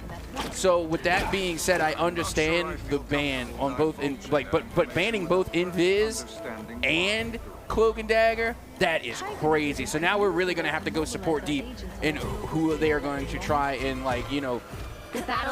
make the adjustments for. Like we said, we got Luna already, but what else? The Rocket Raccoon! Yes, Rocket Raccoon, probably my favorite Marvel Rivals character, to be honest.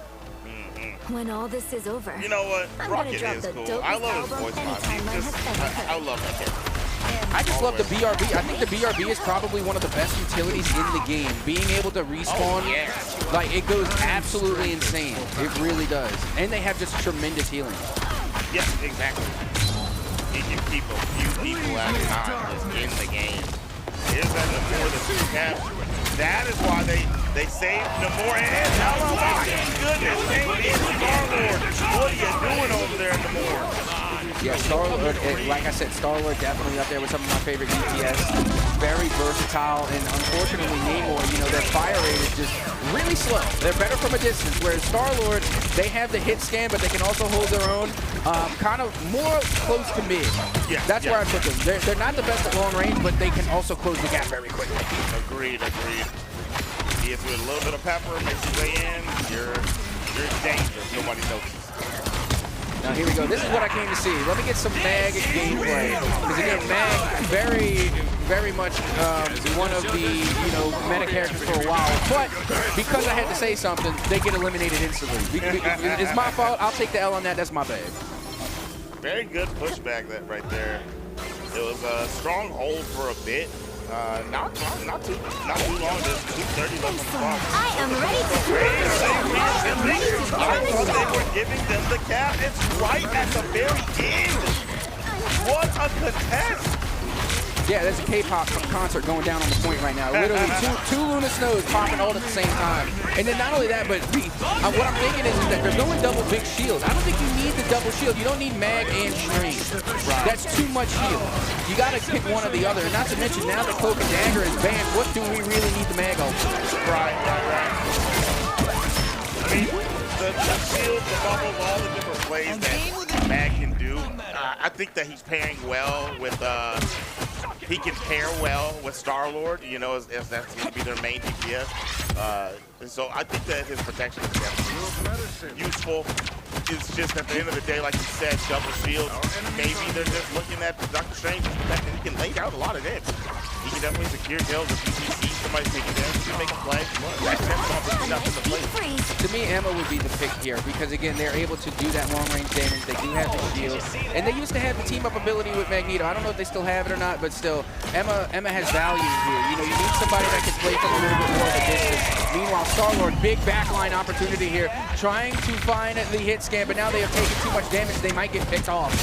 The counterplay of Tella Leech from the opposing Tella King shot, that was actually very smart. They still end up losing the exchange, but that was genius. I mean, he kept himself alive, almost took out the Star-Lord, and pretty much rendered his ult useless. Unfortunate for myself. I didn't see the rest of the engagement of how that swung in the Dragon's way, but it's a good play. You know what's another pick I think would go really well as well? Captain America. Oh, boy. Because Captain America, much like Venom, can just brutalize the backline, but also have that extra shield. And not only that, but they can throw hands.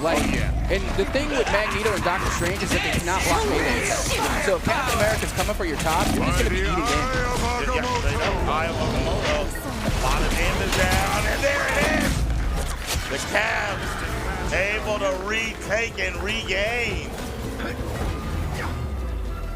And there we go. We have the forward spawn. Cav 9 coming in with the answer. Now pushing the payload further still as SciTech going to be keeping with the composition as they recollect and come correct, getting ready for the next bout. Right. I am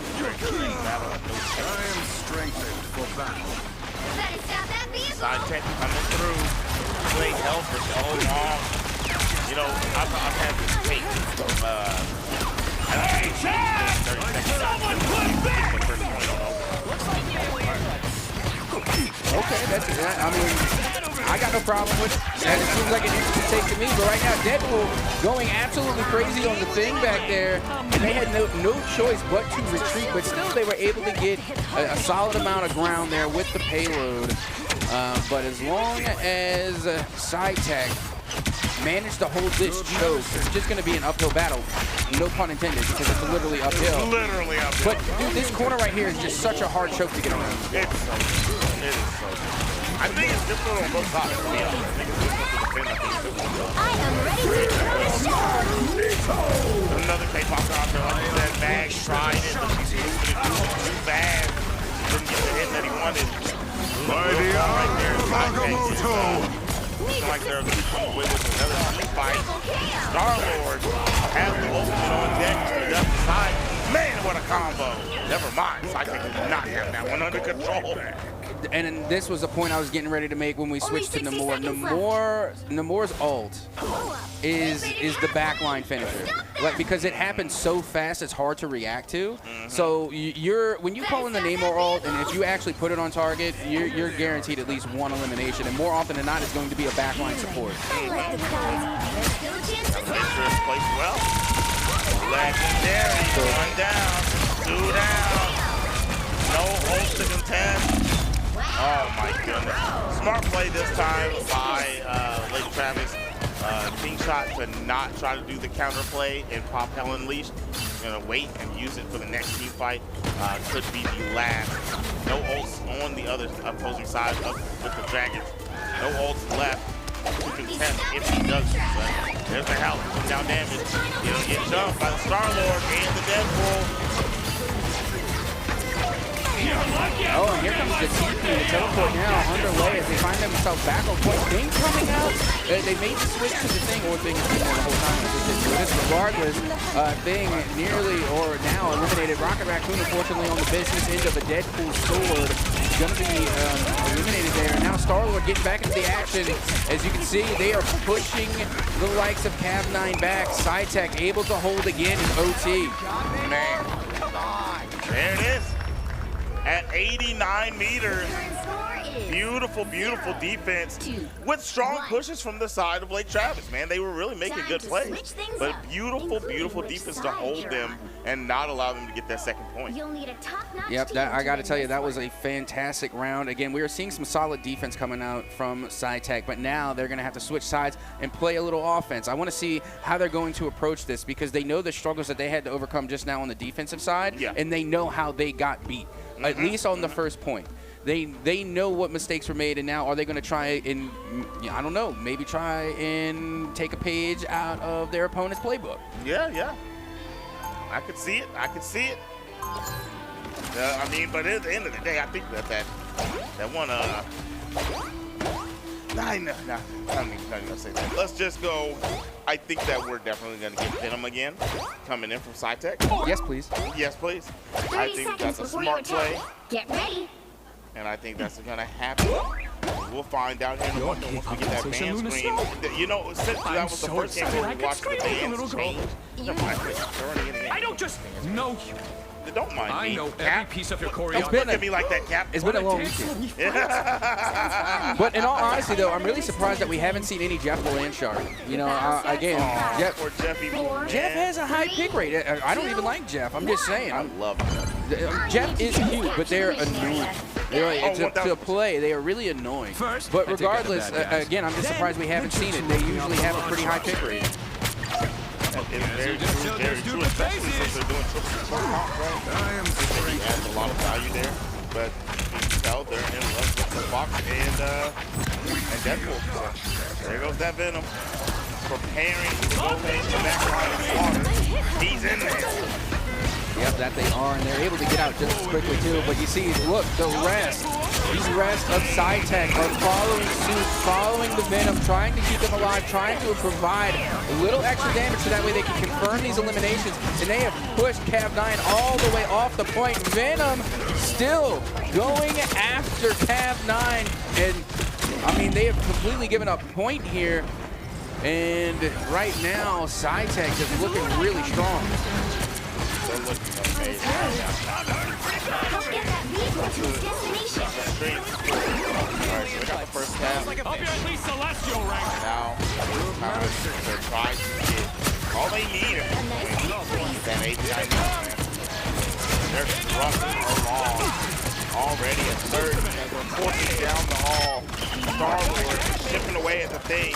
Couldn't get that last touch. Tentacles are mine. And this is where you're getting your value from the Doctor Strange. And Doctor Strange has such a big shield. It's pretty much free reign for all of their ranged characters. I mean, you got the Star-Lord, Deadpool laying down shots as well. Meanwhile, they're turning around constantly looking at Venom, not even looking at the Star-Lord, not even looking at the Deadpool, and they're just applying more and more damage. Cav9 now able to come through, recognize what was happening, and then put a stop to it. Now that payload's starting to move backward.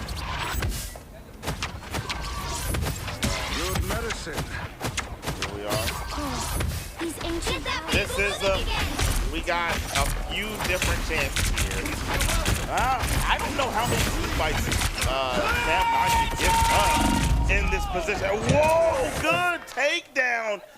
And a pause again. Oh, no. Yep, we got ourselves a tech pause right in the thick of it here as we wait to see if we can get everything, you know, back and in the good. As right now, it looks like SciTech are knocking on the door of becoming grand champions. They're right there, just a few more feet or a few more meters, and they got it. Yeah, they're right there, man. They're on the way. They're on the way. All right, so was this a SciTech tech issue, or what do we got? Right now they're talking it out, trying to find a resolution. But in the meantime, again, we've just been seeing some great gameplay, and it's not even overly complicated. It's actually really simple. You put the big shield out there in the front, and then you get free reign to just apply as much range damage as possible, and that's what they're really taking advantage of. Now, granted, we were able to see Cav9 really put a stop to it on that last push, but they still have a lot of time left. They covered so much ground so quickly. So much ground so quickly. That first cap was instant. I mean, they ran in there like they owned the place, took it over, and then put it up on Airbnb now. All right, here we go. The Venom play is going to go in. We're just resuming and get straight to it. See what's going on right before we froze. Oh, my goodness. Dive on the Moto. Really setting them up for greatness here. It's 2 left. Trying to fight back the thing. Trying to find those last touches on the support. No, Moon Knight. He does get it. Venom's alone. He could not get that last hit that he needed on Thing. And look at Doctor Strange. He was on a pixel. He is taken out. But the Thing and the rest of the team is coming back to try to help him out. Venom wasn't even worried about the Thing. Venom was going for everybody but the Thing. Like, don't get me wrong, when Doctor Strange was there, they tried to team up on him, but the support just came in too heavy, and they weren't able to confirm the elimination. Now, you can see the ult economy. There's 2 ults going for Cav9 and none right now for SciTech. So this is, again, this choke is just so hard to get around.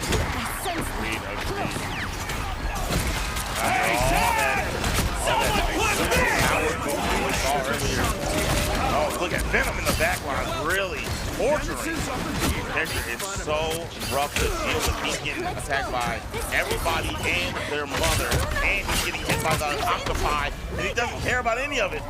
As we watch the majority of Cav9's team fall, Thing running back for safety, trying to get back. Venom putting pressure on. Down. He's still on. He's still on Thing.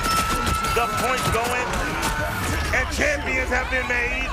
SciTech is your champion here at Undisputed for Marvel Rivals. I mean, my goodness, that was an unrelenting push right there. They literally just went all in on that last attack, and they were unrelenting, pure brutality. I mean, the way that they just pushed and pushed and pushed, and then Venom on the back line, just an absolute nuisance and a nightmare on the back line. A literal nightmare. If Venom ever came to anyone's house and they looked him straight in his face, you would not stop thinking about that in your dreams. No, absolutely not. And again, like you had said, that is the boogeyman. You know, the coming boogeyman of the back line. And, you know, my goodness, I got to give kudos, though, you know, as well to the opposition, just because they were able to hold for so long. I mean, Cav9, they played really, really well. And like I said, that last choke was so difficult, but they held it. They held it for so long, and they were nearly able to, you know, run the clock out. But at the end of the day, you know, that unrelenting pressure that was coming from the side of SciTech just wouldn't be denied. Yeah, definitely wouldn't have been denied, man. I mean, they were gaming in every aspect. Every round, every game. I mean, outside of game number 2, I would say we watched the Lake Travis really put everything they had in there. They were gaming really, really hard. They were doing very, very well. Had opportunities to win, but man, SciTech just showed that their cohesive teamwork was just too much to deal with. Just very, very well done. Saw on those highlights they were laying it down. And again, there was really no like one-off. Like, yes, of course they're going to have an MVP, right? But I really don't think there was really a one-off, big difference. I think the team was the MVP. You know what I mean? I can't cut it down to a singular player that was like, oh, they're the ones that were the best. It really wasn't. Each and every single player had a moment where they popped off, or they just popped off continuously. Yes. The team right here, SciTech is the MVP. Yeah, we had a Support as an MVP. We had a Doctor Strange. We had, I think Venom might have got it just now. And these are different players that are getting these, right? So everyone was really putting in work. I mean, every time we saw the Deadpool, it was game time. Deadpool was always alive, always applying pressure, always supporting somebody. I mean, what more could you ask for? And not only that, but that's another thing. It's like I never really did see any like solo one-off plays. It was always team plays. Like you're talking about the Deadpool when they were hunting down, they were hunting down the Hela in one instance. But guess who they were there? They were popping shots with. It was the Star-Lord. The Star-Lord. The Star-Lord. There was always a team play happening. Always a team play happening, and the team is ready to live out their dream. We're going to throw to the stage with Bordy and SciTech. Thank you so much, everyone. Again, give it up to your Science Academy Dragons for winning Marvel Rivals. Okay, I'm going to come down to the middle. The man with the keyblade. Go ahead and introduce yourself. My name is Jeremy, and I'm the tank player for Science Academy. The what player, sorry? I'm the Vanguard player for Science Academy. You did a great job. Tell me, I feel like your whole team has been so cohesive the entire time. We talked about it. They're good plays by the Deadpool. There were great plays by Doctor Strange. Overall, though, it was just a cohesive team unit. I heard y'all calm, so I was in the corner. Is that something that you guys work on, that clear communication in order to make sure that you're here standing right now? Yes, this communication is what we really wanted to dial in. Like we spend maybe 2-3 hours every day just figuring out what we're gonna do, having clear comms, specifically today because that's something that we've struggled with in the past. I mean, honestly, the skill level stood out so much. I feel like there wasn't one person who was really ADC, who was really all of you all, who was really carrying. I mean, tell me, like, when it comes to competitions, I'm sure inter-team, I mean, who really wins? Because everybody seems like they eat. Yeah, everybody on this team does amazing. Everybody on this team, everybody puts in work. Everyone puts in the work. Yes. Similar rank that we all put in the work together and we work together to win. And you are, my friend? I am Gabriel Martinez. I'm the captain of the team. Captain, my captain. Hey, you're the captain of a team that was so cohesive, so together. I mean, tell me, how proud of you, of your team in this moment? Obviously, Science Academy, this is what, the fourth time that we've seen this organization here today. You're doing it for such a team-based sport, not only for the FGC, in which we saw Science Academy rack together some wins. I mean, tell me, how hard is it in order to propel yourself to the Texas Esports State Champion in Marvel Rivals? This is our first year doing it. It's absolutely difficult. We have one of the greatest teams in the school. We work very hard, like every weekend. We have amazing scrims, obviously, right? And a huge shout out, we have amazing platoon teams, right? They work so hard every time. It's the practice that we put in to work to make sure we make it to the top. Guess what? Practice makes perfect, and you guys are now the champions. Go ahead and get your prize. Throwing it back to you, my cast and crew.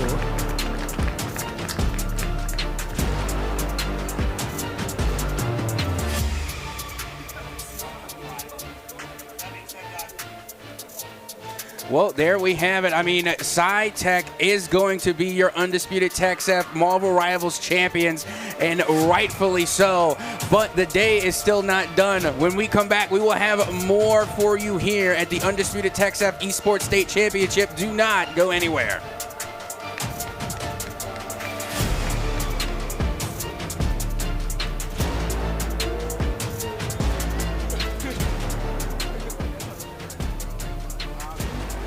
feel you.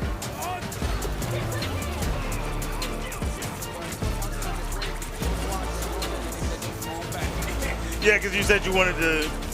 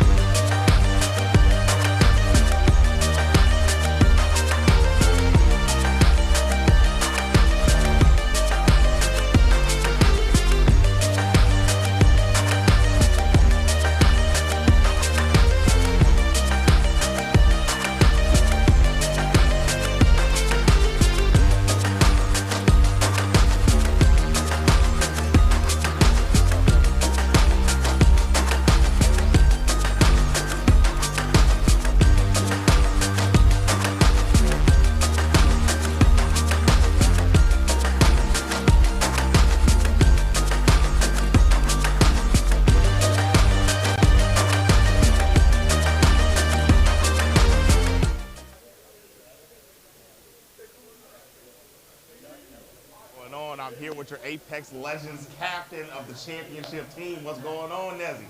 Good. What's going on? So how do you feel being the champ, brother? Back to back, pretty good. Back to back, back to back, bro. So I know outside of TechSF, you compete in this game also, yes? Yeah. So at what level, what tournaments do you enter? What do you do? We do nationals. You do nationals, yeah. Okay.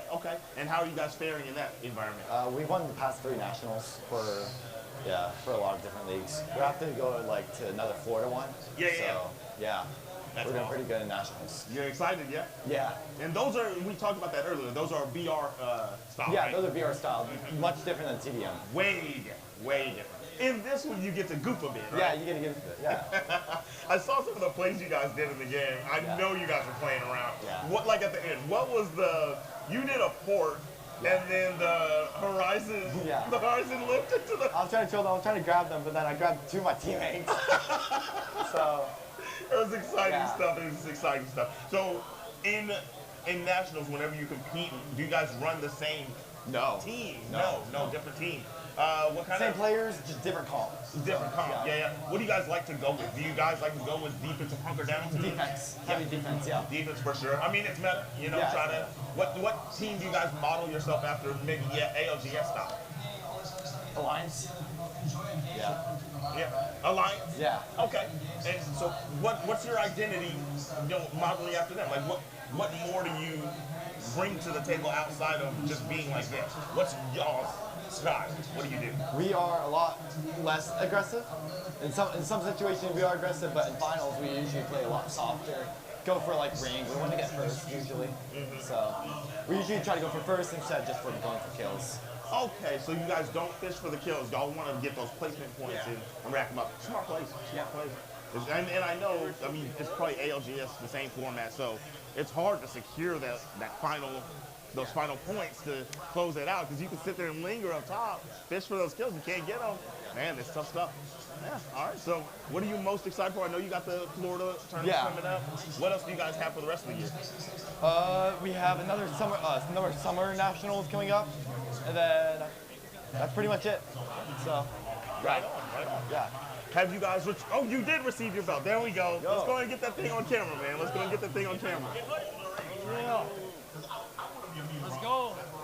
Go ahead, hit it for the people, man. Hit it. Wiley.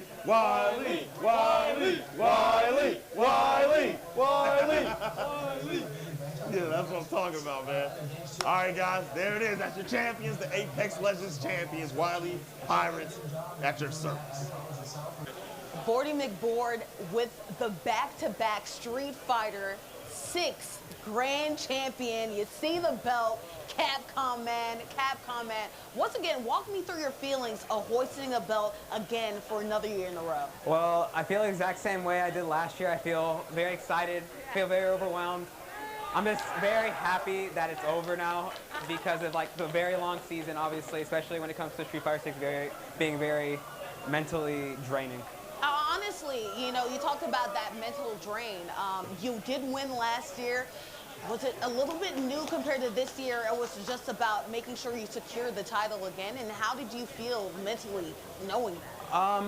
There was definitely a lot of pressure from some people. Not that they pressured me intentionally, but it was just like, oh, are you going to go back-to-back again this year? And especially people that are nice enough to go up to me and be like, hey, are you Capcom man? Congrats on last year, And they were asking me, are you going to go back-to-back this year? And I'm like, I'll try, but I don't want to be too overconfident because I want to be realistic. So, yeah, I'm just very glad. When you were walking through pools, though, did you know internally, or did you feel internally like it might happen again, or did the pressure start to build and build and build? No, I felt pretty good. I did a lot of research on my opponents, and especially my teammates' opponents along with them, just so we would have an idea of what we were going into, because obviously you don't want to go in blind when it comes to a tournament like this. Okay, so it's a lot of studying on streams, not going in blind, knowing the technique of your opponents, and knowing, honestly, their characters too, right? Definitely, especially when it came to Top Gun for hire. Good Honda player. Me and Ben spent a lot of time talking about his gameplay, some of his bad habits that we could abuse, a couple of techniques or special moves that Honda has that you could that knowledge checks a lot of people, and to not get caught off guard by it. So it definitely helped out a lot here. And shout out to Frank beforehand because he definitely told me use DP against Honda's headbutt. I know it catches a lot of people off guard. Well, obviously, you hoist the trophy once again. I have to ask you, do you want more? What are you doing when it comes to the whole EVO scene? Oh, okay. I was asked this question earlier, yesterday actually. I definitely want to show up to more tournaments. So obviously it's very hard to balance school life and esports, unfortunately, Absolutely. right? For me, school comes first, but I really do want to pursue esports, whether it's being a player, or being behind the scenes, or helping people out even. I definitely want to be involved in the FGC and esports community as a whole. Have you never entered into another public tournament, a pro tournament? I've entered, it wasn't TNS, it was one of the Capcom World Warrior tournaments. I got washed, obviously, because there was just a bunch of Ultimate Masters there and a bunch of people that are better than me there, and I like that. I want to enter more. The problem is it's just a bunch of time zone situations when it comes to certain opponents. Obviously. So definitely when I get that worked out in college, and when I do have more free time, I can hopefully sign up for more tournaments. Well, I'll tell you this. You hoisted the belt this time. You hoisted it again, and I can't wait until I see you in the future. I feel like more doves are going to be in your pathway. Thank you so much. Good job. Congratulations, Capcom, man. I'm bored to move forward with the Street Fighter 6 back-to-back grand champion. Hey, what's going on, guys? We have SciTech's own Travis. How you doing, Travis? Good, doing good. Thank you. Doing good, right on. So, you guys just had some players up there on the stage? We did, yes. KO? We did. We love that game, dude. For the finals? Yeah, it felt good. It felt good. I think we also got third place and maybe a few other kids in there. But we're the fighting game school. We love fighting games. I want to say we probably have the biggest program, most successful program, I guess in the nation, if you think about it, because we won nationals for Street Fighter as well. So we just have a huge fighting game love, the background. Yeah, we just have a lot of fun with it. State that again. You said you won nationals for Street Fighter? We won the last two national competitions for Street Fighter. Really? Yes, that's true. That is awesome. Slicks is actually part of that team. Yeah. He's in there. So do they do it? You're educating me. Do they do it like a Street Fighter League format where? Yeah, it's teams of 3, and then we throw them in like Pokemon, and you know they battle, and you know. That's awesome. I did not know that. Yeah, cool. So you had Capcom Man, Slicks, and Poro Champ. Poro, yeah. I remember. Yeah, that's so cool. That is so cool. I love that. So out of all the other games, so you have obviously you have a player that's going to be playing in Street Fighter. You had the 2 that were on the grand stage for 2SKO. What else are you guys? We got Amethyst in grand finals for Guilty Gear as well. What do we love at our school? We love Street Fighter. Not really Tekken, I'm not gonna lie. We don't really play Grand Blue either. But really the big titles. You know, we play the big ones. No Tekken. Do you like Tekken yourself? Honestly, I do like Tekken. I stopped playing. Right, I'm a filthy king player, but I had my fun with it. I just too many games to play. You know, we also have Marvel Rivals. We're expecting to go far as well, so it's like a lot of my time I don't really have. You know, so. Do you practice with the kids? Are you good? I used to travel all over the U.S. for fighting games back in the day. I was a top Injustice player, the first one. I played Aquaman, a top tier. I swear I know you. Yeah. I was around back then. Oh, really? In the FGC, yeah. Yeah, I used to travel all over the U.S. A homie of mine, my best friend, Digit, his mom had connects in airlines. We had like cheap tickets to fly everywhere. That's all. Yeah, what gamer tag did you go by? I try not to tell the kiddos, but you know, under wraps until now, I guess. But I'm sorry. Yeah. Kids, don't watch this. No, that's pretty cool, man. So so you have your Marvel Rivals team that's still in. You have a player that's going to be playing in Guilty Gear, which is one of my favorite fighting games out. So I'm excited to see that one. Man, tell them a little bit more about your school, man. We're #1 in the U.S. for esports in general, actually, by USA Today. It's a huge passion project this past like 5 or 6 years. Our school loves esports. They actually support us and they consider us a sport. So we get like funding from that. So, you know, shout out to my principal, shout out to my superintendent at South Texas ISD. But yeah, we love esports there. I love that. Esports school, powerhouse. I love that. I remember first meeting you guys and hearing y'all's story of how they treat y'all's esports program. I mean, and it flourishes. That's why you guys are on the US Today's list, right? Yes. Now, you said, was it this year you guys were first or was it last year? It was, so every year they release like all time in the summer, and we got second. No, Okay. we got first. I forget. Yeah, It's I feel like I blurry. saw first on one Yeah, of them. yeah, but we're not. Oh, I'm getting confused. My bad. I think in nationals we got second in the summer. I'm expecting for it to go back up this summer for first. But then the last season, the first season, we got first. There we go. There we go. it is. Yeah, yeah. I mean, high ranking regardless. Yeah. Beautiful, beautiful stuff. And I mean, I know you love what you do with that program. Yeah. You have It's to. a passion project for sure. Yeah, passion Feels project. good. Yeah, I mean, so how often do you guys get to do stuff as a school outside of just tech stuff? What other stuff do you guys travel to? Honestly, this is kind of like our Super Bowl. We put all our eggs in this basket for sure. We, our principal knows about the trip ahead of time. He knows that we're probably going to qualify like a whole bunch of teams to go. So that's pretty much it. This is the first year. Apparently, this is a qualifier for nationals for Marvel Rivals in Florida. So as soon as that happens, I'm going to send a text to my boss and be like, hey, find that money for us, and let's go have some fun in Florida. You gotta love it. Yeah. You gotta He's love a nice man. He Right treats us on. well. He treats us well. Hey, Yeah. shout out to you. Speaking of shout outs, before we go, do you have anybody else you want to shout out from your school or the family? Colin Feltis, he was a very dear student of ours that passed away in October, and these kids this year, they went through a lot. We were all very close to him, and it was rough seeing the kids, the aftermath of that. So shout out to Colin and his family. He would definitely want to be here. He would 100% be here. Yeah. Well, my condolences to Colin and his family. Shout out SciTech, and we'll cut it right there, guys. Yeah. How did esports affect your career today? I mean, it's definitely built me up. I mean, I wouldn't be where I am right now.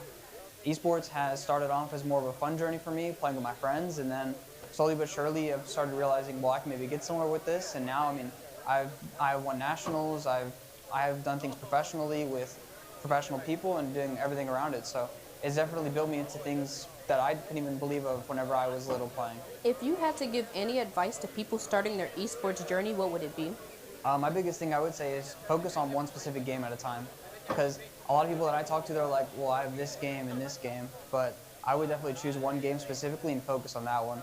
And then from there, think about how you're acting off camera, because how you act off camera will matter when you're on camera. So try to live your life in both ways the same.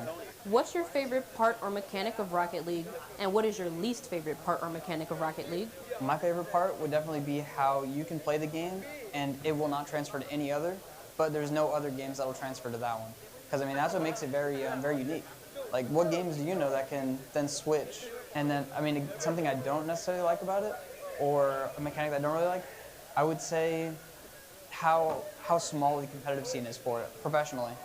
Because professionally wise, there's about maybe 100 pro players in the whole scene that can make somewhat of a living off of it. So I would say players wise, it's a very small competitive scene.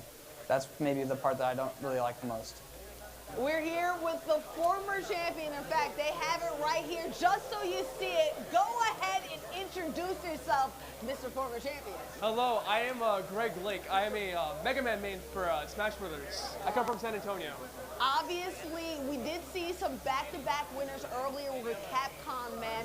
What's your feelings going into the tournament, or what your nerves are? Obviously, you're hoisting that belt. What do you feel trying to hoist another one? I'm a little worried. Worried? I wouldn't be too mad if I did lose, because, I mean, if I get outplayed, I get outplayed. Yeah. But if I win, hey, that's another one on my belt. It is what it is, and it's not what it's not, right? You'll accept either outcome.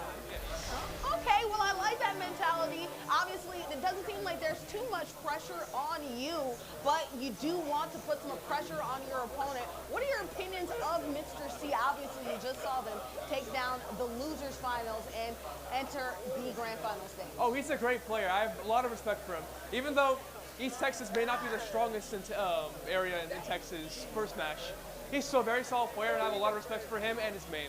Okay, yeah, okay. Well, speaking of your main, right, what are the things that you've done and utilized and trained in the meantime in order to make sure that you can hopefully hoist another one of those belts? I'm going to watch over my my recordings already to see what I did wrong, see what I did right, and just go from there. Why did you bring your former trophy here today, and will you have it tomorrow for good luck? wanted to show it to everyone, you know? Oh, Just yeah. remember who I am. And not only having the belt, but also the cosplay too. Go into that a little bit as well. This is from a Beatles album cover, Sgt. Pepper's Lonely Hearts Club Band.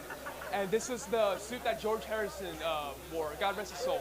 God rest his soul. And honestly, you seem quite relaxed and ready to get to the game.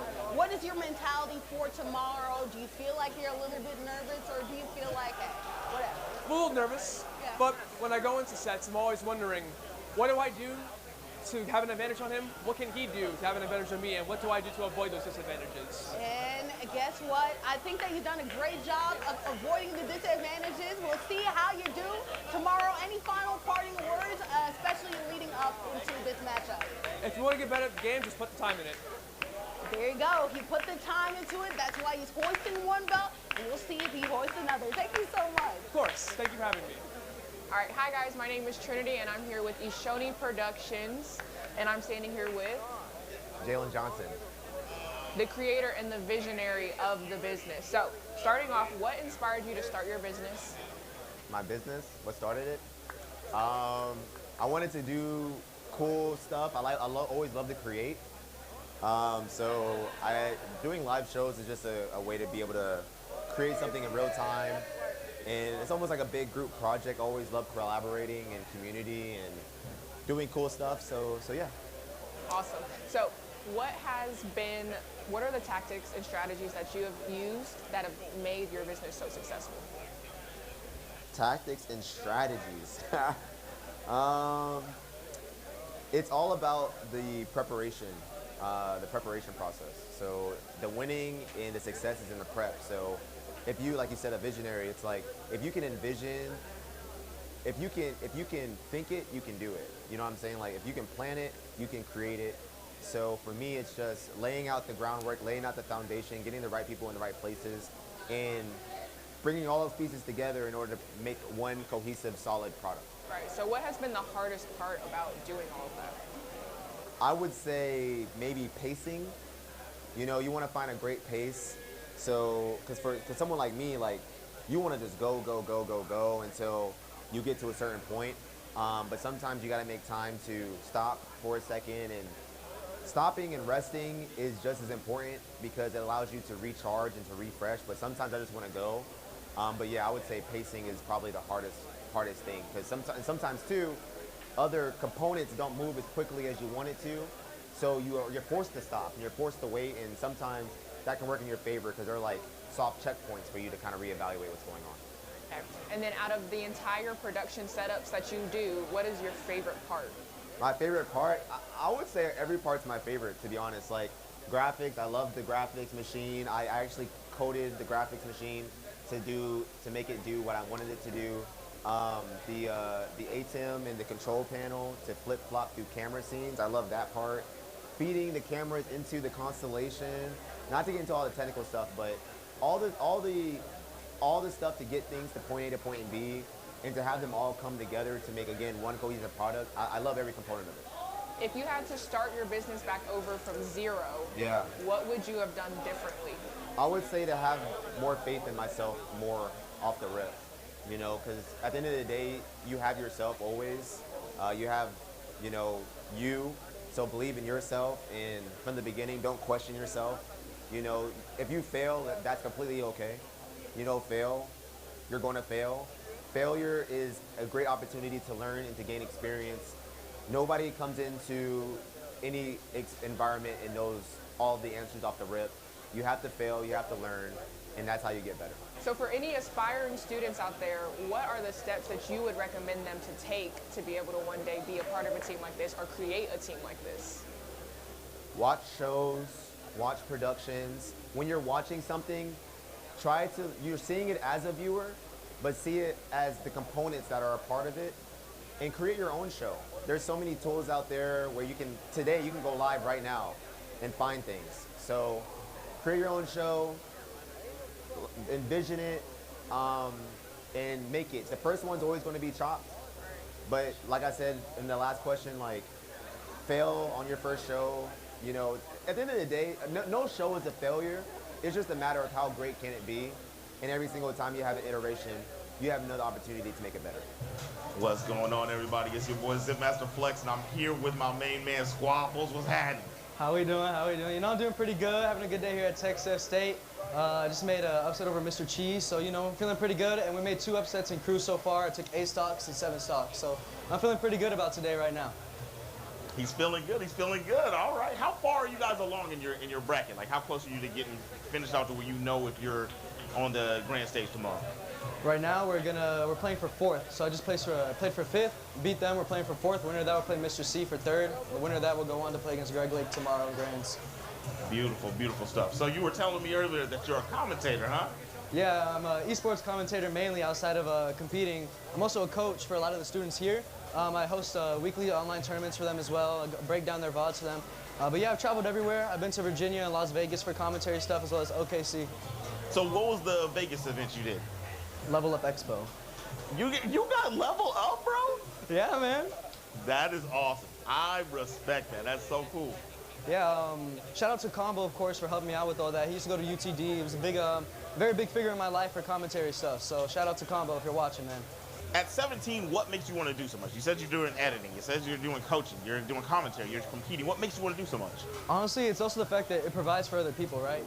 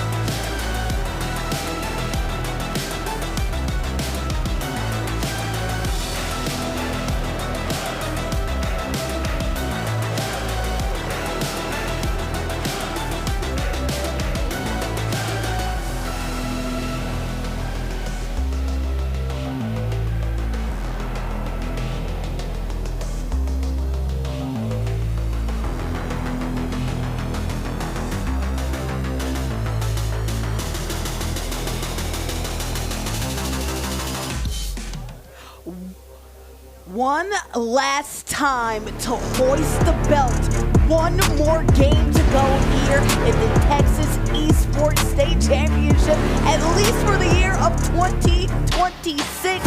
We're here at the Mark and Paula Hurd Welcome Center for one final shot and one final opportunity to hoist the belt. If you see right here on this graphic, obviously we've seen so many champions be crowned from 2XKO all the way down to Tekken 8.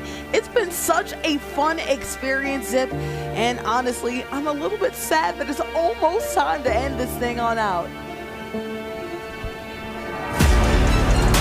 definitely almost time to end this out, man. That board is beautiful. Okay, all those people on there, all those teams on there, all those schools, it was absolutely, I just realized what you said. That board was beautiful. I know this board. Yeah, anyway, continue. I just saw so many names. I remember all those games, every single one of those finals. I paid attention as much as I could to each one, and they've all put it online, and nothing's really been a straight wash. It's just been fun to see the best of the best get to the end and really put on, and now we are here for Overwatch. Hey, they said the best is in Texas, and guess what? We've seen some of the best esports competitors that I've seen in the high school level here at the state championship year after year, but now it's time to see one more to be determined. You saw on that graphic, there was one champion yet to be crowned. We have the North Crawley. Catalyst going against Hebron Varsity. And this is so interesting, Zip, because this is a rematch of last year. Definitely a rematch of last year. There was a storyline in this rematch of last year that you wanted to tell. I want to hear. Oh, okay. Well, I'll tell it to you. You got the deets. I do have the tea, okay? Guys, I want you to know one thing. Unfortunately, last year, for Hebron's sake, North Crowley went to play, and they ended up hoisting the championship trophy. But an interesting wrinkle that happened for Hebron. One of North Crowley's own transferred and is now playing against his former team in a championship. Will he be able to double up going against his own squad? Also, some more information to know. I want you to know that Crowley also has one player who is unavailable, is coming virtually. So will that be something to factor on into? We're about to load on in to see if this is a factor. But right now, we have old enemies, we have new friends, but a same classic battle happening as we kick it off here for Overwatch. Getting into the Overwatch action here. And I mean, look, I've got to see what these guys bring to the table. Nothing else has let me down. Every team has put everything on the line, and I'm sure they're going to do nothing less. Well, one thing that I really love about these competitions that you're having here so far, look at the fact that they have a squad going down right here. Obviously, you have somebody who can get the shields up, and unfortunately for Hebron, unfortunately for them, their Sigma ends up going down. We also have another one went down too. Unfortunately for them, it has really been North Crowley that even though they won last year, even though we did have a transfer, they're holding on to the lead, at least early on. They captured the point initially. Definitely a large scuffle going on here in this first little choke point. Not able to really get through, but definitely getting some good percentage built up, holding it down. And now we have a press going on over here. Johnny G just got taken down by Cruyi, and he got another one on Mini Cartar. Oh, absolutely. And you'll probably see this ultimate will play into factor a little bit later. You'll also want to see if the ultimate for Baptiste comes through, as you see going through the window, trying to do damage. You see the support trying to get out the outskirts. This is an interesting map where you range out a lot. Right now, Hebron is getting assaulted right here. Baptiste finishing off the job. They're going to have to come back because right now is a heck of a roll by the North Crowley Catalyst. They are holding it down as that percentage proceeds to climb. We're at 55 and climbing, and not a single presence of the opposing team on the board. Yeah, we do have a flank right here going on as we see the Sigma going ahead and trying to make sure they can hold it down. Look at that. That was always going to come through. The ult coming through. Beast going ahead and knocking down the competition. I tell you what, you always want to make sure for that ult because it comes out of nowhere. When Death Bloom comes, the rest of your team falls down. The crowd is chanting Beast after that play. Beast is crazy, man. Yeah, did exactly what was necessary. Still holding the front doorway, backing up, get that reload off and reposition to shut this down, trying to make sure. Oh, landed a banger, setting up an ult. Blue squad losing player after player. This is the moment. They have to get in there and try to get a touch. Overtime has started. Well, Hebron's been actually trying to make a push right here. You see them trying to get some team-wise going out. Beast is knocked out, so maybe that'll do some damage, but you see Sigma holding it down. You do have Sigma going down as well, so a good trade Sigma on Sigma action right there. Hebron's finally able to recapture the point. A great push right there at the end, extending it, utilizing overtime to take advantage and to get back into shape. All right. Next engagement coming soon. We're about 20% here for Hebron. The Catalyst only have to win one more team fight to go and get this one over with. Oh, man. And there's 2 down for Hebron. It's a team right now for Hebron. You see the Devil come through and come through again. What a good job by Catalyst to recapture the point. Overtime is approached, and I don't think that they're going to be able to make it that final push. Right now, you have the Sigma guarding at the gate. The checkpoint, the chokehold point, I apologize, is locked down. Right now, an early lead by the Catalyst, capturing the first round. Beautiful, beautiful stuff.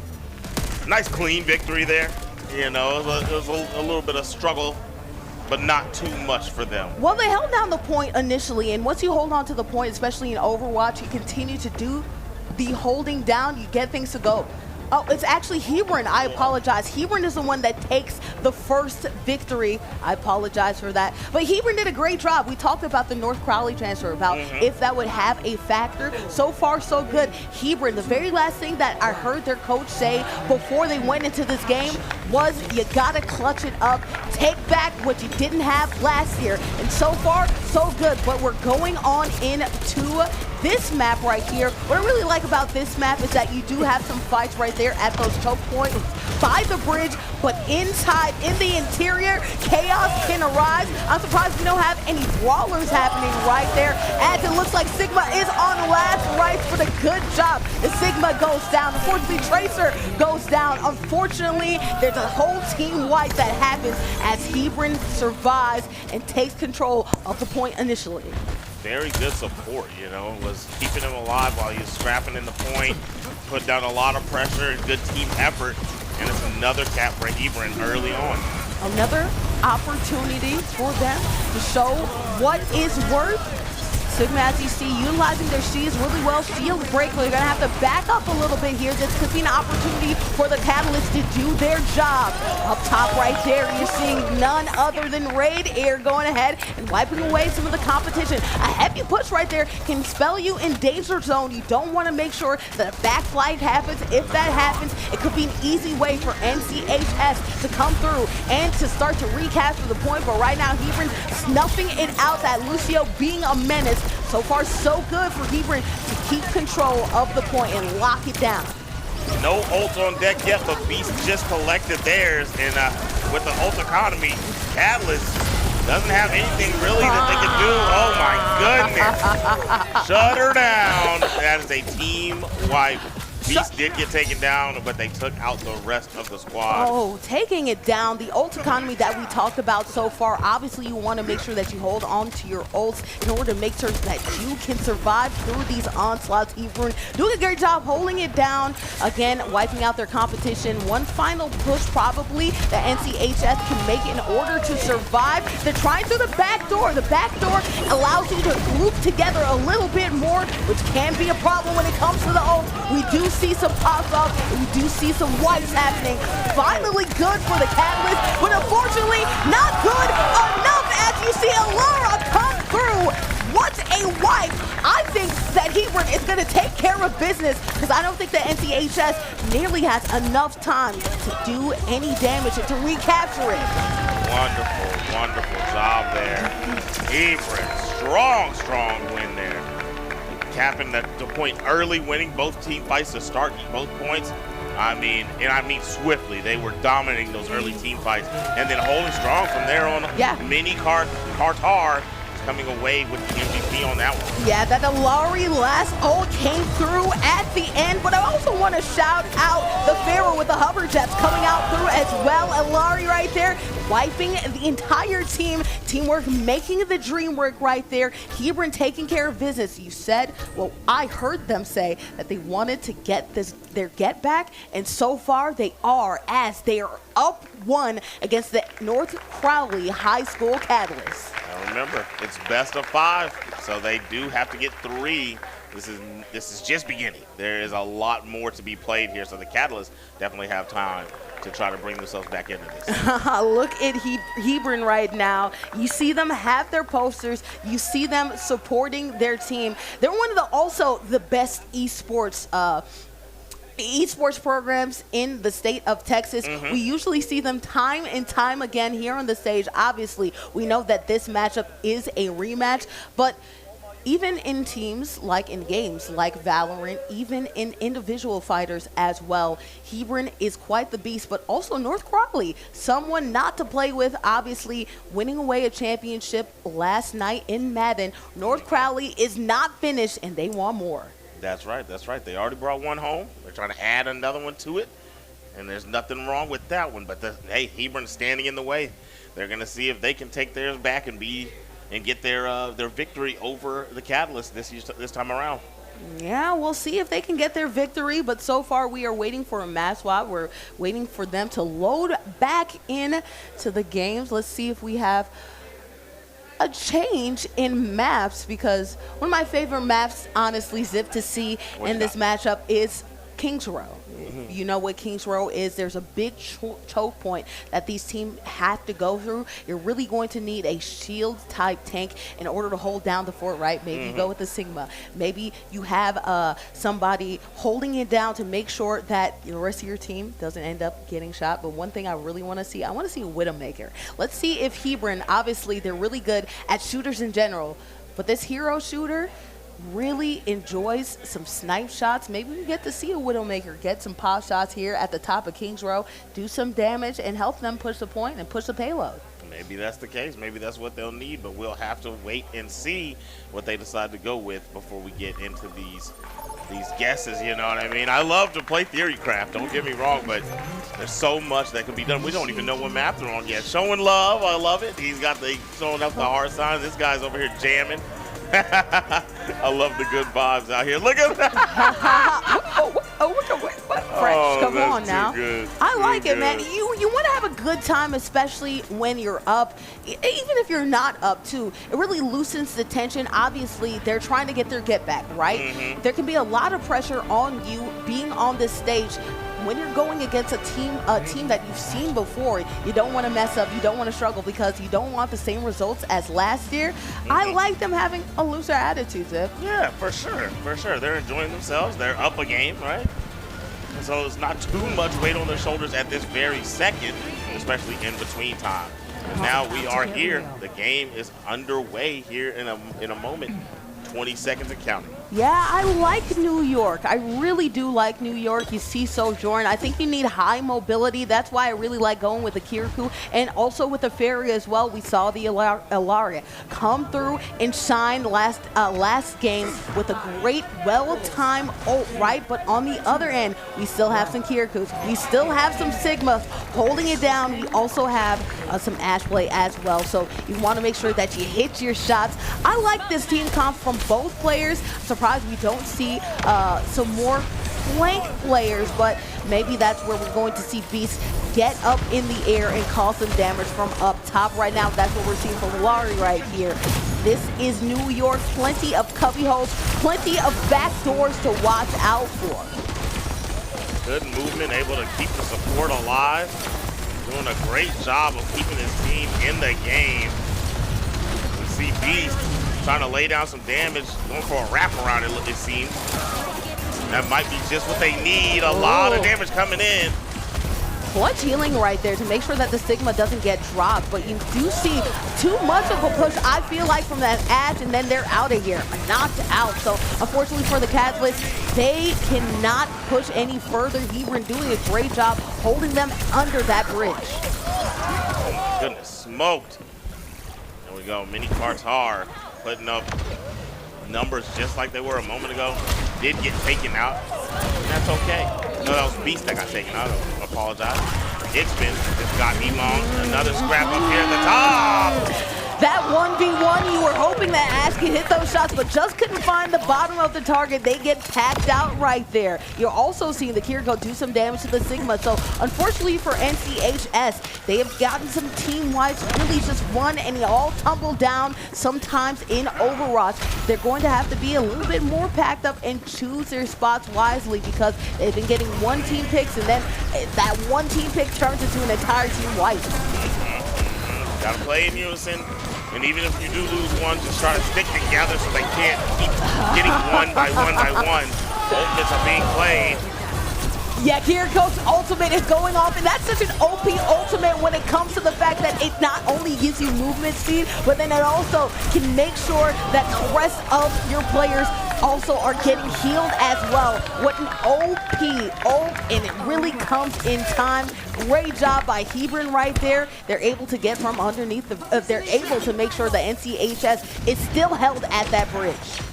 Still held for sure. They got a minute and 30 seconds left to try to complete this first checkpoint. And is this one thing that I really like sometimes, that And a mistake that I see from teams, especially from younger teams, or I should say from quick play teams, is a push too hard right there. They know that the bridge is their friend, a chokehold point in which they can take control of. If you push too far in, as you're seeing some ults get popped up, what is that melody? It all comes down. This could be an opportunity right here. NC comes through with Beast. Vera getting it done. Turn on the Jets. Wipe out the team. Good job with the well-timed ult. Hebron coming through. Beast being a beast there. Definitely. Beast is Beast. Definitely holding it down for the team and utilizing the ult at the right times. I've saw it time and time again. We're at the very beginning of this, really. Every time they need it, it seems like Catalyst is about to make that play, that push they need. Here comes Beast wiping them out. Yeah, and I really like the mobility that Hebron does have with teams, with a shot like this, with a team composition like this as well. Ilaria is only able to get one wipe. That's to the Ash, but so far, North Valley can't be mad at this push right here because North Valley is actually doing a great job. It's just that Beast is coming through when it looks like this could be an opportunity for North Valley to make things shine. Beast holds it down and holds the bridge down. What clutch play when you have some of these teammates down. You want to make sure that you have somebody to back you up and finish off the rest of your players. What I really do like though is I like the change right here. Getting the Tracer going. A Tracer can be a nuisance. The Tracer can make sure that things happen, and the Tracer allows them to finally capture the point. They can now push the payload. That went into overtime. That was a hard fight. Beast almost made it where they had no other chance, but definitely sticking strong together. That was good team play from Catalyst to be able to catch that one. Now, let's see how far they can push it. 2 minutes left on the clock. The resistance is strong. Yeah, we have more ults firing off right here. Unfortunately, not many kills coming from that, but they are able to flip it around and to make sure to utilize it as a damage util and able to make sure that they can wipe out NCHS.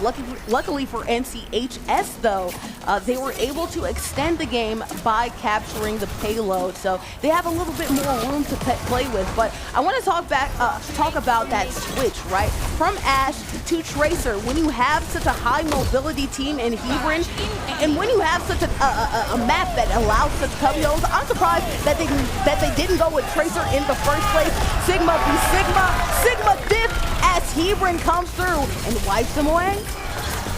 My goodness, so much damage coming out from that front liner, the tank saying, man, what are you doing? I'm handling business. Yeah, what I love so much about Sigma, especially in maps like these, when I talked about Tracer, they're really good at countering and getting in that back line and causing some destruction, right? But what you really like about a tank like Sigma is they hold it down, bunches up the team, and make sure that nobody gets out their own way. I'm protecting you, I'm holding you down, but Kiriko right now, they're all paused up. They want to hold them down and make sure that their payload can't be pushed anymore.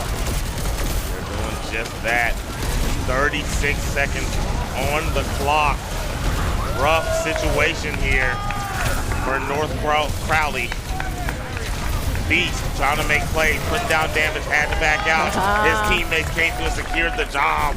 Emong making sure to pick up the very last Mini one. Carter is doing their thing right now, okay? Mini Carter, what are they like? They're probably like the Blueprint Carter. You know what I mean? You understand that reference, Zip. They are being an MVP in their own ways, you know? DPS can come through in clutch situations. We saw them single-handedly win that matchup a couple of games ago. What is that melody, though? We have ult being popped off right now. Unfortunately, NCHS finds themselves in a predicament, and they cannot survive. Great ult right there. Unfortunately for NCHS, it's looking like their journey stops here. They weren't able to capture the payload, so good on them, but they weren't able to push it that far. Beast being a beast, finishing them off. That was wonderful. Everybody was popping up on that feed on the right for the blue team. Hebron was going crazy. It was wonderful to see. They are now in a position where they can go up 2-0 if they get a strong push here. Initiating match. All right. Well, if we're in New York, we might as well drive up a couple miles right here and see if we can switch it around, right? So we're going to see if we are going to see Hebron flip the script. Obviously, they're very good at holding down the fort defensively. When they get switched to offense, let's see if their plan changes a little bit here. Maybe they go with someone a little bit higher mobility when it comes to the tank game, right?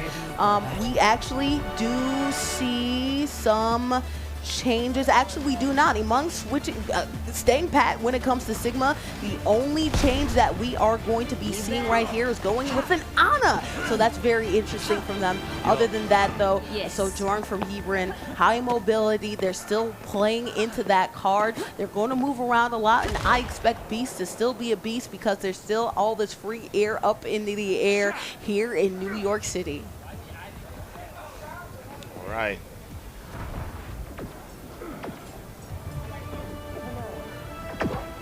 All right. We got 3 seconds left, kicking it in. And here they go. Underway here. Let's see how strong the defense is for Catalyst and see if they can hold them off and get a strong start here on this run. Yeah, one thing about Ana that I really like is that they can make these pick plays, right? So if you don't have a lot of high mobility like it looks like NCHS did not decide to go towards, they can get a lot of these backline picks and really cause some damage, as you see right there. Unfortunately, NCHS does have to back up that Sojourn, putting some pressure on them. You can already see the offense for Hebron making stronger pushes here. They're able to get from underneath this bridge much quicker than their counterparts. Yeah, that was swift. No, still fighting for it. They're doing their thing. It's a pretty solid hold here. Yeah, they There's actually a lot of healing coming in. Nice job. And you said Sigma over in the front line. He's putting his work in, making it very, very difficult for Hebron to move through.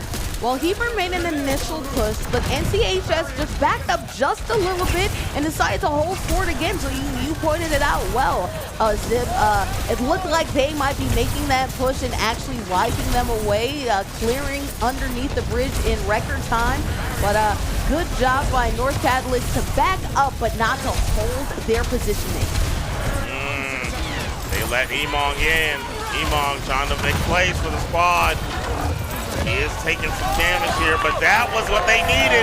He leaked through exactly how he wanted, found positioning, and that is going to be a team wipe for Hebron. And that was all based off the play of Lowry right there. Johnny G being the initiator to make sure to cause some issues, but then you also have to consider the fact that Hebron also has the Sojourn or ult in their pocket as well. So there's plenty of still damage potential. You also do have Ana's Nano Boost available as well. We'll see who that Nano Boost decides to go to, because that can cause even more destruction, especially since you have the Sigma ult also loaded on in for Hebron.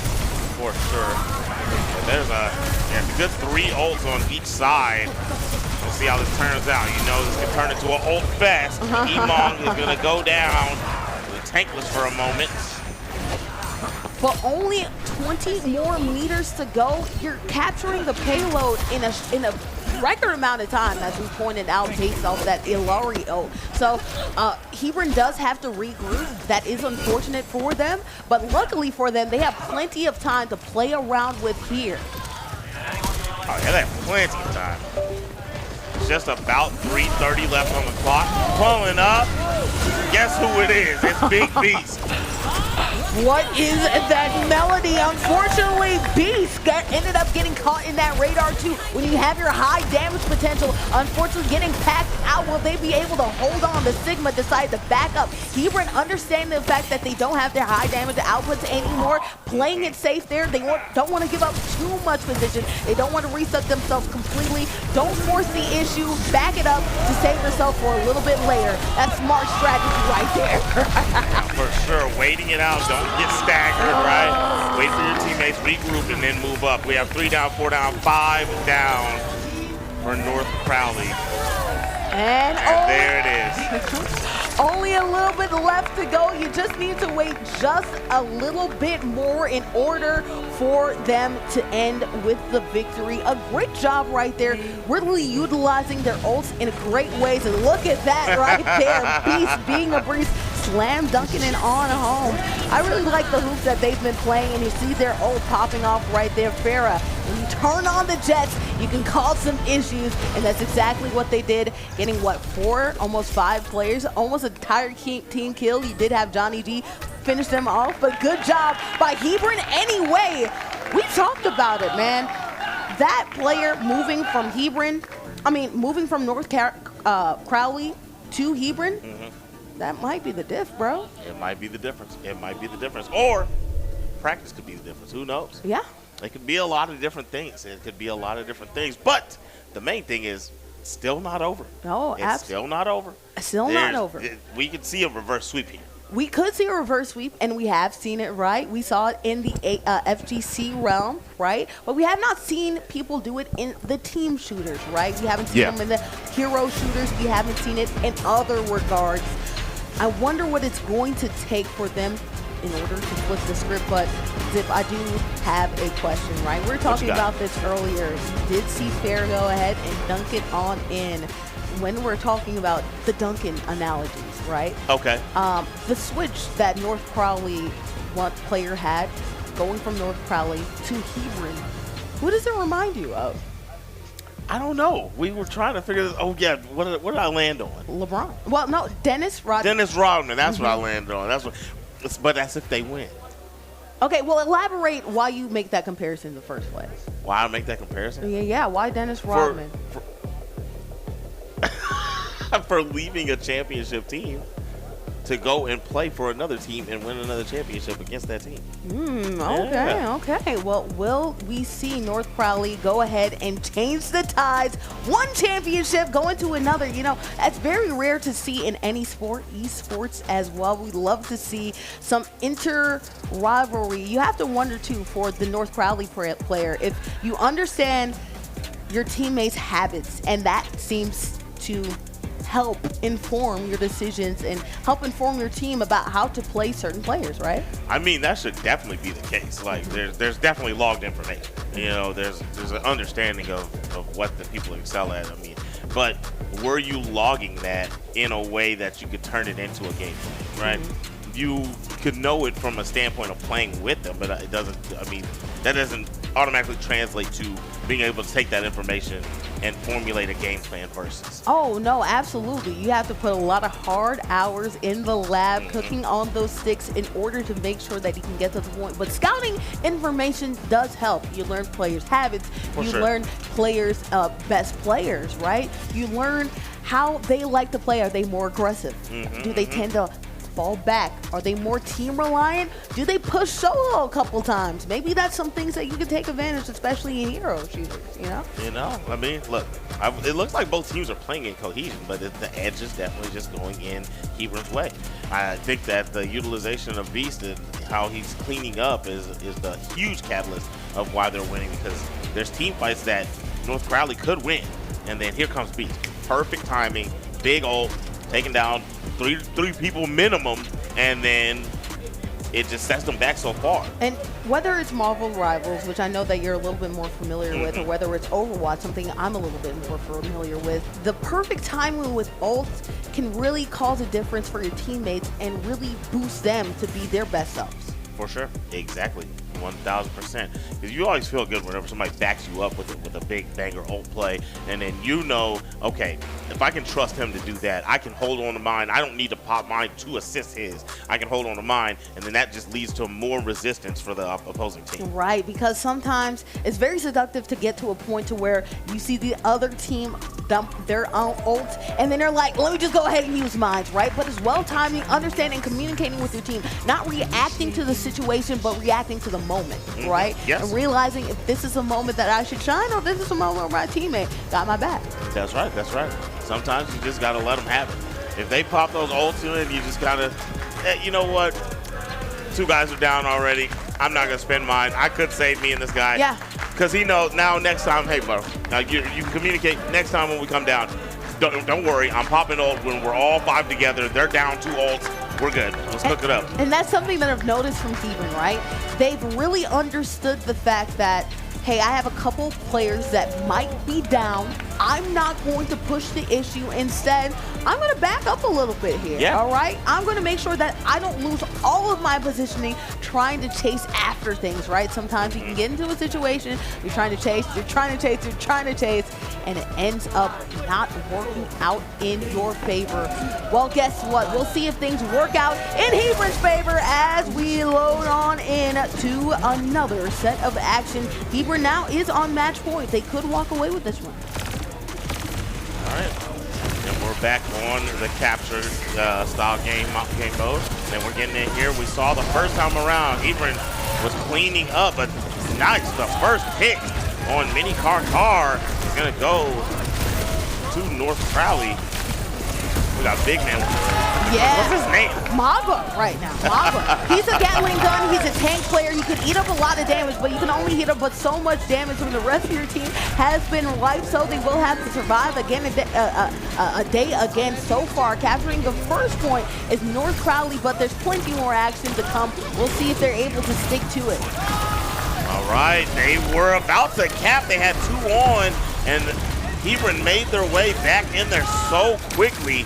And now we're back in the heat of it, the thick of it, as everybody has joined the fray. Yeah, we also have a Brigitte going. We also have, some downtime going on out there as well. But then on the other side, too, NCHS, we have a Lucio around as well. And we also have a Ramatra, all team heads. With the Ramatra come through right now, NCHS can't come through. Unfortunately, they get wiped. It's going to be an opportunity for Hebron to go ahead and recapture.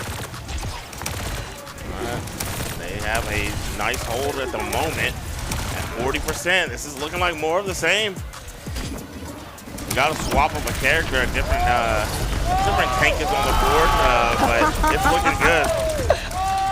Yeah, High Noon right around the corner for being on the docket. As you're seeing right there, Tracer going ahead and using their ult. Not much going to happen from that. But you do have holding it down as a Maga from Emon going ahead and standing front right there, making sure that they're not even approaching close to the point to recapture it. You do have High Noon going, Deadeye firing off. You're able to get one, you're able to get another, and able to significantly get down their health in order to get the triple kill. Make it 4! And that overtime is finished as we get the first cap in.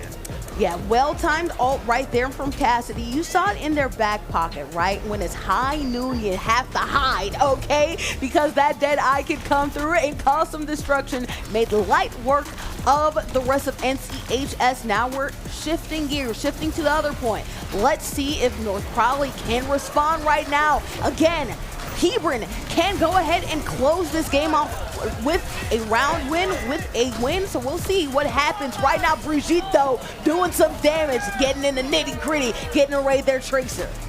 Everything on the line right now. But the Catalyst need a catalyst. At the moment, they are just getting pressed by Hebron. And Hebron is hungry for it, it looks like.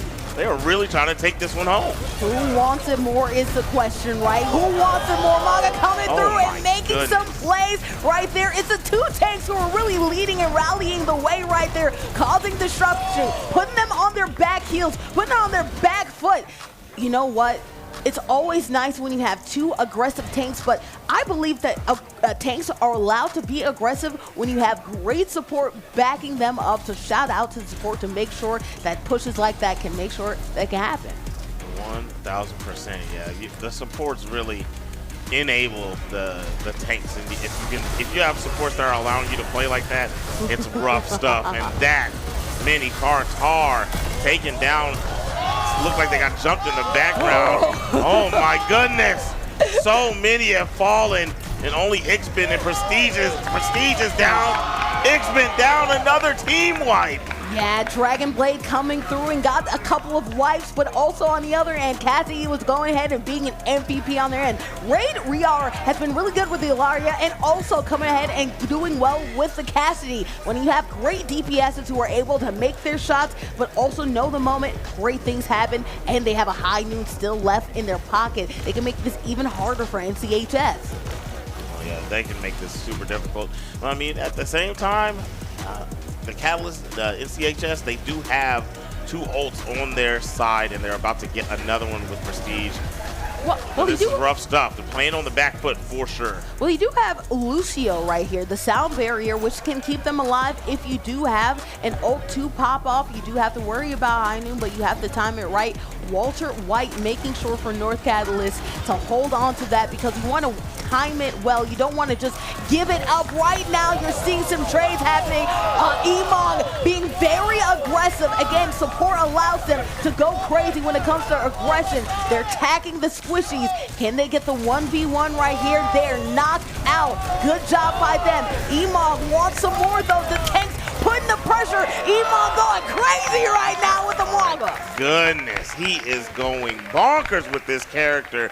What a switch. It makes you wonder, is it just this map where he's this efficient with this character? Or could he been doing this the whole time? Maybe he's born with it. Maybe he's what? Maybe he's born with it. Yeah, molded by it. Maybe he's Maybelline. Maybe, who knows, right? Walter White still does have sound barrier in his pocket and decides to use it right there. I don't know if I love the timing of that, probably realizing the fact that the Kiriko is out, but I do like the team composition right there that you see from Hebron, right? Not a lot of healing. It's really Johnny G holding it down for the healing. So if I were NCHS, I would go ahead, attack Johnny G. That just happened right here. This could be a way for NCHS to go ahead and make a strong push. Emon went in there, tried to stop the bleeding real quick. He's eating a lot of damage. He's gonna need some assistance. Somebody's gonna have to come give him some heals. And there it is, support is there.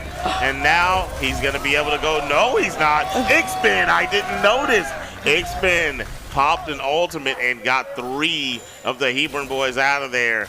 And now they're still holding on here. Okay. That's the risky thing when you go with single support, right? Johnny G got packed out, and you do have great damage output when you have a Brigitte, when you have a Maga coming through. But unfortunately, though, they were unable to make sure that you can stay alive because if you don't have any healings in order to survive strong pushes, you get packed out right there. That is what works in NCH's favor. Let's see if they do that again as Brigitte is ready to play right here, getting in the nitty-gritty. Goodness.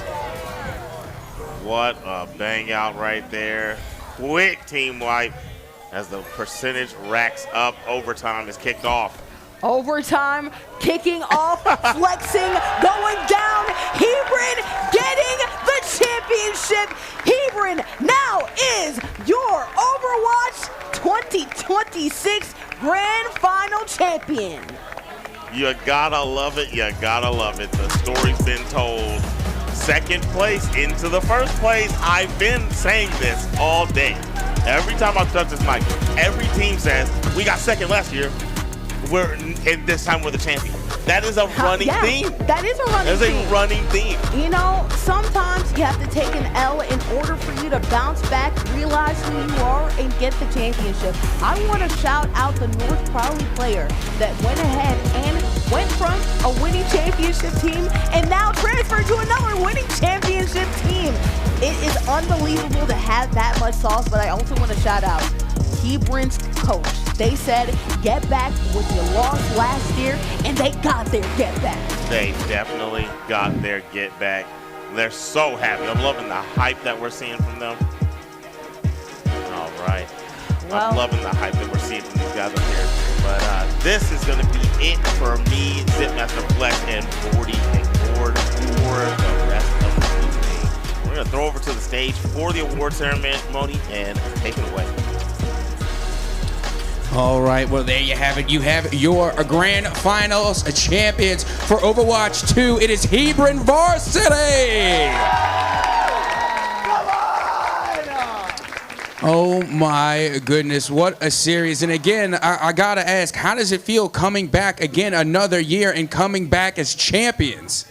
I mean, it just feels so good. Like, it's always such fun competition, and in the end, winning, it makes it so good. And you know, another thing I got to ask, clearly y'all have one heck of a cheering section. Like, y'all have some major support in the crowd. I mean, okay, so I need to know that extra support from the crowd. What's the buff percentage? Like, where does that go? Like, how much of a difference does the support make? It at least doubles us. It's everything. I mean, it's really the sixth man, honestly. It's that extra teammate that you need when it's close. You know what I mean? Now, another question that I got for you is, what was the preparation coming into today? Like, again, you've been here before. We've seen Hebron come correct. Did you have any hang-ups coming into this? Like, what was the mindset that you had to be in to make sure that you were playing at your best? I mean, the mindset is just, we've done this before. We know how to play. Just play ourselves. Have fun. If we play right, we win. Absolutely. We go out there. We prep for a lot of these teams. We know like the type of comps they want to play, the Sigma, the Ram, that sort of thing.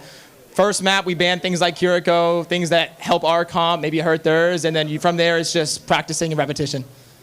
Now, we cannot wrap up this interview without mentioning Beast. We have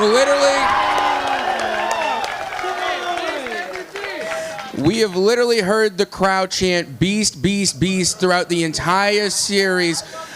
So Beast, come over here just for a second. Let me ask you a question. Okay, so I need to know what's the secret in the sauce. Like, how are you able to perform at such a top level? Being that you're still on a high school team, you're still so young. It just seems as though you have a very bright esports career future ahead of you. How have you been able to get so cracked at Overwatch 2? I mean, it's just experience. Like you said, I've been here a few times. It's my third year competing here in the finals. So just with repetition and doing this over and over again, I've just gotten better over time. So really, it's about the quantity of effort I've put in to get to this point. Yeah, well, the crowd has been cheering for you. The crowd has been asking for you. Let's give them what they want. I'm going to give you at least 30 seconds. Is there anything you would like to say to the crowd that loves you so much, to the people at home, and to everybody watching today? The floor is yours. I just want to say I'm very proud of everyone that came out here to compete. Everyone, put in the work, did their best. A special shout out to Hebron Black, our JV Overwatch team. This is their first semester competing, and they made it to the semifinals.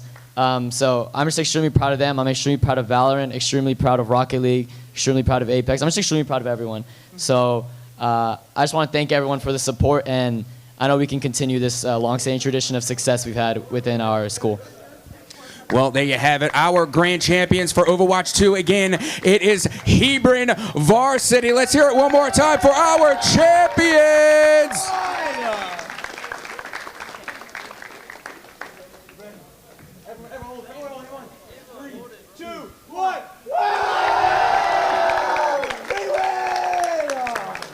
And then I tossed to you.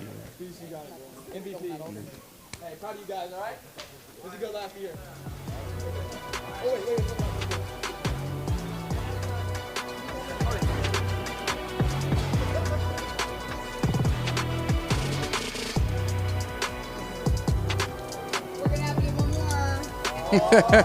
You're not just getting the belt, you're going home with, of course, some TechSF gold medals. Again, our grand champions coming together, making it all this way, and not going home empty-handed. What a tremendous performance from Hebron Varsity.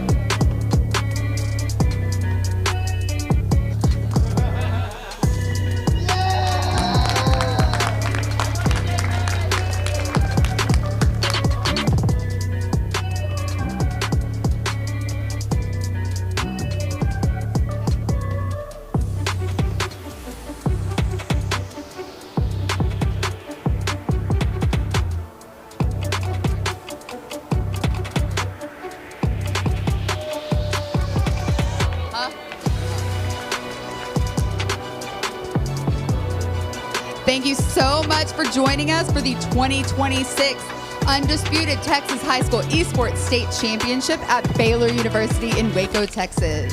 We want to thank our sponsors, the Army National Guard, Baylor University, East Shoney, Landfest, and Extron. Thank you guys, and we'll see you next year.